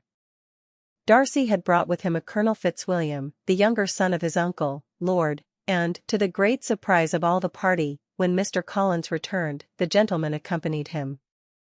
Charlotte had seen them from her husband's room, crossing the road, and immediately running into the other, told the girls what an honour they might expect, adding, "I may thank you, Eliza, for this piece of civility. Mr. Darcy would never have come so soon to wait upon me." Elizabeth had scarcely time to disclaim all right to the compliment before their approach was announced by the door-bell, and shortly afterwards the three gentlemen entered the room. Colonel Fitzwilliam, who led the way, was about 30, not handsome, but in person and address most truly the gentleman. Mr. Darcy looked just as he had been used to look in Hertfordshire, paid his compliments, with his usual reserve, to Mrs. Collins, and whatever might be his feelings towards her friend, met her with every appearance of composure. Elizabeth merely courtesied to him, without saying a word. Colonel Fitzwilliam entered into conversation directly, with the readiness and ease of a well-bred man, and talked very pleasantly, but his cousin, after having addressed a slight observation on the house and garden to Mrs. Collins sat for some time without speaking to anybody. At length, however, his civility was so far awakened as to inquire of Elizabeth after the health of her family. She answered him in the usual way, and, after a moment's pause, added, "My eldest sister has been in town these 3 months. Have you never happened to see her there?" She was perfectly sensible that he never had, but she wished to see whether he would betray any consciousness of what had passed between the Bingleys and Jane, and she thought he looked a little confused as he answered that he had never been so fortunate as to meet Miss Bennet. The subject was pursued no further, and the gentleman soon afterwards went away. Chapter 31. Colonel Fitzwilliam's manners were very much admired at the parsonage, and the ladies all felt that he must add considerably to the pleasure of their engagements at Rosings. It was some days, however, before they received any invitation thither, for while there were visitors in the house they could not be necessary, and it was not till Easter Day, almost a week after the gentleman's arrival, that they were honoured by such an attention, and then they were merely asked on leaving church to come there in the evening. For the last week they had seen very little of either Lady Catherine or her daughter. Colonel Fitzwilliam had called at the parsonage more than once during the time, but Mr. Darcy they had only seen at church. The invitation was accepted, of course, and at a proper hour they joined the party in Lady Catherine's drawing-room. Her ladyship received them civilly, but it was plain that their company was by no means so acceptable as when she could get nobody else, and she was, in fact, almost engrossed by her nephews, speaking to them, especially to Darcy, much more than to any other person in the room. Colonel Fitzwilliam seemed really glad to see them, anything was a welcome relief to him at Rosings, and Mrs. Collins's pretty friend had, moreover, caught his fancy very much. He now seated himself by her, and talked so agreeably of Kent and Hertfordshire, of travelling and staying at home, of new books and music, that Elizabeth had never been half so well entertained in that room before, and they conversed with so much spirit and flow as to draw the attention of Lady Catherine herself, as well as of Mr. Darcy. His eyes had been soon and repeatedly turned towards them with a look of curiosity, and that her ladyship, after a while, shared the feeling, was more openly acknowledged, for she did not scruple to call out. "What is that you are saying, Fitzwilliam? What is it you are talking of? What are you telling Miss Bennet? Let me hear what it is."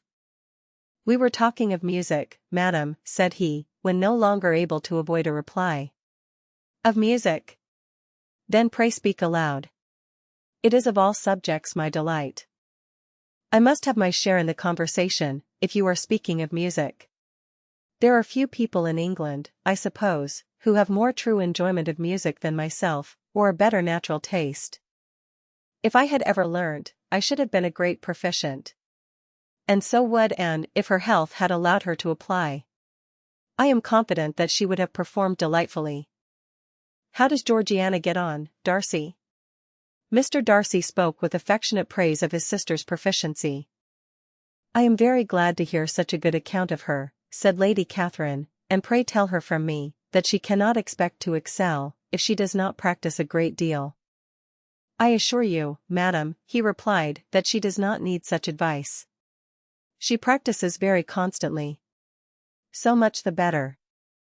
It cannot be done too much, and when I next write to her, I shall charge her not to neglect it on any account. I often tell young ladies, that no excellence in music is to be acquired without constant practice. I have told Miss Bennet several times, that she will never play really well, unless she practices more, and though Mrs. Collins has no instrument, she is very welcome, as I have often told her, to come to Rosings every day, and play on the pianoforte in Mrs. Jenkinson's room. She would be in nobody's way, you know, in that part of the house." Mr. Darcy looked a little ashamed of his aunt's ill-breeding, and made no answer.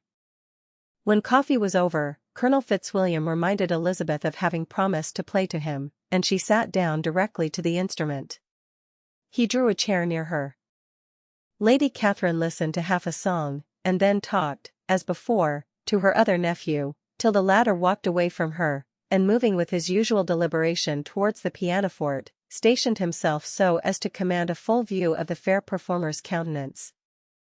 Elizabeth saw what he was doing, and at the first convenient pause turned to him with an arch smile, and said, "You mean to frighten me, Mr. Darcy, by coming in all this state to hear me. But I will not be alarmed, though your sister does play so well. There is a stubbornness about me that never can bear to be frightened at the will of others. My courage always rises with every attempt to intimidate me." "I shall not say that you are mistaken," he replied, "because you could not really believe me to entertain any design of alarming you, and I have had the pleasure of your acquaintance long enough to know that you find great enjoyment in occasionally professing opinions which, in fact, are not your own." Elizabeth laughed heartily at this picture of herself, and said to Colonel Fitzwilliam, "Your cousin will give you a very pretty notion of me, and teach you not to believe a word I say. I am particularly unlucky in meeting with a person so well able to expose my real character, in a part of the world where I had hoped to pass myself off with some degree of credit. Indeed, Mr. Darcy, it is very ungenerous in you to mention all that you knew to my disadvantage in Hertfordshire and, give me leave to say, very impolitic too, for it is provoking me to retaliate, and such things may come out as will shock your relations to hear."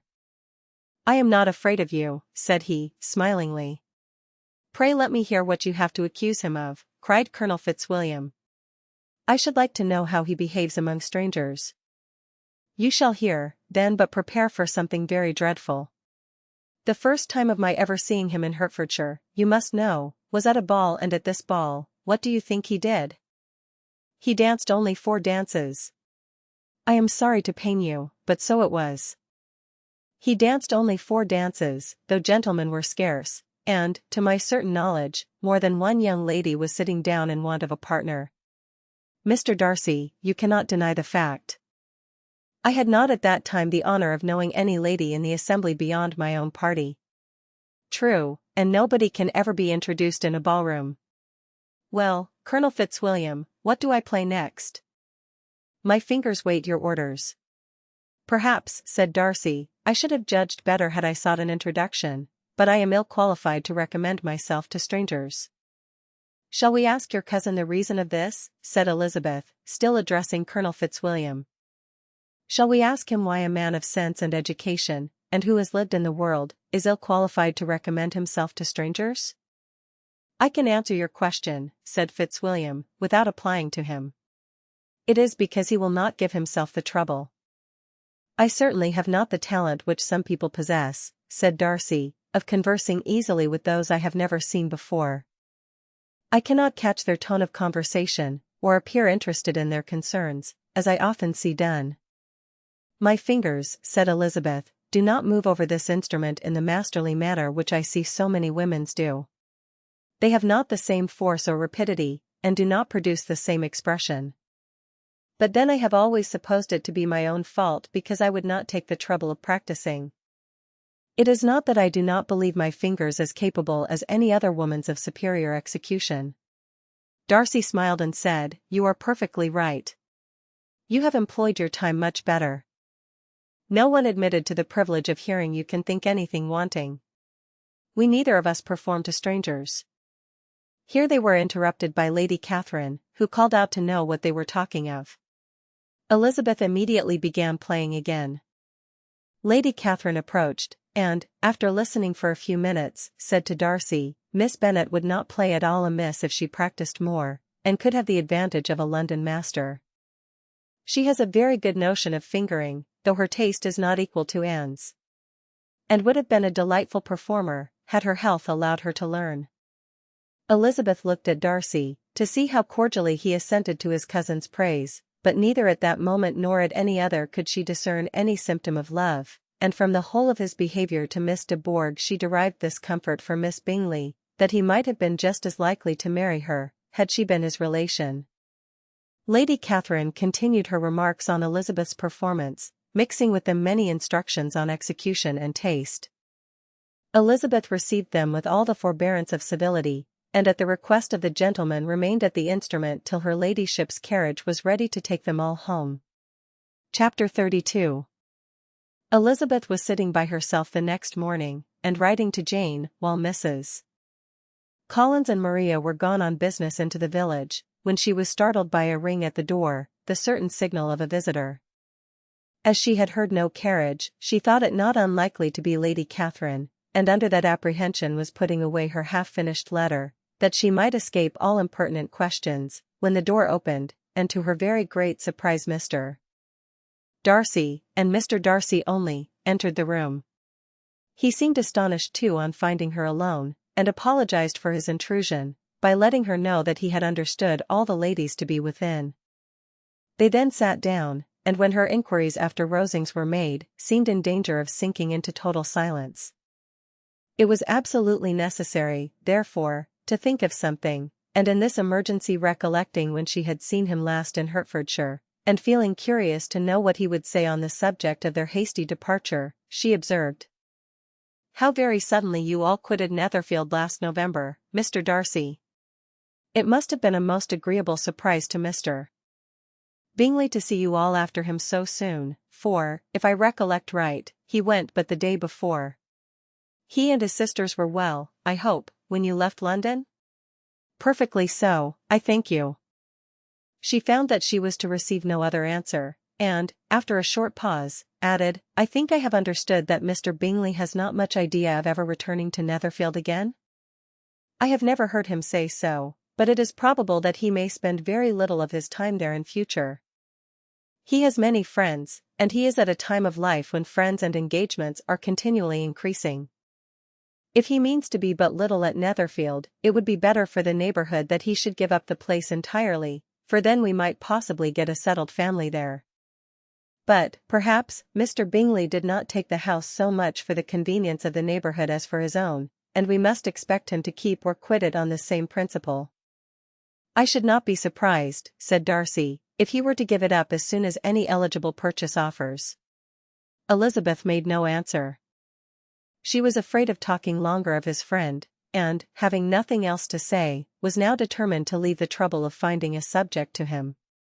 He took the hint and soon began with, "This seems a very comfortable house. Lady Catherine, I believe, did a great deal to it when Mr. Collins first came to Hunsford." "I believe she did, and I am sure she could not have bestowed her kindness on a more grateful object. Mr. Collins appears very fortunate in his choice of a wife."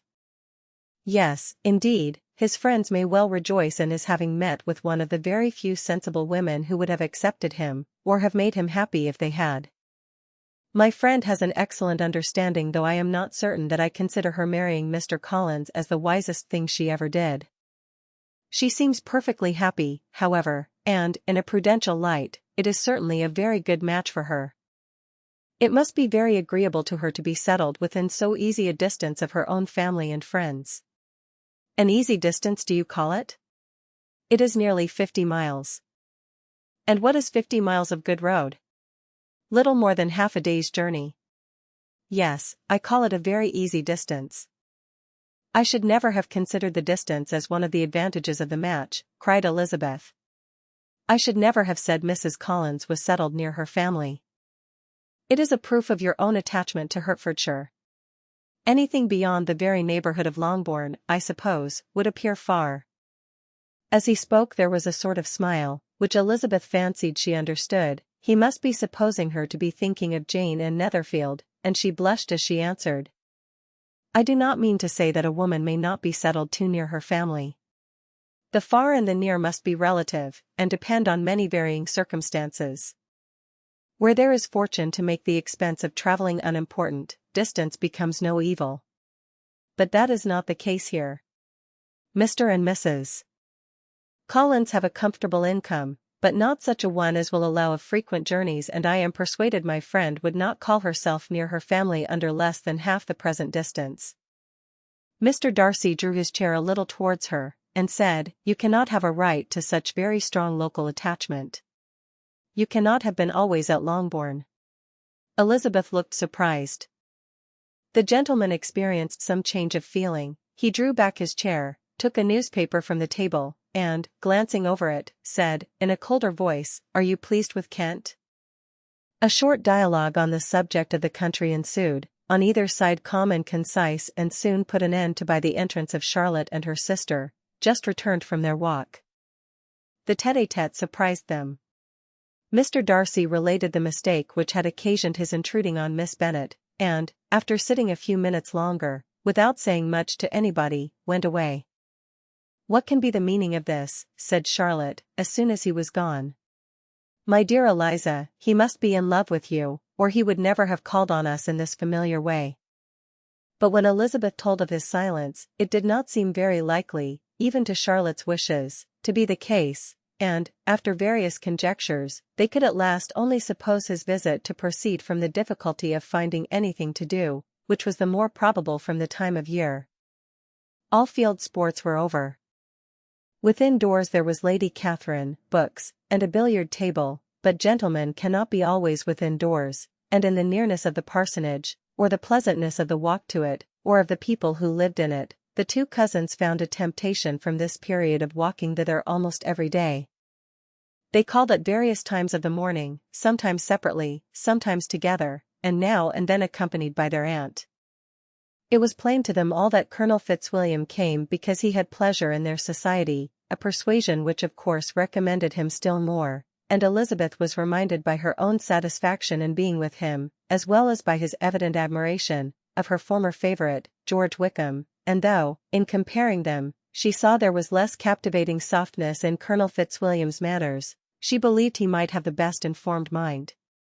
But why Mr. Darcy came so often to the parsonage it was more difficult to understand. It could not be for society, as he frequently sat there 10 minutes together without opening his lips, and when he did speak, it seemed the effect of necessity rather than of choice, a sacrifice to propriety, not a pleasure to himself. He seldom appeared really animated. Mrs. Collins knew not what to make of him. Colonel Fitzwilliam's occasionally laughing at his stupidity proved that he was generally different, which her own knowledge of him could not have told her, and as she would have liked to believe this changed the effect of love, and the object of that love her friend Eliza, she set herself seriously to work to find it out. She watched him whenever they were at Rosings, and whenever he came to Hunsford, but without much success. He certainly looked at her friend a great deal, but the expression of that look was disputable.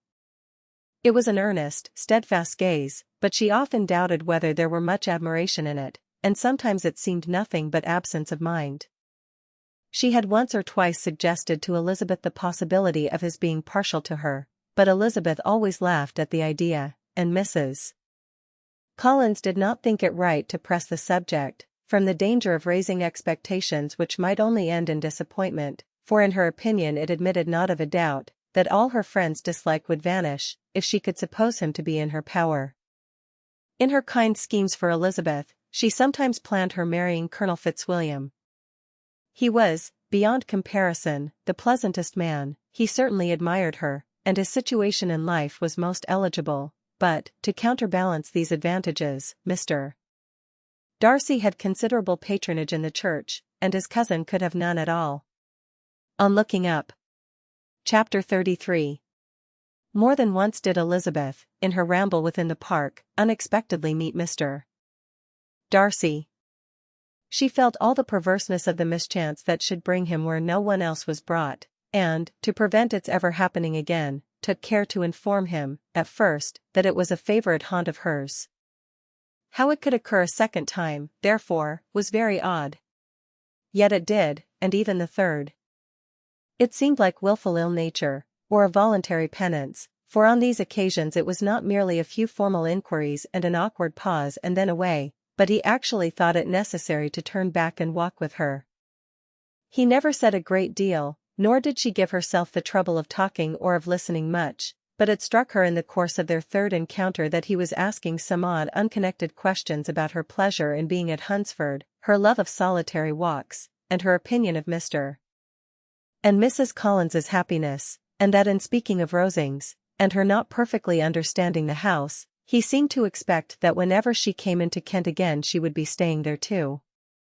His words seemed to imply it. Could he have Colonel Fitzwilliam in his thoughts? She supposed, if he meant anything, he must mean an allusion to what might arise in that quarter. It distressed her a little, and she was quite glad to find herself at the gate in the pales opposite the parsonage. She was engaged one day, as she walked, in reperusing Jane's last letter, and dwelling on some passages which proved that Jane had not written in spirits, when, instead of being again surprised by Mr. Darcy, she saw, on looking up, that Colonel Fitzwilliam was meeting her. Putting away the letter immediately, and forcing a smile, she said, "I did not know before that you ever walked this way." "I have been making the tour of the park," he replied, "as I generally do every year, and intended to close it with a call at the parsonage." "Are you going much farther?" "No, I should have turned in a moment." And accordingly she did turn, and they walked towards the parsonage together. "Do you certainly leave Kent on Saturday?" said she. "Yes, if Darcy does not put it off again. But I am at his disposal. He arranges the business just as he pleases. And if not able to please himself in the arrangement, he has at least great pleasure in the power of choice. I do not know anybody who seems more to enjoy the power of doing what he likes than Mr. Darcy." "He likes to have his own way very well," replied Colonel Fitzwilliam. "But so we all do. It is only that he has better means of having it than many others, because he is rich, and many others are poor. I speak feelingly. A younger son, you know, must be inured to self-denial and dependence. In my opinion, the younger son of an earl can know very little of either. Now, seriously, what have you ever known of self-denial and dependence? When have you been prevented by want of money from going wherever you chose or procuring anything you had a fancy for? These are home questions, and perhaps I cannot say that I have experienced many hardships of that nature. But in matters of greater weight, I may suffer from the want of money. Younger sons cannot marry where they like. Unless where they like women of fortune, which I think they very often do. Our habits of expense make us too dependent, and there are not many in my rank of life who can afford to marry without some attention to money. Is this, thought Elizabeth, meant for me? And she colored at the idea, but, recovering herself, said in a lively tone, "And pray, what is the usual price of an earl's younger son?" "Unless the elder brother is very sickly, I suppose you would not ask above £50,000. He answered her in the same style, and the subject dropped. To interrupt a silence which might make him fancy her affected with what had passed, she soon afterwards said, "I imagine your cousin brought you down with him chiefly for the sake of having somebody at his disposal. I wonder he does not marry, to secure a lasting convenience of that kind.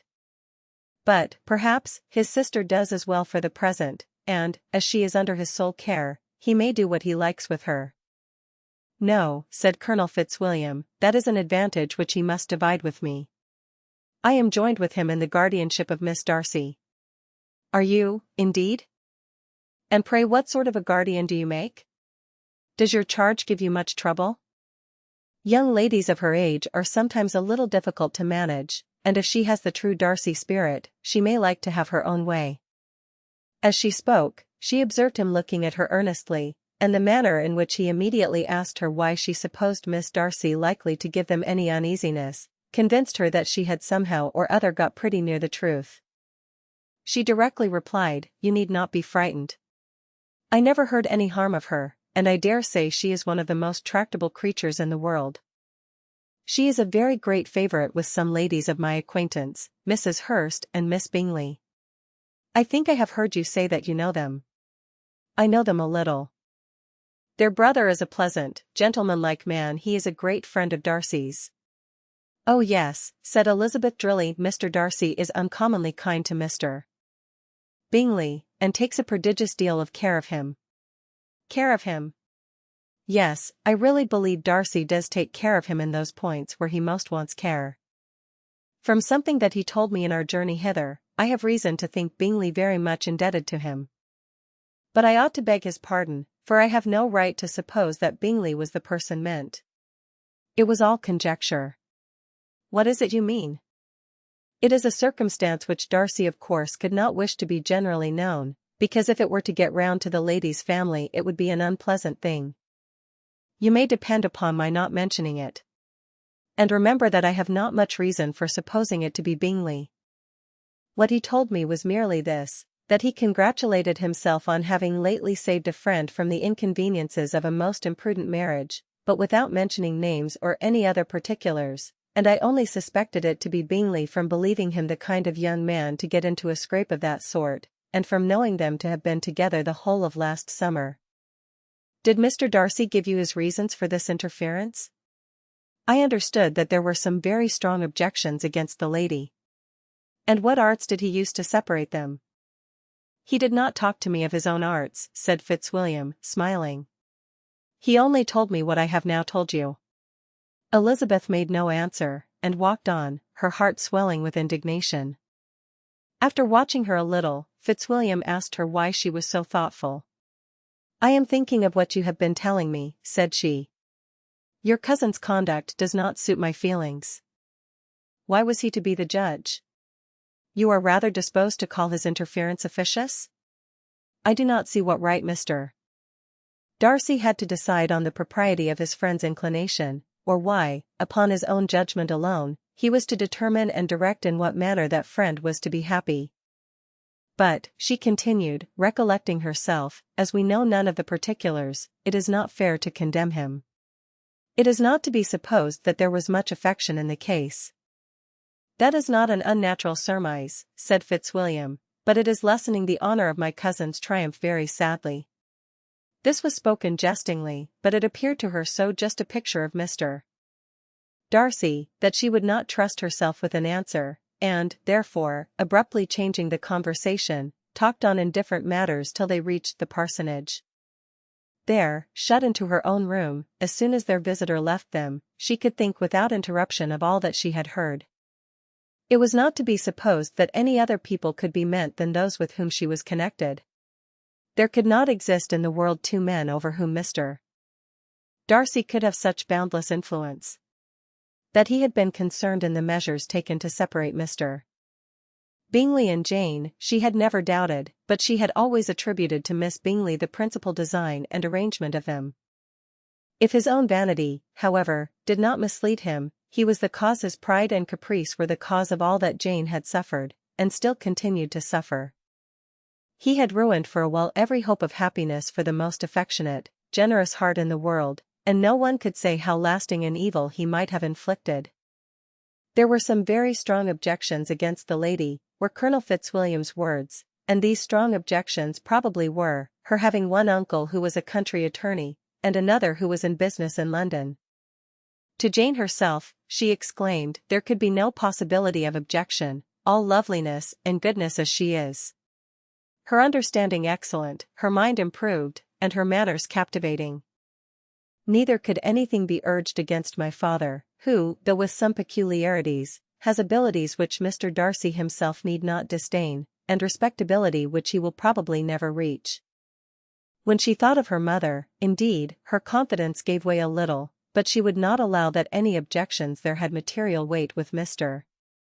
Darcy, whose pride, she was convinced, would receive a deeper wound from the want of importance in his friends' connections than from their want of sense, and she was quite decided, at last, that he had been partly governed by this worst kind of pride, and partly by the wish of retaining Mr. Bingley for his sister. The agitation and tears which the subject occasioned brought on a headache, and it grew so much worse towards the evening that, added to her unwillingness to see Mr. Darcy, it determined her not to attend her cousins to Rosings, where they were engaged to drink tea. Mrs. Collins, seeing that she was really unwell, did not press her to go, and as much as possible prevented her husband from pressing her, but Mr. Collins could not conceal his apprehension of Lady Catherine's being rather displeased by her staying at home. Chapter 34. When they were gone, Elizabeth, as if intending to exasperate herself as much as possible against Mr. Darcy, chose for her employment the examination of all the letters which Jane had written to her since her being in Kent. They contained no actual complaint, nor was there any revival of past occurrences, or any communication of present suffering. But in all, and in almost every line of each, there was a want of that cheerfulness which had been used to characterize her style, and which, proceeding from the serenity of a mind at ease with itself, and kindly disposed towards everyone, had been scarcely ever clouded. Elizabeth noticed every sentence conveying the idea of uneasiness, with an attention which it had hardly received on the first perusal. Mr. Darcy's shameful boast of what misery he had been able to inflict gave her a keener sense of her sister's sufferings. It was some consolation to think that his visit to Rosings was to end on the day after the next, and a still greater that in less than a fortnight she should herself be with Jane again, and enabled to contribute to the recovery of her spirits, by all that affection could do. She could not think of Darcy's leaving Kent without remembering that his cousin was to go with him, but Colonel Fitzwilliam had made it clear that he had no intentions at all, and, agreeable as he was, she did not mean to be unhappy about him. While settling this point, she was suddenly roused by the sound of the door-bell, and her spirits were a little fluttered by the idea of its being Colonel Fitzwilliam himself, who had once before called late in the evening, and might now come to inquire particularly after her. But this idea was soon banished, and her spirits were very differently affected, when, to her utter amazement, she saw Mr. Darcy walk into the room. In a hurried manner he immediately began an inquiry after her health, imputing his visit to a wish of hearing that she were better. She answered him with cold civility. He sat down for a few moments, and then getting up walked about the room. Elizabeth was surprised, but said not a word. After a silence of several minutes, he came towards her in an agitated manner, and thus began, "In vain have I struggled. It will not do. My feelings will not be repressed. You must allow me to tell you how ardently I admire and love you." Elizabeth's astonishment was beyond expression. She stared, colored, doubted, and was silent. This he considered sufficient encouragement, and the avowal of all that he felt and had long felt for her immediately followed. He spoke well, but there were feelings besides those of the heart to be detailed, and he was not more eloquent on the subject of tenderness than of pride. His sense of her inferiority, of its being a degradation, of the family obstacles which judgment had always opposed to inclination, were dwelt on with a warmth which seemed due to the consequence he was wounding, but was very unlikely to recommend his suit. In spite of her deeply rooted dislike, she could not be insensible to the compliment of such a man's affection, and though her intentions did not vary for an instant, she was at first sorry for the pain he was to receive, till roused to resentment by his subsequent language, she lost all compassion in anger. She tried, however, to compose herself to answer him with patience, when he should have done. He concluded with representing to her the strength of that attachment which in spite of all his endeavors he had found impossible to conquer, and with expressing his hope that it would now be rewarded by her acceptance of his hand. As he said this she could easily see that he had no doubt of a favorable answer. He spoke of apprehension and anxiety, but his countenance expressed real security.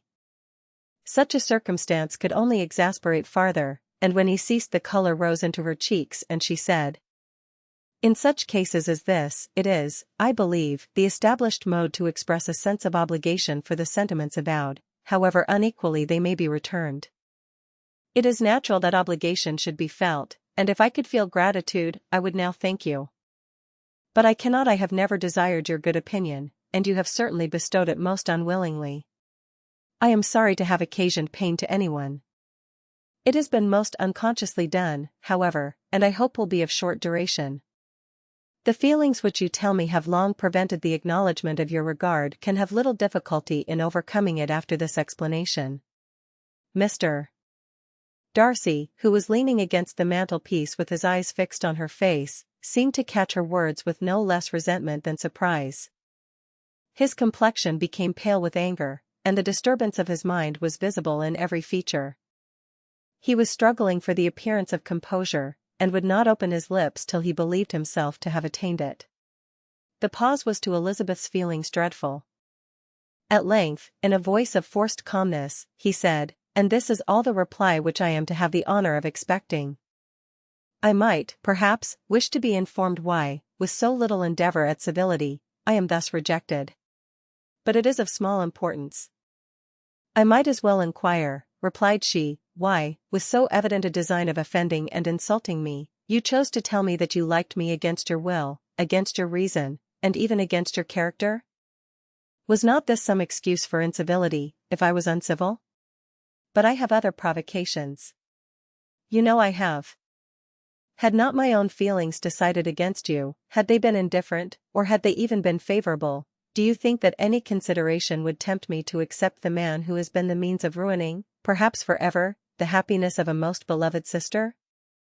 As she pronounced these words, Mr. Darcy changed color, but the emotion was short, and he listened without attempting to interrupt her while she continued. I have every reason in the world to think ill of you. No motive can excuse the unjust and ungenerous part you acted there. You cannot deny that you have been the principal, if not the only means of dividing them from each other, of exposing one to the censure of the world for caprice and instability, the other to its derision for disappointed hopes, and involving them both in misery of the acutest kind. She paused, and saw with no slight indignation that he was listening with an air which proved him wholly unmoved by any feeling of remorse. He even looked at her with a smile of affected incredulity. Can you deny that you have done it? She repeated. With assumed tranquility he then replied, I have no wish of denying that I did everything in my power to separate my friend from your sister, or that I rejoice in my success. Towards him I have been kinder than towards myself. Elizabeth disdained the appearance of noticing this civil reflection, but its meaning did not escape, nor was it likely to conciliate her. But it is not merely this affair, she continued, on which my dislike is founded. Long before it had taken place, my opinion of you was decided. Your character was unfolded in the recital which I received many months ago from Mr. Wickham. On this subject, what can you have to say? In what imaginary act of friendship can you here defend yourself? Or under what misrepresentation can you here impose upon others? You take an eager interest in that gentleman's concerns, said Darcy, in a less tranquil tone, and with a heightened color. Who that knows what his misfortunes have been can help feeling an interest in him? His misfortunes, repeated Darcy, contemptuously. Yes, his misfortunes have been great indeed. And of your infliction, cried Elizabeth, with energy, you have reduced him to his present state of poverty, comparative poverty. You have withheld the advantages which you must know to have been designed for him. You have deprived the best years of his life of that independence which was no less his due than his desert. You have done all this. And yet you can treat the mention of his misfortunes with contempt and ridicule. And this, cried Darcy, as he walked with quick steps across the room, is your opinion of me. This is the estimation in which you hold me. I thank you for explaining it so fully. My faults, according to this calculation, are heavy indeed. But, perhaps, added he, stopping in his walk, and turning towards her, these offences might have been overlooked, had not your pride been hurt by my honest confession of the scruples that had long prevented my forming any serious design. These bitter accusations might have been suppressed, had I, with greater policy, concealed my struggles, and flattered you into the belief of my being impelled by unqualified, unalloyed inclination, by reason, by reflection, by everything. But disguise of every sort is my abhorrence. Nor am I ashamed of the feelings I related. They were natural and just. Could you expect me to rejoice in the inferiority of your connections? To congratulate myself on the hope of relations whose condition in life is so decidedly beneath my own? Elizabeth felt herself growing more angry every moment, yet she tried to the utmost to speak with composure when she said, You are mistaken, Mr. Darcy, if you suppose that the mode of your declaration affected me in any other way than as it spared me the concern which I might have felt in refusing you, had you behaved in a more gentlemanlike manner. She saw him start at this, but he said nothing, and she continued, You could not have made me the offer of your hand in any possible way that would have tempted me to accept it. Again his astonishment was obvious, and he looked at her with an expression of mingled incredulity and mortification. She went on.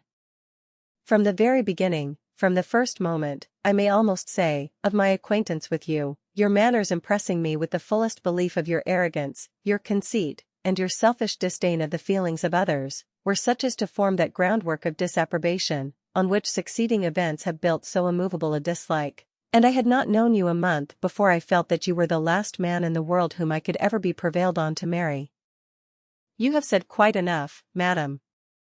I perfectly comprehend your feelings, and have now only to be ashamed of what my own have been. Forgive me for having taken up so much of your time, and accept my best wishes for your health and happiness. And with these words he hastily left the room, and Elizabeth heard him the next moment open the front door and quit the house. The tumult of her mind was now painfully great. She knew not how to support herself, and, from actual weakness, sat down and cried for half an hour. Her astonishment, as she reflected on what had passed, was increased by every review of it. That she should receive an offer of marriage from Mr. Darcy. That he should have been in love with her for so many months. So much in love as to wish to marry her in spite of all the objections which had made him prevent his friends marrying her sister, and which must appear at least with equal force in his own case, was almost incredible. It was gratifying to have inspired unconsciously so strong an affection. But his pride, his abominable pride, his shameless avowal of what he had done with respect to Jane, his unpardonable assurance in acknowledging, though he could not justify it, and the unfeeling manner which he had mentioned Mr. Wickham, his cruelty towards whom he had not attempted to deny, soon overcame the pity which the consideration of his attachment had for a moment excited. She continued in very agitating reflections till the sound of Lady Catherine's carriage made her feel how unequal she was to encounter Charlotte's observation, and hurried her away to her room. Hearing herself called. Chapter 35. Elizabeth awoke the next morning to the same thoughts and meditations which had at length closed her eyes. She could not yet recover from the surprise of what had happened. It was impossible to think of anything else, and, totally indisposed for employment, she resolved soon after breakfast to indulge herself in air and exercise. She was proceeding directly to her favourite walk, when the recollection of Mr. Darcy's sometimes coming there stopped her, and instead of entering the park, she turned up the lane which led her farther from the turnpike road. The park paling was still the boundary on one side, and she soon passed one of the gates into the ground. After walking 2 or 3 times along that part of the lane, she was tempted, by the pleasantness of the morning, to stop at the gates and look into the park. The 5 weeks which she had now passed in Kent had made a great difference in the country, and every day was adding to the verdure of the early trees. She was on the point of continuing her walk, when she caught a glimpse of a gentleman within the sort of grove which edged the park. He was moving that way, and fearful of its being Mr. Darcy, she was directly retreating. But the person who advanced was now near enough to see her, and stepping forward with eagerness, pronounced her name.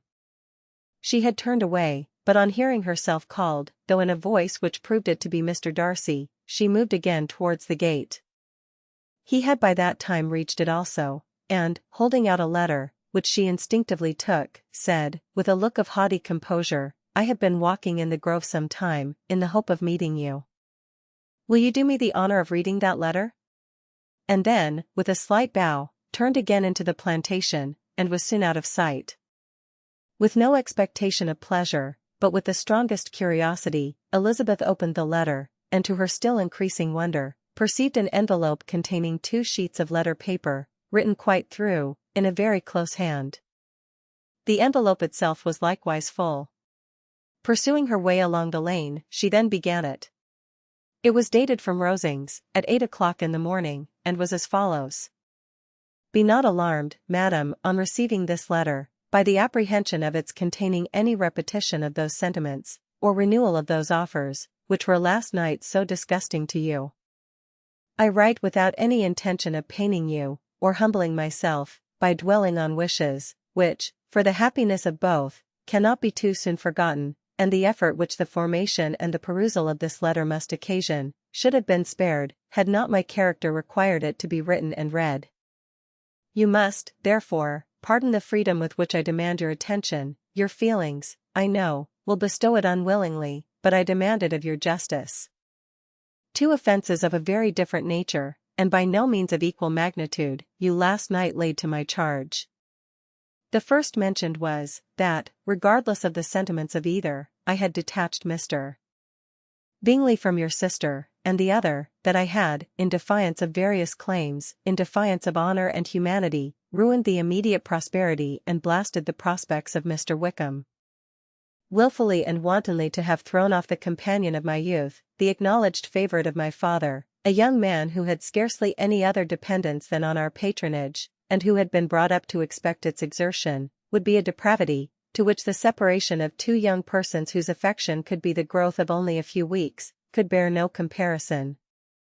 But from the severity of that blame which was last night so liberally bestowed, respecting each circumstance, I shall hope to be in future secured, when the following account of my actions and their motives has been read.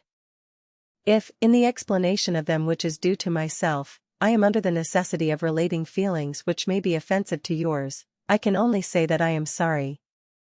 The necessity must be obeyed, and further apology would be absurd. I had not been long in Hertfordshire before I saw, in common with others, that Bingley preferred your elder sister to any other young woman in the country. But it was not till the evening of the dance at Netherfield that I had any apprehension of his feeling a serious attachment. I had often seen him in love before. At that ball, while I had the honour of dancing with you, I was first made acquainted, by Sir William Lucas's accidental information, that Bingley's attentions to your sister had given rise to a general expectation of their marriage. He spoke of it as a certain event, of which the time alone could be undecided. From that moment I observed my friend's behaviour attentively, and I could then perceive that his partiality for Miss Bennet was beyond what I had ever witnessed in him. Your sister I also watched. Her look and manners were open, cheerful, and engaging as ever, but without any symptom of peculiar regard, and I remained convinced, from the evening's scrutiny, that though she received his attentions with pleasure, she did not invite them by any participation of sentiment. If you have not been mistaken here, I must have been in an error. Your superior knowledge of your sister must make the latter probable. If it be so, if I have been misled by such error to inflict pain on her, your resentment has not been unreasonable. But I shall not scruple to assert, that the serenity of your sister's countenance and air was such as might have given the most acute observer a conviction that, however amiable her temper, her heart was not likely to be easily touched. That I was desirous of believing her indifferent is certain, but I will venture to say that my investigations and decisions are not usually influenced by my hopes or fears. I did not believe her to be indifferent because I wished it, I believed it on impartial conviction, as truly as I wished it in reason. My objections to the marriage were not merely those which I last night acknowledged to have required the utmost force of passion to put aside in my own case. The want of connection could not be so great an evil to my friend as to me.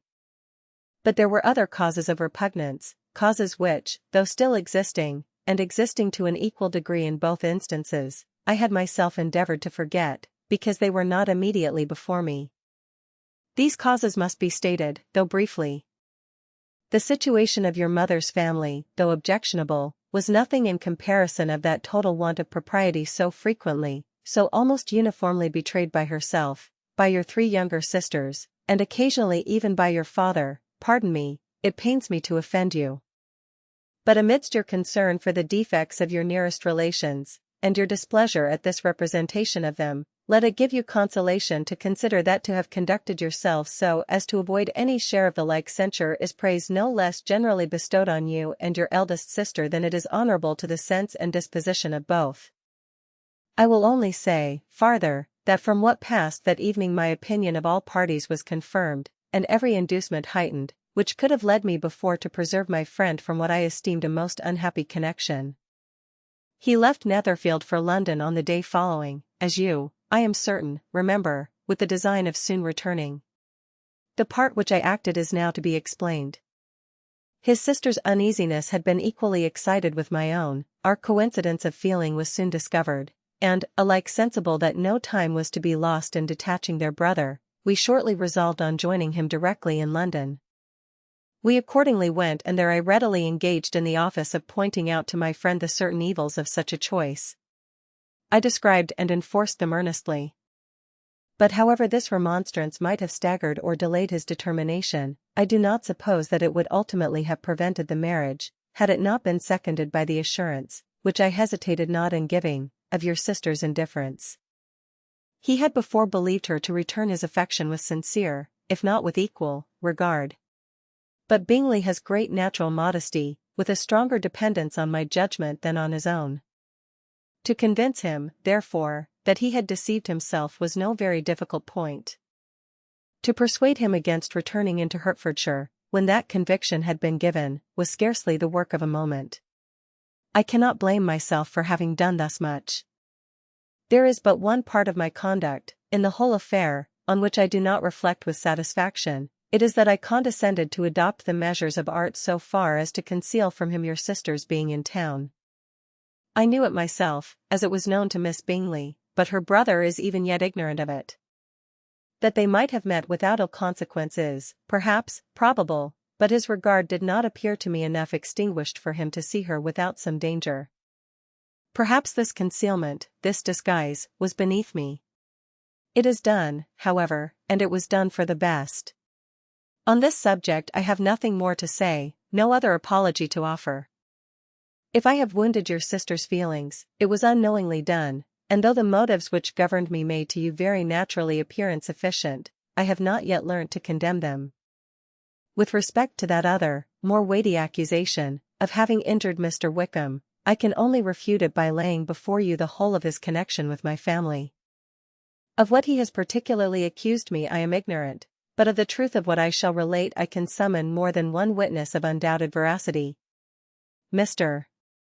Wickham is the son of a very respectable man, who had for many years the management of all the Pemberley estates, and whose good conduct in the discharge of his trust naturally inclined my father to be of service to him, and on George Wickham, who was his godson, his kindness was therefore liberally bestowed. My father supported him at school, and afterwards at Cambridge, most important assistance, as his own father, always poor from the extravagance of his wife, would have been unable to give him a gentleman's education.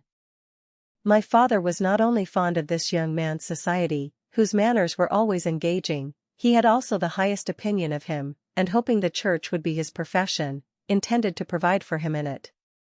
As for myself, it is many, many years since I first began to think of him in a very different manner.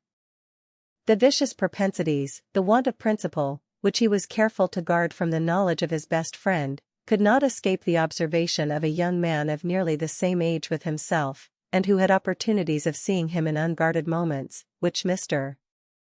Darcy could not have. Here again I shall give you pain to what degree you only can tell. But whatever may be the sentiments which Mr.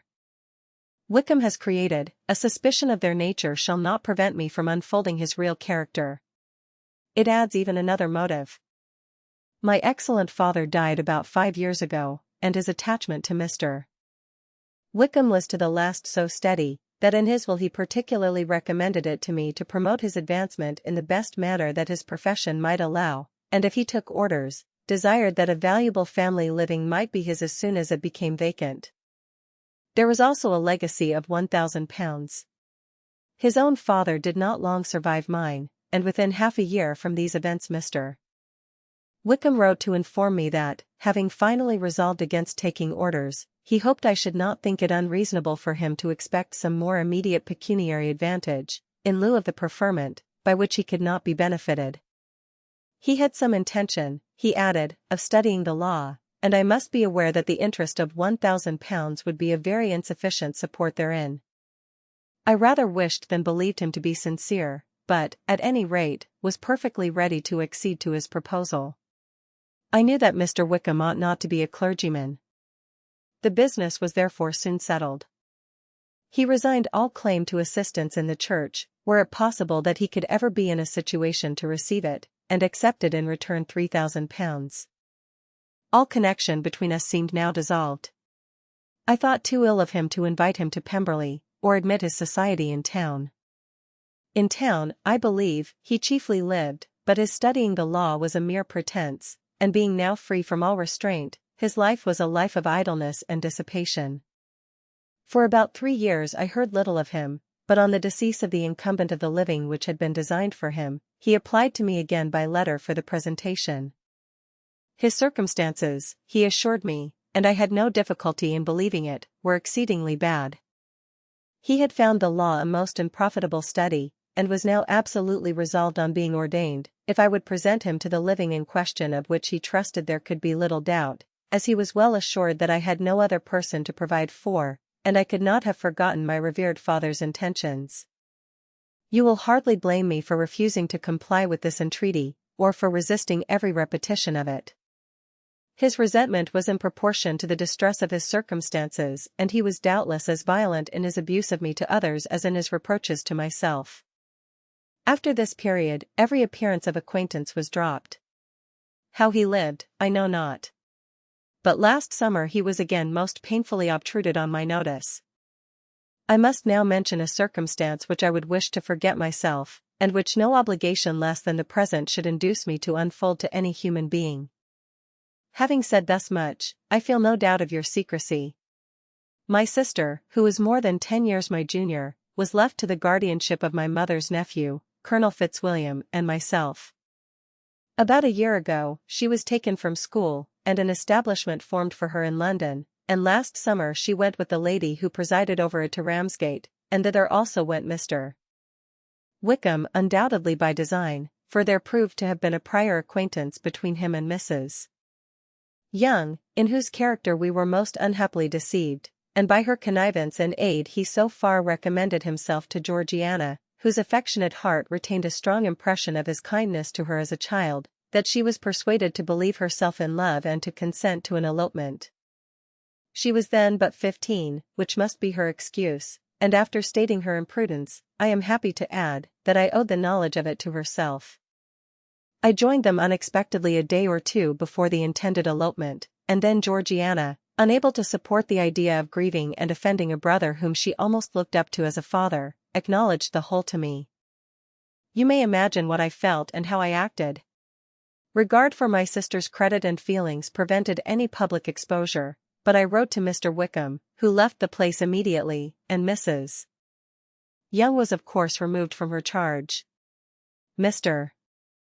Wickham's chief object was unquestionably my sister's fortune, which is £30,000, but I cannot help supposing that the hope of revenging himself on me was a strong inducement. His revenge would have been complete indeed. This, madam, is a faithful narrative of every event in which we have been concerned together, and if you do not absolutely reject it as false, you will, I hope, acquit me henceforth of cruelty towards Mr. Wickham. I know not in what manner, under what form of falsehood, he has imposed on you, but his success is not perhaps to be wondered at, ignorant as you previously were of everything concerning either. Detection could not be in your power, and suspicion certainly not in your inclination. You may possibly wonder why all this was not told you last night. But I was not then master enough of myself to know what could or ought to be revealed. For the truth of everything here related, I can appeal more particularly to the testimony of Colonel Fitzwilliam, who, from our near relationship and constant intimacy, and still more as one of the executors of my father's will, has been unavoidably acquainted with every particular of these transactions. If your abhorrence of me should make my assertions valueless, you cannot be prevented by the same cause from confiding in my cousin, and that there may be the possibility of consulting him, I shall endeavor to find some opportunity of putting this letter in your hands in the course of the morning. I will only add, God bless you. Fitzwilliam Darcy. Chapter 36. Elizabeth, when Mr.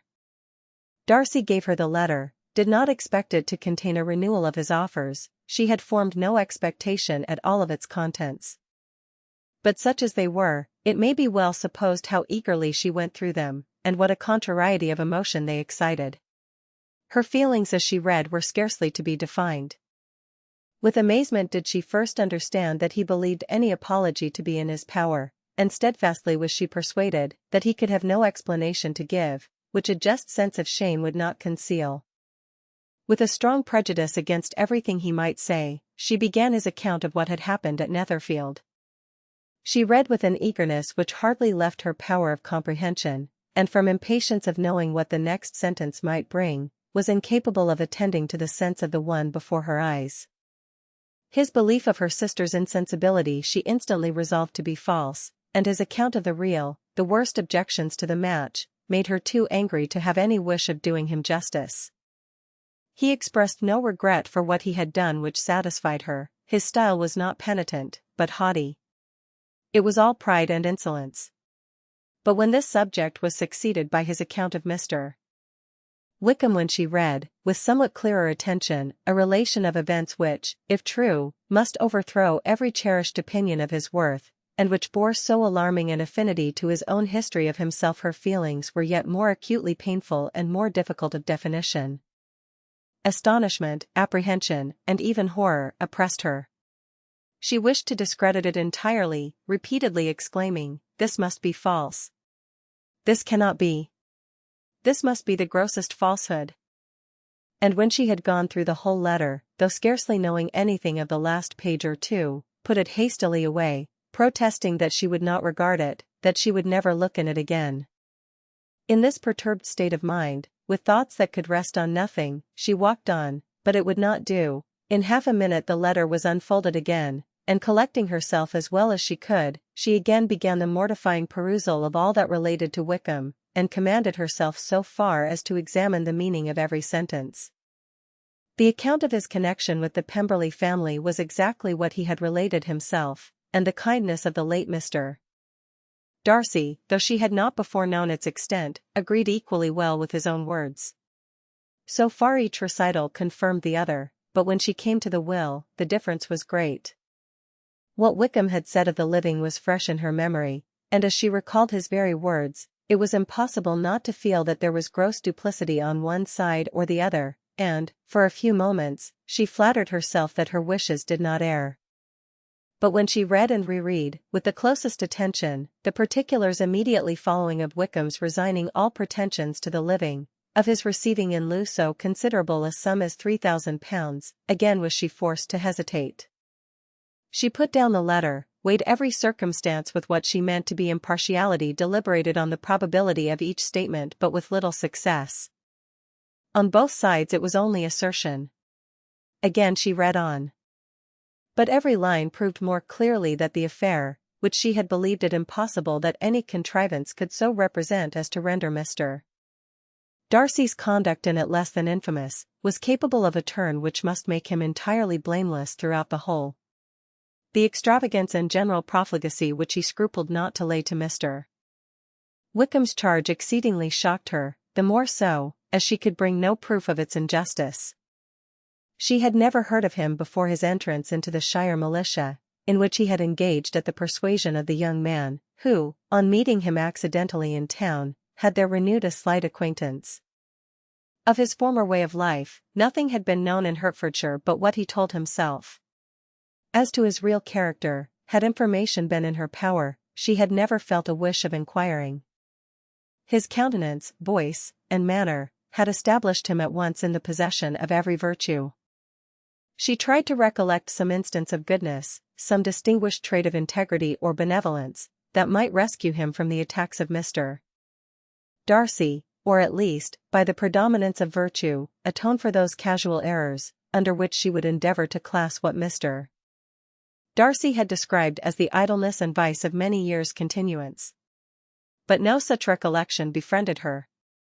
She could see him instantly before her, in every charm of air and address, but she could remember no more substantial good than the general approbation of the neighbourhood, and the regard which his social powers had gained him in the mess. After pausing on this point a considerable while, she once more continued to read. But, alas! The story which followed, of his designs on Miss Darcy, received some confirmation from what had passed between Colonel Fitzwilliam and herself only the morning before, and at last she was referred for the truth of every particular to Colonel Fitzwilliam himself, from whom she had previously received the information of his near concern in all his cousin's affairs, and whose character she had no reason to question. At one time she had almost resolved on applying to him, but the idea was checked by the awkwardness of the application, and at length wholly banished by the conviction that Mr. Darcy would never have hazarded such a proposal, if he had not been well assured of his cousin's corroboration. She perfectly remembered everything that had passed in conversation between Wickham and herself in their first evening at Mr. Phillips's. Many of his expressions were still fresh in her memory. She was now struck with the impropriety of such communications to a stranger, and wondered it had escaped her before. She saw the indelicacy of putting himself forward as he had done, and the inconsistency of his professions with his conduct. She remembered that he had boasted of having no fear of seeing Mr. Darcy, that Mr. Darcy might leave the country, but that he should stand his ground, yet he had avoided the Netherfield ball the very next week. She remembered, also, that till the Netherfield family had quitted the country, he had told his story to no one but herself, but that after their removal, it had been everywhere discussed, that he had then no reserves, no scruples in sinking Mr. Darcy's character, though he had assured her that respect for the father would always prevent his exposing the son. How differently did everything now appear in which he was concerned.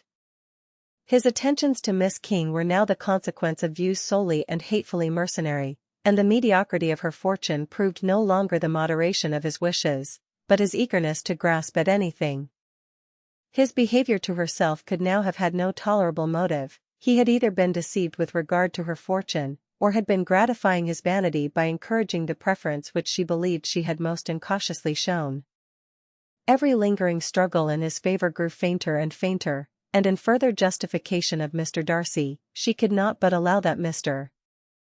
Bingley, when questioned by Jane, had long ago asserted his blamelessness in the affair, that, proud and repulsive as were his manners, she had never, in the whole course of their acquaintance, an acquaintance which had latterly brought them much together, and given her a sort of intimacy with his ways, seen anything that betrayed him to be unprincipled or unjust, anything that spoke him of irreligious or immoral habits, that among his own connections he was esteemed and valued, that even Wickham had allowed him merit as a brother, and that she had often heard him speak so affectionately of his sister as to prove him capable of some amiable feeling, that had his actions been what Wickham represented them, so gross a violation of everything right could hardly have been concealed from the world, and that friendship between a person capable of it and such an amiable man as Mr.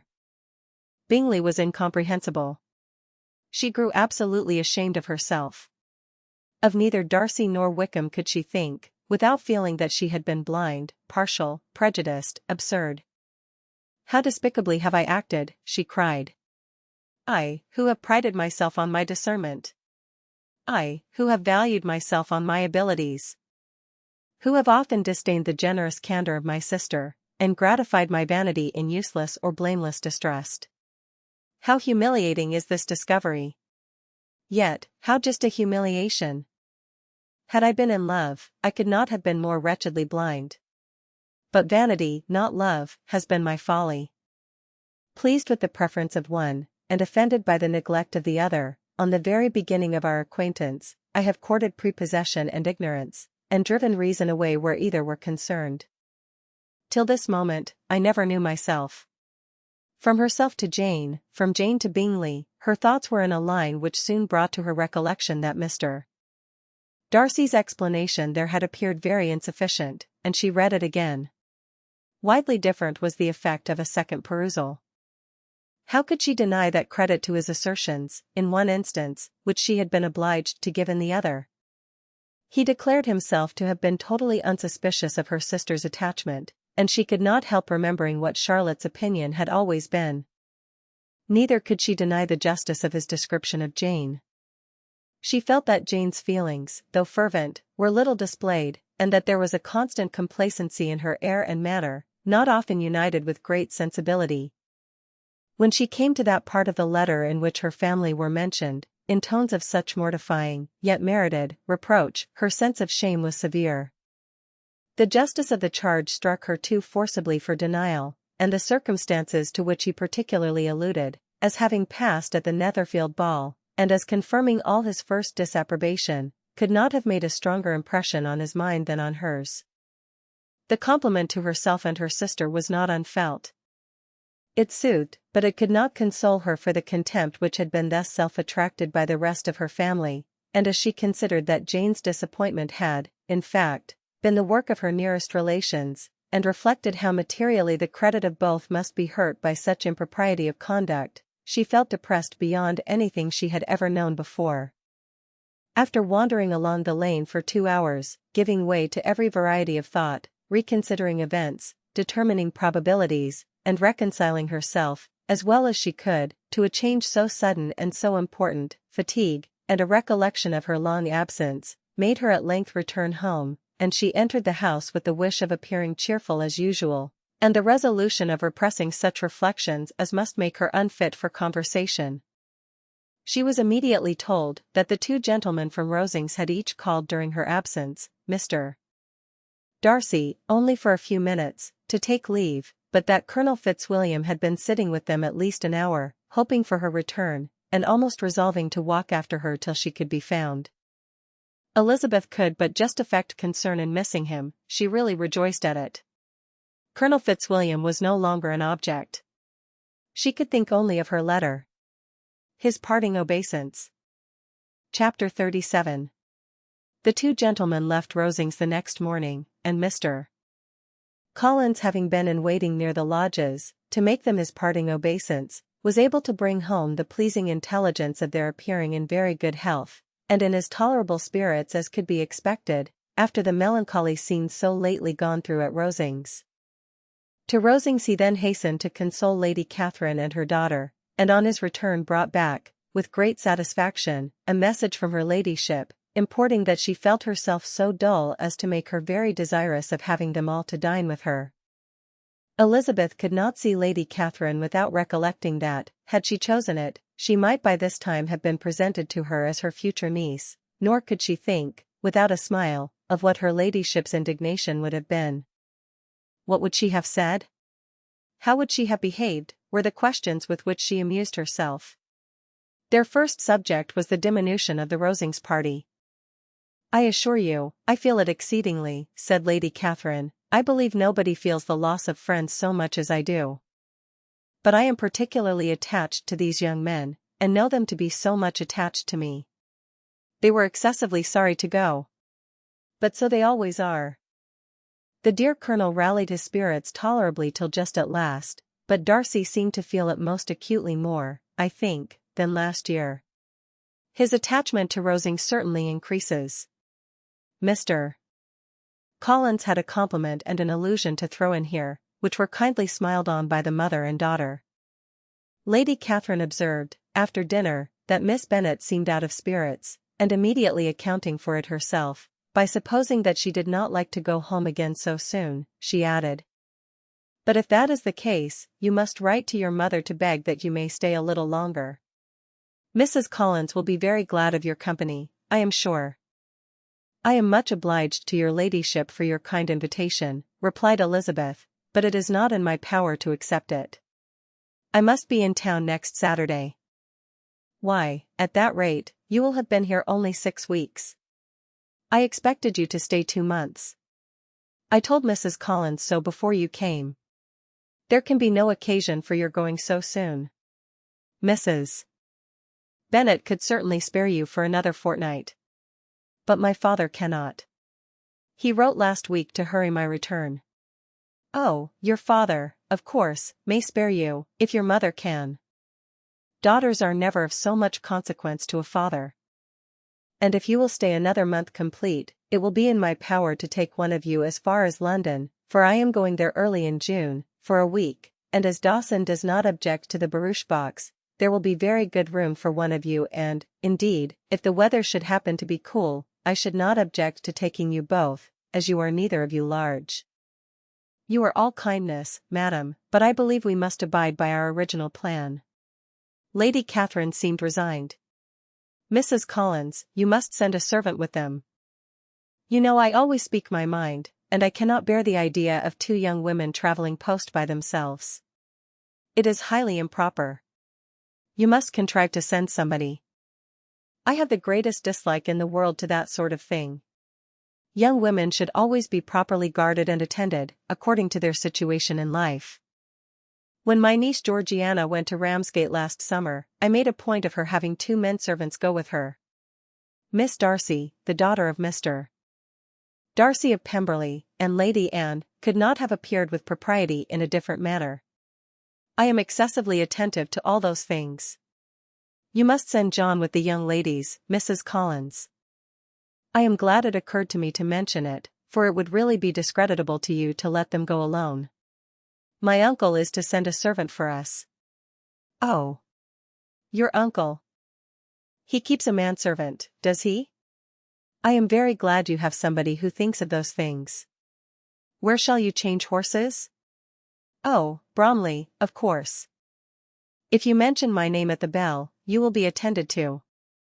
Lady Catherine had many other questions to ask respecting their journey, and as she did not answer them all her self-attention was necessary, which Elizabeth believed to be lucky for her, or, with a mind so occupied, she might have forgotten where she was. Reflection must be reserved for solitary hours. Whenever she was alone, she gave way to it as the greatest relief, and not a day went by without a solitary walk, in which she might indulge in all the delight of unpleasant recollections. Mr. Darcy's letter she was in a fair way of soon knowing by heart. She studied every sentence, and her feelings towards its writer were at times widely different.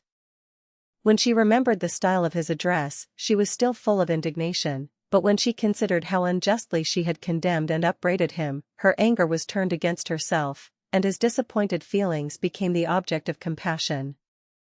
His attachment excited gratitude, his general character respect, but she could not approve him, nor could she for a moment repent her refusal, or feel the slightest inclination ever to see him again.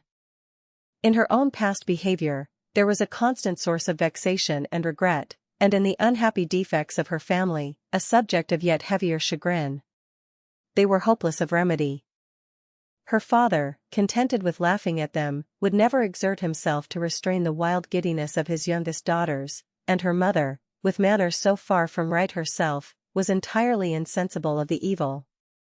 Elizabeth had frequently united with Jane in an endeavour to check the imprudence of Catherine and Lydia, but while they were supported by their mother's indulgence, what chance could there be of improvement? Catherine, weak-spirited, irritable, and completely under Lydia's guidance, had been always affronted by their advice, and Lydia, self-willed and careless, would scarcely give them a hearing. They were ignorant, idle, and vain. While there was an officer in Meryton, they would flirt with him, and while Meryton was within a walk of Longbourn, they would be going there forever. Anxiety on Jane's behalf was another prevailing concern, and Mr. Darcy's explanation, by restoring Bingley to all her former good opinion, heightened the sense of what Jane had lost. His affection was proved to have been sincere, and his conduct cleared of all blame, unless any could attach to the implicitness of his confidence in his friend. How grievous then was the thought that, of a situation so desirable in every respect, so replete with advantage, so promising for happiness, Jane had been deprived, by the folly and indecorum of her own family. When to these recollections was added the development of Wickham's character, it may be easily believed that the happy spirits which had seldom been depressed before were now so much affected as to make it almost impossible for her to appear tolerably cheerful. Their engagements at Rosings were as frequent during the last week of her stay as they had been at first. The very last evening was spent there, and her ladyship again inquired minutely into the particulars of their journey, gave them directions as to the best method of packing, and was so urgent on the necessity of placing gowns in the only right way, that Maria thought herself obliged, on her return, to undo all the work of the morning, and pack her trunk afresh. When they parted, Lady Catherine, with great condescension, wished them a good journey, and invited them to come to Hunsford again next year, and Miss de Bourgh exerted herself so far as to courtesy and hold out her hand to both. The elevation of his feelings. Chapter 38. On Saturday morning Elizabeth and Mr. Collins met for breakfast a few minutes before the others appeared, and he took the opportunity of paying the parting civilities which he deemed indispensably necessary. "I know not, Miss Elizabeth," said he, "whether Mrs. Collins has yet expressed her sense of your kindness in coming to us, but I am very certain you will not leave the house without receiving her thanks for it. The favor of your company has been much felt, I assure you. We know how little there is to tempt anyone to our humble abode. Our plain manner of living, our small rooms, and few domestics, and the little we see of the world, must make Hunsford extremely dull to a young lady like yourself, but I hope you will believe us grateful for the condescension, and that we have done everything in our power to prevent you spending your time unpleasantly." Elizabeth was eager with her thanks and assurances of happiness. She had spent 6 weeks with great enjoyment, and the pleasure of being with Charlotte, and the kind attention she had received, must make her feel the obliged. Mr. Collins was gratified, and with a more smiling solemnity replied, "It gives me the greatest pleasure to hear that you have passed your time not disagreeably. We have certainly done our best, and most fortunately having it in our power to introduce you to very superior society, and from our connection with Rosings, the frequent means of varying the humble home scene, I think we may flatter ourselves that your Hunsford visit cannot have been entirely irksome. Our situation with regard to Lady Catherine's family is, indeed, the sort of extraordinary advantage and blessing which few can boast. You see on what a footing we are. You see how continually we are engaged there. In truth, I must acknowledge that, with all the disadvantages of this humble parsonage, I should not think anyone abiding in it an object of compassion, while they are sharers of our intimacy at Rosings. Words were insufficient for the elevation of his feelings, and he was obliged to walk about the room, while Elizabeth tried to unite civility and truth in a few short sentences. You may, in fact, carry a very favourable report of us into Hertfordshire, my dear cousin. I flatter myself, at least, that you will be able to do so. Lady Catherine's great attentions to Mrs. Collins you have been a daily witness of, and altogether I trust it does not appear that your friend has drawn an unfortunate, but on this point it will be as well to be silent. Only let me assure you, my dear Miss Elizabeth, that I can from my heart most cordially wish you equal felicity in marriage. My dear Charlotte and I have but one mind and one way of thinking. There is in everything a most remarkable resemblance of character and ideas between us. We seem to have been designed for each other. Elizabeth could safely say that it was a great happiness where that was the case, and with equal sincerity could add, that she firmly believed and rejoiced in his domestic comforts. She was not sorry, however, to have the recital of them interrupted by the entrance of the lady from whom they sprang. Poor Charlotte! It was melancholy to leave her to such society. But she had chosen it with her eyes open, and though evidently regretting that her visitors were to go, she did not seem to ask for compassion. Her home and her housekeeping, her parish and her poultry, and all their dependent concerns, had not yet lost their charms. At length the chaise arrived, the trunks were fastened on, the parcels placed within, and it was pronounced to be ready. After an affectionate parting between the friends, Elizabeth was attended to the carriage by Mr.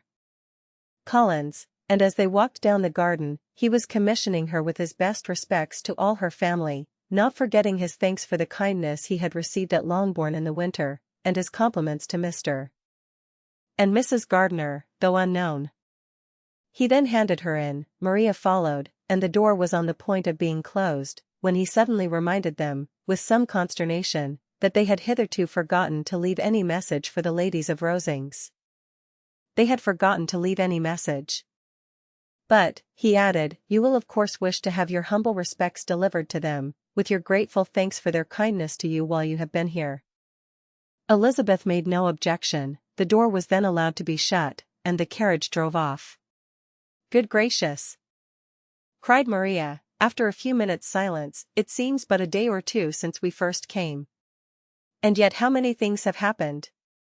A great many indeed, said her companion, with a sigh. We have dined 9 times at Rosings, besides drinking tea there twice. How much I shall have to tell. Elizabeth privately added, and how much I shall have to conceal. Their journey was performed without much conversation, or any alarm, and within 4 hours of their leaving Hunsford they reached Mr. Gardiner's house, where they were to remain a few days. Jane looked well, and Elizabeth had little opportunity of studying her spirits, amidst the various engagements which the kindness of her aunt had reserved for them. But Jane was to go home with her, and at Longbourn there would be leisure enough for observation. It was not without an effort, meanwhile, that she could wait even for Longbourn, before she told her sister of Mr. Darcy's proposals. To know that she had the power of revealing what would so exceedingly astonish Jane, and must, at the same time, so highly gratify whatever of her own vanity she had not yet been able to reason away, was such a temptation to openness as nothing could have conquered, but the state of indecision in which she remained as to the extent of what she should communicate, and her fear, if she once entered on the subject, of being hurried into repeating something of Bingley, which might only grieve her sister further. How nicely we are crammed in. Chapter 39. It was the second week in May, in which the 3 young ladies set out together from Grasachich Street for the town of, in Hertfordshire, and, as they drew near the appointed inn where Mr. Bennet's carriage was to meet them, they quickly perceived, in token of the coachman's punctuality, both Kitty and Lydia looking out of a dining-room upstairs. These 2 girls had been above an hour in the place, happily employed in visiting an opposite milliner, watching the sentinel on guard, and dressing a salad and cucumber. After welcoming their sisters, they triumphantly displayed a table set out with such cold meat as an inn larder usually affords, exclaiming, "Is not this nice? Is not this an agreeable surprise? And we mean to treat you all," added Lydia, "but you must lend us the money, for we have just spent ours at the shop out there." Then showing her purchases, "Look here, I have bought this bonnet. I do not think it is very pretty, but I thought I might as well buy it as not. I shall pull it to pieces as soon as I get home, and see if I can make it up any better." And when her sisters abused it as ugly, she added, with perfect unconcern, "Oh, but there were 2 or 3 much uglier in the shop, and when I have bought some prettier colored satin to trim it with fresh, I think it will be very tolerable. Besides, it will not much signify what one wears this summer, after the Shire have left Meryton, and they are going in a fortnight." "Are they, indeed?" cried Elizabeth, with the greatest satisfaction. "They are going to be encamped near Brighton, and I do so want Papa to take us all there for the summer. It would be such a delicious scheme, and I dare say would hardly cost anything at all. Mamma would like to go, too, of all things. Only think what a miserable summer else we shall have." Yes, thought Elizabeth, that would be a delightful scheme, indeed, and completely do for us at once. Good heaven! Brighton and a whole campful of soldiers, to us, who have been overset already by one poor regiment of militia, and the monthly balls of Meryton. "Now I have got some news for you," said Lydia, as they sat down to table. "What do you think?" "It is excellent news, capital news, and about a certain person that we all like." Jane and Elizabeth looked at each other, and the waiter was told that he need not stay. Lydia laughed, and said, "Aye, that is just like your formality and discretion. You thought the waiter must not hear, as if he cared. I dare say he often hears worse things said than I am going to say. But he is an ugly fellow. I am glad he is gone. I never saw such a long chin in my life. Well, but now for my news. It is about dear Wickham, too good for the waiter, is not it? There is no danger of Wickham's marrying Mary King, there's for you. She is gone down to her uncle at Liverpool, gone to stay. Wickham is safe. And Mary King is safe," added Elizabeth, "safe from a connection imprudent as to fortune. She is a great fool for going away, if she liked him." "But I hope there is no strong attachment on either side," said Jane. "I am sure there is not on his. I will answer for it, he never cared 3 straws about her. Who could about such a nasty little freckled thing?" Elizabeth was shocked to think that, however incapable of such coarseness of expression herself, the coarseness of the sentiment was little other than her own breast had formerly harbored and fancied liberal. As soon as all had ate, and the elder ones paid, the carriage was ordered, and, after some contrivance, the whole party, with all their boxes, work-bags, and parcels, and the unwelcome addition of Kitty's and Lydia's purchases, were seated in it. "How nicely we are crammed in," cried Lydia. "I am glad I brought my bonnet, if it is only for the fun of having another bandbox. Well, now let us be quite comfortable and snug, and talk and laugh all the way home. And in the first place, let us hear what has happened to you all since you went away. Have you seen any pleasant men? Have you had any flirting? I was in great hopes that one of you would have got a husband before you came back. Jane will be quite an old maid soon, I declare. She is almost 23. Lord! How ashamed I should be of not being married before 23. My Aunt Phillips wants you so to get husbands you can't think. She says Lizzie had better have taken Mr. Collins, but I do not think there would have been any fun in it. Lord! How I should like to be married before any of you. And then I would chaperone you about to all the balls. Dear me! We had such a good piece of fun the other day at Colonel Forster's. Kitty and me were to spend the day there, and Mrs. Forster promised to have a little dance in the evening. By the by, Mrs. Forster and me are such friends. And so she asked the 2 Harringtons to come, but Harriet was ill, and so Pen was forced to come by herself, and then, what do you think we did? We dressed up Chamberlain in woman's clothes, on purpose to pass for a lady. Only think what fun. Not a soul knew of it, but Colonel and Mrs. Forster, and Kitty, and me, except my aunt, for we were forced to borrow one of her gowns, and you cannot imagine how well he looked. When Denny, and Wickham, and Pratt, and 2 or 3 more of the men came in, they did not know him in the least. Lord! How I laughed! And so did Mrs. Forster. I thought I should have died. And that made the men suspect something, and then they soon found out what was the matter.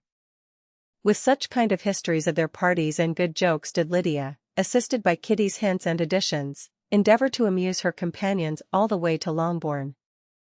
Elizabeth listened as little as she could, but there was no escaping the frequent mention of Wickham's name. Their reception at home was most kind. Mrs. Bennet rejoiced to see Jane in undiminished beauty, and more than once during dinner did Mr. Bennet say voluntarily to Elizabeth, "I am glad you are come back, Lizzie." Their party in the dining-room was large, for almost all the Lucases came to meet Maria and hear the news, and various were the subjects which occupied them. Lady Lucas was inquiring of Maria, across the table, after the welfare and poultry of her eldest daughter, Mrs. Bennet was doubly engaged, on one hand collecting an account of the present fashions from Jane, who sat some way below her, and on the other, retailing them all to the younger Miss Lucases, and Lydia, in a voice rather louder than any other person's, was enumerating the various pleasures of the morning to anybody who would hear her. "Oh, Mary," said she, "I wish you had gone with us, for we had such fun. As we went along Kitty and me drew up all the blinds, and pretended there was nobody in the coach, and I should have gone so all the way, if Kitty had not been sick, and when we got to the George, I do think we behaved very handsomely, for we treated the other 3 with the nicest cold luncheon in the world, and if you would have gone, we would have treated you too. And then when we came away it was such fun. I thought we never should have got into the coach. I was ready to die of laughter. And then we were so merry all the way home. We talked and laughed so loud, that anybody might have heard us 10 miles off." To this, Mary very gravely replied, "Far be it from me, my dear sister, to depreciate such pleasures. They would doubtless be congenial with the generality of female minds. But I confess they would have no charms for me. I should infinitely prefer a book." But of this answer Lydia heard not a word. She seldom listened to anybody for more than half a minute, and never attended to Mary at all. In the afternoon Lydia was urgent with the rest of the girls to walk to Meryton, and see how everybody went on, but Elizabeth steadily opposed the scheme. It should not be said that the Miss Bennets could not be at home half a day before they were in pursuit of the officers. There was another reason, too, for her opposition. She dreaded seeing Wickham again, and was resolved to avoid it as long as possible. The comfort to her, of the regiment's approaching removal, was indeed beyond expression. In a fortnight they were to go, and once gone, she hoped there could be nothing more to plague her on his account. She had not been many hours at home, before she found that the Brighton scheme, of which Lydia had given them a hint at the inn, was under frequent discussion between her parents. Elizabeth saw directly that her father had not the smallest intention of yielding, but his answers were at the same time so vague and equivocal, that her mother, though often disheartened, had never yet despaired of succeeding at last. Chapter 40. Elizabeth's impatience to acquaint Jane with what had happened could no longer be overcome, and at length resolving to suppress every particular in which her sister was concerned, and preparing her to be surprised, she related to her the next morning the chief of the scene between Mr. Darcy and herself. Miss Bennet's astonishment was soon lessened by the strong sisterly partiality which made any admiration of Elizabeth appear perfectly natural, and all surprise was shortly lost in other feelings. She was sorry that Mr. Darcy should have delivered his sentiments in a manner so little suited to recommend them, but still more was she grieved for the unhappiness which her sister's refusal must have given him. "His being so sure of succeeding was wrong," said she, "and certainly ought not to have appeared, but consider how much it must increase his disappointment." "Indeed," replied Elizabeth, "I am heartily sorry for him, but he has other feelings which will probably soon drive away his regard for me. You do not blame me, however, for refusing him?" "Blame you? Oh, no. But you blame me for having spoken so warmly of Wickham?" "No, I do not know that you were wrong in saying what you did. But you will know it, when I have told you what happened the very next day." She then spoke of the letter, repeating the whole of its contents as far as they concerned George Wickham. What a stroke was this for poor Jane, who would willingly have gone through the world without believing that so much wickedness existed in the whole race of mankind as was here collected in one individual. Nor was Darcy's vindication, though grateful to her feelings, capable of consoling her for such discovery. Most earnestly did she labor to prove the probability of error, and seek to clear one, without involving the other. "This will not do," said Elizabeth, "you never will be able to make both of them good for anything. Take your choice, but you must be satisfied with only one. There is but such a quantity of merit between them, just enough to make one good sort of man, and of late it has been shifting about pretty much. For my part, I am inclined to believe it all Mr. Darcy's, but you shall do as you choose." It was some time, however, before a smile could be extorted from Jane. "I do not know when I have been more shocked," said she. "Wickham's so very bad. It is almost past belief. And poor Mr. Darcy. Dear Lizzie, only consider what he must have suffered. Such a disappointment. And with the knowledge of your ill opinion too. And having to relate such a thing of his sister. It is really too distressing. I am sure you must feel it so. Oh no, my regret and compassion are all done away by seeing you so full of both. I know you will do him such ample justice, that I am growing every moment more unconcerned and indifferent. Your profusion makes me saving, and if you lament over him much longer, my heart will be as light as a feather. Poor Wickham! There is such an expression of goodness in his countenance. Such an openness and gentleness in his manner. There certainly was some great mismanagement in the education of those two young men. One has got all the goodness, and the other all the appearance of it. I never thought Mr. Darcy so deficient in the appearance of it as you used to do. And yet I meant to be uncommonly clever in taking so decided a dislike to him, without any reason.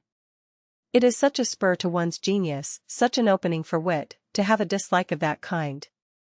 One may be continually abusive without saying anything just, but one cannot be always laughing at a man without now and then stumbling on something witty.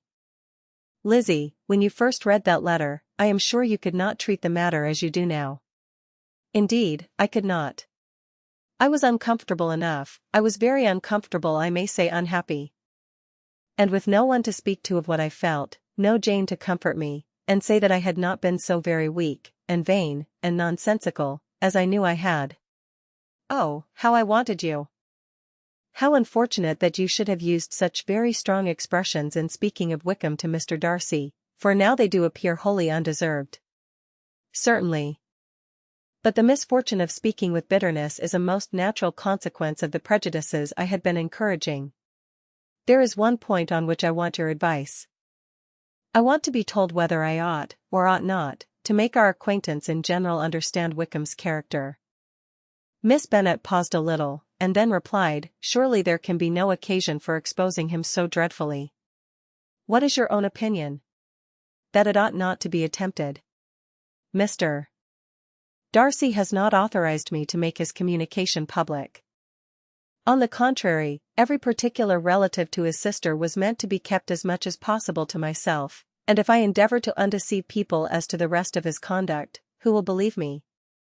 The general prejudice against Mr. Darcy is so violent, that it would be the death of half the good people in Meryton, to attempt to place him in an amiable light. I am not equal to it. Wickham will soon be gone, and, therefore, it will not signify to anybody here what he really is. Some time hence it will be all found out, and then we may laugh at their stupidity in not knowing it before.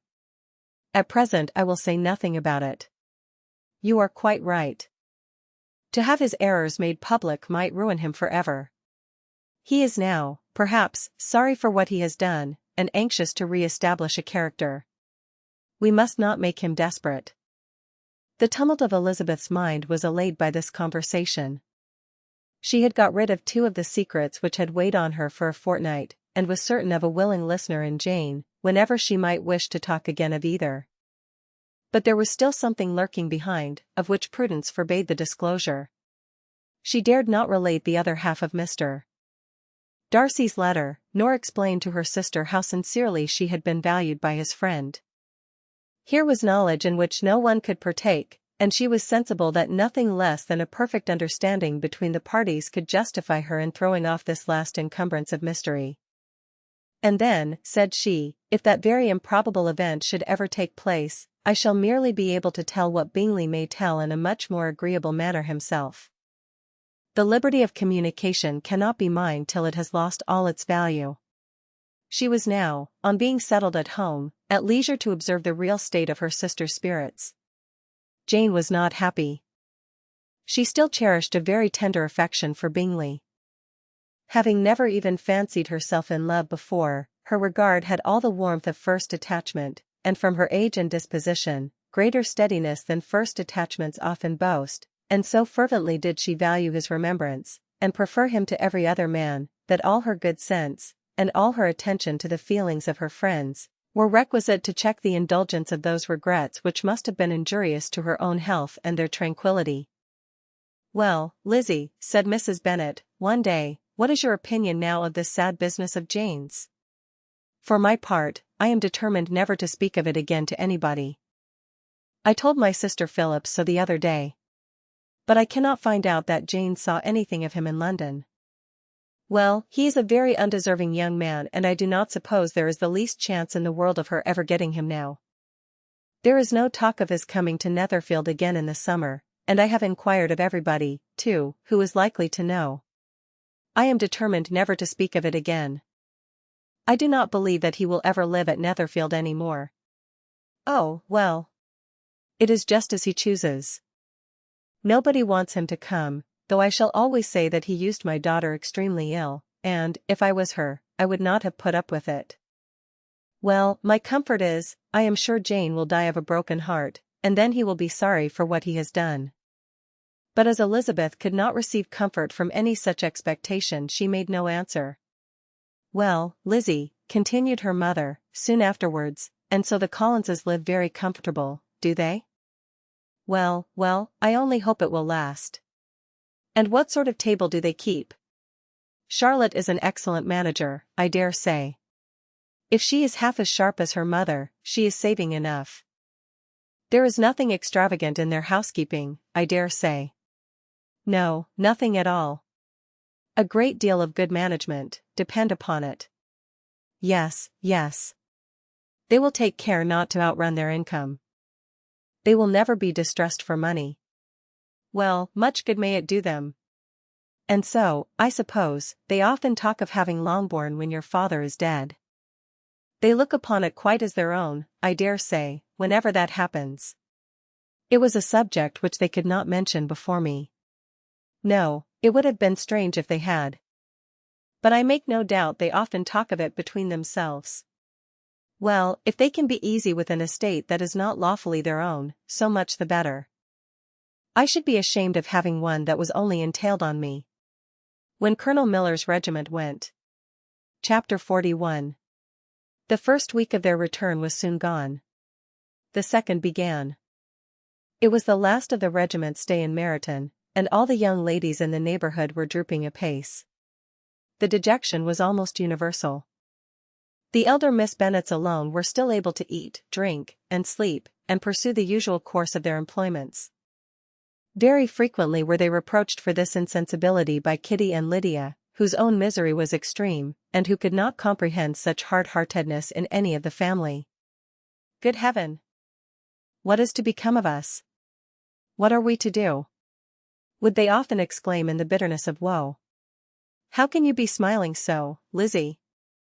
Their affectionate mother shared all their grief. She remembered what she had herself endured on a similar occasion 25 years ago.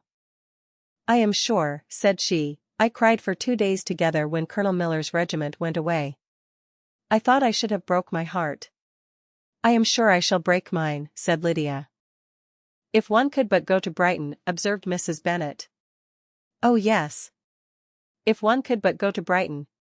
But Papa is so disagreeable. A little sea bathing would set me up forever. And my Aunt Phillips is sure it would do me a great deal of good," added Kitty.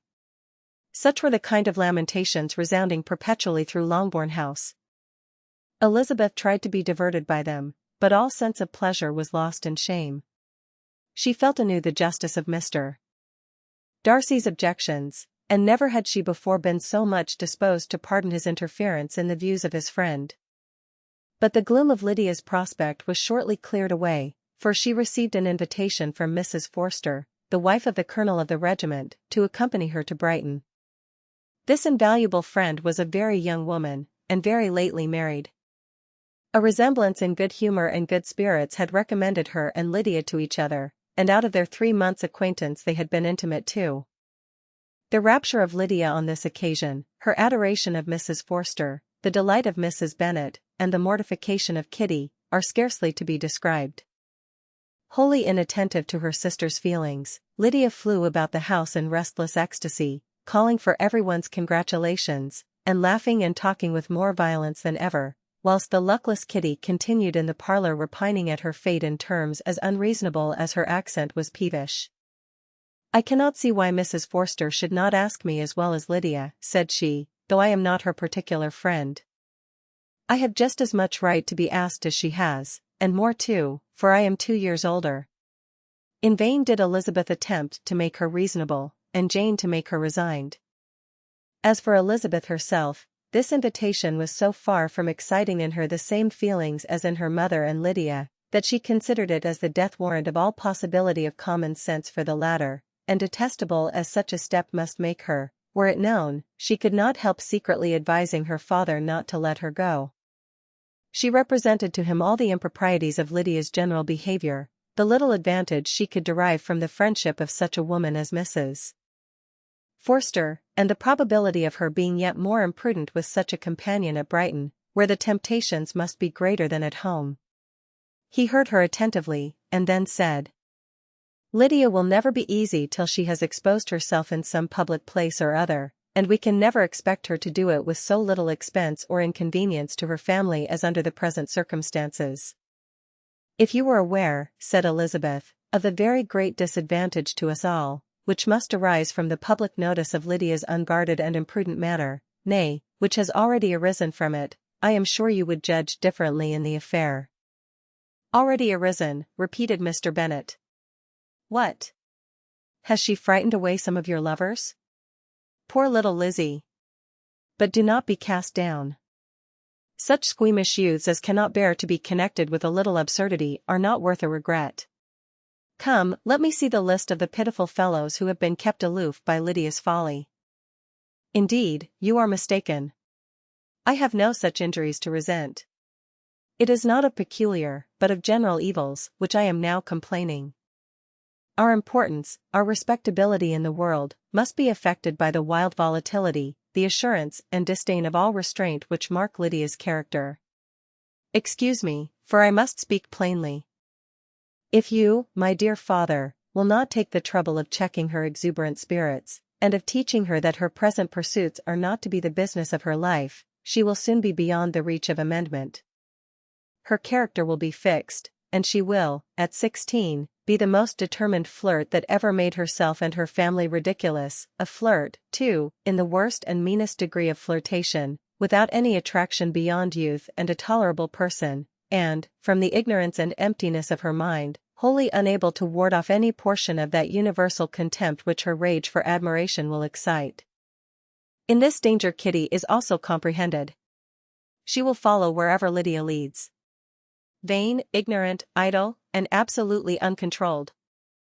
Oh, my dear father, can you suppose it possible that they will not be censured and despised wherever they are known, and that their sisters will not be often involved in the disgrace?" Mr.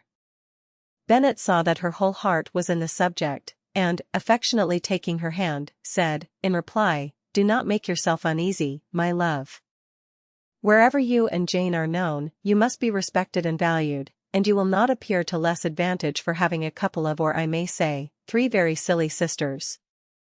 We shall have no peace at Longbourn if Lydia does not go to Brighton. Let her go, then. Colonel Forster is a sensible man, and will keep her out of any real mischief, and she is luckily too poor to be an object of prey to anybody. At Brighton she will be of less importance even as a common flirt than she has been here. the officers will find women better worth their notice. Let us hope, therefore, that her being there may teach her her own insignificance. At any rate, she cannot grow many degrees worse, without authorizing us to lock her up for the rest of her life." With this answer Elizabeth was forced to be content, but her own opinion continued the same, and she left him disappointed and sorry. It was not in her nature, however, to increase her vexations by dwelling on them. She was confident of having performed her duty, and to fret over unavoidable evils, or augment them by anxiety, was no part of her disposition. Had Lydia and her mother known the substance of her conference with her father, their indignation would hardly have found expression in their united volubility.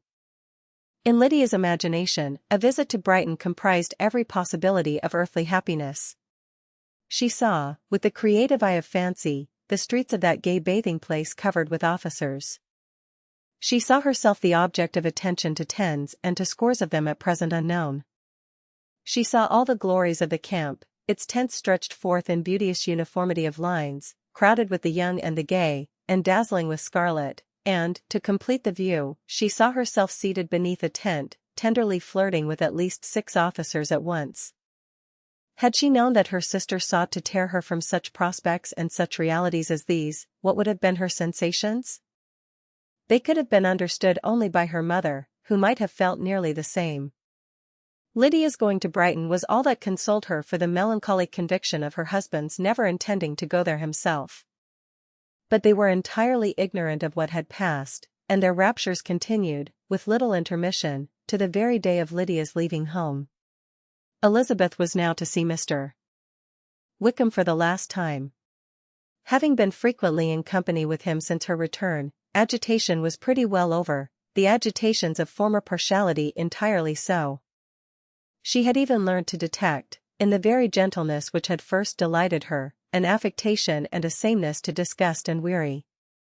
In his present behaviour to herself, moreover, she had a fresh source of displeasure, for the inclination he soon testified of renewing those attentions which had marked the early part of their acquaintance could only serve, after what had since passed, to provoke her. She lost all concern for him in finding herself thus selected as the object of such idle and frivolous gallantry, and while she steadily repressed it, could not but feel the reproof contained in his believing, that however long, and for whatever cause, his attentions had been withdrawn, her vanity would be gratified, and her preference secured, at any time, by their renewal. On the very last day of the regiment's remaining in Meryton, he dined, with others of the officers, at Longbourn, and so little was Elizabeth disposed to part from him in good humour, that, on his making some inquiry as to the manner in which her time had passed at Hunsford, she mentioned Colonel Fitzwilliam's and Mr. Darcy's having both spent 3 weeks at Rosings, and asked him if he were acquainted with the former. He looked surprised, displeased, alarmed, but, with a moment's recollection, and a returning smile, replied that he had formerly seen him often, and, after observing that he was a very gentlemanlike man, asked her how she had liked him. Her answer was warmly in his favour. With an air of indifference, he soon afterwards added, "How long did you say that he was at Rosings?"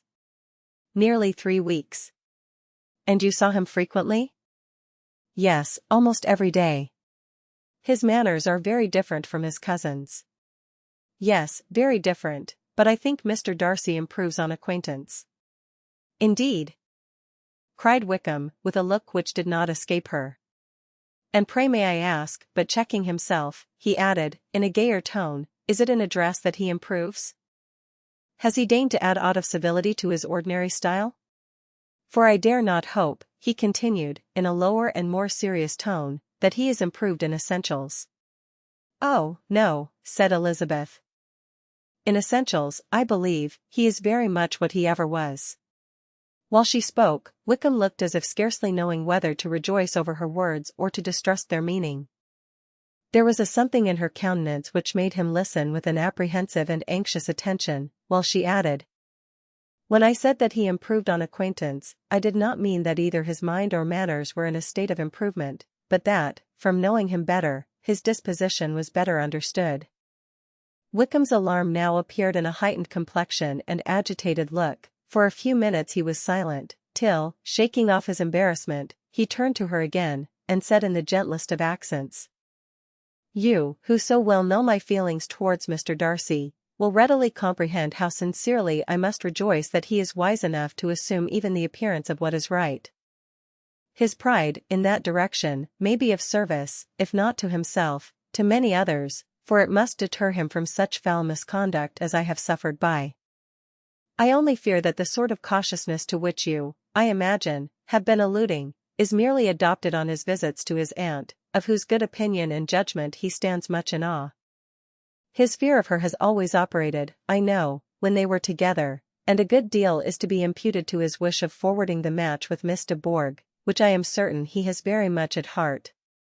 Elizabeth could not repress a smile at this, but she answered only by a slight inclination of the head.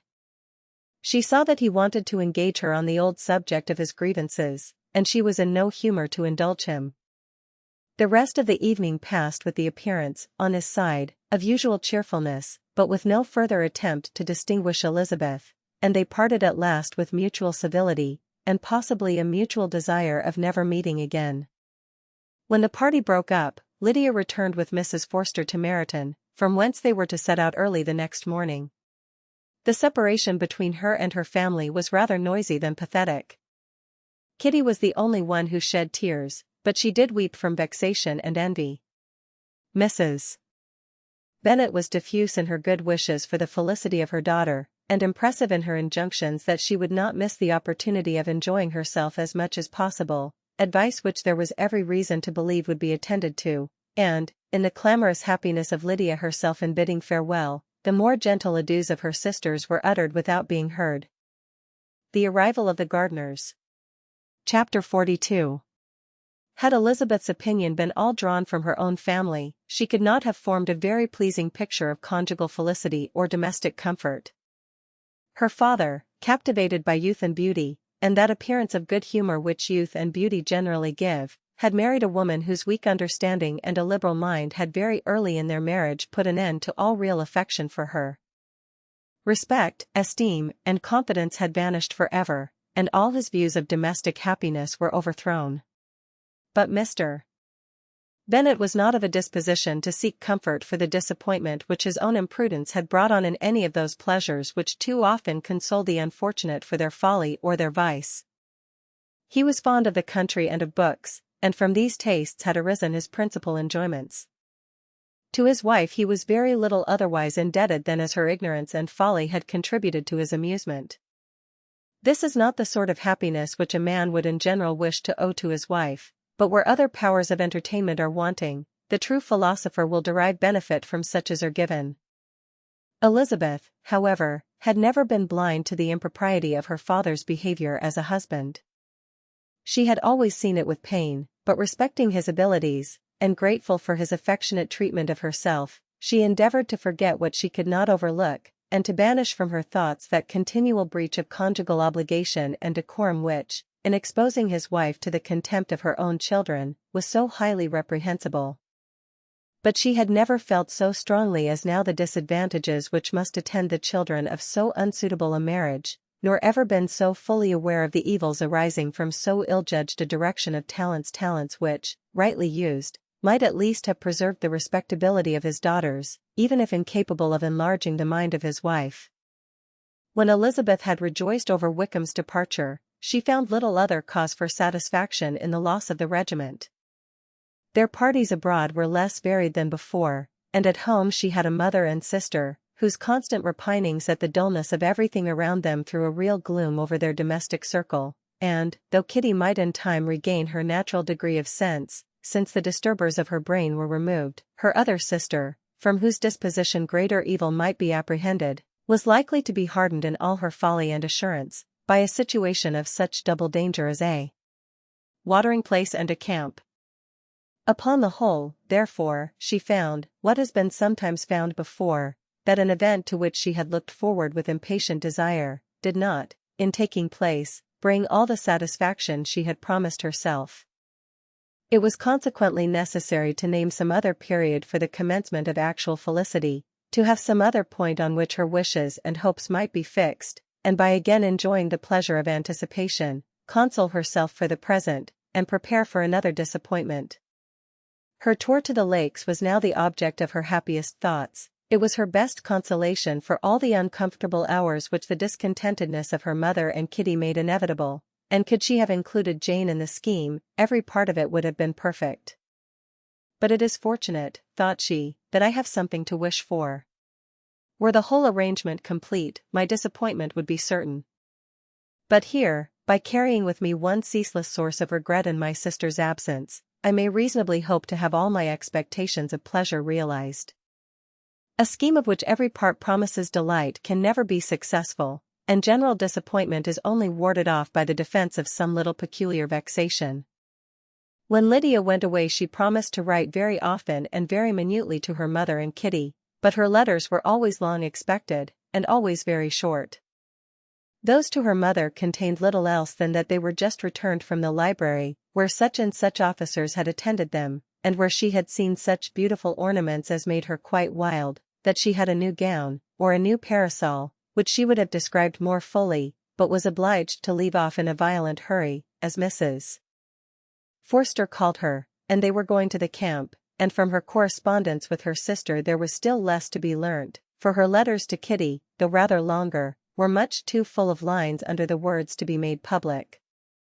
After the first fortnight or 3 weeks of her absence, health, good humour, and cheerfulness began to reappear at Longbourn. Everything wore a happier aspect. The families who had been in town for the winter came back again, and summer finery and summer engagements arose. Mrs. Bennet was restored to her usual querulous serenity, and by the middle of June Kitty was so much recovered as to be able to enter Meryton without tears, an event of such happy promise as to make Elizabeth hope that by the following Christmas she might be so tolerably reasonable as not to mention an officer above once a day, unless, by some cruel and malicious arrangement at the War Office, another regiment should be quartered in Meryton. The time fixed for the beginning of their northern tour was now fast approaching, and a fortnight only was wanting of it, when a letter arrived from Mrs. Gardiner, which at once delayed its commencement and curtailed its extent. Mr. Gardiner would be prevented by business from setting out till a fortnight later in July, and must be in London again within a month, and as that left too short a period for them to go so far, and see so much as they had proposed, or at least to see it with the leisure and comfort they had built on, they were obliged to give up the lakes, and substitute a more contracted tour, and, according to the present plan, were to go no farther northward than Derbyshire. In that county there was enough to be seen to occupy the chief of their 3 weeks, and to Mrs. Gardiner it had a peculiarly strong attraction. The town where she had formerly passed some years of her life, and where they were now to spend a few days, was probably as great an object of her curiosity as all the celebrated beauties of Matlock, Chatsworth, Dovedale, or the Peak. Elizabeth was excessively disappointed. She had set her heart on seeing the lakes, and still thought there might have been time enough. But it was her business to be satisfied and certainly her temper to be happy, and all was soon right again. With the mention of Derbyshire, there were many ideas connected. It was impossible for her to see the word without thinking of Pemberley and its owner. But surely, said she, I may enter his county with impunity, and rob it of a few petrified spars, without his perceiving me. The period of expectation was now doubled. For weeks were to pass away before her uncle and aunt's arrival. But they did pass away, and Mr. and Mrs. Gardiner, with their 4 children, did at length appear at Longbourn. The children, 2 girls of 6 and 8 years old, and 2 younger boys, were to be left under the particular care of their cousin Jane, who was the general favourite, and whose steady sense and sweetness of temper exactly adapted her for attending to them in every way, teaching them, playing with them, and loving them. The Gardiners stayed only one night at Longbourn, and set off the next morning with Elizabeth in pursuit of novelty and amusement. One enjoyment was certain, that of suitableness as companions, a suitableness which comprehended health and temper to bear inconveniences, cheerfulness to enhance every pleasure, and affection and intelligence, which might supply it among themselves if there were disappointments abroad. It is not the object of this work to give a description of Derbyshire, nor of any of the remarkable places through which their route thither lay. Oxford, Blenheim, Warwick, Kenilworth, Birmingham, etc. are sufficiently known. A small part of Derbyshire is all the present concern. To the little town of Lambton, the scene of Mrs. Gardiner's former residence, and where she had lately learned that some acquaintance still remained, they bent their steps, after having seen all the principal wonders of the country, and within 5 miles of Lambton, Elizabeth found, from her aunt, that Pemberley was situated. It was not in their direct road, nor more than a mile or 2 out of it. In talking over their route the evening before, Mrs. Gardiner expressed an inclination to see the place again. Mr. Gardiner declared his willingness, and Elizabeth was applied to for her approbation. "My love, should not you like to see a place of which you have heard so much?" said her aunt. "A place, too, with which so many of your acquaintance are connected. Wickham passed all his youth there, you know." Elizabeth was distressed. She felt that she had no business at Pemberley, and was obliged to assume a disinclination for seeing it. She must own that she was tired of great houses. After going over so many, she really had no pleasure in fine carpets or satin curtains. Mrs. Gardiner abused her stupidity. "If it were merely a fine house richly furnished," said she, "I should not care about it myself, but the grounds are delightful. They have some of the finest woods in the country." Elizabeth said no more, but her mind could not acquiesce. The possibility of meeting Mr. Darcy, while viewing the place, instantly occurred. It would be dreadful. She blushed at the very idea, and thought it would be better to speak openly to her aunt, than to run such a risk. But against this there were objections, and she finally resolved that it could be the last resource, if her private inquiries as to the absence of the family were unfavorably answered. Accordingly, when she retired at night, she asked the chambermaid whether Pemberley were not a very fine place, what was the name of its proprietor, and, with no little alarm, whether the family were down for the summer? A most welcome negative followed the last question, and her alarms being now removed, she was at leisure to feel a great deal of curiosity to see the house herself, and when the subject was revived the next morning, and she was again applied to, could readily answer, and with a proper air of indifference, that she had not really any dislike to the scheme. To Pemberley, therefore, they were to go. Conjecturing as to the date. Chapter 43. Elizabeth, as they drove along, watched for the first appearance of Pemberley Woods with some perturbation, and when at length they turned in at the lodge, her spirits were in a high flutter. The park was very large, and contained great variety of ground. They entered it in one of its lowest points, and drove for some time through a beautiful wood stretching over a wide extent. Elizabeth's mind was too full for conversation, but she saw and admired every remarkable spot and point of view.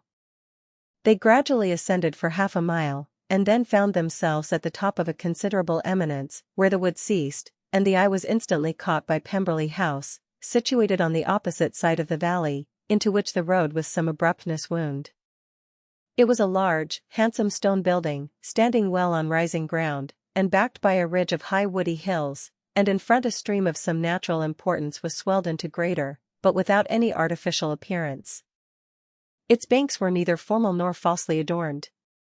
Elizabeth was delighted.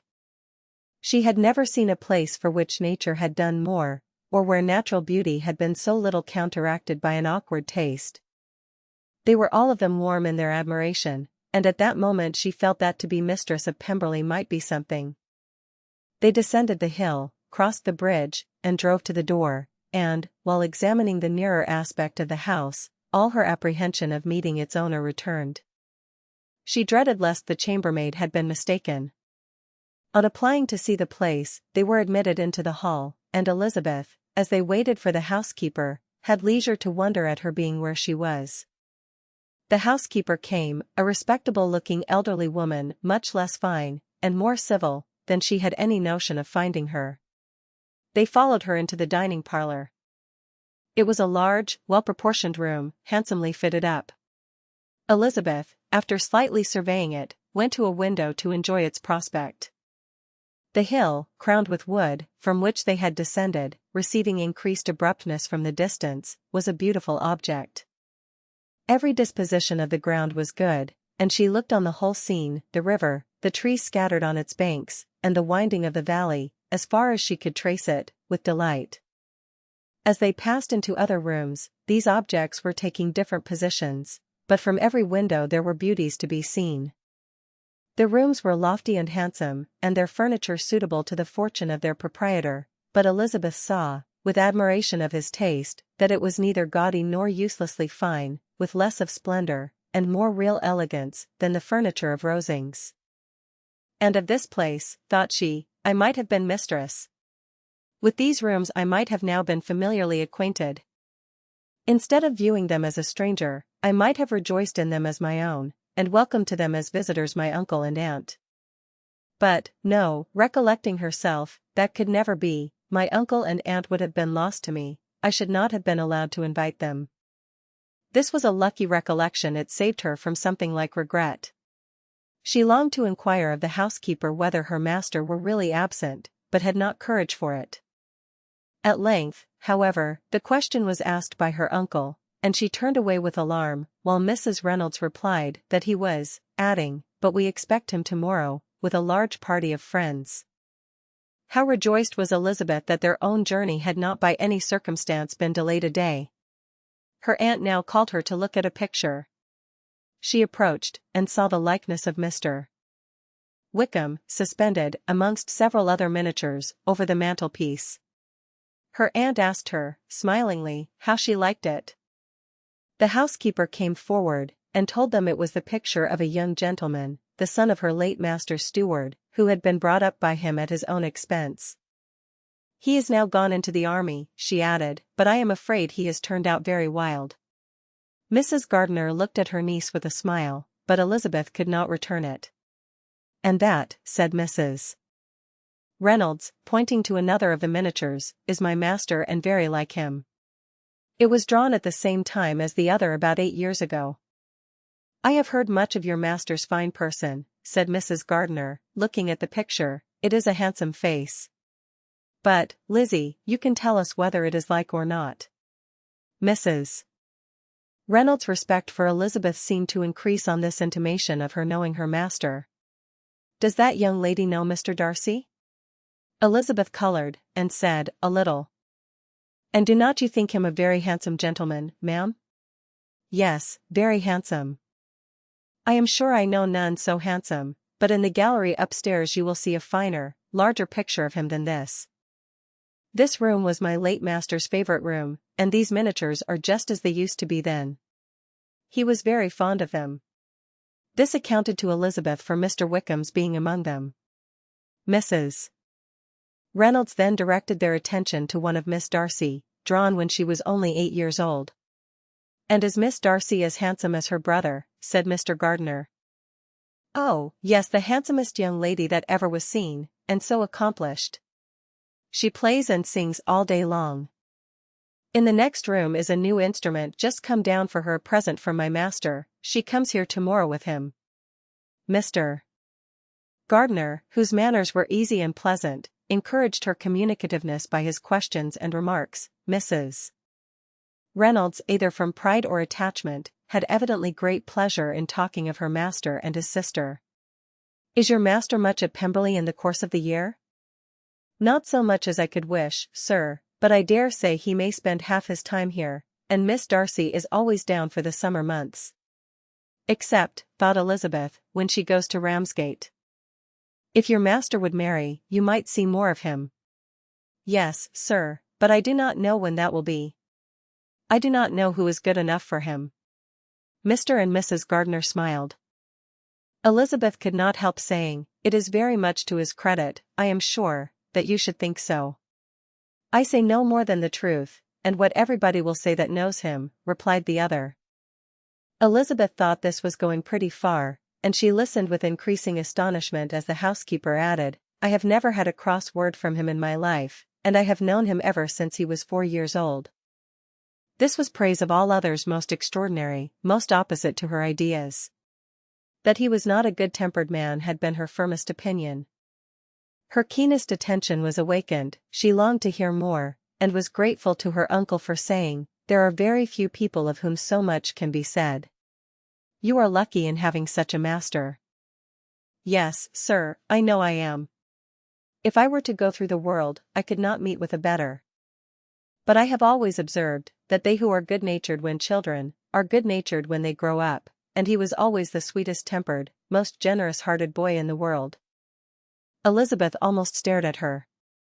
"Can this be Mr. Darcy?" thought she. "His father was an excellent man," said Mrs. Gardiner. "Yes, ma'am, that he was indeed, and his son will be just like him, just as affable to the poor." Elizabeth listened, wondered, doubted, and was impatient for more. Mrs.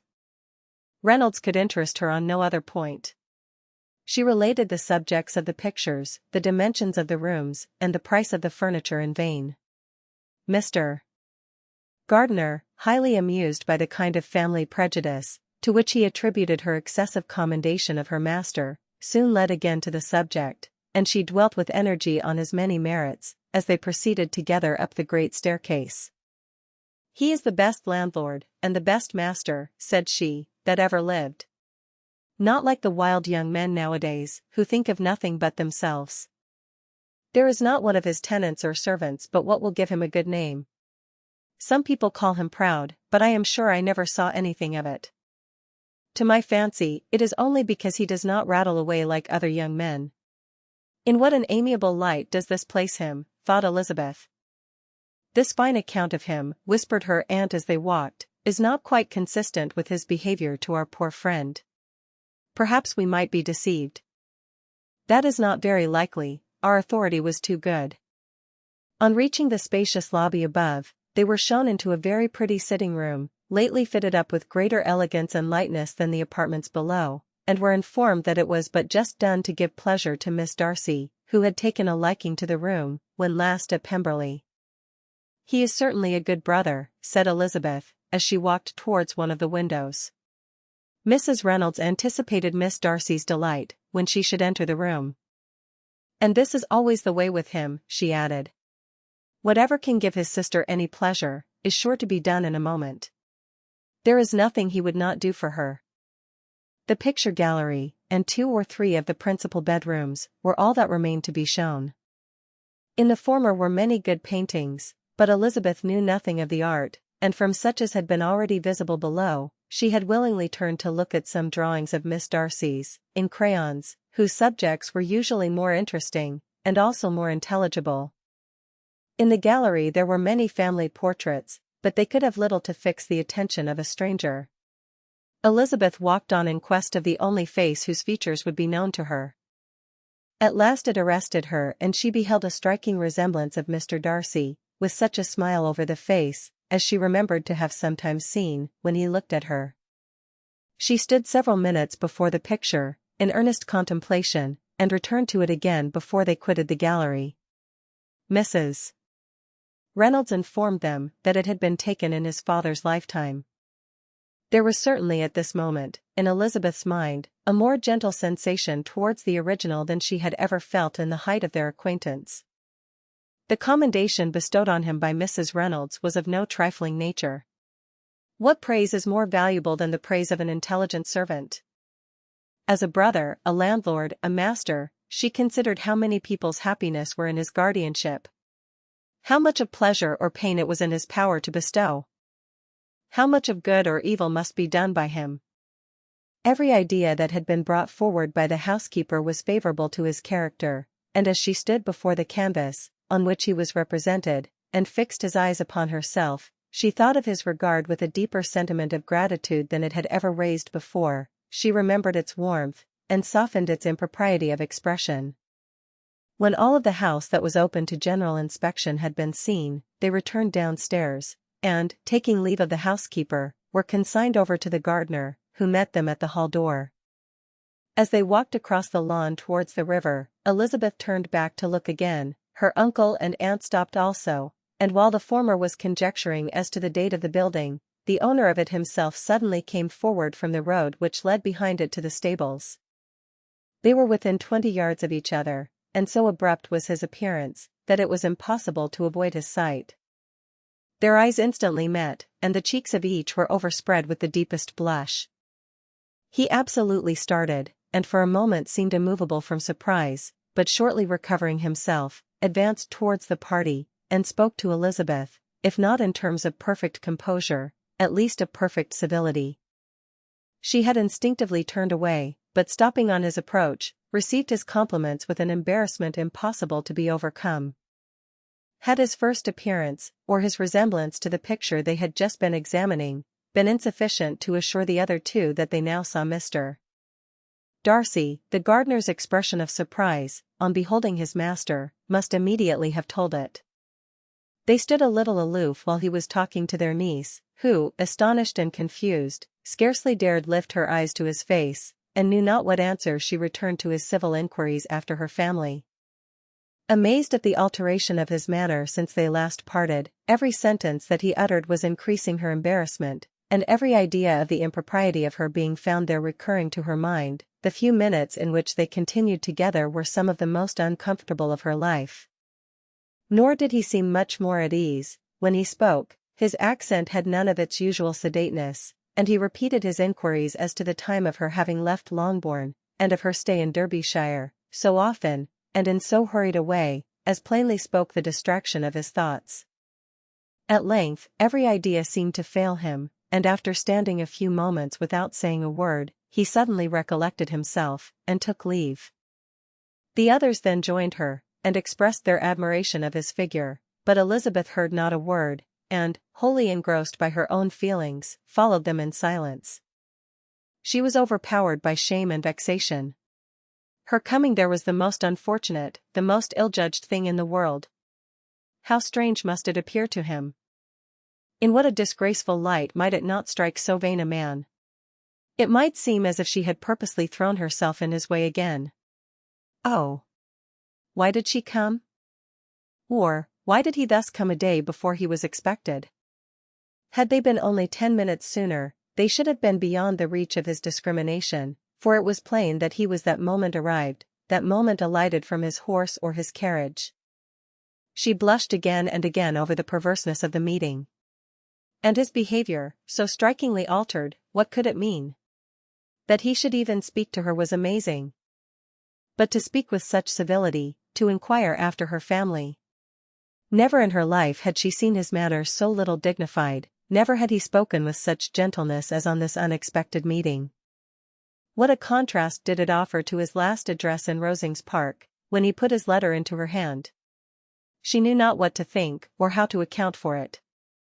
They had now entered a beautiful walk by the side of the water, and every step was bringing forward a nobler fall of ground, or a finer reach of the woods to which they were approaching, but it was some time before Elizabeth was sensible of any of it, and, though she answered mechanically to the repeated appeals of her uncle and aunt, and seemed to direct her eyes to such objects as they pointed out, she distinguished no part of the scene.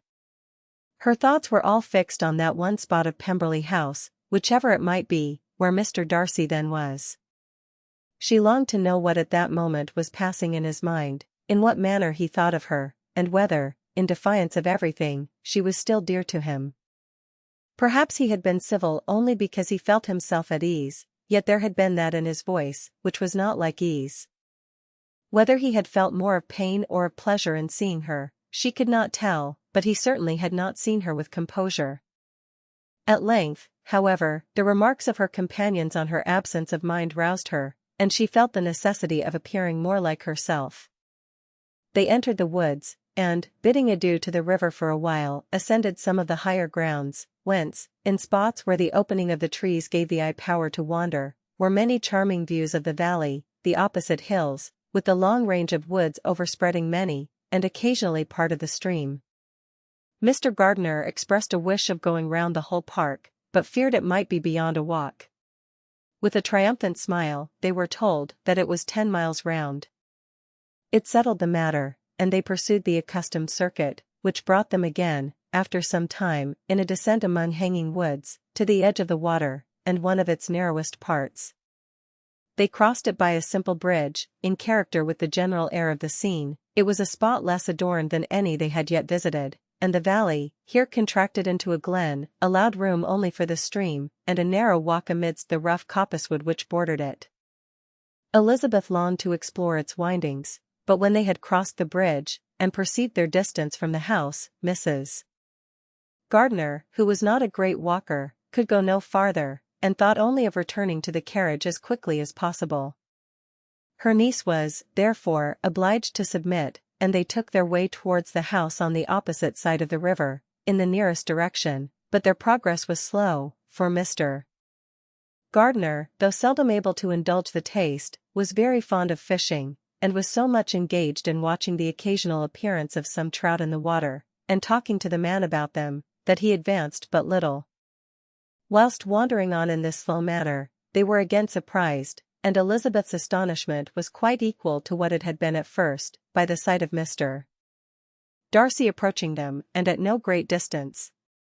The walk being here less sheltered than on the other side, allowed them to see him before they met. Elizabeth, however astonished, was at least more prepared for an interview than before, and resolved to appear and to speak with calmness, if he really intended to meet them. For a few moments, indeed, she felt that he would probably strike into some other path.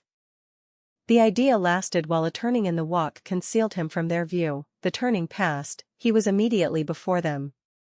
With a glance she saw that he had lost none of his recent civility, and, to imitate his politeness, she began as they met to admire the beauty of the place, but she had not got beyond the words delightful and charming, when some unlucky recollections obtruded, and she fancied that praise of Pemberley from her might be mischievously construed.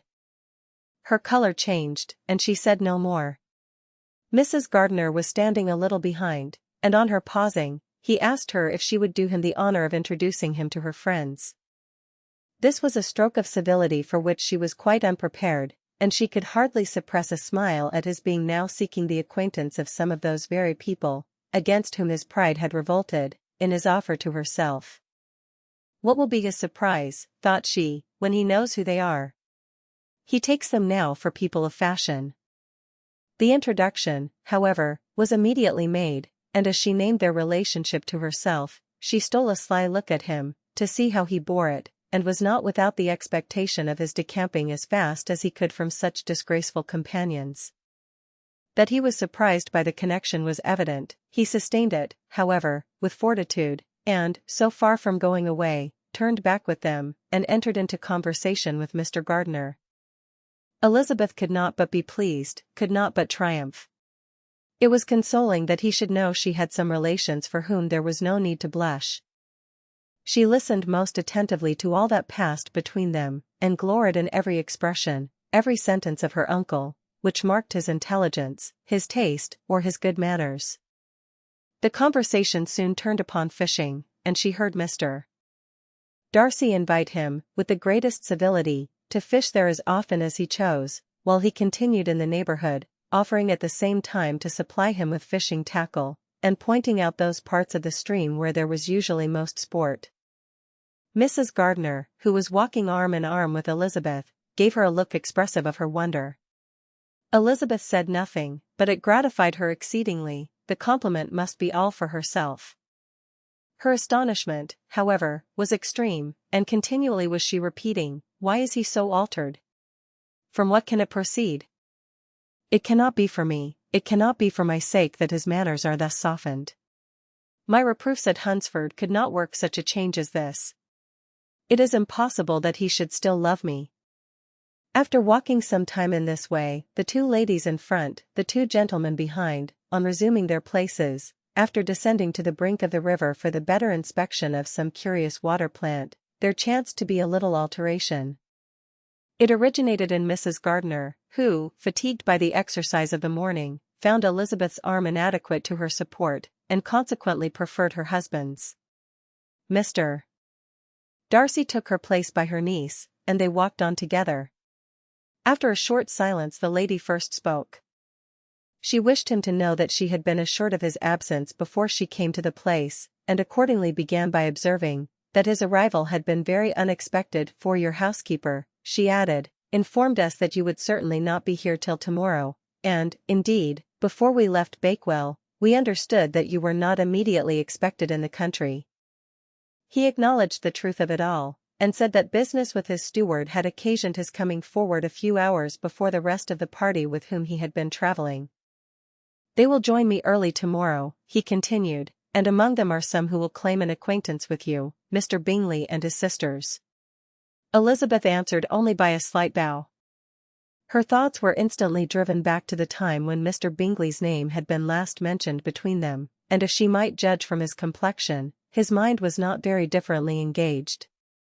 "There is also one other person in the party," he continued after a pause, "who more particularly wishes to be known to you.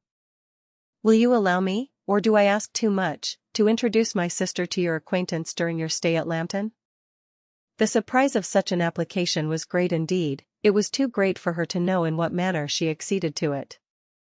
She immediately felt that whatever desire Miss Darcy might have of being acquainted with her, must be the work of her brother, and without looking farther, it was satisfactory, it was gratifying to know that his resentment had not made him think really ill of her. They now walked on in silence, each of them deep in thought. Elizabeth was not comfortable, that was impossible, but she was flattered and pleased. His wish of introducing his sister to her was a compliment of the highest kind. They soon outstripped the others, and when they had reached the carriage, Mr. and Mrs. Gardiner were half a quarter of a mile behind. He then asked her to walk into the house, but she declared herself not tired, and they stood together on the lawn. At such a time much might have been said, and silence was very awkward. She wanted to talk, but there seemed an embargo on every subject. At last she recollected that she had been travelling, and they talked of Matlock and Dovedale with great perseverance. Yet time and her aunt moved slowly, and her patience and her ideas were nearly worn out before the tete-a-tete was over. On Mr. and Mrs. Gardiner's coming up, they were all pressed to go into the house and take some refreshment, but this was declined, and they parted on each side with the utmost politeness. Mr. Darcy handed the ladies into the carriage, and when it drove off, Elizabeth saw him walking slowly towards the house. The observations of her uncle and aunt now began, and each of them pronounced him to be infinitely superior to anything they had expected. "He is perfectly well behaved, polite, and unassuming," said her uncle. "There is something a little stately in him, to be sure," replied her aunt, "but it is confined to his air, and is not unbecoming. I can now say with the housekeeper, that though some people may call him proud, I have seen nothing of it. I was never more surprised than by his behavior to us. It was more than civil, it was really attentive, and there was no necessity for such attention. His acquaintance with Elizabeth was very trifling." "To be sure, Lizzie," said her aunt, "he is not so handsome as Wickham, or rather he has not Wickham's countenance, for his features are perfectly good. But how came you to tell us that he was so disagreeable?" Elizabeth excused herself as well as she could, said that she had liked him better when they met in Kent than before, and that she had never seen him so pleasant as this morning. "But perhaps he may be a little whimsical in his civilities," replied her uncle. "Your great men often are, and therefore I shall not take him at his word about fishing, as he might change his mind another day, and warn me off his grounds." Elizabeth felt that they had entirely mistaken his character, but said nothing. "From what we have seen of him," continued Mrs. Gardiner, "I really should not have thought that he could have behaved in so cruel a way by anybody as he has done by poor Wickham. He has not an ill-natured look. On the contrary, there is something pleasing about his mouth when he speaks. And there is something of dignity in his countenance, that would not give one an unfavourable idea of his heart. But, to be sure, the good lady who showed us the house did give him a most flaming character. I could hardly help laughing aloud sometimes. But he is a liberal master, I suppose, and that, in the eye of a servant, comprehends every virtue." Elizabeth here felt herself called on to say something in vindication of his behavior to Wickham, and, therefore, gave them to understand, in as guarded a manner as she could, that by what she had heard from his relations in Kent, his actions were capable of a very different construction, and that his character was by no means so faulty, nor Wickham so amiable, as they had been considered in Hertfordshire. In confirmation of this, she related the particulars of all the pecuniary transactions in which they had been connected, without actually naming her authority, but stating it to be such as might be relied on. Mrs. Gardiner was surprised and concerned, but as they were now approaching the scene of her former pleasures, every idea gave way to the charm of recollection, and she was too much engaged in pointing out to her husband all the interesting spots in its environs, to think of anything else. Fatigued as she had been by the morning's walk, They had no sooner dined than she set off again in quest of her former acquaintance, and the evening was spent in the satisfactions of an intercourse renewed after many years' discontinuance. The occurrences of the day were too full of interest to leave Elizabeth much attention for any of these new friends, and she could do nothing but think, and think with wonder, of Mr. Darcy's civility, and, above all, of his wishing her to be acquainted with his sister. Chapter 44. Elizabeth had settled it that Mr. Darcy would bring his sister to visit her the very day after her reaching Pemberley, and was, consequently, resolved not to be out of sight of the inn the whole of that morning. But her conclusion was false, for on the very morning after their own arrival at Lambton these visitors came. They had been walking about the place with some of their new friends, and were just returned to the inn to dress themselves for dining with the same family, when the sound of a carriage drew them to a window, and they saw a gentleman and lady in a cuckle driving up the street. Elizabeth, immediately recognizing the livery, guessed what it meant, and imparted no small degree of surprise to her relations, by acquainting them with the honor which she expected. Her uncle and aunt were all amazement, and the embarrassment of her manner as she spoke, joined to the circumstance itself, and many of the circumstances of the preceding day, opened to them a new idea on the business. Nothing had ever suggested it before, but they now felt that there was no other way of accounting for such attentions from such a quarter than by supposing a partiality for their niece. While these newly born notions were passing in their heads, the perturbation of Elizabeth's feelings was every moment increasing. She was quite amazed at her own discomposure, but, amongst other causes of disquiet, she dreaded lest the partiality of the brother should have said too much in her favor, and, more than commonly anxious to please, she naturally suspected that every power of pleasing would fail her. She retreated from the window, fearful of being seen, and as she walked up and down the room, endeavoring to compose herself, saw such looks of inquiring surprise in her uncle and aunt as made everything worse. Miss Darcy and her brother appeared, and this formidable introduction took place. With astonishment did Elizabeth see that her new acquaintance was at least as much embarrassed as herself. Since her being at Lambton, she had heard that Miss Darcy was exceedingly proud, but the observation of a very few minutes convinced her that she was only exceedingly shy. She found it difficult to obtain even a word from her beyond a monosyllable. Miss Darcy was tall, and on a larger scale than Elizabeth, and, though little more than 16, her figure was formed, and her appearance womanly and graceful. She was less handsome than her brother, but there was sense and good humor in her face, and her manners were perfectly unassuming and gentle. Elizabeth, who had expected to find in her as acute and unembarrassed an observer as ever Mr. Darcy had been, was much relieved by discerning such different feelings. They had not been long together before Darcy told her that Bingley was also coming to wait on her, and she had barely time to express her satisfaction, and prepare for such a visitor, when Bingley's quick step was heard on the stairs, and in a moment he entered the room. All Elizabeth's anger against him had been long done away, but had she still felt any, it could hardly have stood its ground against the unaffected cordiality with which he expressed himself on seeing her again. He inquired in a friendly, though general, way, after her family, and looked and spoke with the same good-humored ease that he had ever done. To Mr. and Mrs. Gardiner he was scarcely a less interesting personage than to herself. They had long wished to see him. The whole party before them, indeed, excited a lively attention. The suspicions which had just arisen of Mr. Darcy and their niece, directed their observation towards each with an earnest, though guarded, inquiry, and they soon drew from those inquiries the full conviction that one of them at least knew what it was to love. Of the lady's sensations they remained a little in doubt, but that the gentleman was overflowing with admiration was evident enough. Elizabeth, on her side, had much to do. She wanted to ascertain the feelings of each of her visitors, she wanted to compose her own, and to make herself agreeable to all, and in the latter object, where she feared most to fail, she was most sure of success, for those to whom she endeavored to give pleasure were prepossessed in her favor. Bingley was ready, Georgiana was eager, and Darcy determined to be pleased. In seeing Bingley, her thoughts naturally flew to her sister, and oh! how ardently did she long to know whether any of his were directed in a like manner.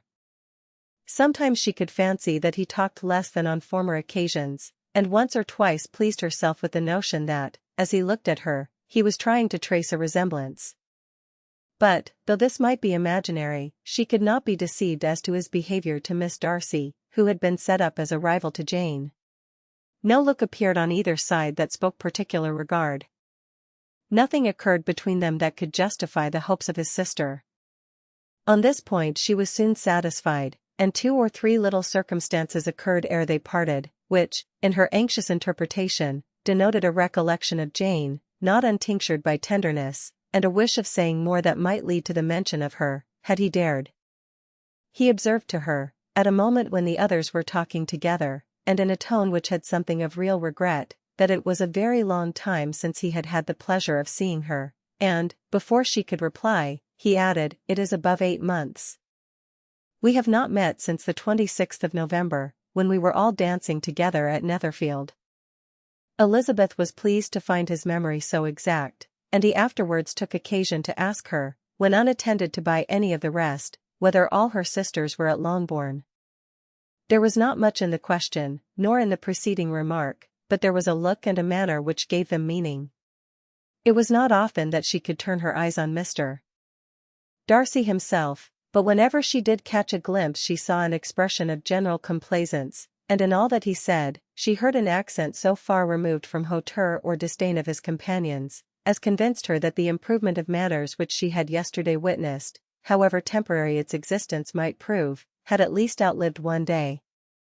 When she saw him thus seeking the acquaintance, and courting the good opinion of people with whom any intercourse a few months ago would have been a disgrace, when she saw him thus civil, not only to herself, but to the very relations whom he had openly disdained, and recollected their last lively scene in Hunsford Parsonage, the difference, the change was so great, and struck so forcibly on her mind, that she could hardly restrain her astonishment from being visible.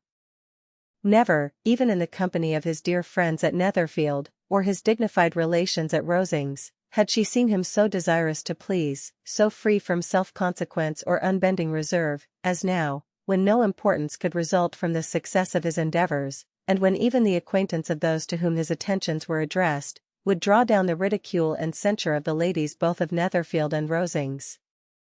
Their visitors stayed with them above half an hour, and when they arose to depart, Mr. Darcy called on his sister to join him in expressing their wish of seeing Mr. and Mrs.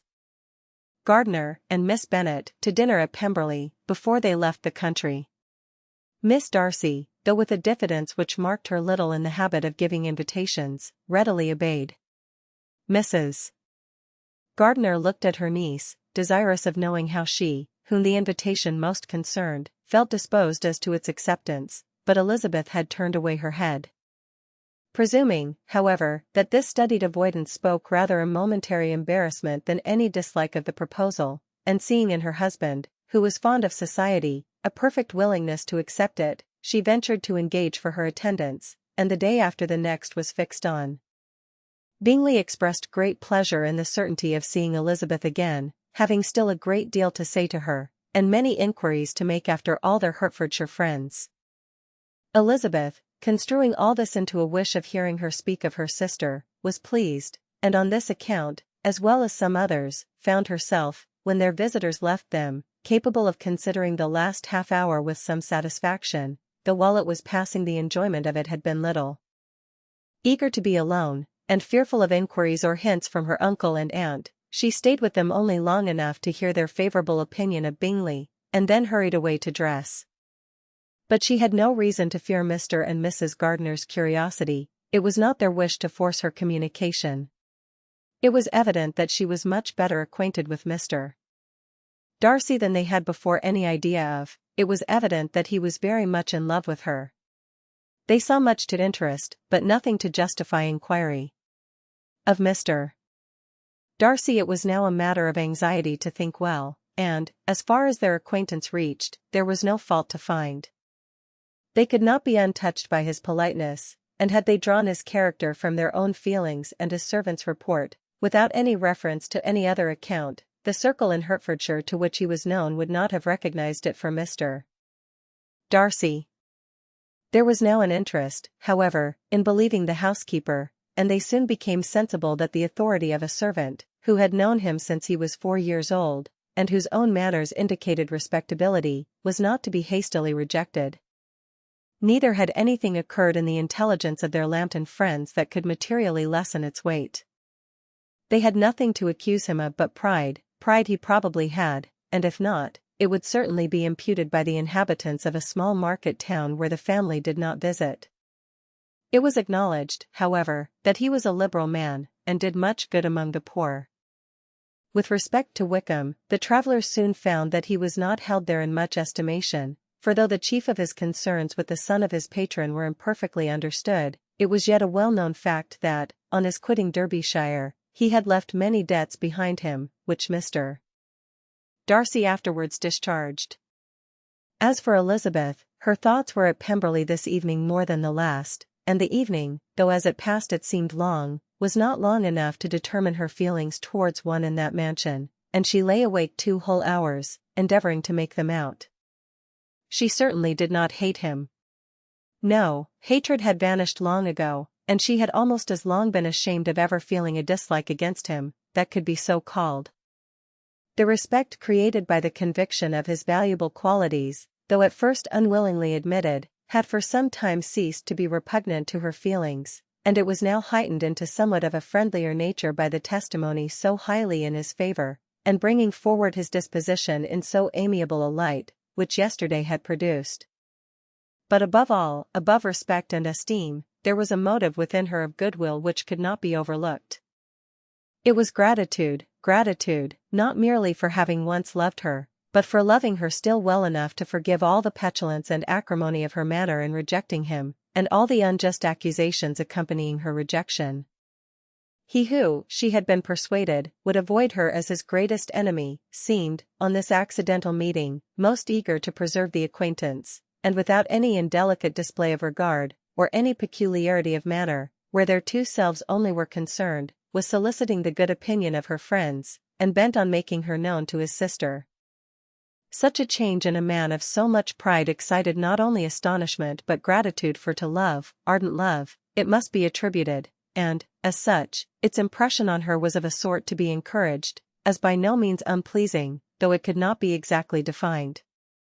She respected, she esteemed, she was grateful to him, she felt a real interest in his welfare, and she only wanted to know how far she wished that welfare to depend upon herself, and how far it would be for the happiness of both that she should employ the power, which her fancy told her she still possessed, of bringing on the renewal of his addresses.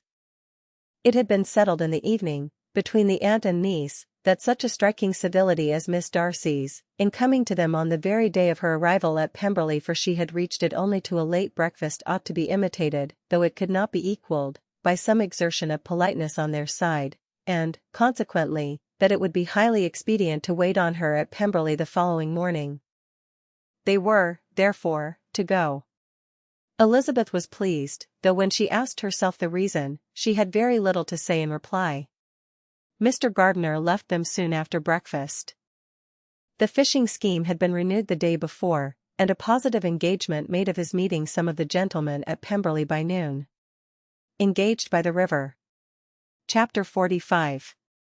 Convinced as Elizabeth now was that Miss Bingley's dislike of her had originated in jealousy, she could not help feeling how very unwelcome her appearance at Pemberley must be to her, and was curious to know with how much civility on that lady's side the acquaintance would now be renewed. On reaching the house, they were shown through the hall into the saloon, whose northern aspect rendered it delightful for summer. Its windows, opening to the ground, admitted a most refreshing view of the high woody hills behind the house, and of the beautiful oaks and Spanish chestnuts which were scattered over the intermediate lawn. In this room they were received by Miss Darcy, who was sitting there with Mrs. Hurst and Miss Bingley, and the lady with whom she lived in London. Georgiana's reception of them was very civil, but attended with all that embarrassment which, though proceeding from shyness and the fear of doing wrong, would easily give to those who felt themselves inferior the belief of her being proud and reserved. Mrs. Gardiner and her niece, however, did her justice, and pitted her. By Mrs. Hurst and Miss Bingley they were noticed only by a courtesy, and on their being seated, a pause, awkward as such pauses must always be, succeeded for a few moments. It was first broken by Mrs. Annesley, a genteel, agreeable-looking woman, whose endeavor to introduce some kind of discourse proved her to be more truly well-bred than either of the others, and between her and Mrs. Gardiner, with occasional help from Elizabeth, the conversation was carried on. Miss Darcy looked as if she wished for courage enough to join in it, and sometimes did venture a short sentence, when there was least danger of its being heard. Elizabeth soon saw that she was herself closely watched by Miss Bingley, and that she could not speak a word, especially to Miss Darcy, without calling her attention. This observation would not have prevented her from trying to talk to the latter, had they not been seated at an inconvenient distance, but she was not sorry to be spared the necessity of saying much. Her own thoughts were employing her. She expected every moment that some of the gentlemen would enter the room, she wished, she feared, that the master of the house might be amongst them, and whether she wished or feared it most, she could scarcely determine. After sitting in this manner a quarter of an hour, without hearing Miss Bingley's voice, Elizabeth was roused by receiving from her a cold inquiry after the health of her family. She answered with equal indifference and brevity, and the other said no more. The next variation which their visit afforded was produced by the entrance of servants with cold meat, cake, and a variety of all the finest fruits in season, but this did not take place till after many a significant look and smile from Mrs. Annesley to Miss Darcy had been given, to remind her of her post. There was now employment for the whole party, for though they could not all talk, they could all eat, and the beautiful pyramids of grapes, nectarines, and peaches, soon collected them round the table. While thus engaged, Elizabeth had a fair opportunity of deciding whether she most feared or wished for the appearance of Mr. Darcy, by the feelings which prevailed on his entering the room, and then, though but a moment before she had believed her wishes to predominate, she began to regret that he came.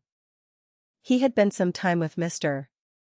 Gardiner, who, with 2 or 3 other gentlemen from the house, was engaged by the river, and had left him only on learning that the ladies of the family intended a visit to Georgiana that morning.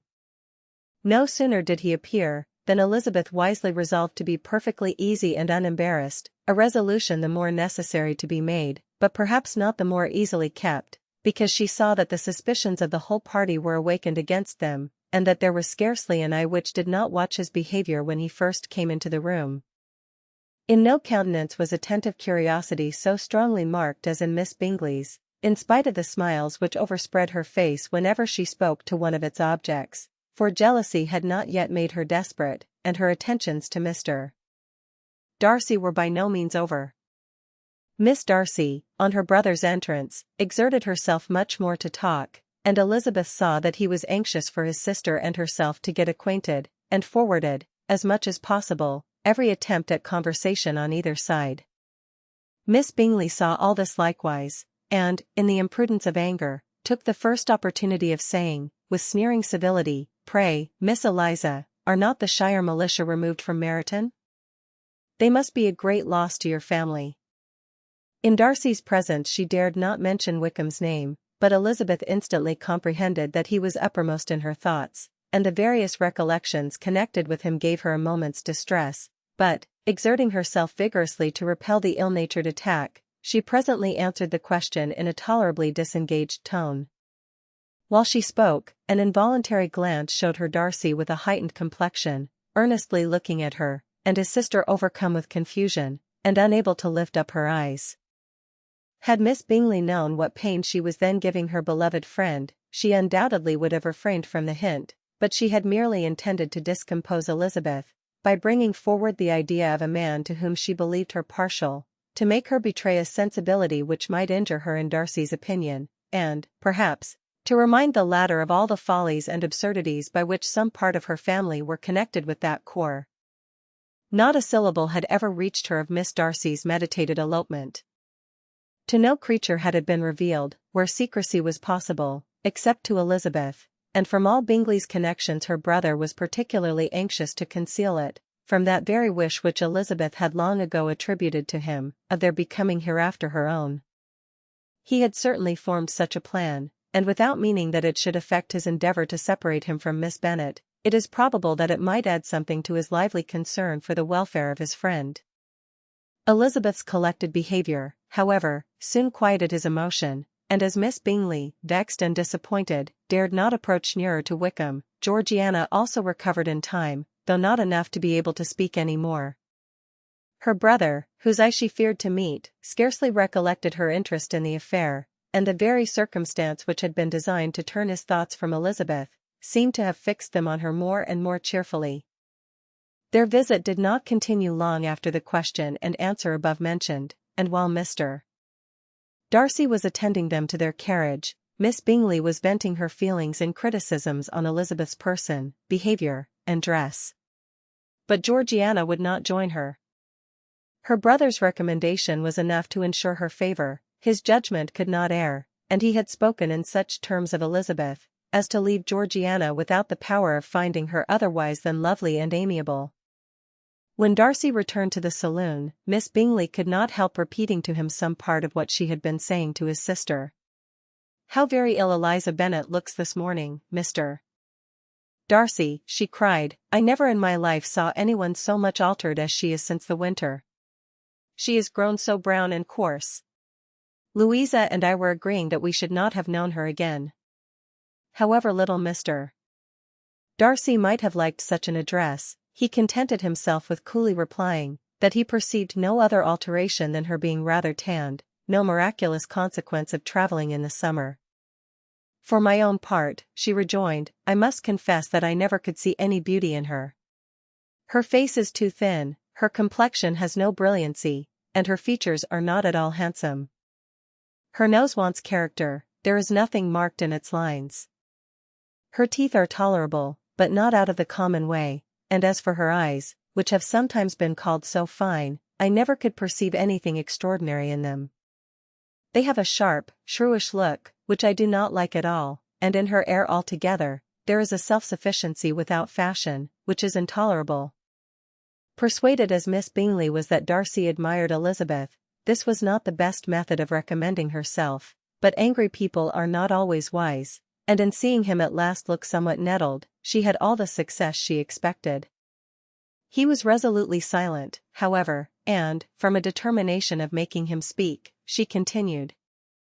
"I remember, when we first knew her in Hertfordshire, how amazed we all were to find that she was a reputed beauty, and I particularly recollect your saying one night, after they had been dining at Netherfield, 'She a beauty? I should as soon call her mother a wit.' But afterwards she seemed to improve on you, and I believe you thought her rather pretty at one time." "Yes," replied Darcy, who could contain himself no longer, "but that was only when I first knew her, for it is many months since I have considered her as one of the handsomest women of my acquaintance." He then went away, and Miss Bingley was left to all the satisfaction of having forced him to say what gave no one any pain but herself. Mrs. Gardiner and Elizabeth talked of all that had occurred during their visit, as they returned, except what had particularly interested them both. The looks and behaviour of everybody they had seen were discussed, except of the person who had mostly engaged their attention. They talked of his sister, his friends, his house, his fruit, of everything but himself, yet Elizabeth was longing to know what Mrs. Gardiner thought of him, and Mrs. Gardiner would have been highly gratified by her niece's beginning the subject. Chapter 46.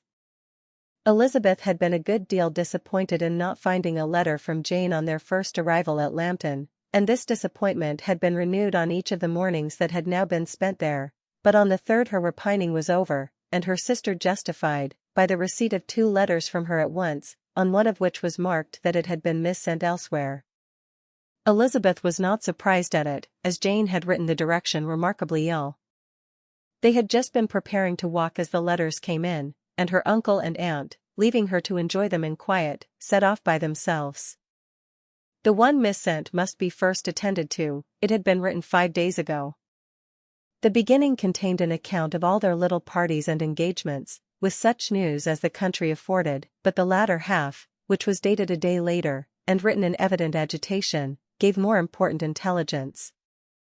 It was to this effect: "Since writing the above, dearest Lizzie, something has occurred of a most unexpected and serious nature, but I am afraid of alarming you. Be assured that we are all well.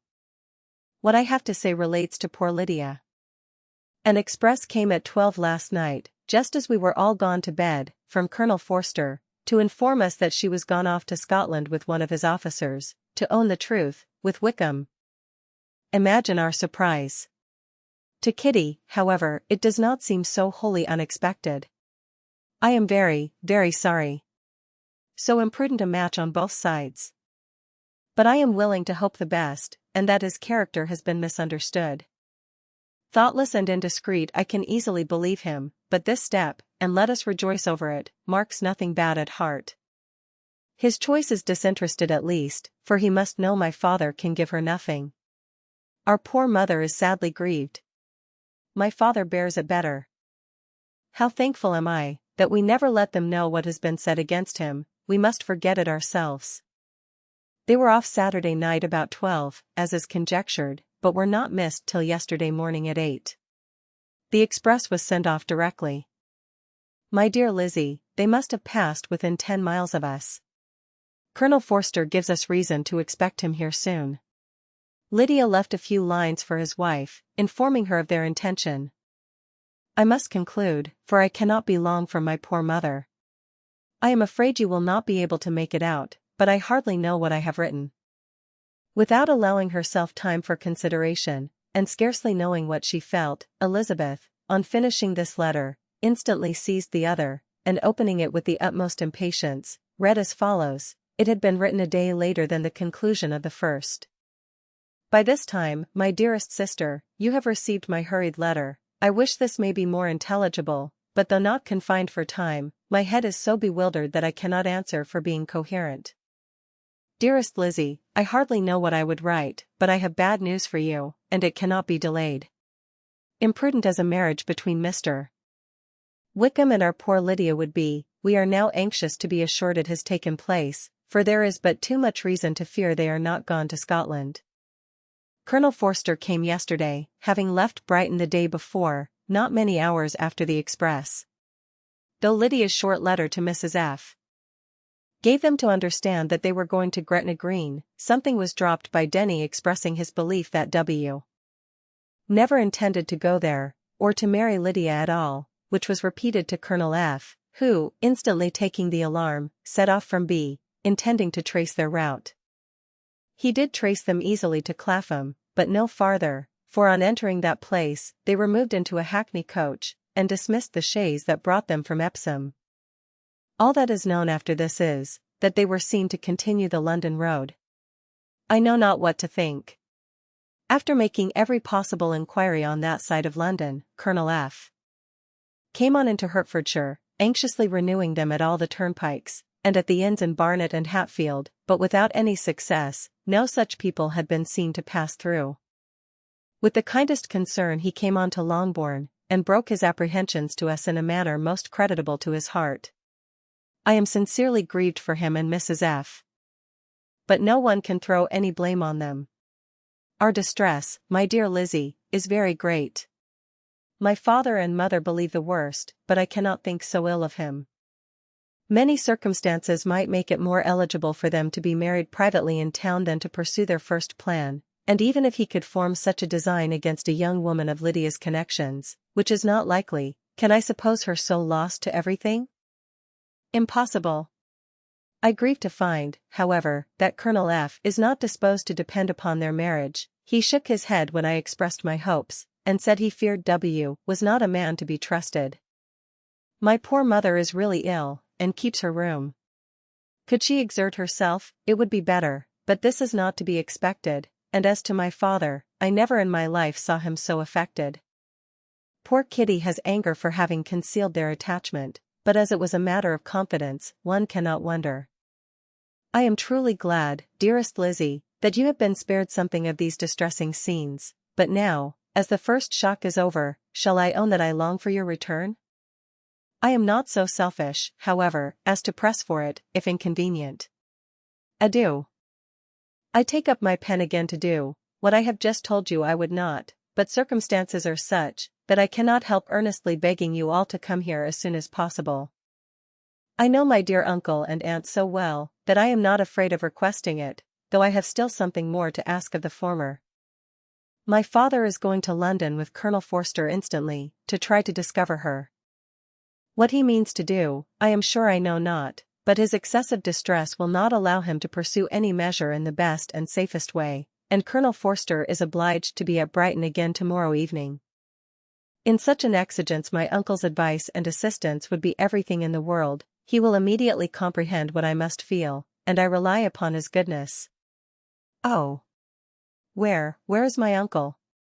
cried Elizabeth, darting from her seat as she finished the letter, in eagerness to follow him, without losing a moment of the time so precious, but as she reached the door, it was opened by a servant, and Mr. Darcy appeared. Her pale face and impetuous manner made him start, and before he could recover himself enough to speak, she, in whose mind every idea was superseded by Lydia's situation, hastily exclaimed, "I beg your pardon, but I must leave you. I must find Mr. Gardiner this moment on business that cannot be delayed. I have not an instant to lose." "Good God! What is the matter?"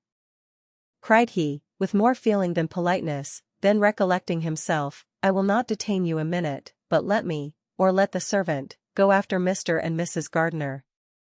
"You are not well enough, you cannot go yourself." Elizabeth hesitated, but her knees trembled under her, and she felt how little would be gained by her attempting to pursue them. Calling back the servant, therefore, she commissioned him, though in so breathless an accent as made her almost unintelligible, to fetch his master and mistress home instantly.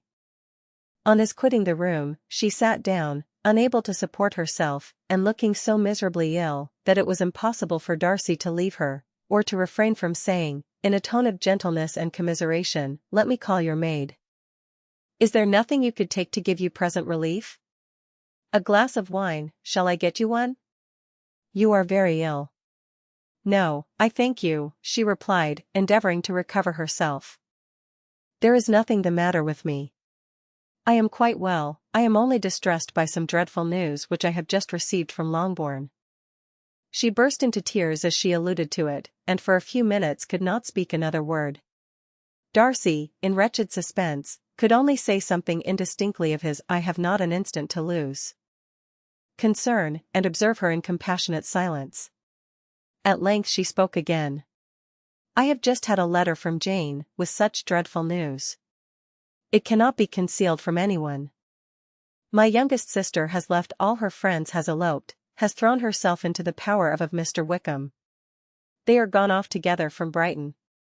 You know him too well to doubt the rest.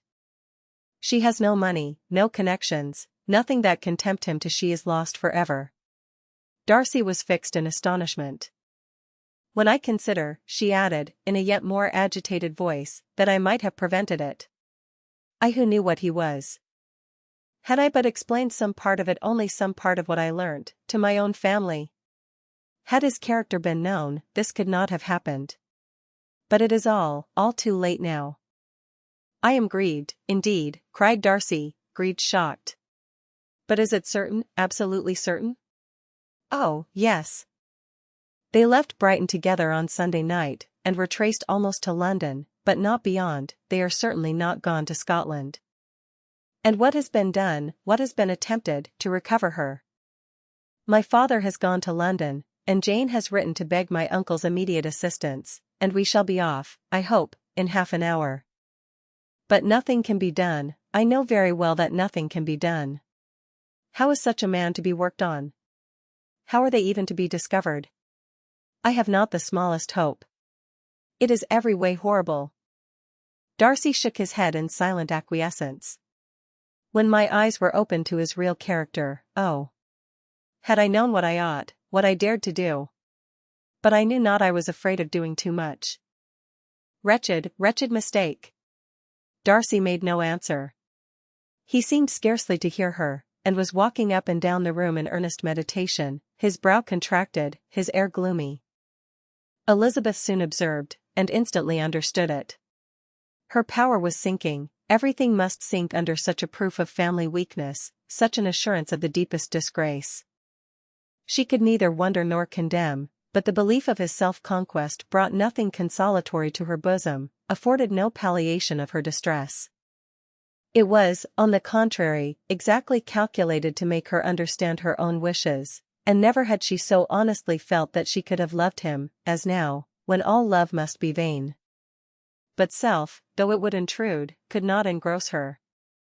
Lydia, the humiliation, the misery she was bringing on them all soon swallowed up every private care, and covering her face with her handkerchief, Elizabeth was soon lost to everything else, and, after a pause of several minutes, was only recalled to a sense of her situation by the voice of her companion, who, in a manner which, though it spoke compassion, spoke likewise restraint, said, "I am afraid you have been long desiring my absence, nor have I anything to plead in excuse of my stay, but real, though unavailing concern. Would to heaven that anything could be either said or done on my part, that might offer consolation to such distress. But I will not torment you with vain wishes, which may seem purposely to ask for your thanks. This unfortunate affair will, I fear, prevent my sister's having the pleasure of seeing you at Pemberley today. Oh, yes. Be so kind as to apologize for us to Miss Darcy. Say that urgent business calls us home immediately. Conceal the unhappy truth as long as it is possible. I know it cannot be long." He readily assured her of his secrecy, again expressed his sorrow for her distress, wished it a happier conclusion than there was at present reason to hope, and, leaving his compliments for her relations, with only one serious parting look, went away. As he quitted the room, Elizabeth felt how improbable it was that they should ever see each other again on such terms of cordiality as had marked their several meetings in Derbyshire, and as she threw a retrospective glance over the whole of their acquaintance, so full of contradictions and varieties, sighed at the perverseness of those feelings which would now have promoted its continuance, and would formerly have rejoiced in its termination. If gratitude and esteem are good foundations of affection, Elizabeth's change of sentiment will be neither improbable nor faulty. But if otherwise, if the regard springing from such sources is unreasonable or unnatural, in comparison of what is so often described as arising on a first interview with its object, and even before 2 words have been exchanged, nothing can be said in her defense, except that she had given somewhat of a trial to the latter method, in her partiality for Wickham, and that its ill success might, perhaps, authorize her to seek the other less interesting mode of attachment. Be that as it may, she saw him go with regret, and in this early example of what Lydia's infamy must produce, found additional anguish as she reflected on that wretched business. Never since reading Jane's second letter had she entertained a hope of Wickham's meaning to marry her. No one but Jane, she thought, could flatter herself with such an expectation. Surprise was the least of all her feelings on this development. While the contents of the first letter remained on her mind, she was all surprise, all astonishment, that Wickham should marry a girl whom it was impossible he could marry for money, and how Lydia could ever have attached him had appeared incomprehensible. But now it was all too natural. For such an attachment as this, she might have sufficient charms, and though she did not suppose Lydia to be deliberately engaging in an elopement, without the intention of marriage, she had no difficulty in believing that neither her virtue nor her understanding would preserve her from falling an easy prey. She had never perceived, while the regiment was in Hertfordshire, that Lydia had any partiality for him, but she was convinced that Lydia had wanted only encouragement to attach herself to anybody. Sometimes one officer, sometimes another, had been her favorite, as their attentions raised them in her opinion. Her affections had been continually fluctuating, but never without an object. The mischief of neglect and mistaken indulgence towards such a girl, oh! How acutely did she now feel it! She was wild to be at home, to hear, to see, to be upon the spot, to share with Jane in the cares that must now fall wholly upon her, in a family so deranged, a father absent, a mother incapable of exertion, and requiring constant attendance, and though almost persuaded that nothing could be done for Lydia, her uncle's interference seemed of the utmost importance. Until he entered the room the misery of her impatience was severe. Mr. and Mrs.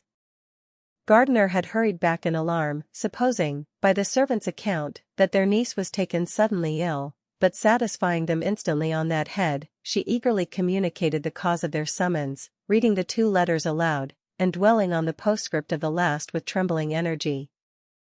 Though Lydia had never been a favorite with them, Mr. and Mrs. Gardiner could not but be deeply affected. Not Lydia only, but all were concerned in it, and after the first exclamations of surprise and horror, Mr. Gardiner readily promised every assistance in his power. Elizabeth, though expecting no less, thanked him with tears of gratitude, and all 3 being actuated by one spirit, everything relating to their journey was speedily settled. They were to be off as soon as possible. "But what is to be done about Pemberley?" cried Mrs. Gardiner. "John told us Mr. Darcy was here when you sent for us, was it so?" "Yes, and I told him we should not be able to keep our engagement." "That is all settled." "What is all settled?" repeated the other, as she ran into her room to prepare. "And are they upon such terms as for her to disclose the real truth?" "Oh, that I knew how it was." But wishes were vain, or, at best, could serve only to amuse her in the hurry and confusion of the following hour. Had Elizabeth been at leisure to be idle, she would have remained certain that all employment was impossible to one so wretched as herself, but she had her share of business as well as her aunt, and amongst the rest there were notes to be written to all their friends at Lambton, with false excuses for their sudden departure. An hour, however, saw the whole completed, and Mr. Gardiner, meanwhile, having settled his account at the inn, nothing remained to be done but to go, and Elizabeth, after all the misery of the morning, found herself, in a shorter space of time than she could have supposed, seated in the carriage, and on the road to Longbourn. The first pleasing earnest of their welcome. Chapter 47. "I hate been thinking it over again, Elizabeth," said her uncle, as they drove from the town, "and really, upon serious consideration, I am much more inclined than I was to judge as your eldest sister does of the matter. It appears to me so very unlikely that any young man should form such a design against a girl who is by no means unprotected or friendless, and who is actually staying in his colonel's family, that I am strongly inclined to hope the best." Could he expect that her friends would not step forward? Could he expect to be noticed again by the regiment, after such an affront to Colonel Forster? His temptation is not adequate to the risk. "Do you really think so?" cried Elizabeth, brightening up for a moment. "Upon my word," said Mrs. Gardiner, "I begin to be of your uncle's opinion. It is really too great a violation of decency, honor, and interest, for him to be guilty of it. I cannot think so very ill of Wickham." "Can you, yourself, Lizzie, so wholly give him up, as to believe him capable of it? Not perhaps of neglecting his own interest. But of every other neglect I can believe him capable. If, indeed, it should be so. But I dare not hope it. Why should they not go on to Scotland, if that had been the case?" "In the first place," replied Mr. Gardiner, "there is no absolute proof that they are not gone to Scotland." "Oh, but their removing from the chaise into a hackney coach is such a presumption. And, besides, no traces of them were to be found on the Barnet road." "Well, then, supposing them to be in London, they may be there, though for the purpose of concealment, for no more exceptionable purpose. It is not likely that money should be very abundant on either side, and it might strike them that they could be more economically, though less expeditiously, married in London, than in Scotland. But why all this secrecy? Why any fear of detection? Why must their marriage be private? Oh, no, no, this is not likely. His most particular friend, you see by Jane's account, was persuaded of his never intending to marry her. Wickham will never marry a woman without some money. He cannot afford it. And what claims has Lydia, what attractions has she beyond youth, health, and good humor, that could make him for her sake forego every chance of benefiting himself by marrying well? As to what restraint the apprehensions of disgrace in the corps might throw on a dishonorable elopement with her, I am not able to judge, for I know nothing of the effects that such a step might produce. But as to your other objection, I am afraid it will hardly hold good. Lydia has no brothers to step forward, and he might imagine, from my father's behavior, from his indolence and the little attention he has ever seemed to give to what was going forward in his family, that he would do as little and think as little about it, as any father could do, in such a matter. But can you think that Lydia is so lost to everything but love of him, as to consent to live with him on any other terms than marriage? It does seem, and it is most shocking, indeed, replied Elizabeth, with tears in her eyes, that a sister's sense of decency and virtue in such a point should admit of doubt. But, really, I know not what to say. Perhaps I am not doing her justice. But she is very young, she has never been taught to think on serious subjects, and for the last half-year, nay, for a 12-month, she has been given up to nothing but amusement and vanity. She has been allowed to dispose of her time in the most idle and frivolous manner, and to adopt any opinions that came in her way. Since the Shire were first quartered in Meryton, nothing but love, flirtation, and officers have been in her head.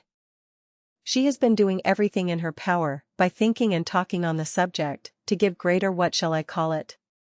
Susceptibility to her feelings, which are naturally lively enough. And we all know that Wickham has every charm of person and address that can captivate a woman. But you see that Jane, said her aunt, does not think so ill of Wickham, as to believe him capable of the attempt. Of whom does Jane ever think ill? And who is there, whatever might be their former conduct, that she would believe capable of such an attempt, till it were proved against them? But Jane knows, as well as I do, what Wickham really is. We both know that he has been profligate in every sense of the word, that he has neither integrity nor honor, that he is as false and deceitful as he is insinuating. And do you really know all this? Cried Mrs. Gardiner, whose curiosity as to the mode of her intelligence was all alive. I do, indeed, replied Elizabeth, colouring. I told you the other day of his infamous behaviour to Mr. Darcy, and you, yourself, when last at Longbourn, heard in what manner he spoke of the man who had behaved with such forbearance and liberality towards him. And there are other circumstances which I am not at liberty, which it is not worth while to relate, but his lies about the whole Pemberley family are endless. From what he said of Miss Darcy, I was thoroughly prepared to see a proud, reserved, disagreeable girl. Yet he knew to the contrary himself. He must know that she was as amiable and unpretending as we have found her. But does Lydia know nothing of this? Can she be ignorant of what you and Jane seem so well to understand? Oh, yes. That is the worst of all. Till I was in Kent, and saw so much both of Mr. Darcy and his relation Colonel Fitzwilliam, I was ignorant of the truth myself. And when I returned home the Shire was to leave Meryton in a week or fortnight's time.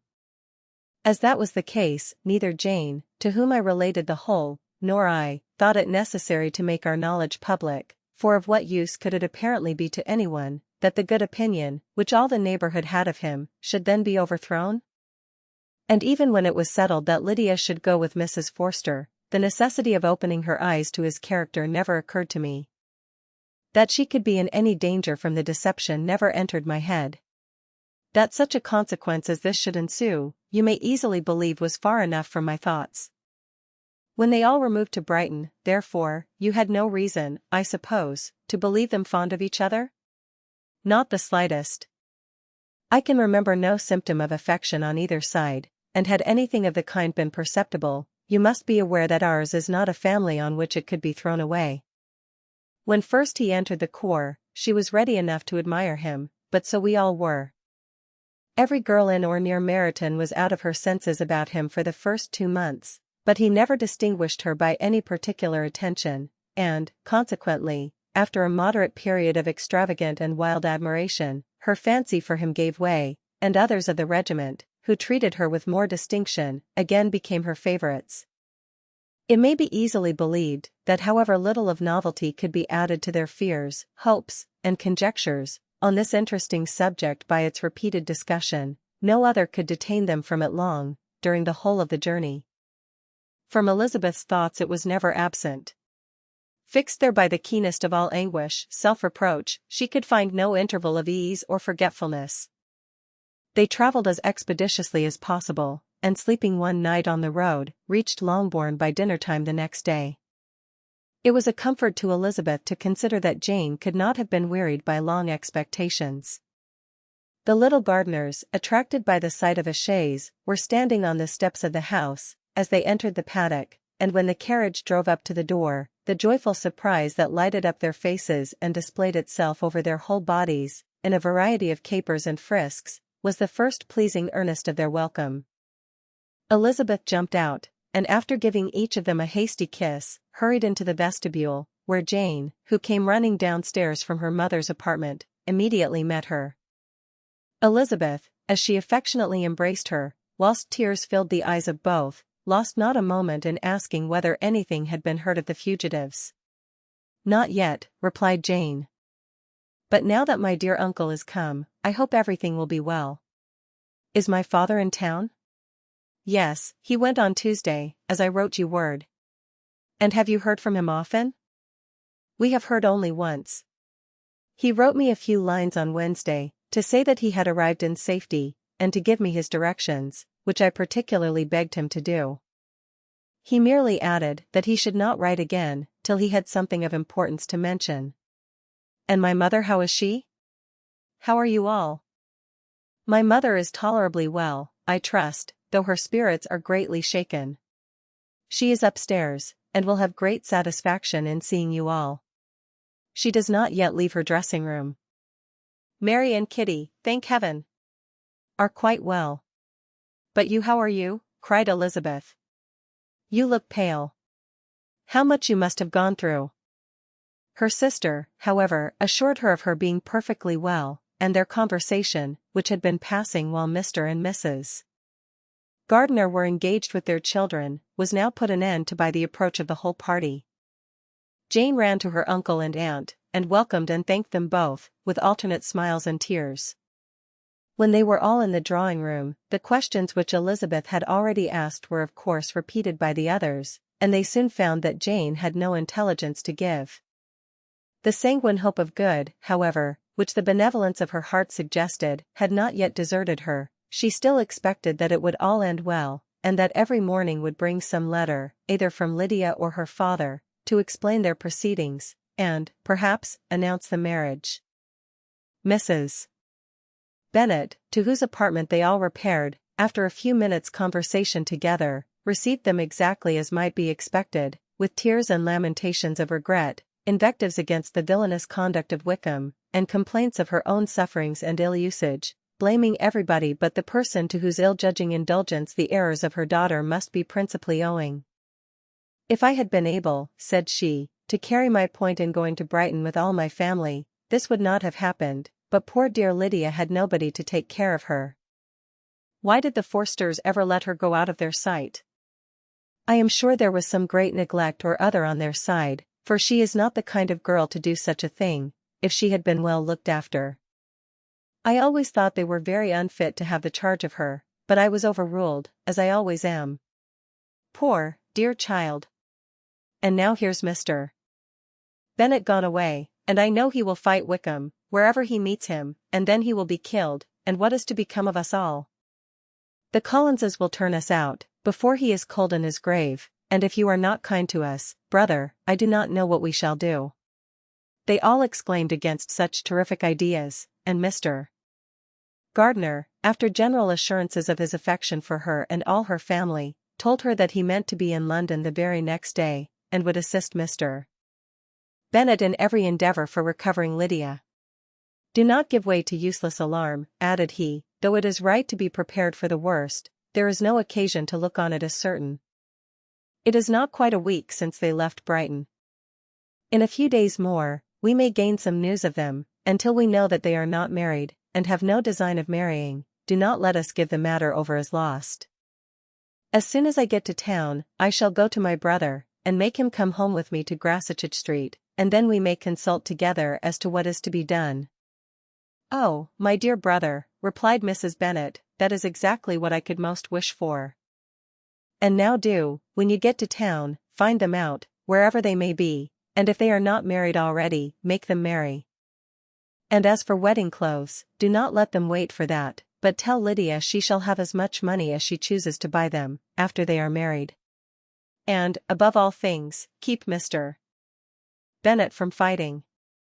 Tell him what a dreadful state I am in, that I am frightened out of my wits, and have such tremblings, such flutterings all over me, such spasms in my side, and pains in my head, and such beatings at my heart, that I can get no rest by night nor by day.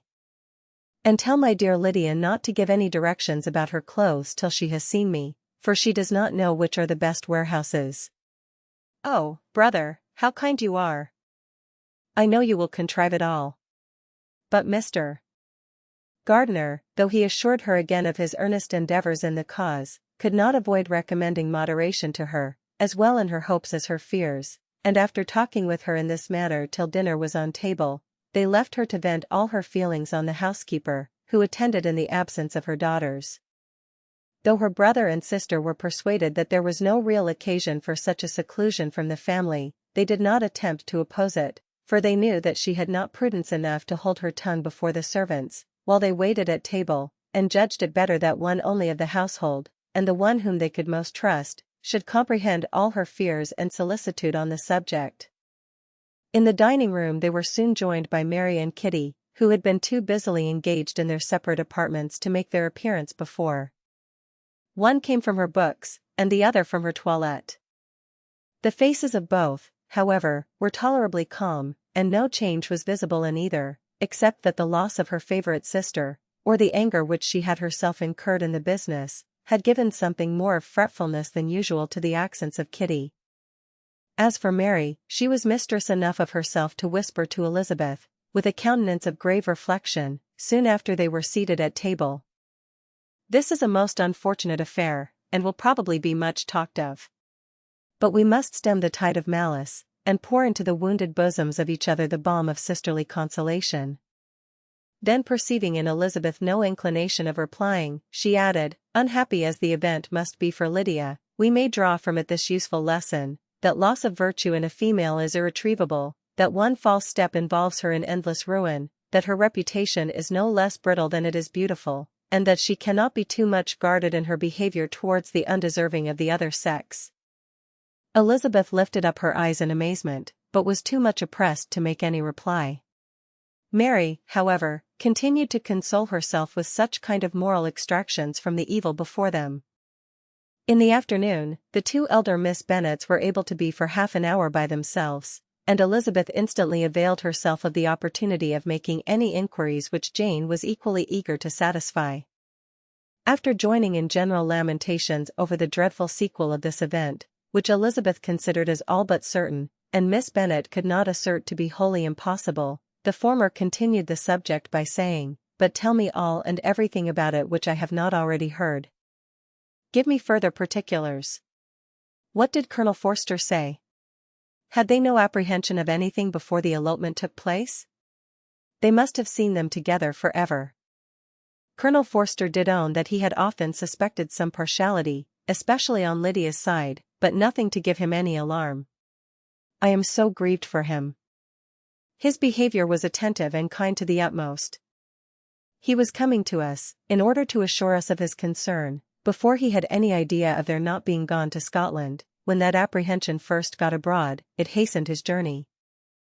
"And was Denny convinced that Wickham would not marry? Did he know of their intending to go off? Had Colonel Forster seen Denny himself?"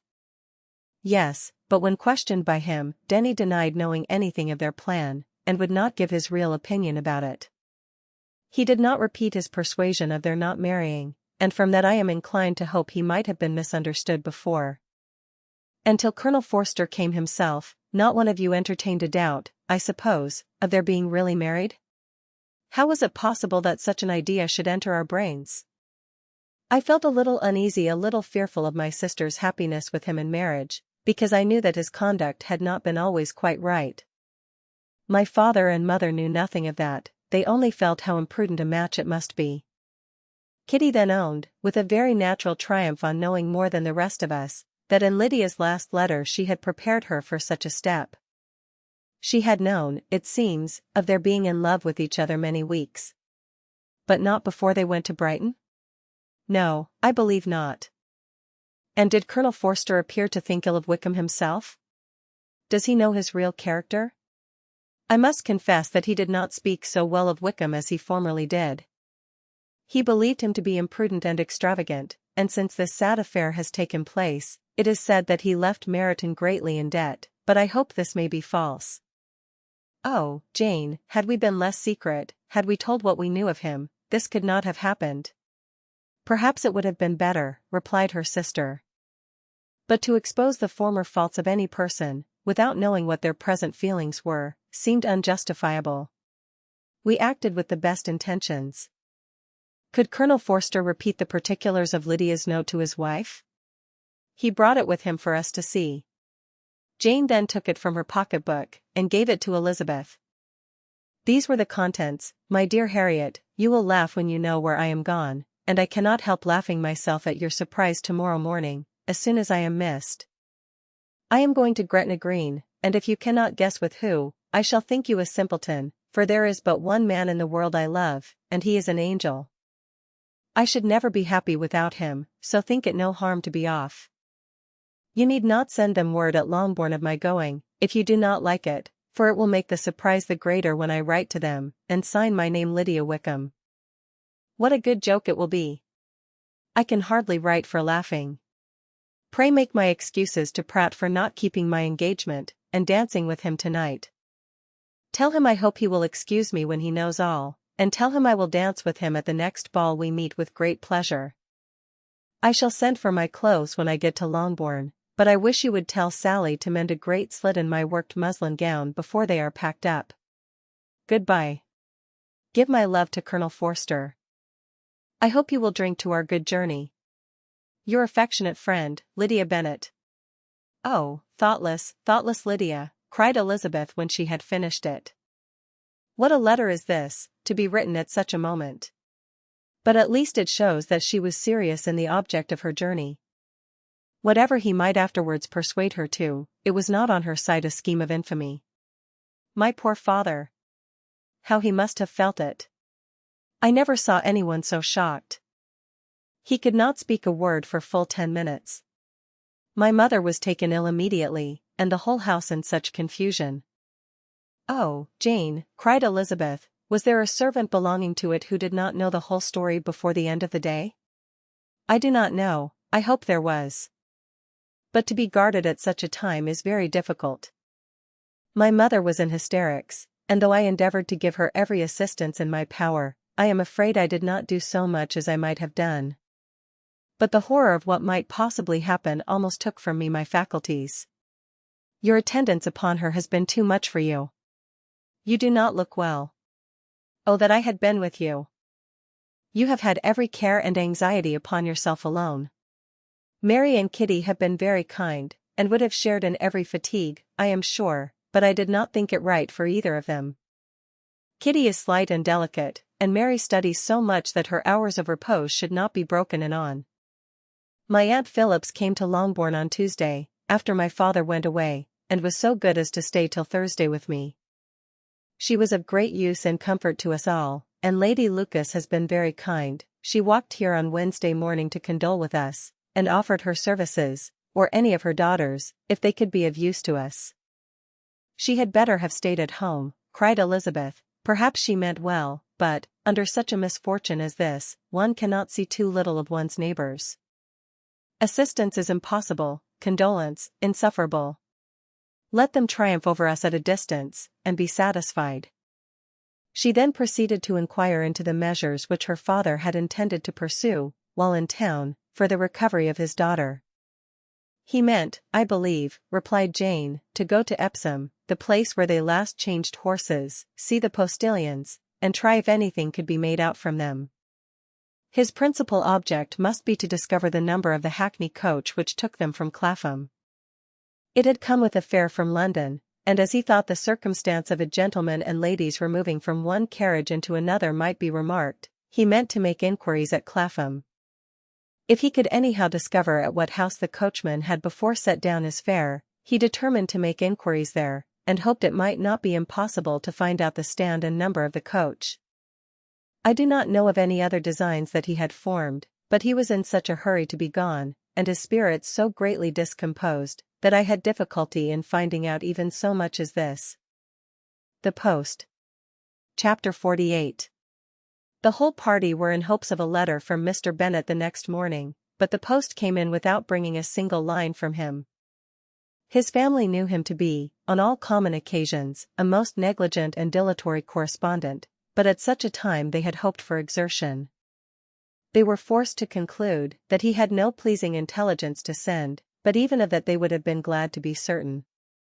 Mr. Gardiner had waited only for the letters before he set off. When he was gone, they were certain at least of receiving constant information of what was going on, and their uncle promised, at parting, to prevail on Mr. Bennet to return to Longbourn as soon as he could, to the great consolation of his sister, who considered it as the only security for her husband's not being killed in a duel. Mrs. Gardiner and the children were to remain in Hertfordshire a few days longer, as the former thought her presence might be serviceable to her nieces. She shared in their attendance on Mrs. Bennet, and was a great comfort to them in their hours of freedom.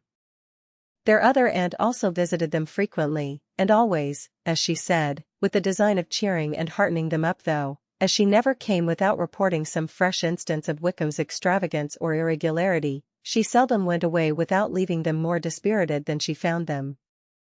All Meryton seemed striving to blacken the man who, but 3 months before, had been almost an angel of light. He was declared to be in debt to every tradesman in the place, and his intrigues, all honoured with the title of seduction, had been extended into every tradesman's family. Everybody declared that he was the wickedest young man in the world, and everybody began to find out that they had always distrusted the appearance of his goodness.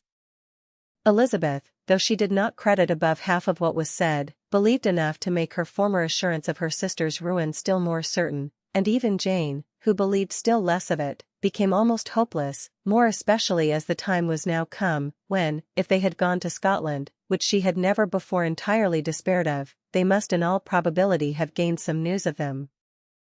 Mr. Gardiner left Longbourn on Sunday. On Tuesday, his wife received a letter from him. It told them that on his arrival he had immediately found out his brother, and persuaded him to come to Gracechurch Street. That Mr. Bennet had been to Epsom and Clapham, before his arrival, but without gaining any satisfactory information, and that he was now determined to inquire at all the principal hotels in town, as Mr. Bennet thought it possible they might have gone to one of them, on their first coming to London, before they procured lodgings. Mr. Gardiner himself did not expect any success from this measure, but as his brother was eager in it, he meant to assist him in pursuing it. He added that Mr. Bennet seemed wholly disinclined at present to leave London, and promised to write again very soon. There was also a postscript to this effect. I have written to Colonel Forster to desire him to find out, if possible, from some of the young man's intimates in the regiment, whether Wickham has any relations or connections who would be likely to know in what part of the town he has now concealed himself. If there were anyone that one could apply to, with a probability of gaining such a clue as that, it might be of essential consequence. At present we have nothing to guide us. Colonel Forster will, I dare say, do everything in his power to satisfy us on this head. But, on second thoughts, perhaps Lizzie could tell us what relations he has now living better than any other person.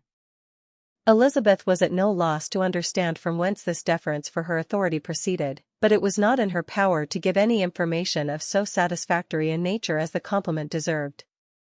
She had never heard of his having had any relations, except a father and mother, both of whom had been dead many years.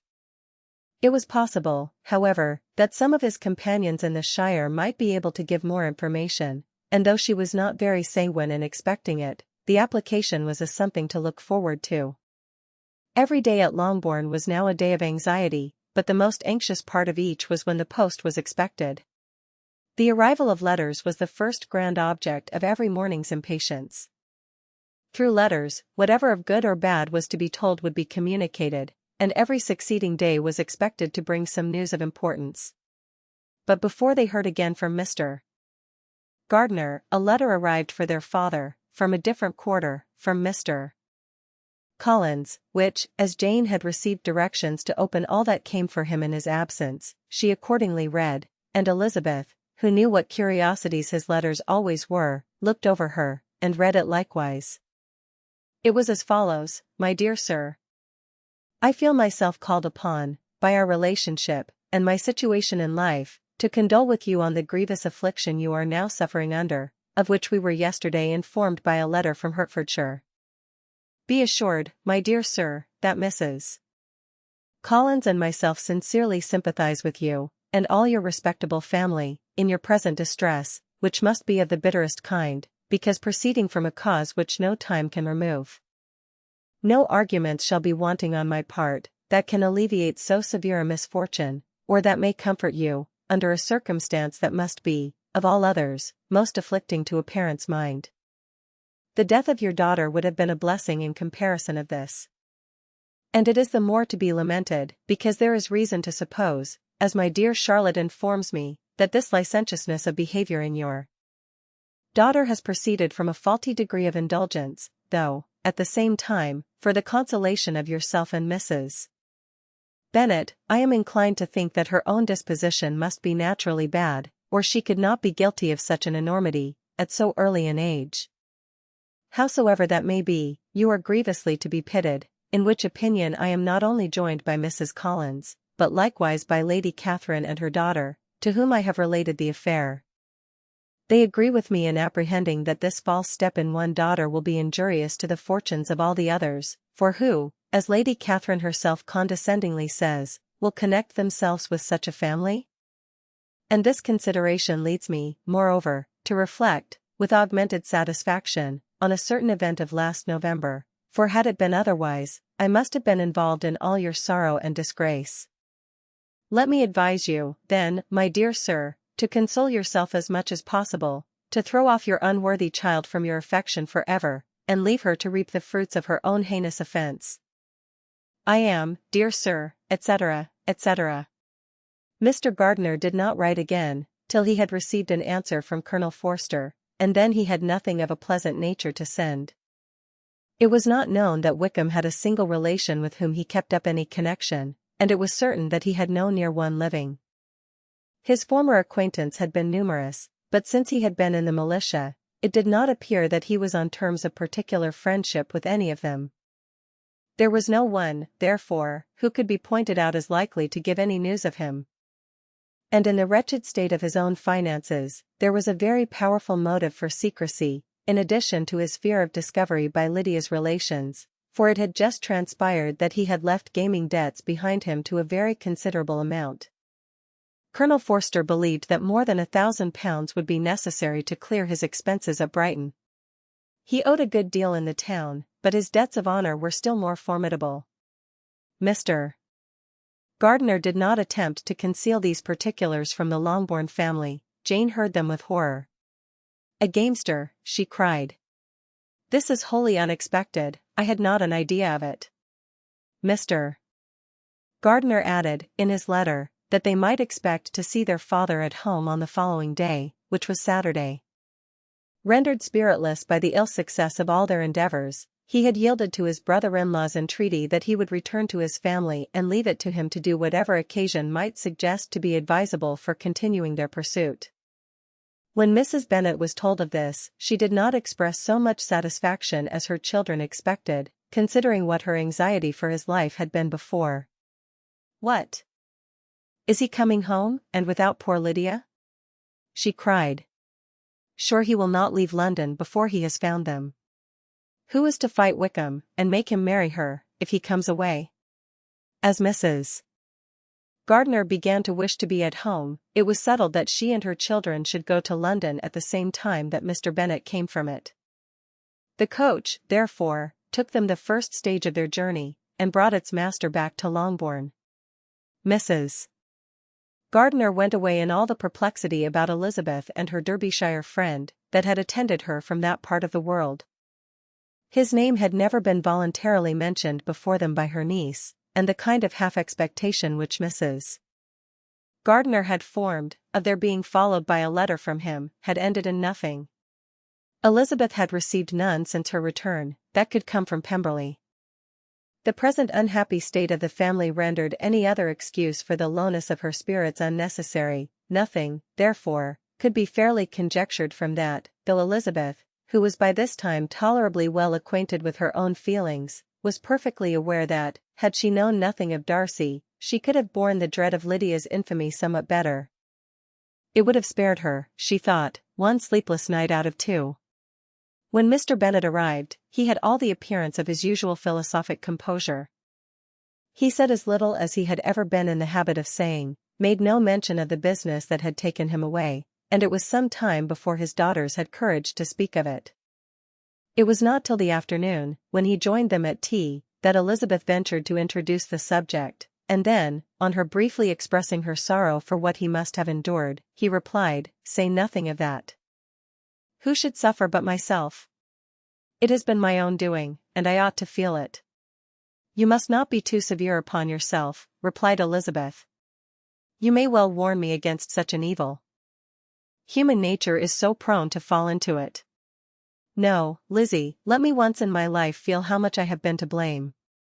I am not afraid of being overpowered by the impression. It will pass away soon enough. Do you suppose them to be in London? Yes, where else can they be so well concealed? And Lydia used to want to go to London, added Kitty. She is happy, then, said her father, drily, and her residence there will probably be of some duration.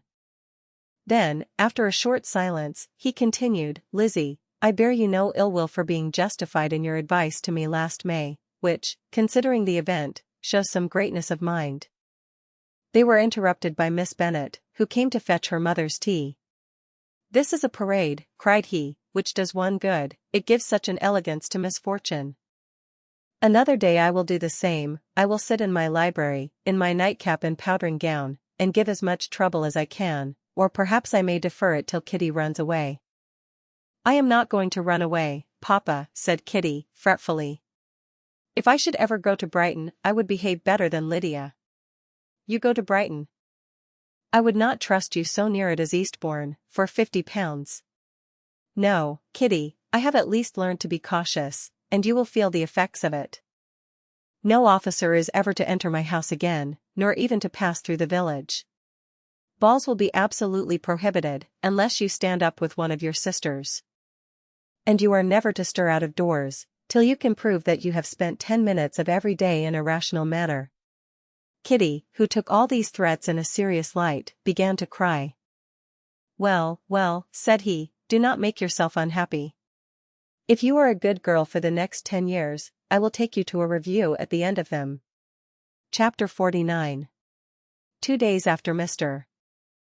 Bennet's return, as Jane and Elizabeth were walking together in the shrubbery behind the house, they saw the housekeeper coming towards them, and concluding that she came to call them to their mother, went forward to meet her, but instead of the expected summons, when they approached her, she said to Miss Bennet, I beg your pardon, madam, for interrupting you, but I was in hopes you might have got some good news from town, so I took the liberty of coming to ask. What do you mean, Hill? We have heard nothing from town. Dear madam, cried Mrs. Hill, in great astonishment, don't you know there is an express come for master from Mr. Gardiner? He has been here this half hour, and master has had a letter. Away ran the girls, too eager to get in to have time for speech.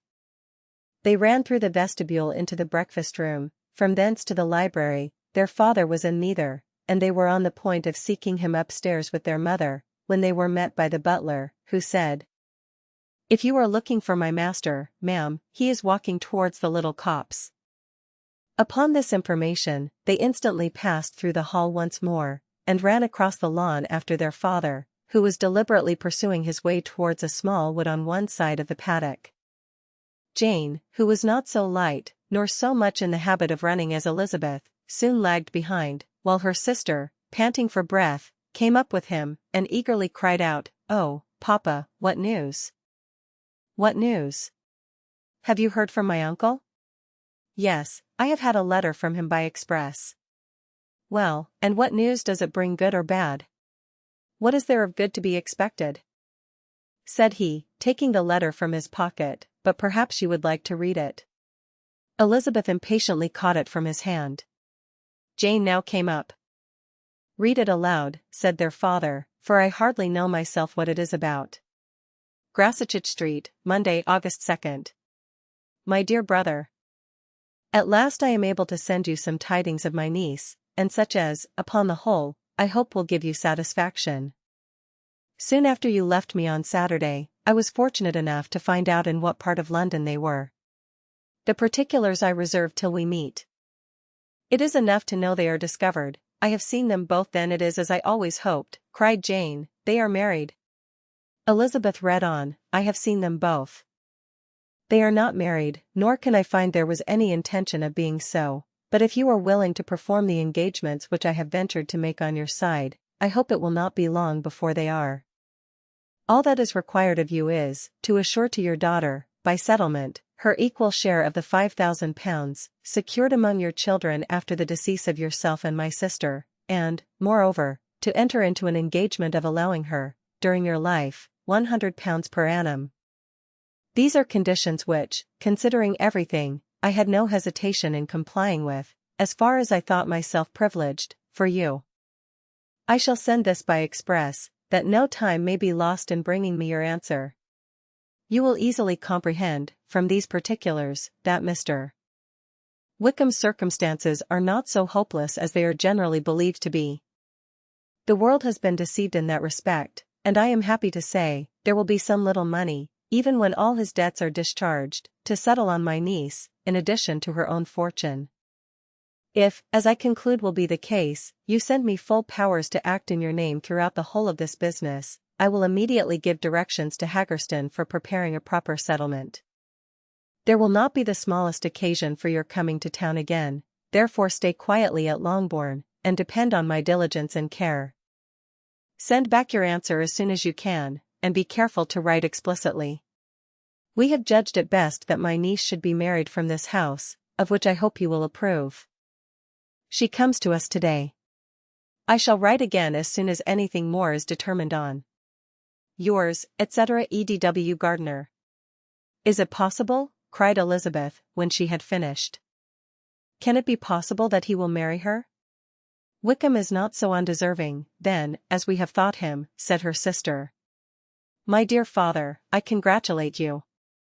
And have you answered the letter? Said Elizabeth. No, but it must be done soon. Most earnestly did she then entreat him to lose no more time before he wrote. Oh! My dear father, she cried, come back and write immediately. Consider how important every moment is in such a case. Let me write for you, said Jane, if you dislike the trouble yourself. I dislike it very much, he replied, but it must be done. And so saying, he turned back with them, and walked towards the house.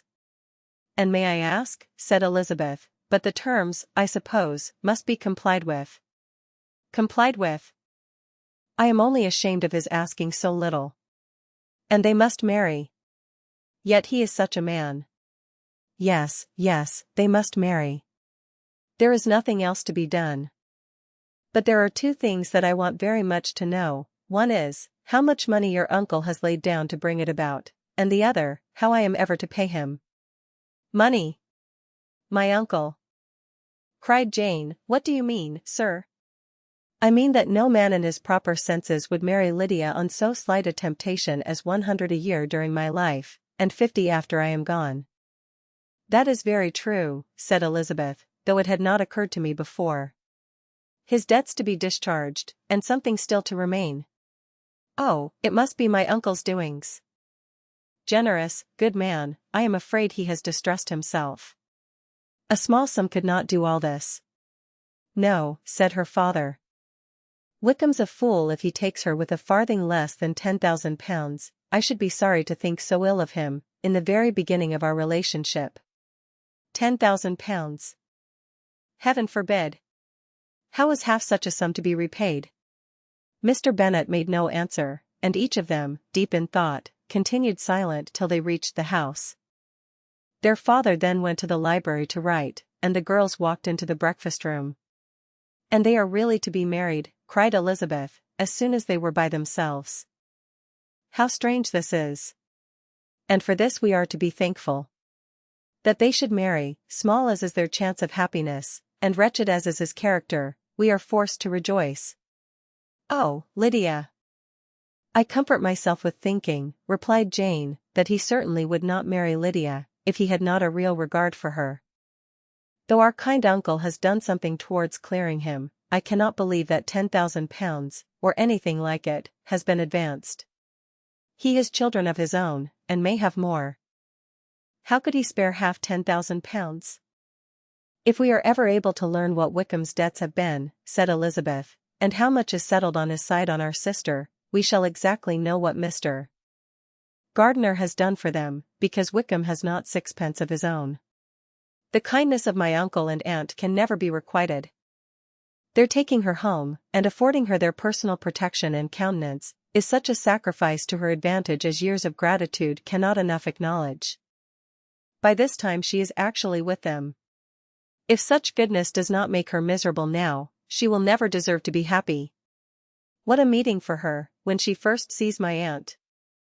We must endeavor to forget all that has passed on either side, said Jane. I hope and trust they will yet be happy.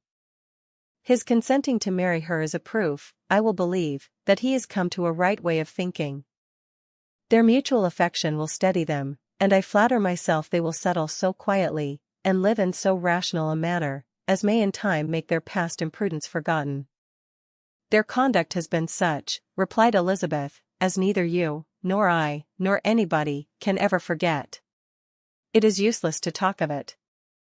It now occurred to the girls that their mother was in all likelihood perfectly ignorant of what had happened. They went to the library, therefore, and asked their father whether he would not wish them to make it known to her.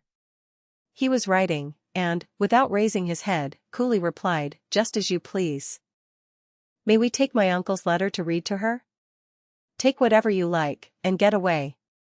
Elizabeth took the letter from his writing table, and they went upstairs together. Mary and Kitty were both with Mrs. Bennet. One communication would, therefore, do for all. After a slight preparation for good news, the letter was read aloud. Mrs. Bennet could hardly contain herself. As soon as Jane had read Mr. Gardiner's hope of Lydia's being soon married, her joy burst forth, and every following sentence added to its exuberance. She was now in an irritation as violent from delight as she had ever been fidgety from alarm and vexation. To know that her daughter would be married was enough. She was disturbed by no fear for her felicity, nor humbled by any remembrance of her misconduct. My dear, dear Lydia, she cried, this is delightful indeed. She will be married. I shall see her again. She will be married at 16. My good, kind brother. I knew how it would be. I knew he would manage everything. How I long to see her. And to see dear Wickham too. But the clothes, the wedding clothes. I will write to my sister Gardiner about them directly. Lizzie, my dear, run down to your father, and ask him how much he will give her. Stay, I will go myself. Ring the bell, Kitty, for Hill. I will put on my things in a moment. My dear, dear Lydia. How merry we shall be together when we meet. Her eldest daughter endeavored to give some relief to the violence of these transports, by leading her thoughts to the obligations which Mr. Gardiner's behavior laid them all under. For we must attribute this happy conclusion, she added, in a great measure to his kindness. We are persuaded that he has pledged himself to assist Mr. Wickham with money. Well, cried her mother, it is all very right, who should do it but her own uncle? If he had not had a family of his own, I and my children must have had all his money, you know, and it is the first time we have ever had anything from him except a few presents. Well, I am so happy. In a short time I shall have a daughter married. Mrs. Wickham. How well it sounds. And she was only 16 last June. My dear Jane, I am in such a flutter, that I am sure I can't write, so I will dictate, and you write for me. We will settle with your father about the money afterwards, but the things should be ordered immediately. She was then proceeding to all the particulars of calico, muslin, and cambric, and would shortly have dictated some very plentiful orders, had not Jane, though with some difficulty, persuaded her to wait till her father was at leisure to be consulted. One day's delay, she observed, would be of small importance, and her mother was too happy to be quite so obstinate as usual. Other schemes, too, came into her head. I will go to Meryton, said she, as soon as I am dressed, and tell the good news to my sister Phillips. And as I come back, I can call on Lady Lucas and Mrs. Long. Kitty, run down and order the carriage. An airing would do me a great deal of good, I am sure. Girls, can I do anything for you in Meryton? Oh.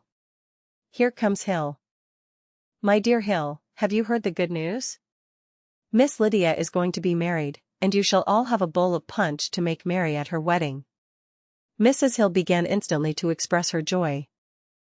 Elizabeth received her congratulations amongst the rest, and then, sick of this folly, took refuge in her own room, that she might think with freedom. Poor Lydia's situation must, at best, be bad enough, but that it was no worse, she had need to be thankful. She felt it so, and though, in looking forward, neither rational happiness nor worldly prosperity could be justly expected for her sister, in looking back to what they had feared, only 2 hours ago, she felt all the advantages of what they had gained. The Spiteful Old Ladies. Chapter 50. Mr. Bennet had very often wished, before this period of his life, that, instead of spending his whole income, he had laid by an annual sum, for the better provision of his children, and of his wife, if she survived him. He now wished it more than ever. Had he done his duty in that respect, Lydia need not have been indebted to her uncle for whatever of honor or credit could now be purchased for her. The satisfaction of prevailing on one of the most worthless young men in Great Britain to be her husband might then have rested in its proper place. He was seriously concerned that a cause of so little advantage to anyone should be forwarded at the sole expense of his brother-in-law, and he was determined, if possible, to find out the extent of his assistance, and to discharge the obligation as soon as he could. When first Mr. Bennet had married, economy was held to be perfectly useless, for, of course, they were to have a son. This son was to join in cutting off the entail, as soon as he should be of age, and the widow and younger children would by that means be provided for. 5 daughters successively entered the world, but yet the son was to come, and Mrs. Bennet, for many years after Lydia's birth, had been certain that he would. This event had at last been despaired of, but it was then too late to be saving. Mrs. Bennet had no turn for economy, and her husband's love of independence had alone prevented their exceeding their income. £5,000 was settled by marriage articles on Mrs. Bennet and the children. But in what proportions it should be divided amongst the latter depended on the will of the parents. This was one point, with regard to Lydia at least, which was now to be settled, and Mr. Bennet could have no hesitation in acceding to the proposal before him. In terms of grateful acknowledgment for the kindness of his brother, though expressed most concisely, he then delivered on paper his perfect approbation of all that was done, and his willingness to fulfill the engagements that had been made for him. He had never before supposed that, could Wickham be prevailed on to marry his daughter, it would be done with so little inconvenience to himself as by the present arrangement. He would scarcely be £10 a year the loser, by the 100 that was to be paid them, for, what with her board and pocket allowance, and the continual presents in money which passed to her through her mother's hands, Lydia's expenses had been very little within that sum.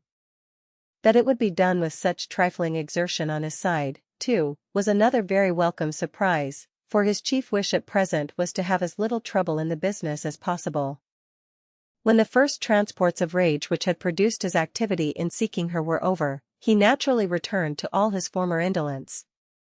His letter was soon dispatched, for though dilatory in undertaking business, he was quick in its execution. He begged to know further particulars of what he was indebted to his brother, but was too angry with Lydia to send any message to her. The good news quickly spread through the house, and with proportionate speed through the neighborhood. It was borne in the latter with decent philosophy. To be sure, it would have been more for the advantage of conversation, had Miss Lydia Bennet come upon the town, or, as the happiest alternative, been secluded from the world in some distant farmhouse. But there was much to be talked of in marrying her, and the good-natured wishes for her well-doing, which had proceeded before from all the spiteful old ladies in Meryton, lost but little of their spirit in this change of circumstances, because with such a husband her misery was considered certain.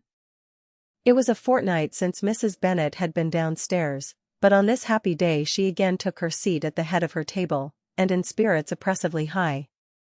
No sentiment of shame gave a damp to her triumph.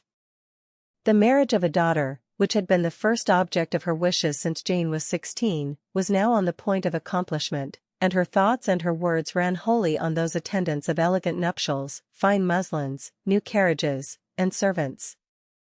She was busily searching through the neighborhood for a proper situation for her daughter, and, without knowing or considering what their income might be, rejected many as deficient in size and importance. Hay Park might do, said she, if the Gouldings would quit it, or the great house at Stoke, if the drawing-room were larger, but Ashworth is too far off. I could not bear to have her 10 miles from me, and as for Purvis Lodge, the attics are dreadful." Her husband allowed her to talk on without interruption while the servants remained. But when they had withdrawn, he said to her, "Mrs. Bennet, before you take any, or all of these houses, for your son and daughter, let us come to a right understanding. Into one house in this neighborhood they shall never have admittance. I will not encourage the imprudence of either, by receiving them at Longbourn." A long dispute followed this declaration, but Mr. Bennet was firm. It soon led to another, and Mrs. Bennet found, with amazement and horror, that her husband would not advance a guinea to buy clothes for his daughter.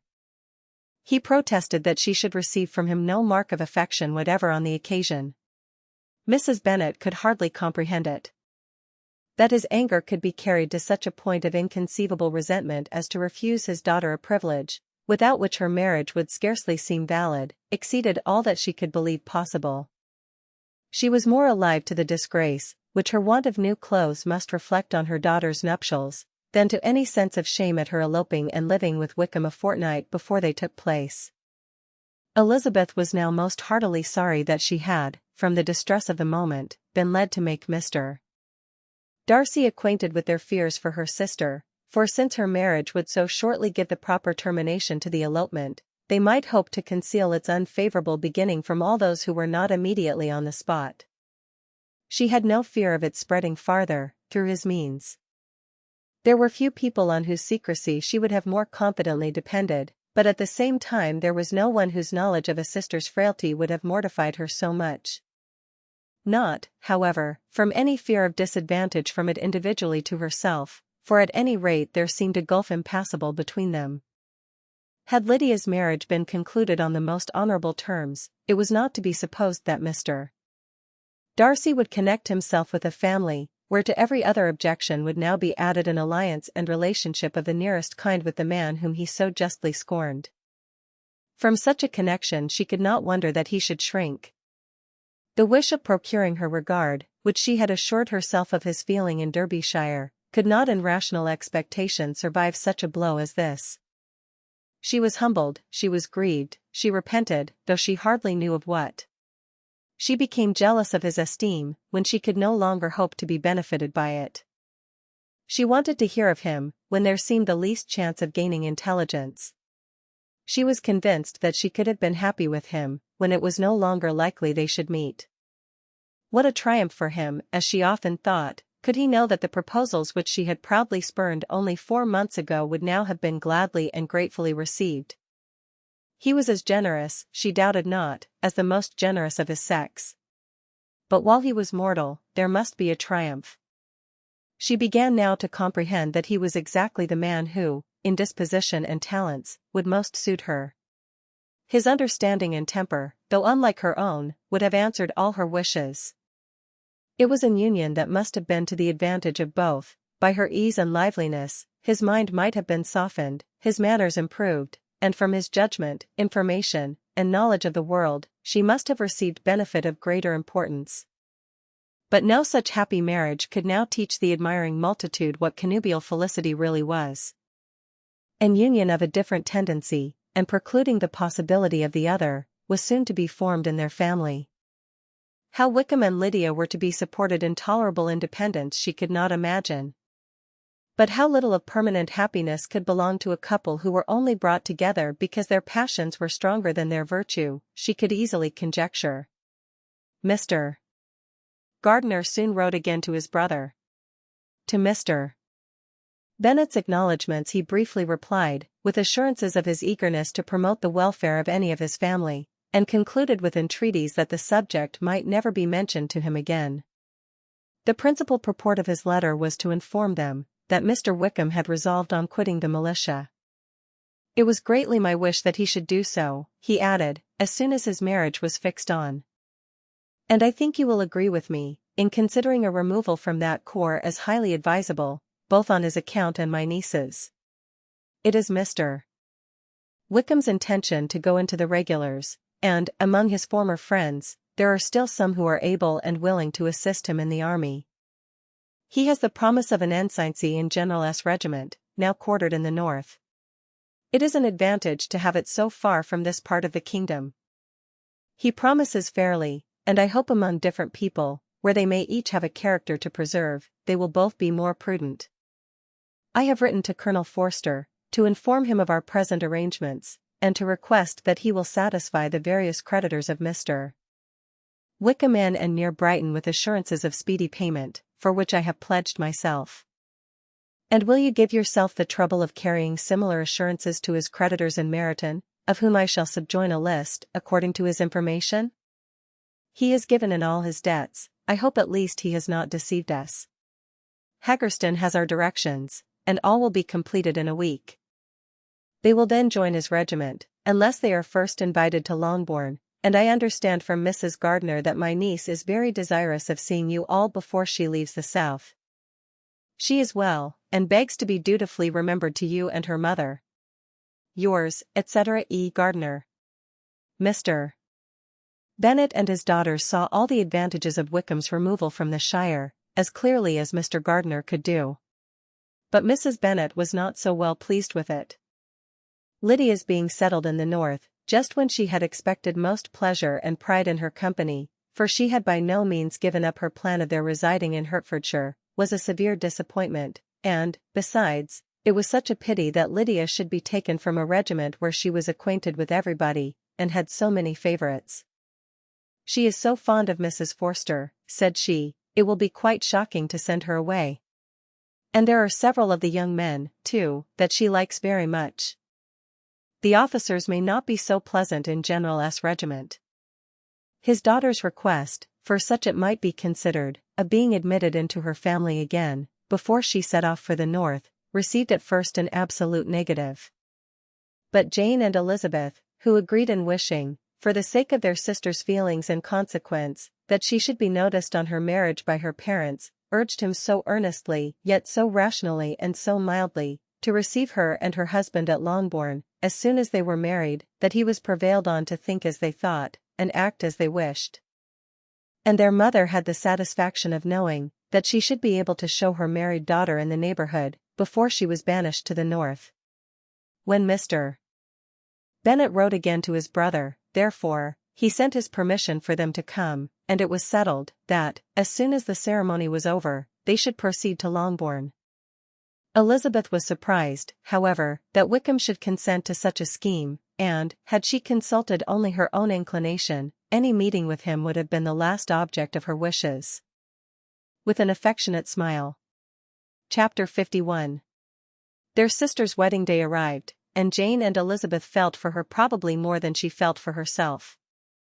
The carriage was sent to meet them at, and they were to return in it by dinner time.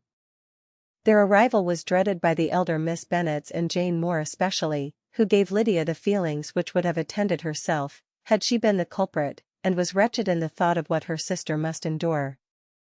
They came. The family were assembled in the breakfast-room to receive them.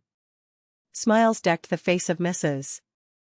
Bennet, as the carriage drove up to the door. Her husband looked impenetrably grave, her daughters, alarmed, anxious, uneasy. Lydia's voice was heard in the vestibule, the door was thrown open, and she ran into the room.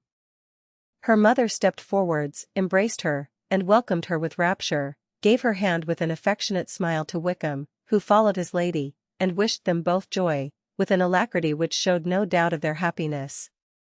Their reception from Mr. Bennet, to whom they then turned, was not quite so cordial. His countenance rather gained in austerity, and he scarcely opened his lips. The easy assurance of the young couple, indeed, was enough to provoke him. Elizabeth was disgusted, and even Miss Bennet was shocked. Lydia was Lydia still, untamed, unabashed, wild, noisy, and fearless. She turned from sister to sister, demanding their congratulations, and when at length they all sat down, looked eagerly round the room, took notice of some little alteration in it, and observed, with a laugh, that it was a great while since she had been there. Wickham was not at all more distressed than herself, but his manners were always so pleasing, that, had his character and his marriage been exactly what they ought, his smiles and his easy address, while he claimed their relationship, would have delighted them all.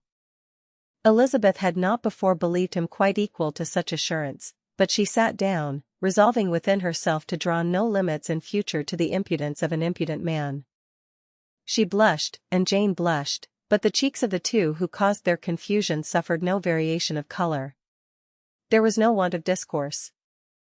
The bride and her mother could neither of them talk fast enough, and Wickham, who happened to sit near Elizabeth, began inquiring after his acquaintance in that neighborhood, with a good-humored ease, which she felt very unable to equal in her replies. They seemed each of them to have the happiest memories in the world.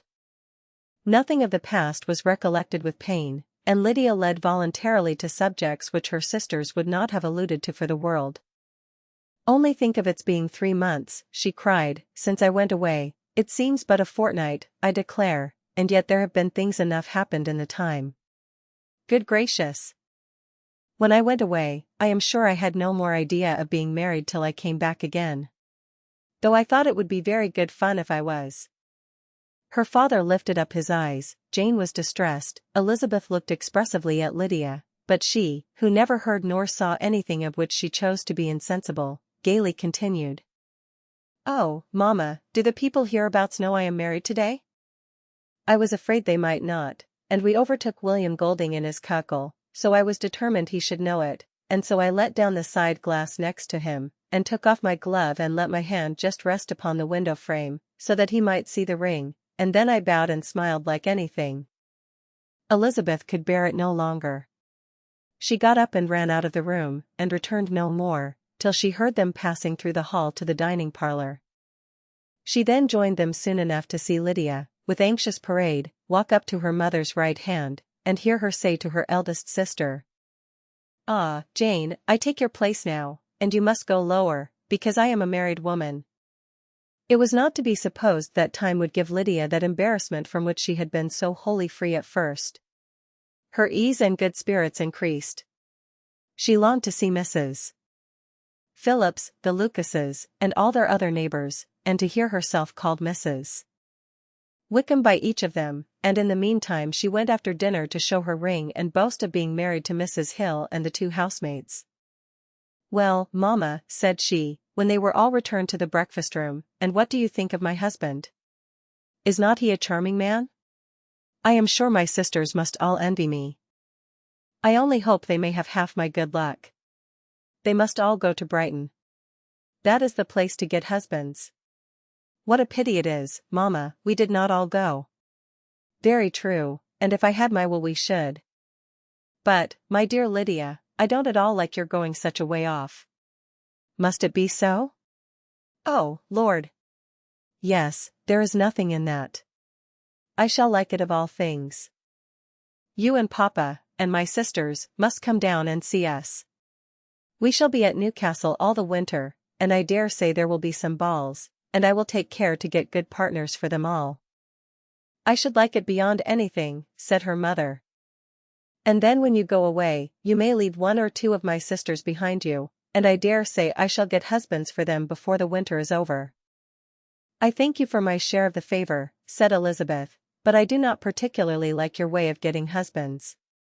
Their visitors were not to remain above 10 days with them. Mr. Wickham had received his commission before he left London, and he was to join his regiment at the end of a fortnight. No one but Mrs. Bennet regretted that their stay would be so short, and she made the most of the time by visiting about with her daughter, and having very frequent parties at home. These parties were acceptable to all. To avoid a family circle was even more desirable to such as did think than such as did not. Wickham's affection for Lydia was just what Elizabeth had expected to find it, not equal to Lydia's for him.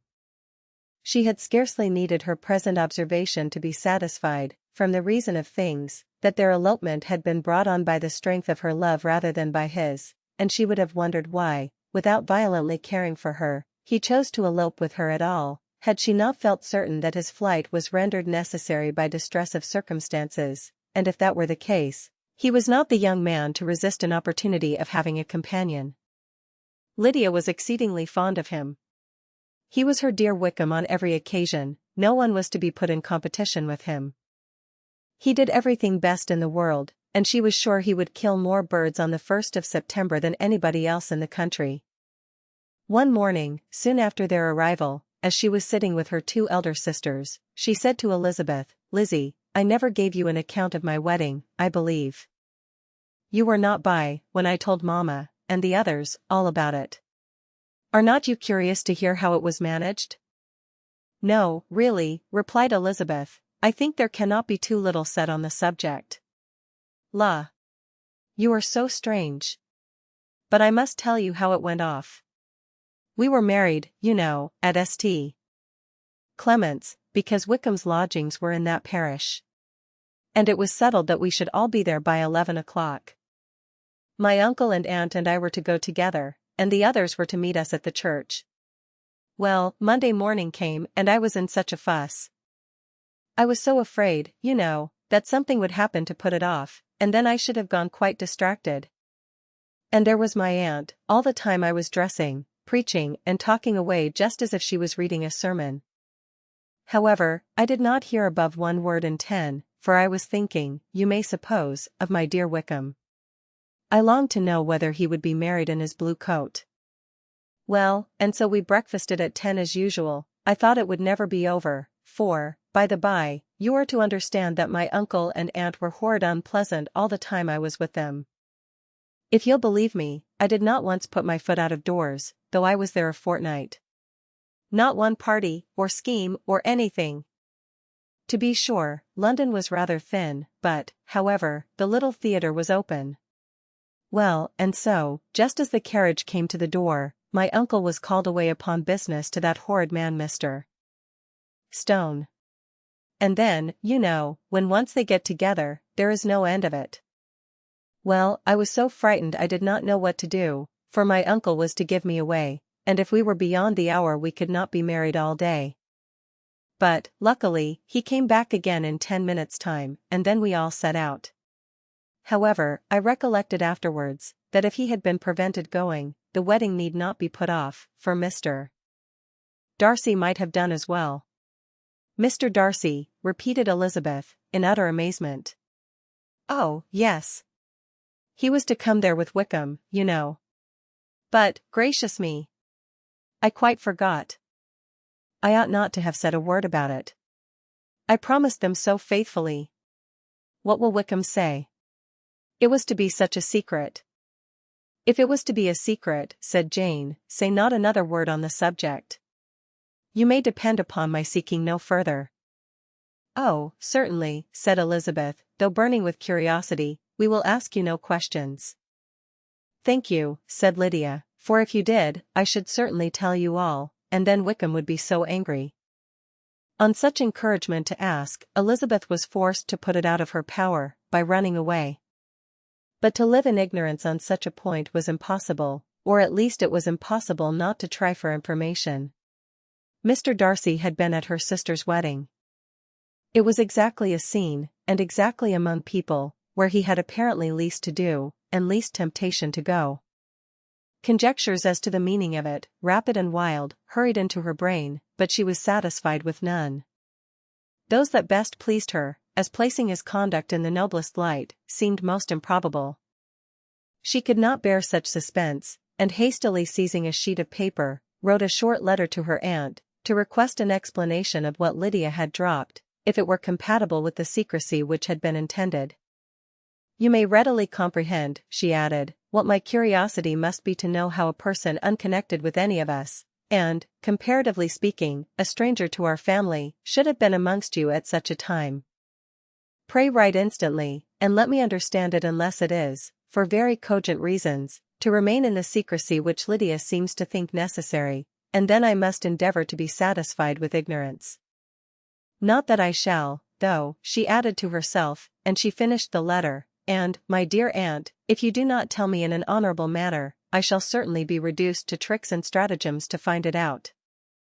Jane's delicate sense of honor would not allow her to speak to Elizabeth privately of what Lydia had let fall. Elizabeth was glad of it, till it appeared whether her inquiries would receive any satisfaction. She had rather be without a confidant. I am sure she did not listen. Chapter 52. Elizabeth had the satisfaction of receiving an answer to her letter as soon as she possibly could. She was no sooner in possession of it, than hurrying into the little copse, where she was least likely to be interrupted, she sat down on one of the benches, and prepared to be happy, for the length of the letter convinced her that it did not contain a denial. Grassetchit Street, September 6. My dear niece, I have just received your letter, and shall devote this whole morning to answering it, as I foresee that a little writing will not comprise what I have to tell you. I must confess myself surprised by your application. I did not expect it from you. Don't think me angry, however, for I only mean to let you know that I had not imagined such inquiries to be necessary on your side. If you do not choose to understand me, forgive my impertinence. Your uncle is as much surprised as I am, and nothing but the belief of your being a party concerned would have allowed him to act as he has done. But if you are really innocent and ignorant, I must be more explicit. On the very day of my coming home from Longbourn, your uncle had a most unexpected visitor. Mr. Darcy called, and was shut up with him several hours. It was all over before I arrived, so my curiosity was not so dreadfully racked as yours seems to have been. He came to tell Mr. Gardiner that he had found out where your sister and Mr. Wickham were, and that he had seen and talked with them both, Wickham repeatedly, Lydia once. From what I can collect, he left Derbyshire only one day after ourselves, and came to town with the resolution of hunting for them.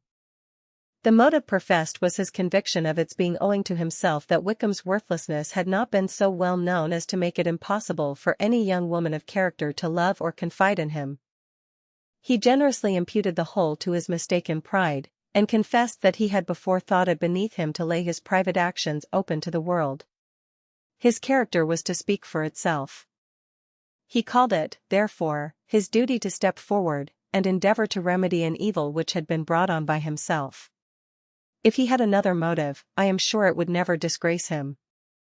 He had been some days in town before he was able to discover them, but he had something to direct his search, which was more than we had, and the consciousness of this was another reason for his resolving to follow us. There is a lady, it seems, a Mrs. Young, who was some time ago governess to Miss Darcy, and was dismissed from her charge on some cause of disapprobation, though he did not say what. She then took a large house in Edward Street, and has since maintained herself by letting lodgings. This Mrs. Young was, he knew, intimately acquainted with Wickham, and he went to her for intelligence of him, as soon as he got to town. But it was 2 or 3 days before he could get from her what he wanted. She would not betray her trust, I suppose, without bribery and corruption, for she really did know where her friend was to be found. Wickham, indeed, had gone to her on their first arrival in London, and had she been able to receive them into her house, they would have taken up their abode with her. At length, however, our kind friend procured the wished-for direction. They were in street. He saw Wickham, and afterwards insisted on seeing Lydia. His first object with her, he acknowledged, had been to persuade her to quit her present disgraceful situation, and return to her friends as soon as they could be prevailed on to receive her, offering his assistance as far as it would go. But he found Lydia absolutely resolved on remaining where she was. She cared for none of her friends, she wanted no help of his, she would not hear of leaving Wickham. She was sure they should be married some time or other, and it did not much signify when. Since such were her feelings, it only remained, he thought, to secure and expedite a marriage, which, in his very first conversation with Wickham, he easily learned had never been his design. He confessed himself obliged to leave the regiment on account of some debts of honor which were very pressing, and scrupled not to lay all the ill consequences of Lydia's flight on her own folly alone. He meant to resign his commission immediately, and as to his future situation, he could conjecture very little about it. He must go somewhere, but he did not know where, and he knew he should have nothing to live on. Mr. Darcy asked why he did not marry your sister at once. Though Mr. Bennet was not imagined to be very rich, he would have been able to do something for him, and his situation must have been benefited by marriage. But he found, in reply to this question, that Wickham still cherished the hope of more effectually making his fortune by marriage, in some other country. Under such circumstances, however, he was not likely to be proof against the temptation of immediate relief. They met several times, for there was much to be discussed. Wickham, of course, wanted more than he could get, but at length was reduced to be reasonable. Everything being settled between them, Mr. Darcy's next step was to make your uncle acquainted with it, and he first called in Grassetchage Street the evening before I came home.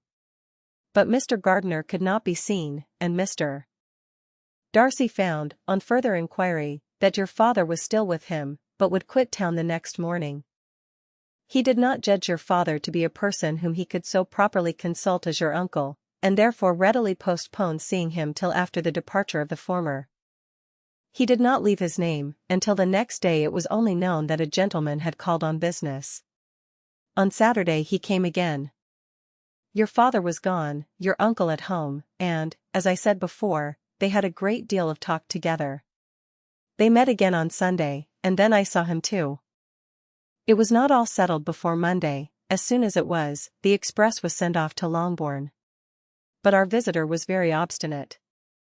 I fancy, Lizzie, that obstinacy is the real defect of his character, after all. He has been accused of many faults at different times, but this is the true one. Nothing was to be done that he did not do himself, though I am sure, and I do not speak it to be thanked, therefore say nothing about it, your uncle would most readily have settled the whole. They battled it together for a long time, which was more than either the gentleman or lady concerned in it deserved. But at last your uncle was forced to yield, and instead of being allowed to be of use to his niece, was forced to put up with only having the probable credit of it, which went sorely against the grain, and I really believe your letter this morning gave him great pleasure, because it required an explanation that would rob him of his borrowed feathers, and give the praise where it was due. But, Lizzie, this must go no further than yourself, or Jane at most. You know pretty well, I suppose, what has been done for the young people.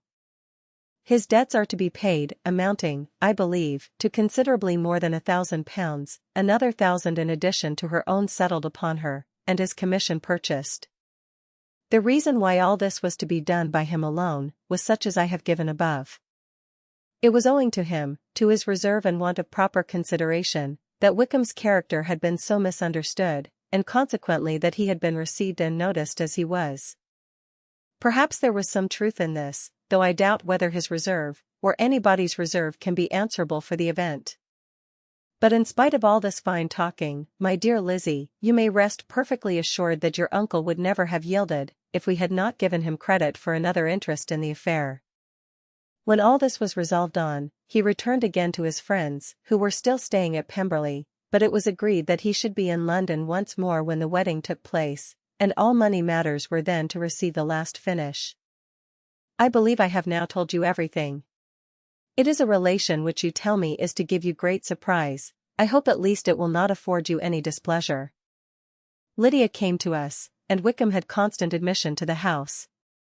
He was exactly what he had been when I knew him in Hertfordshire, but I would not tell you how little I was satisfied with her behaviour while she stayed with us, if I had not perceived, by Jane's letter last Wednesday, that her conduct on coming home was exactly of a piece with it, and therefore what I now tell you can give you no fresh pain. I talked to her repeatedly in the most serious manner, representing to her the wickedness of what she had done, and all the unhappiness she had brought on her family. If she heard me, it was by good luck, for I am sure she did not listen. I was sometimes quite provoked, but then I recollected my dear Elizabeth and Jane, and for their sakes had patience with her. Mr. Darcy was punctual in his return, and, as Lydia informed you, attended the wedding. He dined with us the next day, and was to leave town again on Wednesday or Thursday. Will you be very angry with me, my dear Lizzie, if I take this opportunity of saying, what I was never bold enough to say before, how much I like him? His behaviour to us has, in every respect, been as pleasing as when we were in Derbyshire. His understanding and opinions all please me. He wants nothing but a little more liveliness, and that, if he marry prudently, his wife may teach him. I thought him very sly. He hardly ever mentioned your name. But slyness seems the fashion. Pray forgive me, if I have been very presuming, or at least do not punish me so far as to exclude me from P. I shall never be quite happy till I have been all round the park. A low phaeton with a nice little pair of ponies would be the very thing. But I must write no more. The children have been wanting me this half hour. Yours, very sincerely, M. Gardiner. The contents of this letter threw Elizabeth into a flutter of spirits, in which it was difficult to determine whether pleasure or pain bore the greatest share. The vague and unsettled suspicions which uncertainty had produced of what Mr. Darcy might have been doing to forward her sister's match, which she had feared to encourage, as an exertion of goodness too great to be probable, and at the same time dreaded to be just, from the pain of obligation, were proved beyond their greatest extent to be true. He had followed them purposely to town, he had taken on himself all the trouble and mortification attendant on such a research, in which supplication had been necessary to a woman whom he must abominate and despise, and where he was reduced to frequently meet, reason with, persuade, and finally bribe the man whom he always most wished to avoid, and whose very name it was punishment to him to pronounce. He had done all this for a girl whom he could neither regard nor esteem. Her heart did whisper that he had done it for her. But it was a hope shortly checked by other considerations, and she soon felt that even her vanity was insufficient, when required to depend on his affection for her, for a woman who had already refused him, as able to overcome a sentiment so natural as abhorrence against relationship with Wickham. Brother-in-law of Wickham. Every kind of pride must revolt from the connection. He had, to be sure, done much. She was ashamed to think how much. But he had given a reason for his interference, which asked no extraordinary stretch of belief. It was reasonable that he should feel he had been wrong, he had liberality, and he had the means of exercising it, and though she would not place herself as his principal inducement, she could perhaps believe that remaining partiality for her might assist his endeavors in a cause where her peace of mind must be materially concerned. It was painful, exceedingly painful, to know that they were under obligations to a person who could never receive a return. They owed the restoration of Lydia, her character, everything to him. Oh, how heartily did she grieve over every ungracious sensation she had ever encouraged, every saucy speech she had ever directed towards him. For herself she was humbled, but she was proud of him, proud that in a cause of compassion and honor he had been able to get the better of himself. She read over her aunt's commendation of him again and again. It was hardly enough, but it pleased her. She was even sensible of some pleasure, though mixed with regret, on finding how steadfastly both she and her uncle had been persuaded that affection and confidence subsisted between Mr. Darcy and herself. She was roused from her seat and her reflections, by someone's approach, and, before she could strike into another path, she was overtaken by Wickham. "I am afraid I interrupt your solitary ramble, my dear sister," said he, as he joined her. "You certainly do," she replied with a smile, "but it does not follow that the interruption must be unwelcome. I should be sorry, indeed, if it were. We were always good friends, and now we are better." "True. Are the others coming out?" "I do not know. Mrs. Bennet and Lydia are going in the carriage to Meryton. And so, my dear sister, I find, from our uncle and aunt, that you have actually seen Pemberley." She replied in the affirmative. "I almost envy you the pleasure, and yet I believe it would be too much for me, or else I could take it in my way to Newcastle." "And you saw the old housekeeper, I suppose?" "Poor Reynolds, she was always very fond of me. But of course she did not mention my name to you." "Yes, she did." "And what did she say?" "That you were gone into the army, and she was afraid had not turned out well. At such a distance as that, you know, things are strangely misrepresented." "Certainly," he replied, biting his lips. Elizabeth hoped she had silenced him, but he soon afterwards said, "I was surprised to see Darcy in town last month. We passed each other several times. I wonder what he can be doing there." "Perhaps preparing for his marriage with Miss de Bourgh," said Elizabeth. "It must be something particular to take him there at this time of year." "Undoubtedly. Did you see him while you were at Lambton?" "I thought I understood from the Gardiners that you had." "Yes, he introduced us to his sister." "And do you like her?" "Very much. I have heard, indeed, that she is uncommonly improved within this year or two. When I last saw her, she was not very promising." "I am very glad you liked her. I hope she will turn out well." "I dare say she will, she has got over the most trying age." Did you go by the village of Kimpton? I do not recollect that we did. I mention it because it is the living which I ought to have had. A most delightful place. Excellent parsonage house. It would have suited me in every respect. How should you have liked making sermons? Exceedingly well. I should have considered it as part of my duty, and the exertion would soon have been nothing. One ought not to repine, but, to be sure, it would have been such a thing for me. The quiet, the retirement of such a life, would have answered all my ideas of happiness. But it was not to be. Did you ever hear Darcy mention the circumstance when you were in Kent? I have heard from authority, which I thought as good, that it was left you conditionally only, and at the will of the present patron. You have? Yes, there was something in that. I told you so from the first, you may remember. I did hear, too, that there was a time when sermon-making was not so palatable to you as it seems to be at present, that you actually declared your resolution of never taking orders, and that the business had been compromised accordingly. You did. And it was not wholly without foundation. You may remember what I told you on that point, when first we talked of it. They were now almost at the door of the house, for she had walked fast to get rid of him, and unwilling, for her sister's sake, to provoke him, she only said in reply, with a good-humored smile. Come, Mr. Wickham, we are brother and sister, you know. Do not let us quarrel about the past. In future, I hope we shall be always of one mind. She held out her hand, he kissed it with affectionate gallantry, though he hardly knew how to look, and they entered the house. Mr. Darcy with him. Chapter 53. Mr. Wickham was so perfectly satisfied with this conversation, that he never again distressed himself, or provoked his dear sister Elizabeth, by introducing the subject of it, and she was pleased to find that she had said enough to keep him quiet.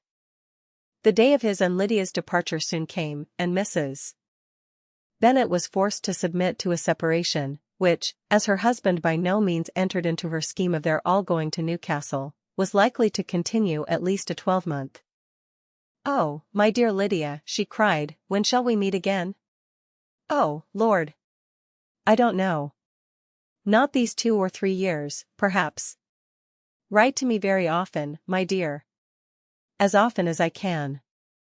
But you know married women have never much time for writing. My sisters may write to me. They will have nothing else to do." Mr. Wickham's adieus were much more affectionate than his wife's. He smiled, looked handsome, and said many pretty things. "He is as fine a fellow," said Mr. Bennet, as soon as they were out of the house, "as ever I saw. He simpers, and smirks, and makes love to us all. I am prodigiously proud of him. I defy even Sir William Lucas himself to produce a more valuable son-in-law." The loss of her daughter made Mrs. Bennet very dull for several days. "I often think," said she, "that there is nothing so bad as parting with one's friends. One seems so forlorn without them." "This is the consequence, you see, madam, of marrying a daughter," said Elizabeth. "It must make you better satisfied that your other 4 are single." "It is no such thing. Lydia does not leave me because she is married, but only because her husband's regiment happens to be so far off. If that had been nearer, she would not have gone so soon." But the spiritless condition which this event threw her into was shortly relieved, and her mind opened again to the agitation of hope, by an article of news which then began to be in circulation. The housekeeper at Netherfield had received orders to prepare for the arrival of her master, who was coming down in a day or 2, to shoot there for several weeks. Mrs. Bennet was quite in the fidgets. She looked at Jane, and smiled, and shook her head, by turns. "Well, well, and so Mr. Bingley is coming down, sister," for Mrs. Phillips first brought her the news. "Well, so much the better. Not that I care about it, though. He is nothing to us, you know, and I am sure I never want to see him again. But, however, he is very welcome to come to Netherfield, if he likes it. And who knows what may happen? But that is nothing to us. You know, sister, we agreed long ago never to mention a word about it. And so, it is quite certain he is coming?" You may depend on it, replied the other, for Mrs. Nichols was in Meryton last night. I saw her passing by, and went out myself on purpose to know the truth of it, and she told me that it was certainly true. He comes down on Thursday, at the latest, very likely on Wednesday. She was going to the butcher's, she told me, on purpose to order in some meat on Wednesday, and she has got 3 couple of ducks just fit to be killed. Miss Bennet had not been able to hear of his coming without changing color. It was many months since she had mentioned his name to Elizabeth, but now, as soon as they were alone together, she said, "I saw you look at me today, Lizzie, when my aunt told us of the present report, and I know I appeared distressed, but don't imagine it was from any silly cause. I was only confused for the moment, because I felt that I should be looked at. I do assure you that the news does not affect me either with pleasure or pain. I am glad of one thing, that he comes alone, because we shall see the less of him. Not that I am afraid of myself, but I dread other people's remarks." Elizabeth did not know what to make of it. Had she not seen him in Derbyshire, she might have supposed him capable of coming there with no other view than what was acknowledged, but she still thought him partial to Jane, and she wavered as to the greater probability of his coming there with his friend's permission, or being bold enough to come without it. Yet it is hard, she sometimes thought, that this poor man cannot come to a house, which he has legally hired, without raising all this speculation. I will leave him to himself. In spite of what her sister declared, and really believed to be her feelings, in the expectation of his arrival, Elizabeth could easily perceive that her spirits were affected by it. They were more disturbed, more unequal, than she had often seen them. The subject which had been so warmly canvassed between their parents, about a 12-month ago, was now brought forward again. "As soon as ever Mr. Bingley comes, my dear," said Mrs. Bennet, "you will wait on him, of course." "No, no. You forced me into visiting him last year, and promised, if I went to see him, he should marry one of my daughters. But it ended in nothing, and I will not be sent on a fool's errand again." His wife represented to him how absolutely necessary such an attention would be from all the neighbouring gentlemen, on his returning to Netherfield. "'Tis an etiquette I despise," said he. "If he wants our society, let him seek it. He knows where we live. I will not spend my hours in running after my neighbours every time they go away and come back again. Well, all I know is, that it will be abominably rude if you do not wait on him. But, however, that shan't prevent my asking him to dine here. I am determined. We must have Mrs. Long and the Goulding soon. That will make 13 with ourselves, so there will be just room at table for him." Consoled by this resolution, she was the better able to bear her husband's incivility, though it was very mortifying to know that her neighbours might all see Mr. Bingley, in consequence of it, before they did. "As the day of his arrival drew near, I begin to be sorry that he comes at all," said Jane to her sister. "It would be nothing, I could see him with perfect indifference, but I can hardly bear to hear it thus perpetually talked of. My mother means well, but she does not know, no one can know, how much I suffer from what she says. Happy shall I be when his stay at Netherfield is over." "I wish I could say anything to comfort you," replied Elizabeth, "but it is wholly out of my power. You must feel it, and the usual satisfaction of preaching patience to a sufferer is denied me, because you have always so much." Mr. Bingley arrived. Mrs. Bennet, through the assistance of servants, contrived to have the earliest tidings of it, that the period of anxiety and fretfulness on her side be as long as it could. She counted the days that must intervene before their invitation could be sent, hopeless of seeing him before. But on the 3rd morning after his arrival in Hertfordshire, she saw him from her dressing-room window enter the paddock, and ride towards the house. Her daughters were eagerly called to partake of her joy. Jane resolutely kept her place at the table, but Elizabeth, to satisfy her mother, went to the window. She saw Mr. Darcy with him, and sat down again by her sister. "There is a gentleman with him, mamma," said Kitty. "Who can it be?" "Some acquaintance or other, my dear, I suppose. I am sure I do not know." "La!" replied Kitty, "it looks just like that man that used to be with him before. Mr. What's his name, that tall, proud man. Good gracious! Mr. Darcy. And so it does, I vow. Well, any friend of Mr. Bingley's will always be welcome here, to be sure, but else I must say that I hate the very sight of him. Jane looked at Elizabeth with surprise and concern. She knew but little of their meeting in Derbyshire, and therefore felt for the awkwardness which must attend her sister, in seeing him almost for the first time after receiving his explanatory letter. Both sisters were uncomfortable enough. Each felt for the other, and of course for themselves, and their mother talked on of her dislike of Mr. Darcy, and her resolution to be civil to him only as Mr. Bingley's friend, without being heard by either of them. But Elizabeth had sources of uneasiness which could not yet be suspected by Jane, to whom she had never yet had courage to show Mrs. Gardiner's letter, or to relate her own change of sentiment towards him.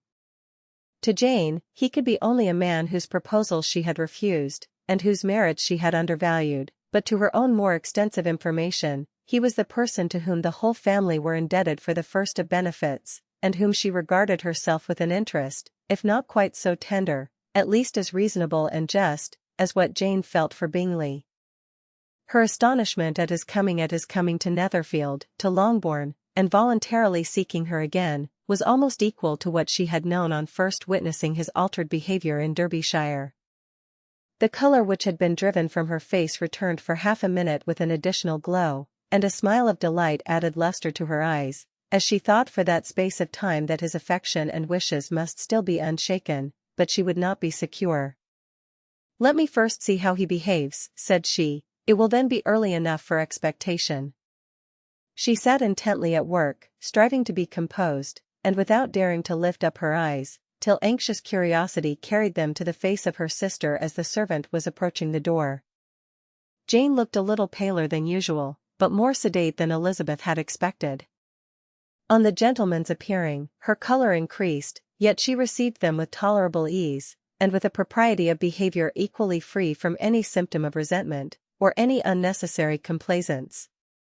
Elizabeth said as little to either as civility would allow, and sat down again to her work, with an eagerness which it did not often command. She had ventured only one glance at Darcy. He looked serious as usual, and, she thought, more as he had been used to look in Hertfordshire, than as she had seen him at Pemberley. But, perhaps, he could not in her mother's presence be what he was before her uncle and aunt. It was a painful, but not an improbable, conjecture. Bingley she had likewise seen for an instant, and in that short period saw him looking both pleased and embarrassed. He was received by Mrs. Bennet with a degree of civility which made her two daughters ashamed, especially when contrasted with the cold and ceremonious politeness of her courtesy and address of his friend. Elizabeth particularly, who knew that her mother owed to the latter the preservation of her favourite daughter from irremediable infamy, was hurt and distressed to a most painful degree by a distinction so ill applied.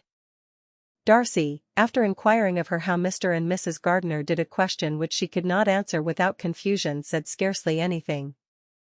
He was not seated by her, perhaps that was the reason of his silence, but it had not been so in Derbyshire. There he had talked to her friends when he could not to herself. But now several minutes elapsed, without bringing the sound of his voice, and when occasionally, unable to resist the impulse of curiosity, she raised her eyes to his face, she as often found him looking at Jane as at herself, and frequently on no object but the ground. More thoughtfulness and less anxiety to please, than when they last met, were plainly expressed. She was disappointed, and angry with herself for being so. "Could I expect it to be otherwise?" said she. "Yet why did he come?" She was in no humour for conversation with anyone but himself, and to him she had hardly courage to speak. She inquired after his sister, but could do no more. "It is a long time, Mr. Bingley, since you went away," said Mrs. Bennet. He readily agreed to it. "I began to be afraid you would never come back again. People did say you meant to quit the place entirely at Michaelmas, but, however, I hope it is not true. A great many changes have happened in the neighbourhood since you went away. Miss Lucas is married and settled, and one of my own daughters. I suppose you have heard of it, indeed, you must have seen it in the papers." "It was in the Times and the Courier, I know, though it was not put in as it ought to be. It was only said, lately, George Wickham, Esq. To Miss Lydia Bennet, without there being a syllable said of her father, or the place where she lived, or anything. It was my brother Gardiner's drawing up, too, and I wonder how he came to make such an awkward business of it. Did you see it? Bingley replied that he did, and made his congratulations. Elizabeth dared not lift up her eyes. How Mr. Darcy looked, therefore, she could not tell.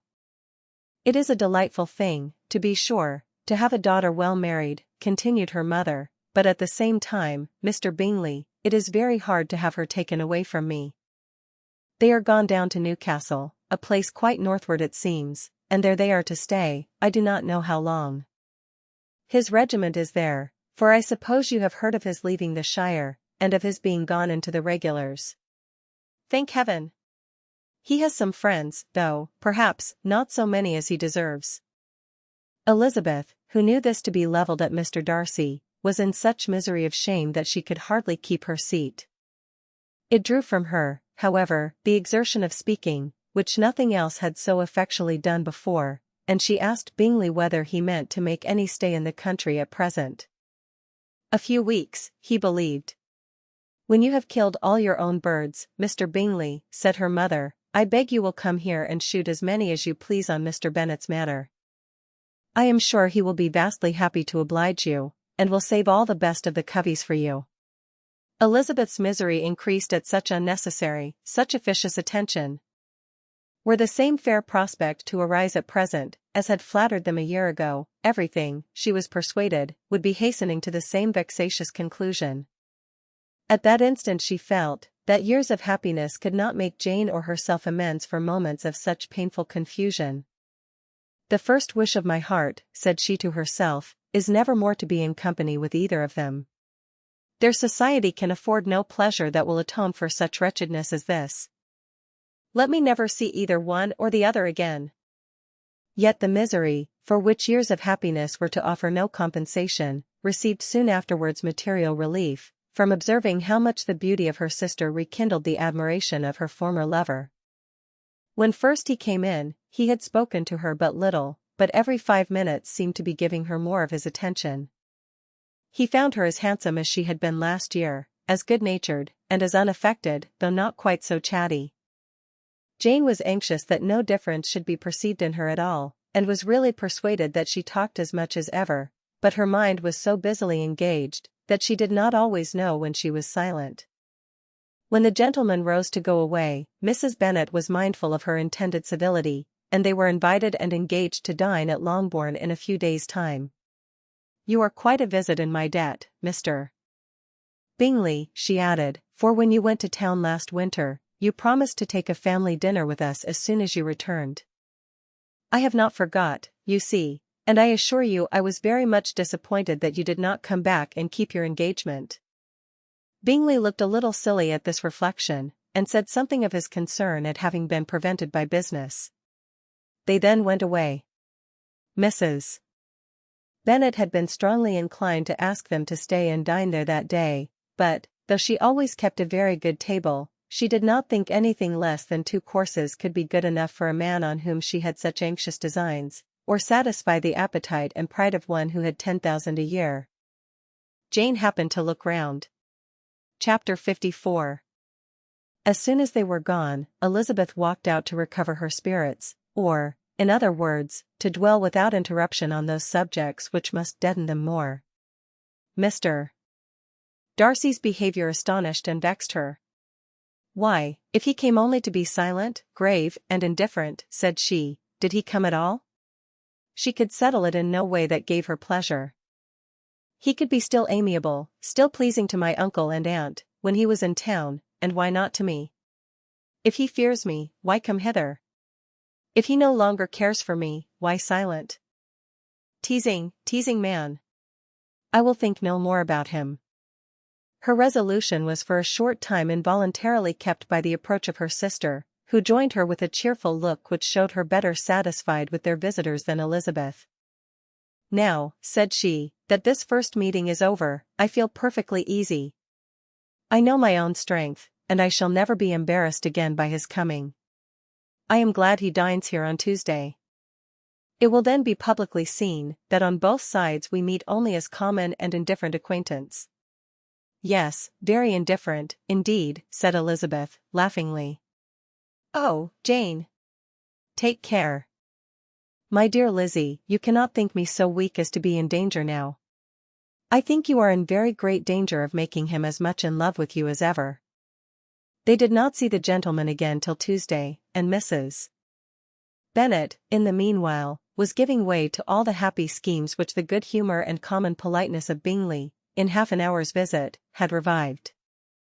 On Tuesday there was a large party assembled at Longbourn, and the two who were most anxiously expected, to the credit of their punctuality as sportsmen, were in very good time.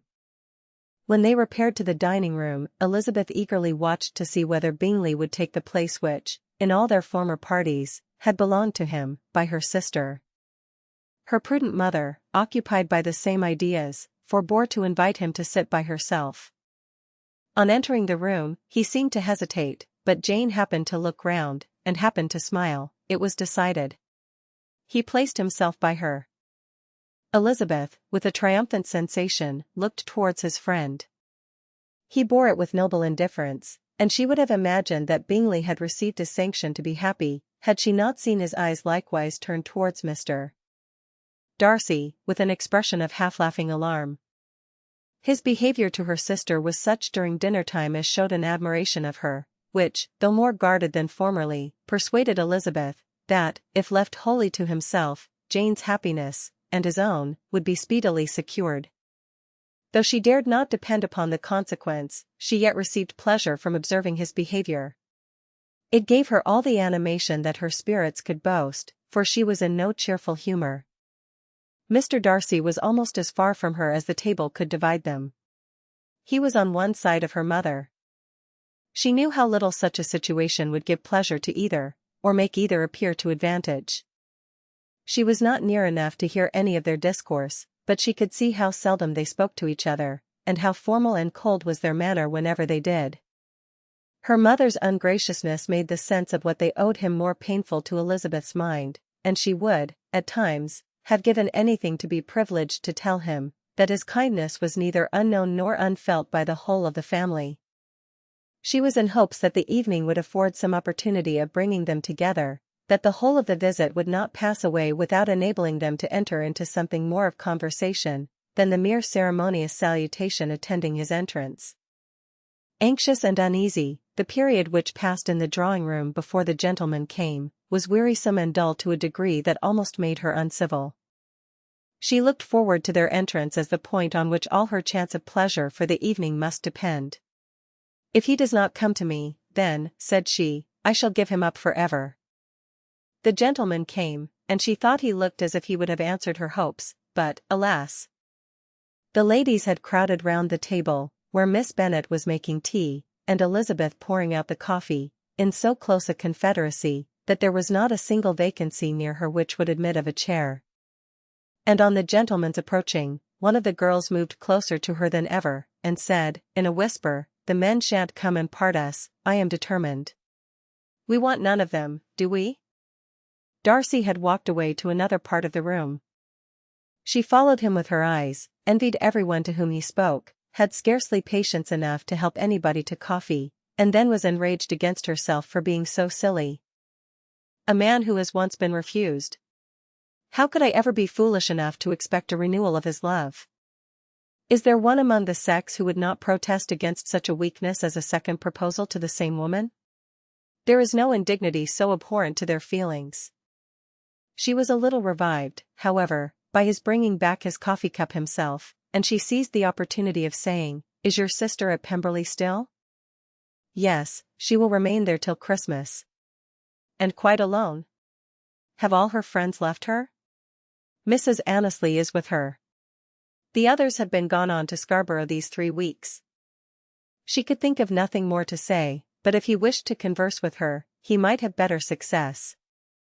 He stood by her, however, for some minutes, in silence, and, at last, on the young ladies whispering to Elizabeth again, he walked away. When the tea things were removed, and the card tables placed, the ladies all rose, and Elizabeth was then hoping to be soon joined by him, when all her views were overthrown, by seeing him fall a victim to her mother's rapacity for whist players, and in a few moments after seated with the rest of the party.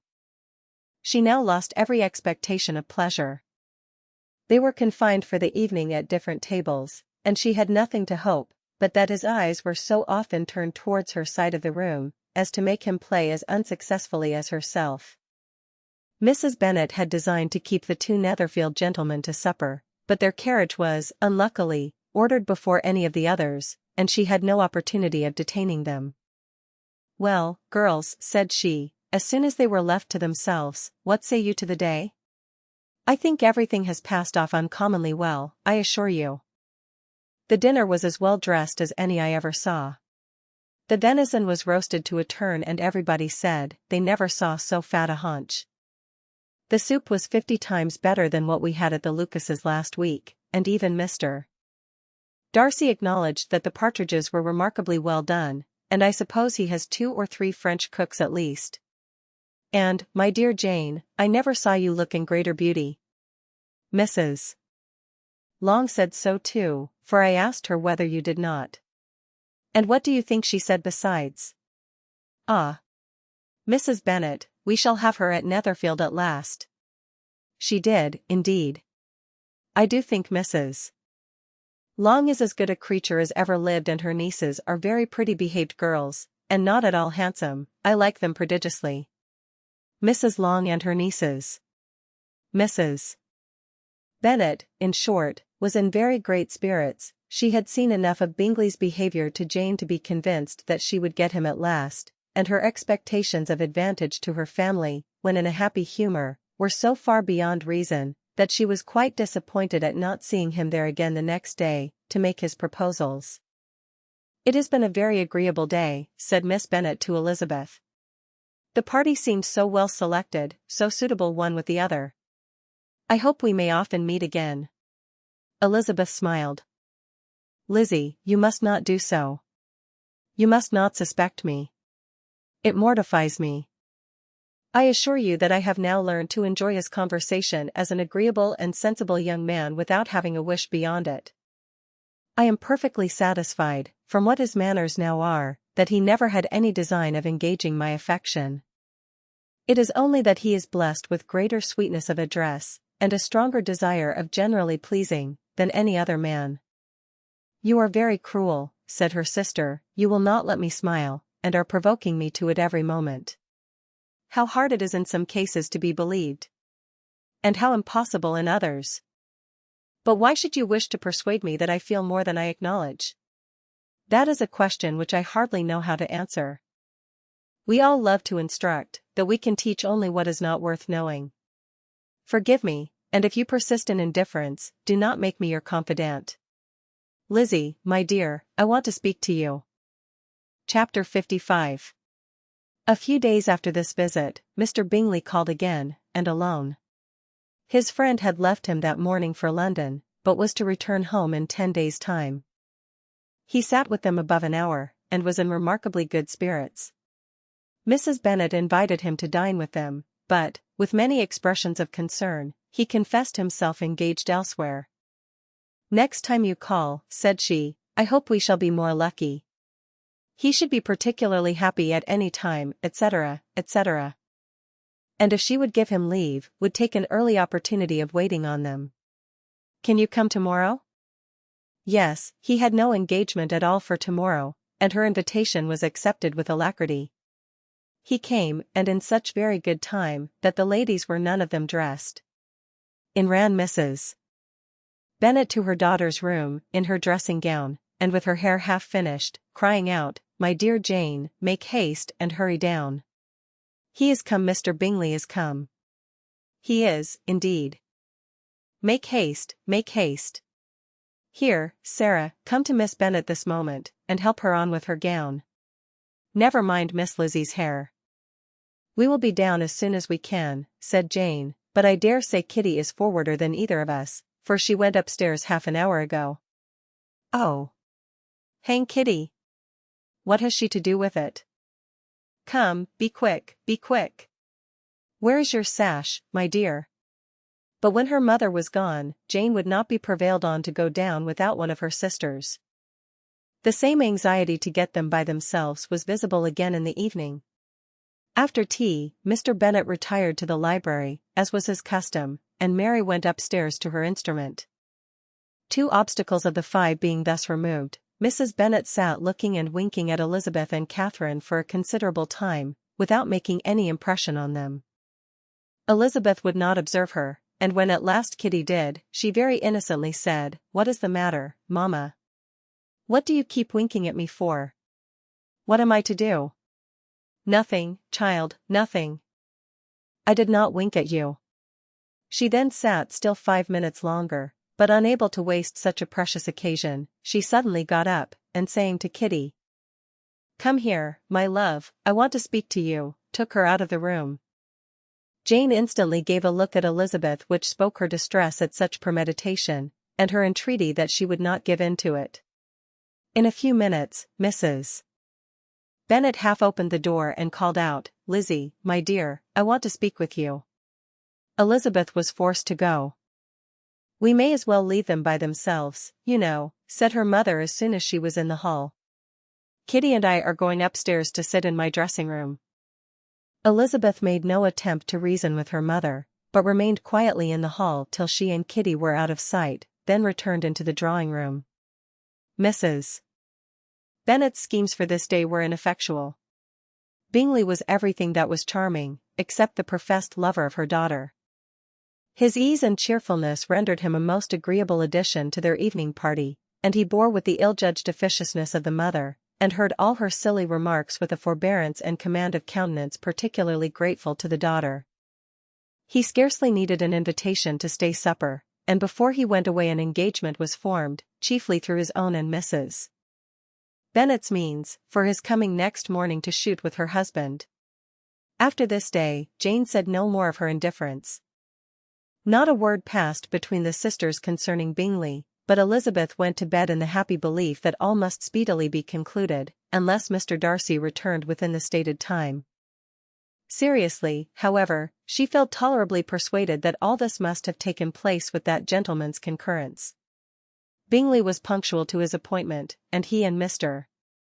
Bennet spent the morning together, as had been agreed on. The latter was much more agreeable than his companion expected. There was nothing of presumption or folly in Bingley that could provoke his ridicule, or disgust him into silence, and he was more communicative, and less eccentric, than the other had ever seen him. Bingley of course returned with him to dinner, and in the evening Mrs. Bennet's invention was again at work to get everybody away from him and her daughter. Elizabeth, who had a letter to write, went into the breakfast-room for that purpose soon after tea, for as the others were all going to sit down to cards, she could not be wanted to counteract her mother's schemes. But on her returning to the drawing-room, when her letter was finished, she saw, to her infinite surprise, there was reason to fear that her mother had been too ingenious for her. On opening the door, she perceived her sister and Bingley standing together over the hearth, as if engaged in earnest conversation, and had this led to no suspicion, the faces of both, as they hastily turned round and moved away from each other, would have told it all. Their situation was awkward enough, but hers she thought was still worse. Not a syllable was uttered by either, and Elizabeth was on the point of going away again, when Bingley, who as well as the other had sat down, suddenly rose, and, whispering a few words to her sister, ran out of the room. Jane could have no reserves from Elizabeth, where confidence would give pleasure, and, instantly embracing her, acknowledged, with the liveliest emotion, that she was the happiest creature in the world. "'Tis too much," she added, "by far too much. I do not deserve it. Oh, why is not everybody as happy?" Elizabeth's congratulations were given with a sincerity, a warmth, a delight, which words could but poorly express. Every sentence of kindness was a fresh source of happiness to Jane. But she would not allow herself to stay with her sister, or say half that remained to be said, for the present. "I must go instantly to my mother," she cried. "I would not on any account trifle with her affectionate solicitude, or allow her to hear it from anyone but myself. He is gone to my father already. Oh, Lizzie, to know that what I have to relate will give such pleasure to all my dear family. how shall I bear so much happiness?" She then hastened away to her mother, who had purposely broken up the card party, and was sitting upstairs with Kitty. Elizabeth, who was left by herself, now smiled at the rapidity and ease with which an affair was finally settled, that had given them so many previous months of suspense and vexation. "And this," said she, "is the end of all his friend's anxious circumspection.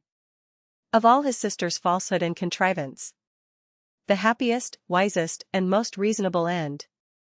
In a few minutes she was joined by Bingley, whose conference with her father had been short and to the purpose. "Where is your sister?" said he hastily, as he opened the door. "With my mother upstairs. She will be down in a moment, I dare say." He then shut the door, and, coming up to her, claimed the good wishes and affection of a sister.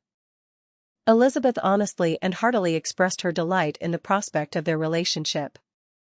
They shook hands with great cordiality, and then, till her sister came down, she had to listen to all he had to say of his own happiness, and of Jane's perfections, and in spite of his being a lover, Elizabeth really believed all his expectations of felicity to be rationally founded, because they had for basis the excellent understanding and super-excellent disposition of Jane, and a general similarity of feeling and taste between her and himself.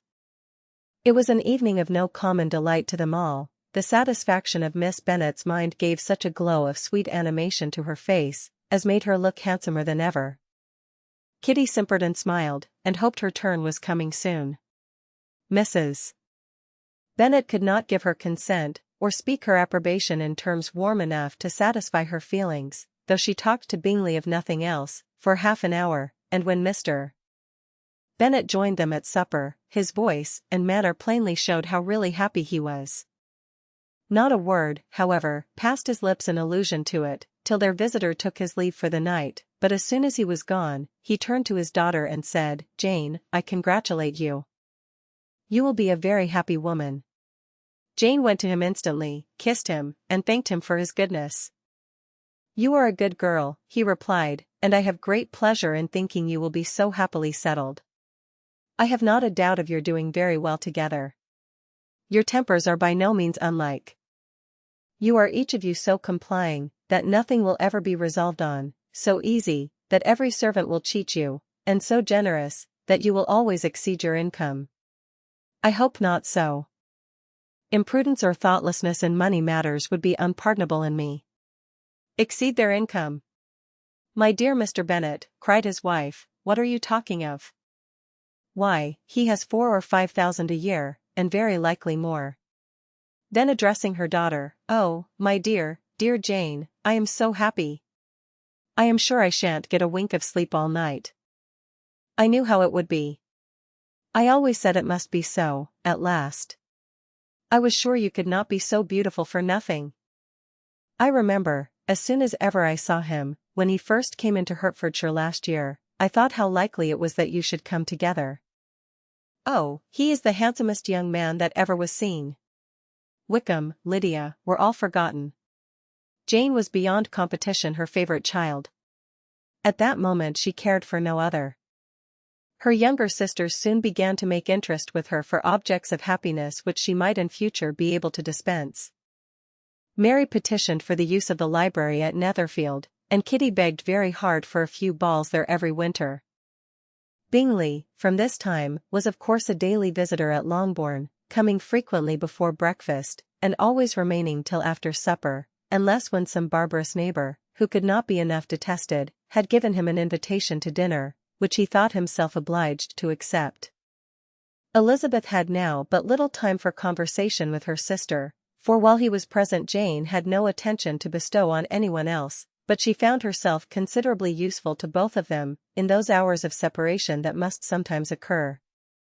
In the absence of Jane, he always attached himself to Elizabeth for the pleasure of talking of her, and when Bingley was gone, Jane constantly sought the same means of relief.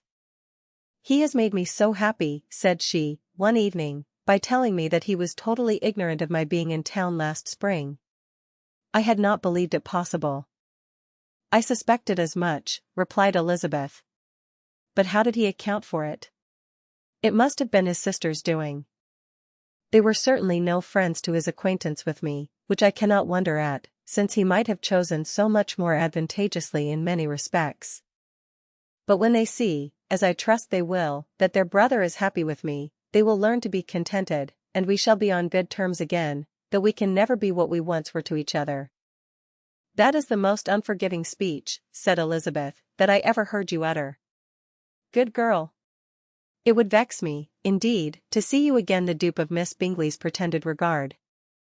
Would you believe it, Lizzie, that when he went to town last November he really loved me, and nothing but a persuasion of my being indifferent would have prevented his coming down again? He made a little mistake, to be sure, but it is to the credit of his modesty." This naturally introduced a panegyric from Jane on his diffidence, and the little value he put on his own good qualities. Elizabeth was pleased to find that he had not betrayed the interference of his friend, for, though Jane had the most generous and forgiving heart in the world, she knew it was a circumstance which must prejudice her against him. "I am certainly the most fortunate creature that ever existed," cried Jane. "Oh, Lizzie, why am I thus singled from my family, and blessed above them all? If I could but see you as happy! If there were but such another man for you! If you were to give me 40 such men I never could be so happy as you. Till I have your disposition, your goodness, I never can have your happiness. No, no, let me shift for myself, and, perhaps, if I have very good luck, I may meet with another Mr. Collins in time." The situation of affairs in the Longbourn family could not be long a secret. Mrs. Bennet was privileged to whisper it to Mrs. Phillips, and she ventured, without any permission, to do the same by all her neighbours in Meryton.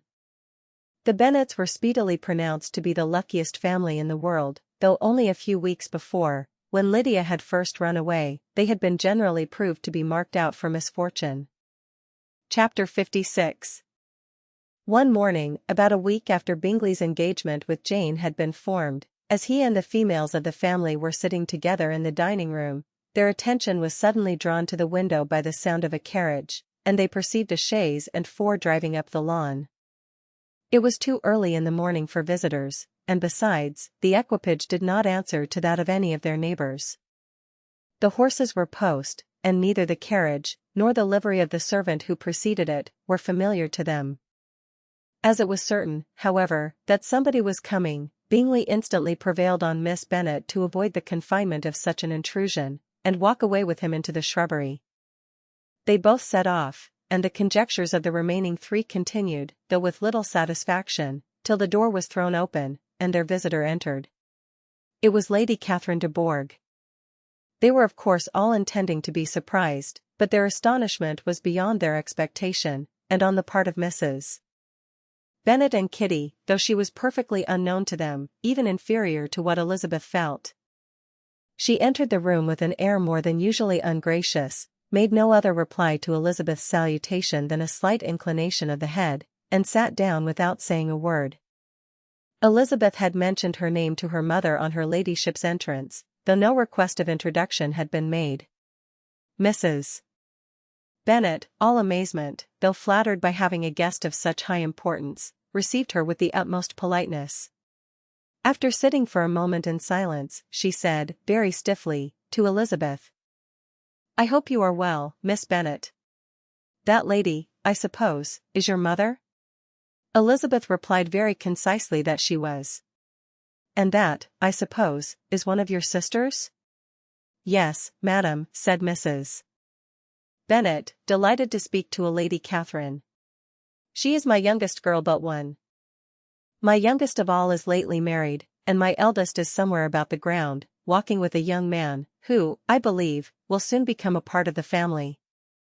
"You have a very small park here," returned Lady Catherine, after a short silence.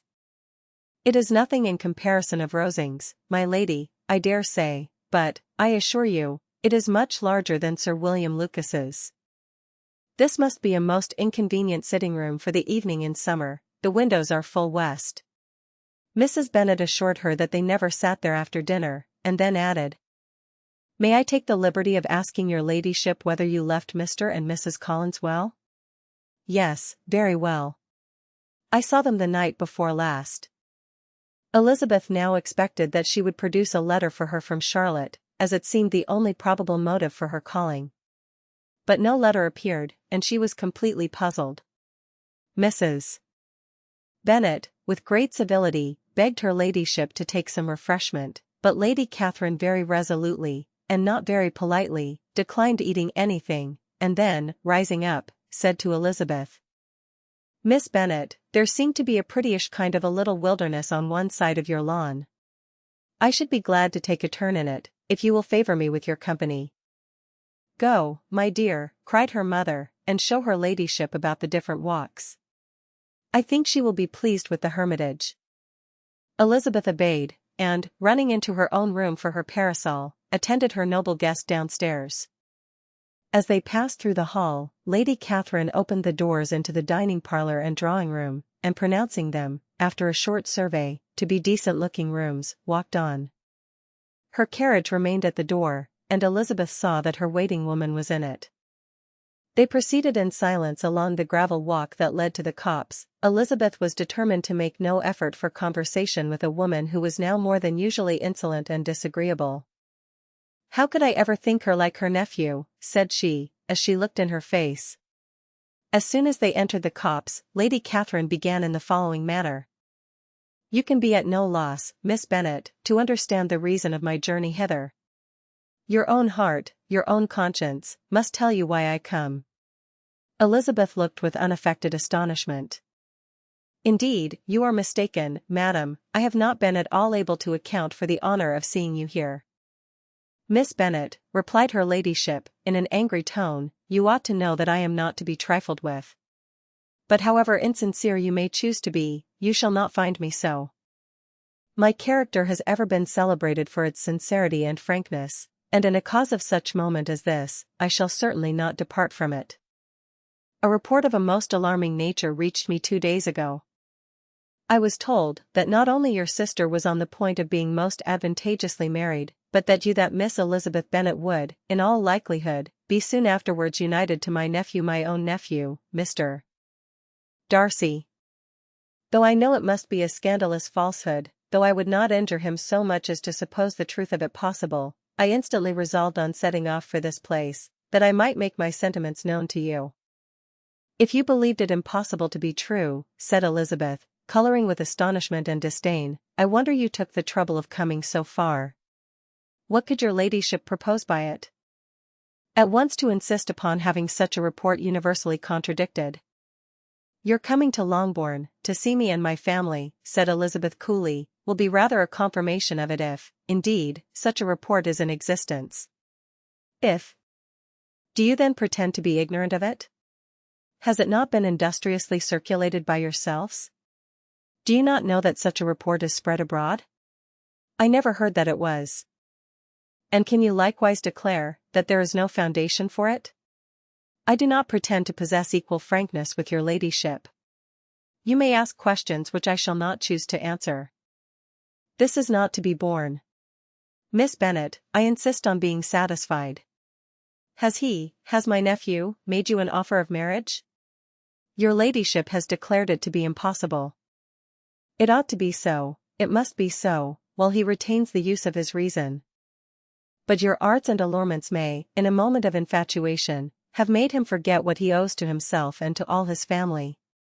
You may have drawn him in.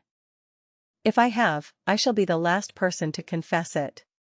Miss Bennet, do you know who I am? I have not been accustomed to such language as this.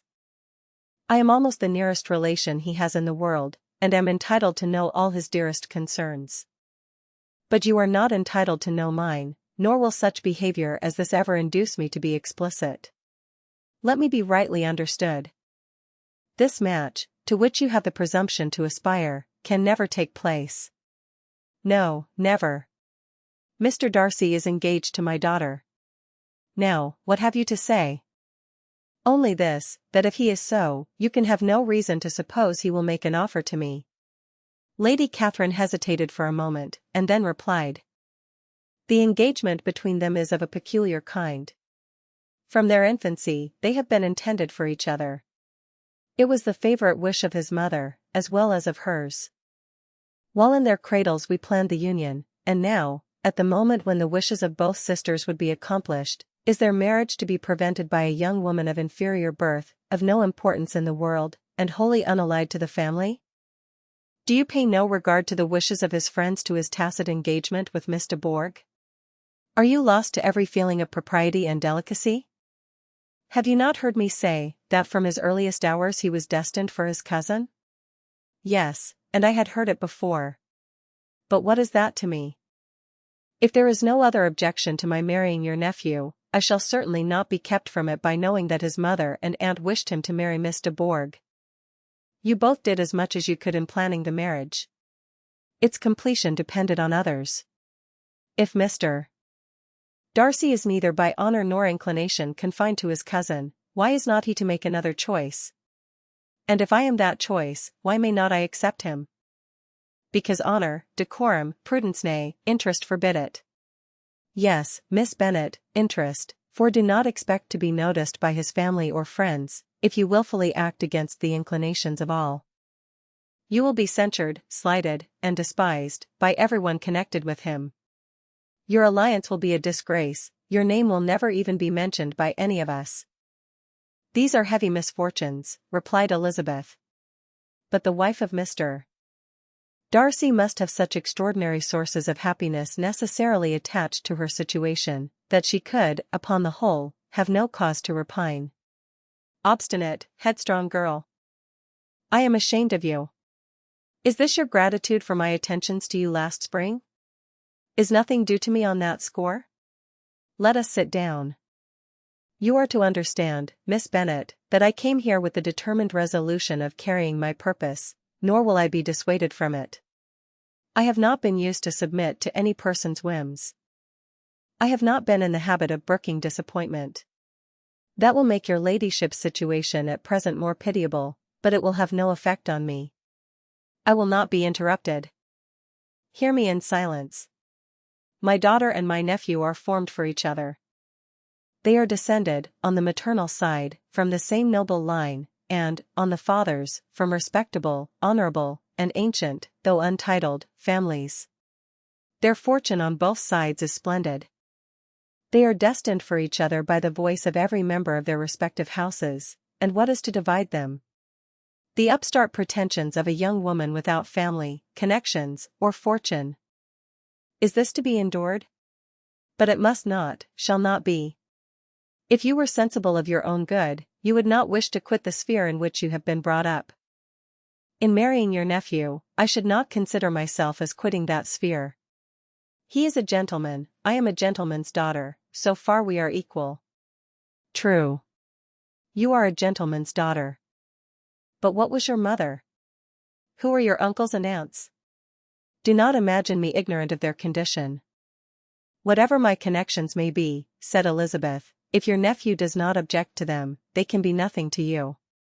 Tell me, once for all, are you engaged to him? Though Elizabeth would not, for the mere purpose of obliging Lady Catherine, have answered this question, she could not but say, after a moment's deliberation, I am not. Lady Catherine seemed pleased. And will you promise me never to enter into such an engagement? I will make no promise of the kind. Miss Bennet, I am shocked and astonished. I expected to find a more reasonable young woman. But do not deceive yourself into a belief that I will ever recede. I shall not go away till you have given me the assurance I require. And I certainly never shall give it. I am not to be intimidated into anything so wholly unreasonable. Your ladyship wants Mr. Darcy to marry your daughter, but would my giving you the wished-for promise make their marriage at all more probable? Supposing him to be attached to me, would my refusing to accept his hand make him wish to bestow it on his cousin? Allow me to say, Lady Catherine, that the arguments with which you have supported this extraordinary application have been as frivolous as the application was ill-judged. You have widely mistaken my character, if you think I can be worked on by such persuasions as these. How far your nephew might approve of your interference in his affairs, I cannot tell, but you have certainly no right to concern yourself in mine. I must beg, therefore, to be importuned no further on the subject. Not so hasty, if you please. I have by no means done. To all the objections I have already urged I have still another to add. I am no stranger to the particulars of your youngest sister's infamous elopement. I know it all, that the young man's marrying her was a patched-up business, at the expense of your father and uncle. And is such a girl to be my nephew's sister? Is her husband, who is the son of his late father's steward, to be his brother? Heaven and earth! Of what are you thinking? Are the shades of Pemberley to be thus polluted? You can now have nothing further to say, she resentfully answered.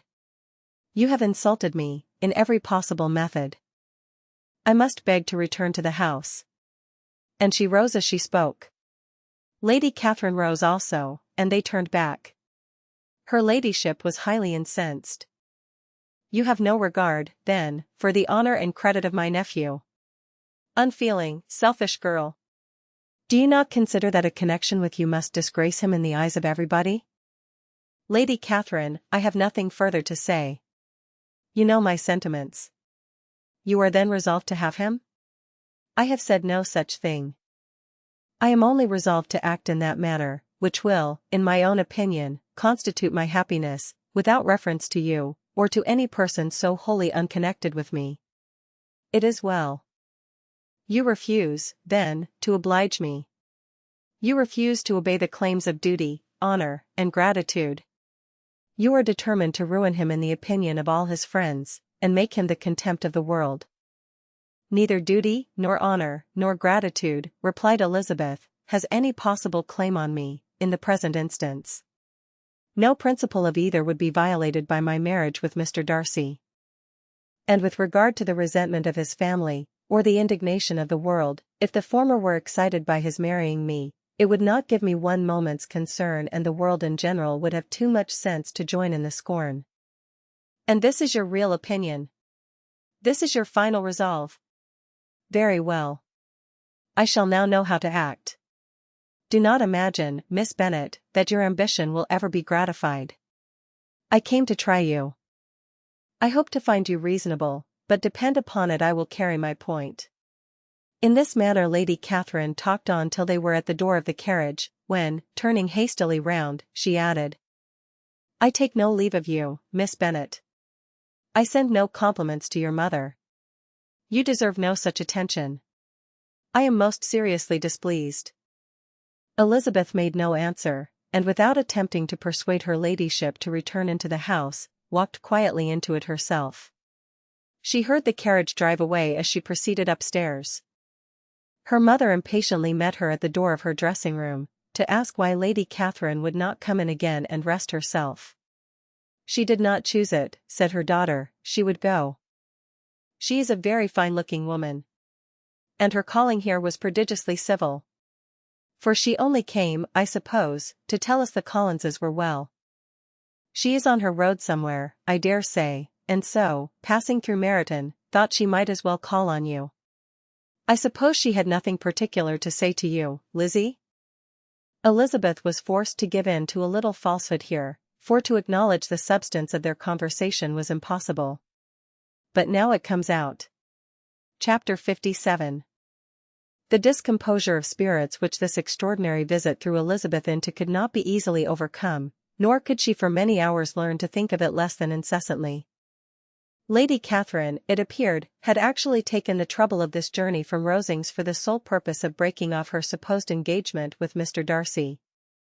It was a rational scheme, to be sure. But from what the report of their engagement could originate, Elizabeth was at a loss to imagine, till she recollected that his being the intimate friend of Bingley, and her being the sister of Jane, was enough, at a time when the expectation of one wedding made everybody eager for another, to supply the idea.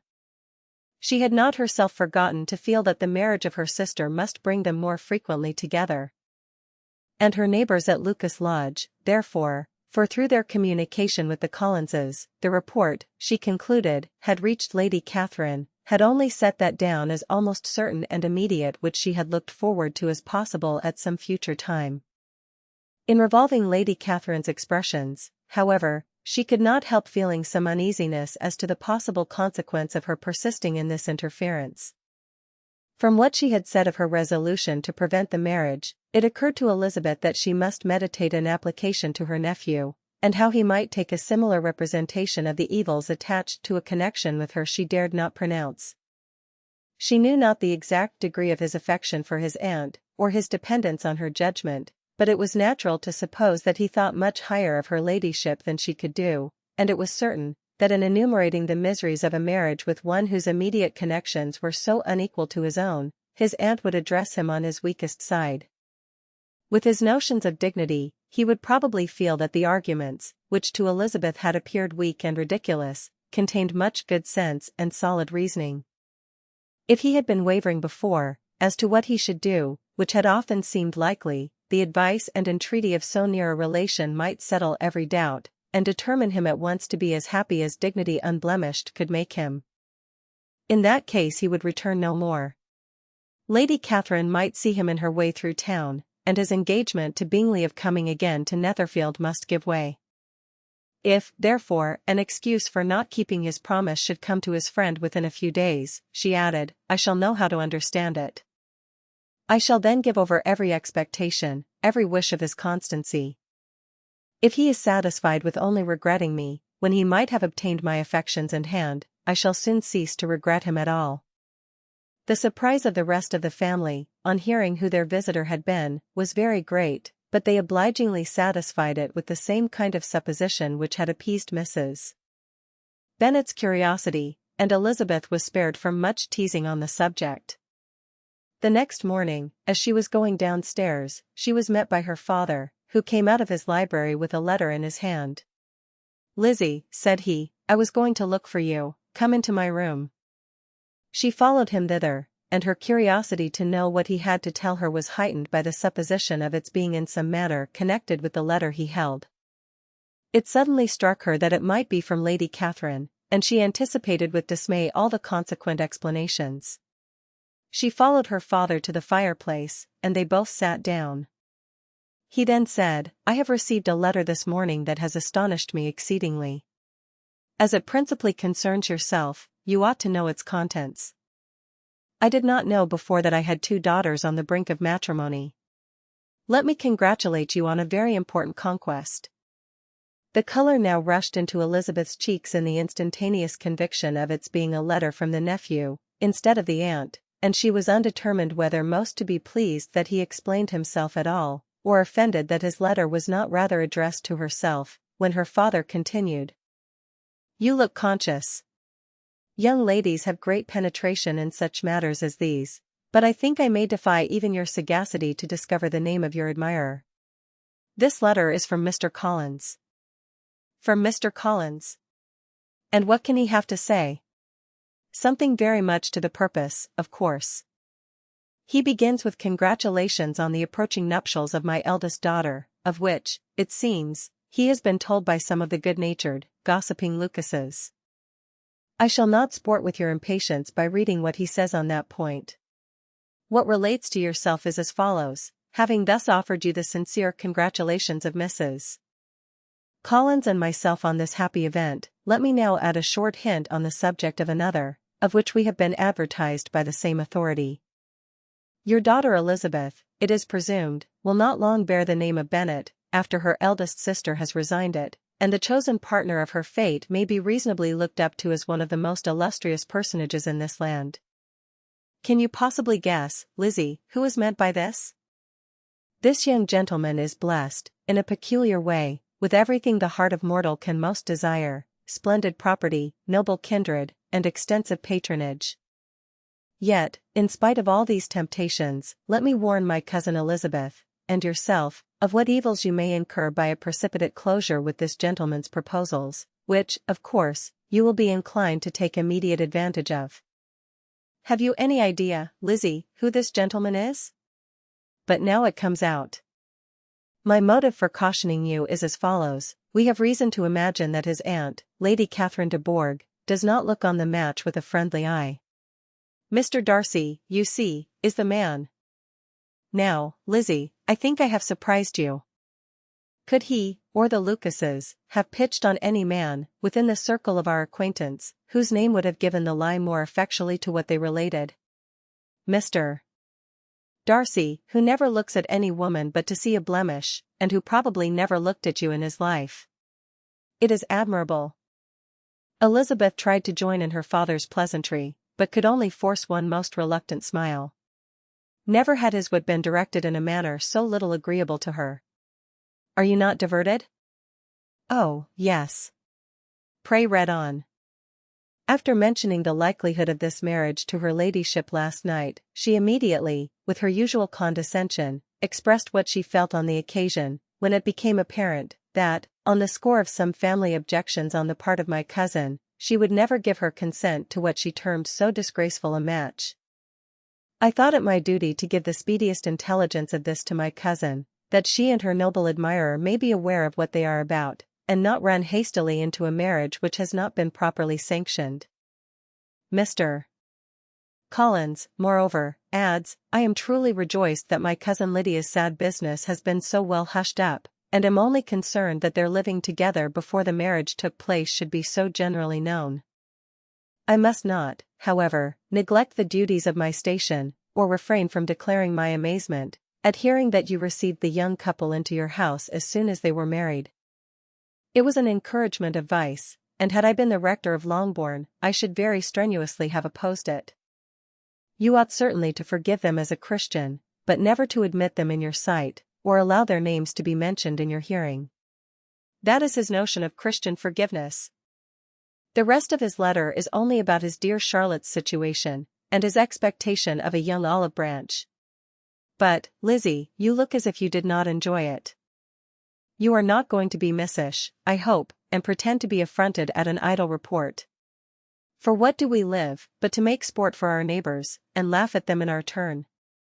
"Oh," cried Elizabeth, "I am exceedingly diverted. But it is so strange." "Yes, that is what makes it amusing. Had they fixed on any other man it would have been nothing, but his perfect indifference and your pointed dislike make it so delightfully absurd. Much as I abominate writing, I would not give up Mr. Collins's correspondence for any consideration. Nay, when I read a letter of his, I cannot help giving him the preference even over Wickham, much as I value the impudence and hypocrisy of my son-in-law." "And pray, Lizzie, what said Lady Catherine about this report? Did she call to refuse her consent?" To this question his daughter replied only with a laugh, and as it had been asked without the least suspicion, she was not distressed by his repeating it. Elizabeth had never been more at a loss to make her feelings appear what they were not. It was necessary to laugh when she would rather have cried. Her father had most cruelly mortified her by what he said of Mr. Darcy's indifference, and she could do nothing but wonder at such a want of penetration, or fear that, perhaps, instead of his seeing too little, she might have fancied too much. The efforts of his aunt. Chapter 58. Instead of receiving any such letter of excuse from his friend, as Elizabeth half expected Mr. Bingley to do, he was able to bring Darcy with him to Longbourn before many days had passed after Lady Catherine's visit. The gentleman arrived early, and, before Mrs. Bennet had time to tell him of their having seen his aunt, of which her daughter sat in momentary dread, Bingley, who wanted to be alone with Jane, proposed their all walking out. It was agreed to. Mrs. Bennet was not in the habit of walking, Mary could never spare time, but the remaining 5 set off together. Bingley and Jane, however, soon allowed the others to outstrip them. They lagged behind, while Elizabeth, Kitty, and Darcy were to entertain each other. Very little was said by either. Kitty was too much afraid of him to talk, Elizabeth was secretly forming a desperate resolution, and, perhaps, he might be doing the same. They walked towards the Lucases, because Kitty wished to call upon Maria, and as Elizabeth saw no occasion for making it a general concern, when Kitty left them she went boldly on with him alone. Now was the moment for her resolution to be executed, and while her courage was high, she immediately said, "Mr. Darcy, I am a very selfish creature, and for the sake of giving relief to my own feelings care not how much I may be wounding yours. I can no longer help thanking you for your unexampled kindness to my poor sister. Ever since I have known it I have been most anxious to acknowledge to you how gratefully I feel it. Were it known to the rest of my family I should not have merely my own gratitude to express." "I am sorry, exceedingly sorry," replied Darcy, in a tone of surprise and emotion, that you have ever been informed of what may, in a mistaken light, have given you uneasiness. I did not think Mrs. Gardiner was so little to be trusted. You must not blame my aunt. Lydia's thoughtlessness first betrayed to me that you had been concerned in the matter, and, of course, I could not rest till I knew the particulars. Let me thank you again and again, in the name of all my family, for that generous compassion which induced you to take so much trouble, and bear so many mortifications, for the sake of discovering them. If you will thank me, he replied, let it be for yourself alone. That the wish of giving happiness to you might add force to the other inducements which led me on, I shall not attempt to deny. But your family owe me nothing. Much as I respect them, I believe I thought only of you. Elizabeth was too much embarrassed to say a word. After a short pause, her companion added, you are too generous to trifle with me. If your feelings are still what they were last April, tell me so at once.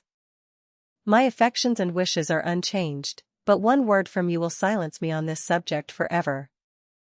Elizabeth, feeling all the more than common awkwardness and anxiety of his situation, now forced herself to speak, and immediately, though not very fluently, gave him to understand that her sentiments had undergone so material a change since the period to which he alluded, as to make her receive with gratitude and pleasure his present assurances.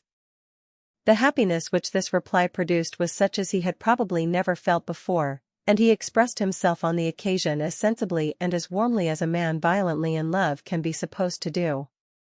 Had Elizabeth been able to encounter his eyes, she might have seen how well the expression of heartfelt delight diffused over his face became him, but though she could not look she could listen, and he told her of feelings which, in proving of what importance she was to him, made his affection every moment more valuable. They walked on without knowing in what direction. There was too much to be thought, and felt, and said, for attention to any other objects. She soon learned that they were indebted for their present good understanding to the efforts of his aunt, who did call on him in her return through London, and there relate her journey to Longbourn, its motive, and the substance of her conversation with Elizabeth, dwelling emphatically on every expression of the latter, which, in her ladyship's apprehension, peculiarly denoted her perverseness and assurance, in the belief that such a relation must assist her endeavours to obtain that promise from her nephew which she had refused to give. But, unluckily for her ladyship, its effect had been exactly contrariwise. It taught me to hope, said he, as I had scarcely ever allowed myself to hope before. I knew enough of your disposition to be certain, that had you been absolutely, irrevocably decided against me, you would have acknowledged it to Lady Catherine frankly and openly. Elizabeth coloured and laughed as she replied, yes, you know enough of my frankness to believe me capable of that. After abusing you so abominably to your face, I could have no scruple in abusing you to all your relations. What did you say of me that I did not deserve? For though your accusations were ill-founded, formed on mistaken premises, my behaviour to you at the time had merited the severest reproof. It was unpardonable. I cannot think of it without abhorrence. We will not quarrel for the greater share of blame annexed to that evening, said Elizabeth. The conduct of neither, if strictly examined, will be irreproachable, but since then we have both, I hope, improved in civility. I cannot be so easily reconciled to myself. The recollection of what I then said, of my conduct, my manners, my expressions during the whole of it, is now, and has been many months, inexpressibly painful to me. Your reproof, so well applied, I shall never forget, had you behaved in a more gentlemanlike manner. Those were your words. You know not, you can scarcely conceive, how they have tortured me, though it was some time, I confess, before I was reasonable enough to allow their justice. I was certainly very far from expecting them to make so strong an impression. I had not the smallest idea of their being ever felt in such a way. I can easily believe it. You thought me then devoid of every proper feeling, I am sure you did. The turn of your countenance I shall never forget, as you said that I could not have addressed you in any possible way that would induce you to accept me. Oh, do not repeat what I then said. These recollections will not do at all. I assure you that I have long been most heartily ashamed of it. Darcy mentioned his letter. Did it, said he, did it soon make you think better of me? Did you, on reading it, give any credit to its contents? She explained what its effects on her had been, and how gradually all her former prejudices had been removed. I knew, said he, that what I wrote must give you pain, but it was necessary. I hope you have destroyed the letter. There was one part, especially the opening of it, which I should dread your having the power of reading again. I can remember some expressions which might justly make you hate me. The letter shall certainly be burnt, if you believe it essential to the preservation of my regard, but, though we have both reason to think my opinions not entirely unalterable, they are not, I hope, quite so easily changed as that implies. When I wrote that letter, replied Darcy, I believed myself perfectly calm and cool, but I am since convinced that it was written in a dreadful bitterness of spirit. The letter, perhaps, began in bitterness, but it did not end so. The adieu is charity itself. But think no more of the letter. The feelings of the person who wrote and the person who received it are now so widely different from what they were then, that every unpleasant circumstance attending it ought to be forgotten. You must learn some of my philosophy. Think only of the past as its remembrance gives you pleasure. I cannot give you credit for any philosophy of the kind. Your retrospections must be so totally void of reproach, that the contentment arising from them is not of philosophy, but, what is much better, of ignorance. But with me, it is not so. Painful recollections will intrude, which ought not to be repelled. I have been a selfish being all my life, in practice, though not in principle. As a child I was taught what was right, but I was not taught to correct my temper. I was given good principles, but left to follow them in pride and conceit. Unfortunately an only son, for many years an only child, I was spoiled by my parents, who, though good themselves, my father particularly, all that was benevolent and amiable, allowed, encouraged, almost taught me to be selfish and overbearing, to care for none beyond my own family circle, to think meanly of all the rest of the world, to wish at least to think meanly of their sense and worth compared with my own. Such I was, from 8 to 28, and such I might still have been but for you, dearest, loveliest Elizabeth. What do I not owe you? You taught me a lesson, hard indeed at first, but most advantageous. By you, I was properly humbled. I came to you without a doubt of my reception. You showed me how insufficient were all my pretensions to please a woman worthy of being pleased. Had you then persuaded yourself that I should? Indeed I had. What will you think of my vanity? I believed you to be wishing, expecting my addresses. My manners must have been in fault, but not intentionally, I assure you. I never meant to deceive you, but my spirits might often lead me wrong. How you must have hated me after that evening. Hate you? I was angry, perhaps, at first, but my anger soon began to take a proper direction. I am almost afraid of asking what you thought of me when we met at Pemberley. You blamed me for coming? No, indeed, I felt nothing but surprise.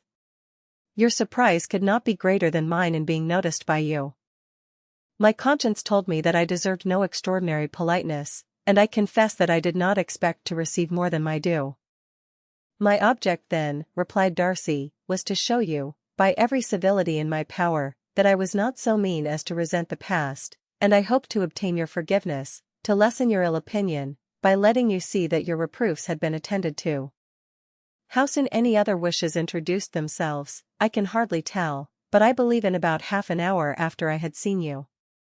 He then told her of Georgiana's delight in her acquaintance, and of her disappointment at its sudden interruption, which naturally leading to the cause of that interruption, she soon learnt that his resolution of following her from Derbyshire in quest of her sister had been formed before he quitted the inn, and that his gravity and thoughtfulness there had arisen from no other struggles than what such a purpose must comprehend. She expressed her gratitude again, but it was too painful a subject to each to be dwelt on farther.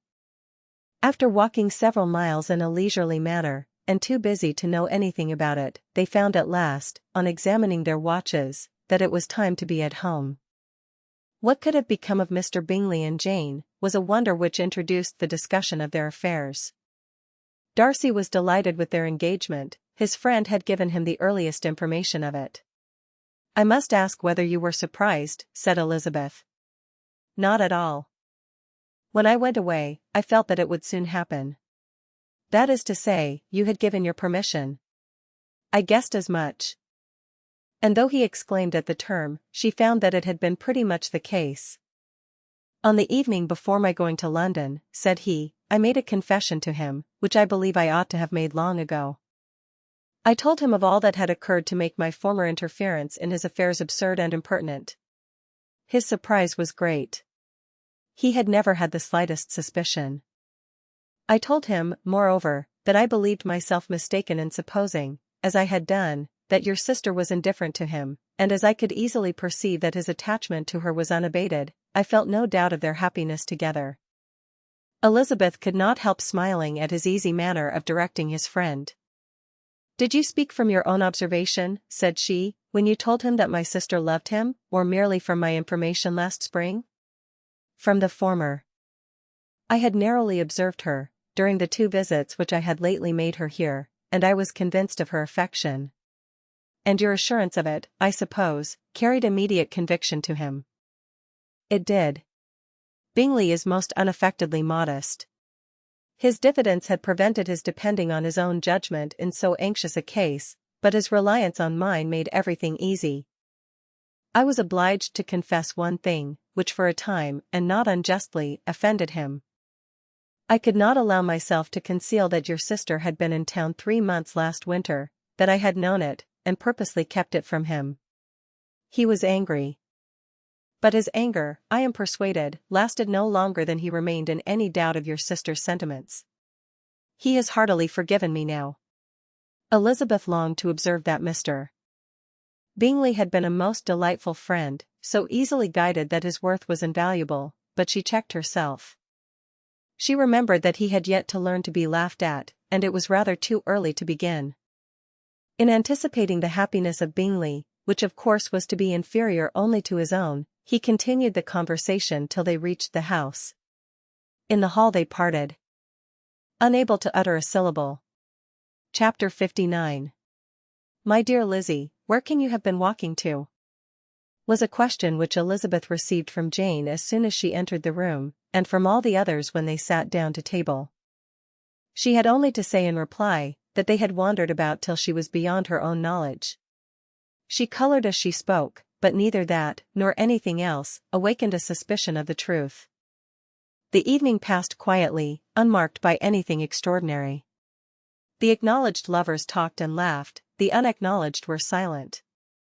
Darcy was not of a disposition in which happiness overflows in mirth, and Elizabeth, agitated and confused, rather knew that she was happy than felt herself to be so, for, besides the immediate embarrassment, there were other evils before her. She anticipated what would be felt in the family when her situation became known. She was aware that no one liked him but Jane, and even feared that with the others it was a dislike which not all his fortune and consequence might do away. At night she opened her heart to Jane. Though suspicion was very far from Miss Bennet's general habits, she was absolutely incredulous here. You are joking, Lizzie. This cannot be. Engaged to Mr. Darcy? No, no, you shall not deceive me, I know it to be impossible. This is a wretched beginning, indeed. My sole dependence was on you, and I am sure nobody else will believe me, if you do not. Yet, indeed, I am in earnest. I speak nothing but the truth. He still loves me, and we are engaged. Jane looked at her doubtingly. Oh, Lizzie! It cannot be. I know how much you dislike him. You know nothing of the matter. That is all to be forgot. Perhaps I did not always love him so well as I do now, but in such cases as these a good memory is unpardonable. This is the last time I shall ever remember it myself. Miss Bennet still looked all amazement. Elizabeth again, and more seriously, assured her of its truth. Good heaven! Can it be really so? Yet now I must believe you, cried Jane. My dear, dear Lizzie, I do congratulate you, but are you certain? Forgive the question, are you quite certain that you can be happy with him? There can be no doubt of that. It is settled between us already that we are to be the happiest couple in the world. But are you pleased, Jane? Shall you like to have such a brother? very, very much. Nothing could give either Bingley or myself more delight. But we considered it, we talked of it as impossible. And do you really love him quite well enough? Oh, Lizzie! Do anything rather than marry without affection. Are you quite sure that you feel what you ought to do? Oh, yes. You will only think I feel more than I ought to do when I tell you all. What do you mean? Why, I must confess that I love him better than I do Bingley. I am afraid you will be angry. My dearest sister, now be serious. I want to talk very seriously. Let me know everything that I am to know without delay. Will you tell me how long you have loved him? It has been coming on so gradually that I hardly know when it began, but I believe I must date it from my first seeing his beautiful grounds at Pemberley. Another entreaty that she would be serious, however, produced the desired effect, and she soon satisfied Jane by her solemn assurances of attachment. When convinced on that article, Miss Bennet had nothing further to wish. Now I am quite happy, said she, for you will be as happy as myself. I always had a value for him. Were it for nothing but his love of you, I must always have esteemed him, but now, as Bingley's friend and your husband, there can be only Bingley and yourself more dear to me. But, Lizzie, you have been very sly, very reserved with me. How little did you tell me of what passed at Pemberley and Lambton? I owe all that I know of it to another, not to you. Elizabeth told her the motives of her secrecy. She had been unwilling to mention Bingley, and the unsettled state of her own feelings had made her equally avoid the name of his friend, but now she would no longer conceal from her his share in Lydia's marriage. All was acknowledged, and half the night spent in conversation. Good gracious, cried Mrs. Bennet, as she stood at a window the next morning, if that disagreeable Mr. Darcy is not coming here again with our dear Bingley.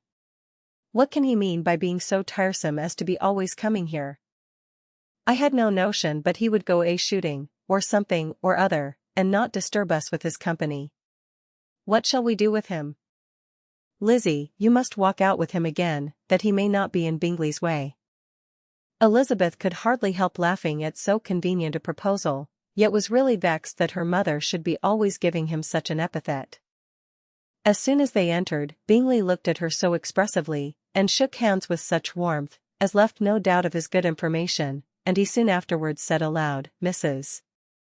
Bennet, have you no more lanes hereabouts in which Lizzie may lose her way again today? I advise Mr. Darcy, and Lizzie, and Kitty, said Mrs. Bennet, to walk to Oakham Mount this morning. It is a nice long walk, and Mr. Darcy has never seen the view. It may do very well for the others, replied Mr. Bingley, but I am sure it will be too much for Kitty. Won't it, Kitty? Kitty owned that she had rather stay at home. Darcy professed a great curiosity to see the view from the mount, and Elizabeth silently consented. As she went upstairs to get ready, Mrs. Bennet followed her, saying, I am quite sorry, Lizzie, that you should be forced to have that disagreeable man all to yourself, but I hope you will not mind it. It is all for Jane's sake, you know, and there is no occasion for talking to him except just now and then, so do not put yourself to inconvenience. During their walk, it was resolved that Mr. Bennet's consent should be asked in the course of the evening. Elizabeth reserved to herself the application for her mother's. She could not determine how her mother would take it, sometimes doubting whether all his wealth and grandeur would be enough to overcome her abhorrence of the man, but whether she were violently set against the match, or violently delighted with it, it was certain that her manner would be equally ill-adapted to do credit to her sense, and she could no more bear that Mr. Darcy should hear the first raptures of her joy, than the first vehemence of her disapprobation. In the evening, soon after Mr. Bennet withdrew to the library, she saw Mr. Darcy rise also and follow him, and her agitation on seeing it was extreme. She did not fear her father's opposition, but he was going to be made unhappy, and that it should be through her means, that she, his favourite child, should be distressing him by her choice, should be filling him with fears and regrets in disposing of her, was a wretched reflection, and she sat in misery till Mr. Darcy appeared again, when, looking at him, she was a little relieved by his smile. In a few minutes he approached the table where she was sitting with Kitty, and, while pretending to admire her work, said in a whisper, go to your father, he wants you in the library." She was gone directly. Her father was walking about the room, looking grave and anxious. "Lizzie," said he, "what are you doing? Are you out of your senses to be accepting this man? Have not you always hated him?" How earnestly did she then wish that her former opinions had been more reasonable, her expressions more moderate. It would have spared her from explanations and professions which it was exceedingly awkward to give, but they were now necessary, and she assured him, with some confusion, of her attachment to Mr. Darcy. "Or, in other words, you are determined to have him. He is rich, to be sure, and you may have more fine clothes and fine carriages than Jane. But will they make you happy?" "Have you any other objection," said Elizabeth, "than your belief of my indifference?" "None at all. We all know him to be a proud, unpleasant sort of man, but this would be nothing if you really liked him." I do like him," she replied, with tears in her eyes. "I love him. Indeed, he has no improper pride. He is perfectly amiable. You do not know what he really is, then pray do not pain me by speaking of him in such terms." "Lizzie," said her father, "I have given him my consent. He is the kind of man, indeed, to whom I should never dare refuse anything, which he condescended to ask. I now give it to you, if you are resolved on having him. But let me advise you to think better of it. I know your disposition, Lizzie. I know that you could be neither happy nor respectable, unless you truly esteemed your husband, unless you looked up to him as a superior. Your lively talents would place you in the greatest danger in an unequal marriage. You could scarcely escape discredit and misery. My child, let me not have the grief of seeing you unable to respect your partner in life. You know not what you are about." Elizabeth, still more affected, was earnest and solemn in her reply, and, at length, by repeated assurances that Mr. Darcy was really the object of her choice, by explaining the gradual change which her estimation of him had undergone, relating her absolute certainty that his affection was not the work of a day, but had stood the test of many months' suspense, and enumerating with energy all his good qualities, she did conquer her father's incredulity, and reconcile him to the match. "Well, my dear," said he, when she ceased speaking, "I have no more to say. If this be the case, he deserves you. I could not have parted with you, my Lizzie, to anyone less worthy." To complete the favorable impression, she then told him what Mr. Darcy had voluntarily done for Lydia. He heard her with astonishment. "This is an evening of wonders, indeed." And so, Darcy did everything, made up the match, gave the money, paid the fellow's debts, and got him his commission. "So much the better. It will save me a world of trouble and economy. Had it been your uncle's doing, I must and would have paid him, but these violent young lovers carry everything their own way. I shall offer to pay him tomorrow, he will rant and storm about his love for you, and there will be an end of the matter." He then recollected her embarrassment a few days before on his reading Mr. Collins's letter, and after laughing at her some time allowed her at last to go, saying, as she quitted the room, "If any young men come for Mary or Kitty, send them in, for I am quite at leisure." Elizabeth's mind was now relieved from a very heavy weight, and, after half an hour's quiet reflection in her own room, she was able to join the others with tolerable composure. Everything was too recent for gaiety, but the evening passed tranquilly away, there was no longer anything material to be dreaded, and the comfort of ease and familiarity would come in time. When her mother went up to her dressing-room at night, she followed her, and made the important communication. Its effect was most extraordinary, for, on first hearing it, Mrs. Bennet sat quite still, and unable to utter a syllable. Nor was it under many, many minutes, that she could comprehend what she heard, though not in general backward to credit what was for the advantage of her family, or that came in the shape of a lover to any of them. She began at length to recover, to fidget about in her chair, get up, sit down again, wonder, and bless herself. Good gracious! Lord bless me! Only think! Dear me! Mr. Darcy! Who would have thought it? And is it really true? Oh, my sweetest Lizzie! How rich and how great you will be! What pin money, what jewels, what carriages you will have. Jane's is nothing to it, nothing at all. I am so pleased, so happy. Such a charming man. So handsome. So tall. Oh, my dear Lizzie. Pray apologize for my having disliked him so much before. I hope he will overlook it. Dear, dear Lizzie. A house in town. Everything that is charming. 3 daughters married. 10,000 a year. Oh, Lord. What will become of me? I shall go distracted. This was enough to prove that her approbation need not be doubted, and Elizabeth, rejoicing that such an effusion was heard only by herself, soon went away. But before she had been 3 minutes in her own room, her mother followed her.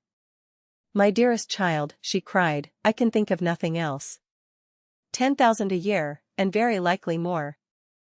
'Tis as good as a lord. And a special license you must and shall be married by a special license. But, my dearest love, tell me what dish Mr. Darcy is particularly fond of, that I may have it tomorrow. This was a sad omen of what her mother's behavior to the gentleman himself might be, and Elizabeth found that, though in the certain possession of his warmest affection, and secure of her relations' consent, there was still something to be wished for. But the morrow passed off much better than she expected, for Mrs. Bennet luckily stood in such awe of her intended son-in-law, that she ventured not to speak to him, unless it was in her power to offer him any attention, or mark her deference for his opinion. Elizabeth had the satisfaction of seeing her father taking pains to get acquainted with him, and Mr. Bennet soon assured her that he was rising every hour in his esteem. I admire all my 3 sons-in-law highly, said he. Wickham, perhaps, is my favourite, but I think I shall like your husband quite as well as Jane's. The obsequious civility. Chapter 60. Elizabeth's spirits soon rising to playfulness again, she wanted Mr. Darcy to account for his having ever fallen in love with her. How could you begin, said she. I can comprehend your going on charmingly, when you had once made a beginning, but what could set you off in the first place? I cannot fix on the hour, or the spot, or the look, or the words, which laid the foundation. It is too long ago. I was in the middle before I knew that I had begun. My beauty you had early withstood, and as for my manners, my behavior to you was at least always bordering on the uncivil, and I never spoke to you without rather wishing to give you pain than not. Now, be sincere, did you admire me for my impertinence? For the liveliness of your mind I did. You may as well call it impertinence at once. It was very little less. The fact is, that you were sick of civility, of deference, of officious attention. You were disgusted with the women who were always speaking, and looking, and thinking for your approbation alone. I roused and interested you, because I was so unlike them. Had you not been really amiable you would have hated me for it, but in spite of the pains you took to disguise yourself, your feelings were always noble and just, and in your heart you thoroughly despised the persons who so assiduously courted you. There I have saved you the trouble of accounting for it, and really, all things considered, I begin to think it perfectly reasonable. To be sure you know no actual good of me, but nobody thinks of that when they fall in love. Was there no good in your affectionate behavior to Jane, while she was ill at Netherfield? Dearest Jane. Who could have done less for her? But make a virtue of it by all means. My good qualities are under your protection, and you are to exaggerate them as much as possible, and, in return, it belongs to me to find occasions for teasing and quarrelling with you as often as may be, and I shall begin directly, by asking you what made you so unwilling to come to the point at last. What made you so shy of me, when you first called, and afterwards dined here? Why, especially, when you called, did you look as if you did not care about me? Because you were grave and silent, and gave me no encouragement. But I was embarrassed. And so was I. You might have talked to me more when you came to dinner. A man who had felt less might. How unlucky that you should have a reasonable answer to give, and that I should be so reasonable as to admit it. But I wonder how long you would have gone on, if you had been left to yourself. I wonder when you would have spoken if I had not asked you. My resolution of thanking you for your kindness to Lydia had certainly great effect. Too much, I am afraid, for what becomes of the moral, if our comfort springs from a breach of promise, for I ought not to have mentioned the subject? This will never do. You need not distress yourself. The moral will be perfectly fair. Lady Catherine's unjustifiable endeavours to separate us were the means of removing all my doubts. I am not indebted for my present happiness to your eager desire of expressing your gratitude. I was not in a humour to wait for an opening of yours. My aunt's intelligence had given me hope, and I was determined at once to know everything. Lady Catherine has been of infinite use, which ought to make her happy, for she loves to be of use. But tell me, what did you come down to Netherfield for? Was it merely to ride to Longbourn and be embarrassed? Or had you intended any more serious consequences? My real purpose was to see you, and to judge, if I could, whether I might ever hope to make you love me. My avowed one, or what I avowed to myself, was to see whether your sister was still partial to Bingley, and if she were, to make the confession to him which I have since made. Shall you ever have courage to announce to Lady Catherine what is to befall her? I am more likely to want time than courage, Elizabeth. But it ought to be done, and if you will give me a sheet of paper it shall be done directly. And if I had not a letter to write myself, I might sit by you, and admire the evenness of your writing, as another young lady once did. But I have an aunt, too, who must not be longer neglected. From an unwillingness to confess how much her intimacy with Mr. Darcy had been overrated, Elizabeth had never yet answered Mrs. Gardiner's long letter, but now, having that to communicate which she knew would be most welcome, she was almost ashamed to find that her uncle and aunt had already lost 3 days of happiness, and immediately wrote as follows. I would have thanked you before, my dear aunt, as I ought to have done, for your long, kind, satisfactory detail of particulars, but, to say the truth, I was too cross to write. You supposed more than really existed. But now suppose as much as you choose, give a loose to your fancy, indulge your imagination in every possible flight which the subject will afford, and unless you believe me actually married, you cannot greatly err. You must write again very soon, and praise him a great deal more than you did in your last. I thank you again and again, for not going to the lakes. How could I be so silly as to wish it? Your idea of the ponies is delightful. We will go round the park every day. I am the happiest creature in the world. Perhaps other people have said so before, but no one with such justice. I am happier even than Jane, she only smiles, I laugh. Mr. Darcy sends you all the love in the world that can be spared from me. You are all to come to Pemberley at Christmas. Yours, etc. Mr. Darcy's letter to Lady Catherine was in a different style, and still different from either was what Mr. Bennet sent to Mr. Collins, in return for his last. Dear Sir, I must trouble you once more for congratulations. Elizabeth will soon be the wife of Mr. Darcy. Console Lady Catherine as well as you can. But, if I were you, I would stand by the nephew. He has more to give. Yours sincerely, etc. Miss Bingley's congratulations to her brother on his approaching marriage were all that was affectionate and insincere. She wrote even to Jane on the occasion, to express her delight, and repeat all her former professions of regard. Jane was not deceived, but she was affected, and though feeling no reliance on her, could not help writing her a much kinder answer than she knew was deserved. The joy which Miss Darcy expressed on receiving similar information was as sincere as her brother's in sending it. 4 sides of paper were insufficient to contain all her delight, and all her earnest desire of being loved by her sister. Before any answer could arrive from Mr. Collins, or any congratulations to Elizabeth from his wife, the Longbourn family heard that the Collinses were come themselves to Lucas Lodge. The reason of this sudden removal was soon evident.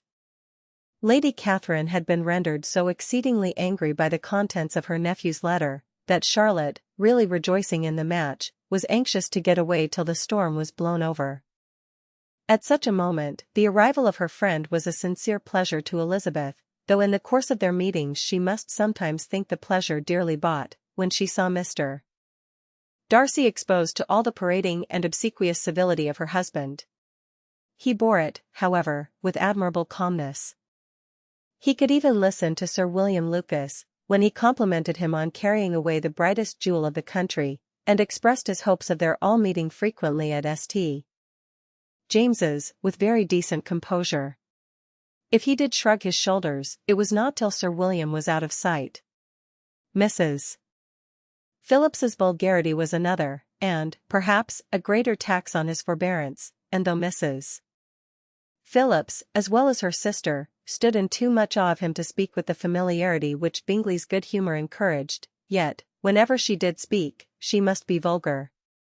Nor was her respect for him, though it made her more quiet, at all likely to make her more elegant. Elizabeth did all she could to shield him from the frequent notice of either, and was ever anxious to keep him to herself, and to those of her family with whom he might converse without mortification, and though the uncomfortable feelings arising from all this took from the season of courtship much of its pleasure, it added to the hope of the future, and she looked forward with delight to the time when they should be removed from society so little pleasing to either, to all the comfort and elegance of their family party at Pemberley. Chapter 61. Happy for all her maternal feelings was the day on which Mrs. Bennet got rid of her two most deserving daughters. With what delighted pride she afterwards visited Mrs. Bingley, and talked of Mrs. Darcy, may be guessed. I wish I could say, for the sake of her family, that the accomplishment of her earnest desire in the establishment of so many of her children produced so happy an effect as to make her a sensible, amiable, well-informed woman for the rest of her life, though, perhaps, it was lucky for her husband, who might not have relished domestic felicity in so unusual a form, that she still was occasionally nervous and invariably silly. Mr. Bennet missed his second daughter exceedingly. His affection for her drew him oftener from home than anything else could do. He delighted in going to Pemberley, especially when he was least expected. Mr. Bingley and Jane remained at Netherfield only a twelvemonth.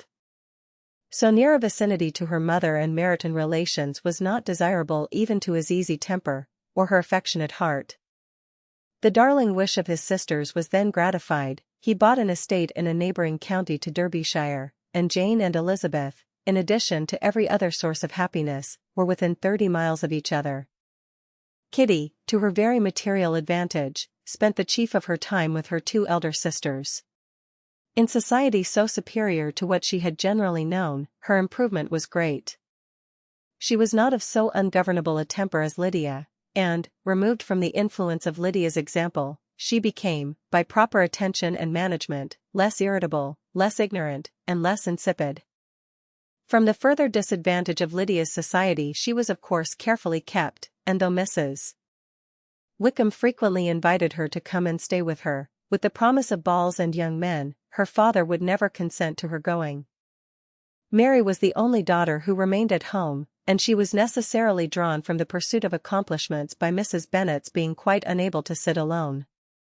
Mary was obliged to mix more with the world, but she could still moralize over every morning visit, and as she was no longer mortified by comparisons between her sister's beauty and her own, it was suspected by her father that she submitted to the change without much reluctance. As for Wickham and Lydia, their characters suffered no revolution from the marriage of her sisters. He bore with philosophy the conviction that Elizabeth must now become acquainted with whatever of his ingratitude and falsehood had before been unknown to her, and, in spite of everything, was not wholly without hope that Darcy might yet be prevailed on to make his fortune. The congratulatory letter which Elizabeth received from Lydia on her marriage explained to her that, by his wife at least, if not by himself, such a hope was cherished. The letter was to this effect: My dear Lizzie, I wish you joy. If you love Mr. Darcy half so well as I do my dear Wickham, you must be very happy. It is a great comfort to have you so rich, and when you have nothing else to do, I hope you will think of us. I am sure Wickham would like a place at court very much, and I do not think we shall have quite money enough to live upon without some help. Any place would do of about 300 or 400 a year, but, however, do not speak to Mr. Darcy about it, if you had rather not. Yours, etc. As it happened that Elizabeth had much rather not, she endeavoured in her answer to put an end to every entreaty and expectation of the kind. Such relief, however, as it was in her power to afford, by the practice of what might be called economy in her own private expenses, she frequently sent them. It had always been evident to her that such an income as theirs, under the direction of two persons so extravagant in their wants, and heedless of the future, must be very insufficient to their support, and whenever they changed their quarters, either Jane or herself were sure of being applied to for some little assistance towards discharging their bills. Their manner of living, even when the restoration of peace dismissed them to a home, was unsettled in the extreme. They were always moving from place to place in quest of a cheap situation, and always spending more than they ought. His affection for her soon sunk into indifference, hers lasted a little longer, and, in spite of her youth and her manners, she retained all the claims to reputation which her marriage had given her. Though Darcy could never receive him at Pemberley, yet, for Elizabeth's sake, he assisted him further in his profession. Lydia was occasionally a visitor there, when her husband was gone to enjoy himself in London or Bath, and with the Bingleys they both of them frequently stayed so long, that even Bingley's good humour was overcome, and he proceeded so far as to talk of giving them a hint to be gone. Miss Bingley was very deeply mortified by Darcy's marriage, but as she thought it advisable to retain the right of visiting at Pemberley, she dropped all her resentment, was fonder than ever of Georgiana, almost as attentive to Darcy as heretofore, and paid off every arrear of civility to Elizabeth. Pemberley was now Georgiana's home, and the attachment of the sisters was exactly what Darcy had hoped to see. They were able to love each other, even as well as they intended. Georgiana had the highest opinion in the world of Elizabeth, though at first she often listened with an astonishment bordering on alarm at her lively, sportive manner of talking to her brother. He, who had always inspired in herself a respect which almost overcame her affection, she now saw the object of open pleasantry. Her mind received knowledge which had never before fallen in her way. By Elizabeth's instructions she began to comprehend that a woman may take liberties with her husband, which a brother will not always allow in a sister more than 10 years younger than himself. Lady Catherine was extremely indignant on the marriage of her nephew, and as she gave way to all the genuine frankness of her character, in her reply to the letter which announced its arrangement, she sent him language so very abusive, especially of Elizabeth, that for some time all intercourse was at an end. But at length, by Elizabeth's persuasion, he was prevailed on to overlook the offence, and seek a reconciliation, and, after a little further resistance on the part of his aunt, her resentment gave way, either to her affection for him, or her curiosity to see how his wife conducted herself, and she condescended to wait on them at Pemberley, in spite of that pollution which its woods had received, not merely from the presence of such a mistress, but the visits of her uncle and aunt from the city. With the Gardiners they were always on the most intimate terms.